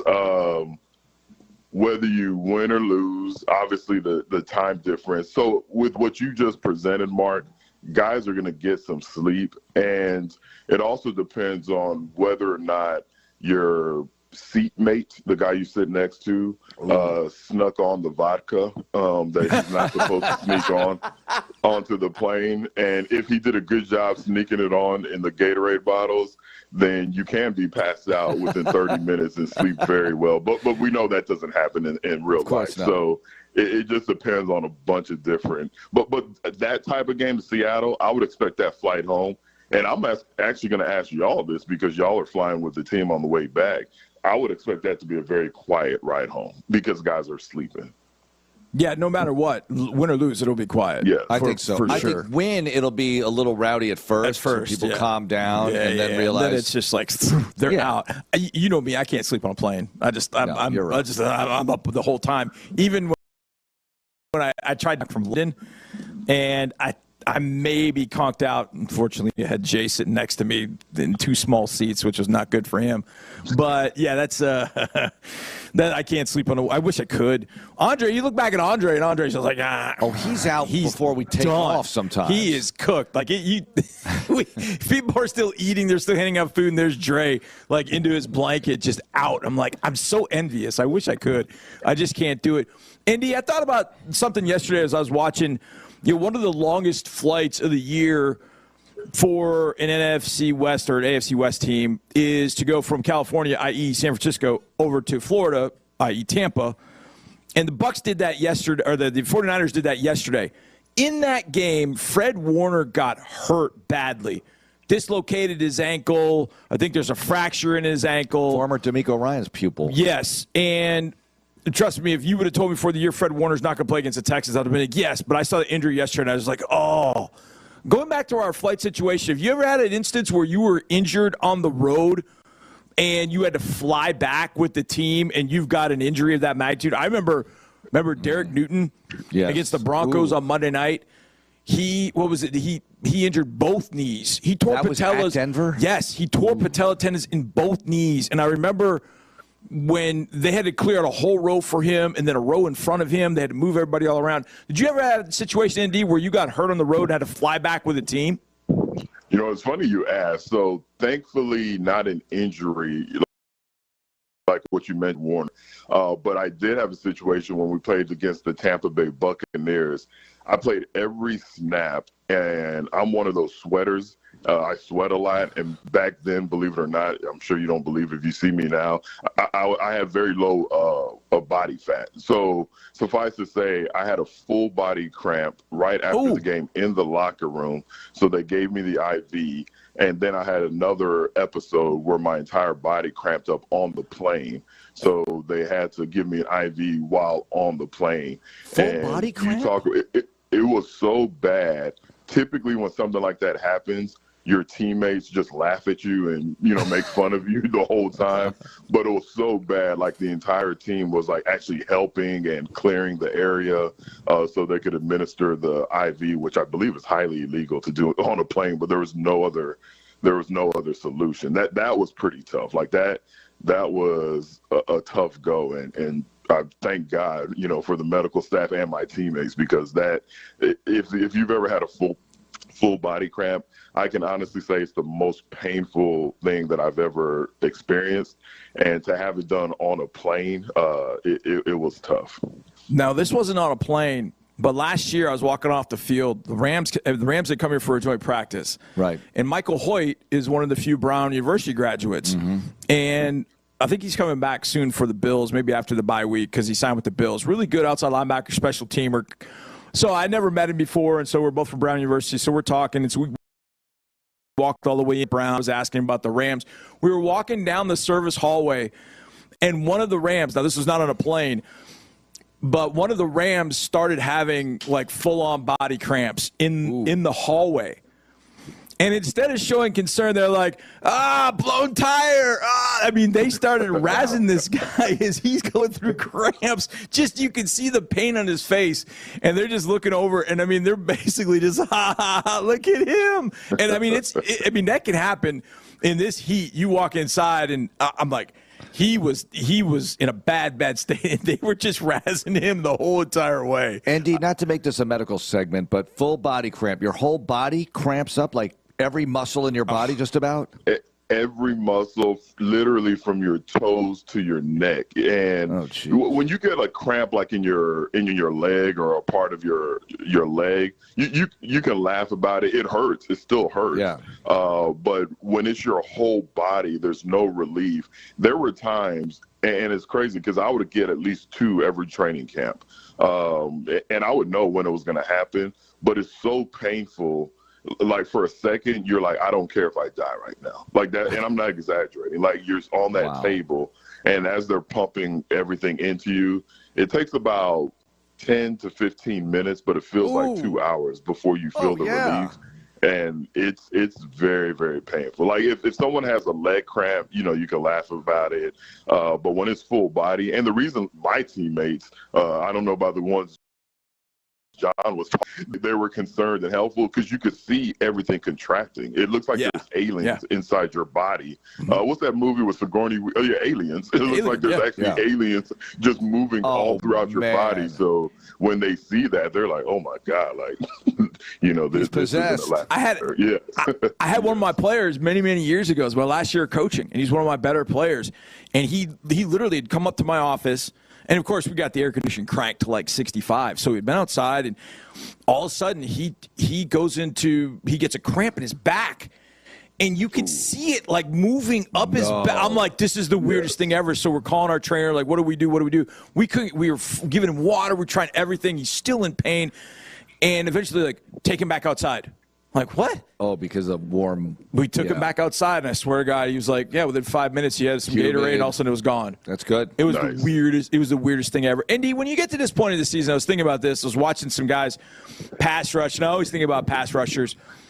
When you're going through practice, obviously you want to learn about the next team. For the Texans, it's the Seahawks. You want to know about the guy you're going against. But how often are you working on new moves or brushing up on things that maybe you tried in the summer that maybe aren't working, like a receiver maybe running a route a different way, like incorporating something in the way he's running his route? When we're not quite in the middle of the season, but we're close. What are you still kind of going through that process every single day as a player where you're like, okay, I want to work on a spin move. I want to see if I can't get this thing right down the road, I can use it in the game, or as a receiver, I want to use this type of release, etc. How often are you working on your specific techniques and maybe incorporating new things into your repertoire? 100%, all the time. And here's the thing, and I've seen it at a Texan practice, and I love it. It just reminds me of what it means to be a pro. You'll see after practice just guys working on certain things that you might not get a chance to work on during team or individual because the coaches have to get the whole team prepared. But, there'll be a time where Danielle Hunter will say, you know what, for whatever reason, my inside chop isn't hitting the way it's supposed to. The timing isn't where it's be. So he'll grab, a young, whether it's a practice squad offensive lineman or a young guy, and say, hey, can you spend 15 minutes with me after practice?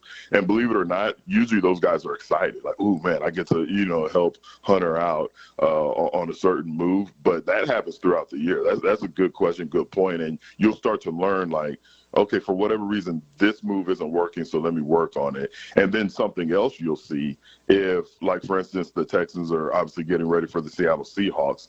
If you've noticed that their left tackle was beat with the same move multiple times, then you want to perfect that move and be ready to pull it out and add it to your repertoire. So that's a lot of times why you'll see guys working on a move that they typically don't use, but the guy that they're going against has been beaten by that move. So you'll say, well, if it ain't broke, don't fix it. So let me try to work this move. ND, I'm watching these games, some of the coaching and coaches, and I'm thinking how grateful I am to have DeMeco Ryans here as the head coach, especially with the team undergoing that 0-3 start. And we're around DeMeco a lot, and I know you've been around him a lot, and he's the same guy no matter what. He's maintaining the positive attitude. He's fixing what needs to be fixed, but he doesn't waver in his optimistic outlook that if the right things are done, everything's going to work out. What are your thoughts on him? Here we are, year 3, and this has been a tough start. They're still in it. They're still climbing out of the hole, if you will. But what are your thoughts on him as we are getting deeper into year 3 of the DeMeco Ryans era? That's huge to have a leader that doesn't waver, that doesn't have that knee-jerk reaction when things aren't going well. That leader that has that same smile on his face, whether you're 2-3 or 4-2 going into it. Now, that doesn't mean he's just blindly smiling and, he's an idiot to what's going on around him, but that means he truly believes in himself. He believes in the culture that he's created, and he feels like that they can dig themselves out of this hole that they're in. It's easy to coach. It's easy to be positive and to be a good leader when you're 4-1, when you're 4-2, when you're the top of your division. But when things are going tough, and it's not going the way we all planned it, and you're still the same guy, the team, they understand that, they appreciate that, and they continue to buy in, and they also have the confidence that you could get out of it. Not to knock Mike McDaniel, the head coach of the Miami Dolphins, but things are not going well in Miami, and now they're showing these clips of him in his press conference, and he just doesn't have that same swag that he had when things were going well in the previous years, and you see it. He's stumbling over his words. He's not making eye contact. He seems to be doubting himself, doubting his team, but with DeMeco, I mean, if you see him out at his kids, he hangs out at Fort Bend Christian, going to the football games because his kids are involved in it. He's the same guy. He's the same guy, and you just feel like they're going to figure out a way to dig themselves out of this hole. Great stuff as always, Andy. We'll catch up tomorrow. Thanks so much for the visit. All right, y'all keep up the good work. Andy Kalu joining us on Texans Radio in this modified version of the DeMeco Ryans program. Coming up, thoughts on Coach Ryans' leadership style with former teammates Jonathan Joseph, Wade Smith, Andy Kalu himself. We'll get into that and some other stuff on the way out of this program here on Texans Radio. More Texans Radio is on the way. We believe in possibilities at Texas Children's. As the nation's largest women's and pediatric healthcare system, we believe all lives can be changed for the better. We're inventing revolutionary in utero surgical procedures, finding a cure for difficult-to-treat brain tumors, solving the world's most complex neurological disorders, developing life-saving cardiac technology, and so much more. Texas Children's, the difference is life-changing. Come see why at texaschildrens.org today. Throughout time, man has expressed himself, the Charleston, the two-step, and yes, even the Macarena. But few dances have captured the imagination like the victory dance. It says, I'm a winner. In your face, world. With Houston Texans scratch tickets from the Texas Lottery, it's time to start working on your victory dance. You could have lots to celebrate with top prizes of $100,000, plus enter for a chance to win VIP Texans experiences. So, dust off your victory dance and play today. Must be 18 or older. Play responsibly. What a matchup we've got, folks. Just non-stop action. The energy is electric and the fans are all in. An intense game like this calls for a Coca-Cola. Ah, crisp and refreshing. That's a game changer. Yeah, that taste scores every time. And just like that, they're back at it. Passionate fans and an ice-cold Coca-Cola. Now that's a winning combo. No matter the team, no matter the sport, everyone knows fan work is thirsty work. Enjoy a Coca-Cola. Is there ever an optimal time for the bye week? Texans GM Nick Caserio gave his thoughts exclusively on Payne and Pendergast. There's no perfect time. Well, we've been on the front end. We've had them a little bit later. It's really, you're just trying to recalibrate whenever the bye week is. I mean, there's nothing we could do about it other than try to maximize and get the most out of that week. Insider access, exclusive content. Sports Radio 610. The Texans play here. More Texans Radio coming up in a moment. Constructing the vital connections of our world, from communications and critical infrastructure to renewable and heavy industrial facilities, is what we do at Burns Innovate Projects with an integrated construction and design mindset, a direct hire construction force, and a steadfast commitment to safety and quality. Come see how our growing Houston team is designed to build and what opportunities are waiting for you at burnsmcd.com/Texans. Burns & McDonnell is an equal opportunity employer.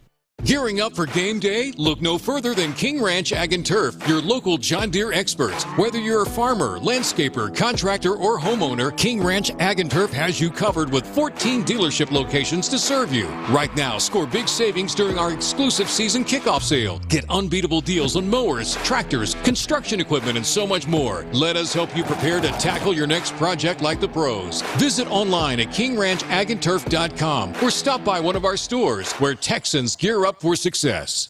Think Verizon, the best 5G network, is expensive? Think again. Bring in your AT&T or T-Mobile bill to a Verizon store and we'll give you a better deal. Now, what to do with your unwanted bills? Maybe turn them into paper airplanes headed to See Ya Never AT&T and T-Mobile. Jokes aside, the best 5G network has you covered with the most ways to save on plans, streaming, and phone deals. So bring in your bill to your local Verizon store and we'll give you a better deal. Rankings based on Root Metrics Root Score report dated 1H2025. Your results may vary. Must provide a postpaid consumer mobile bill dated within the past 45 days. Bill must be in the same name as the person redeeming the deal. Additional terms apply. Let's play football. Kids ages 4 to 15 can get in the game with the Houston Texans Flag Football League at the YMCA, presented by Texas Children's. Parents, introduce your children to the exciting world of flag football youth leagues, where programs focus on skill development, teamwork, and having fun.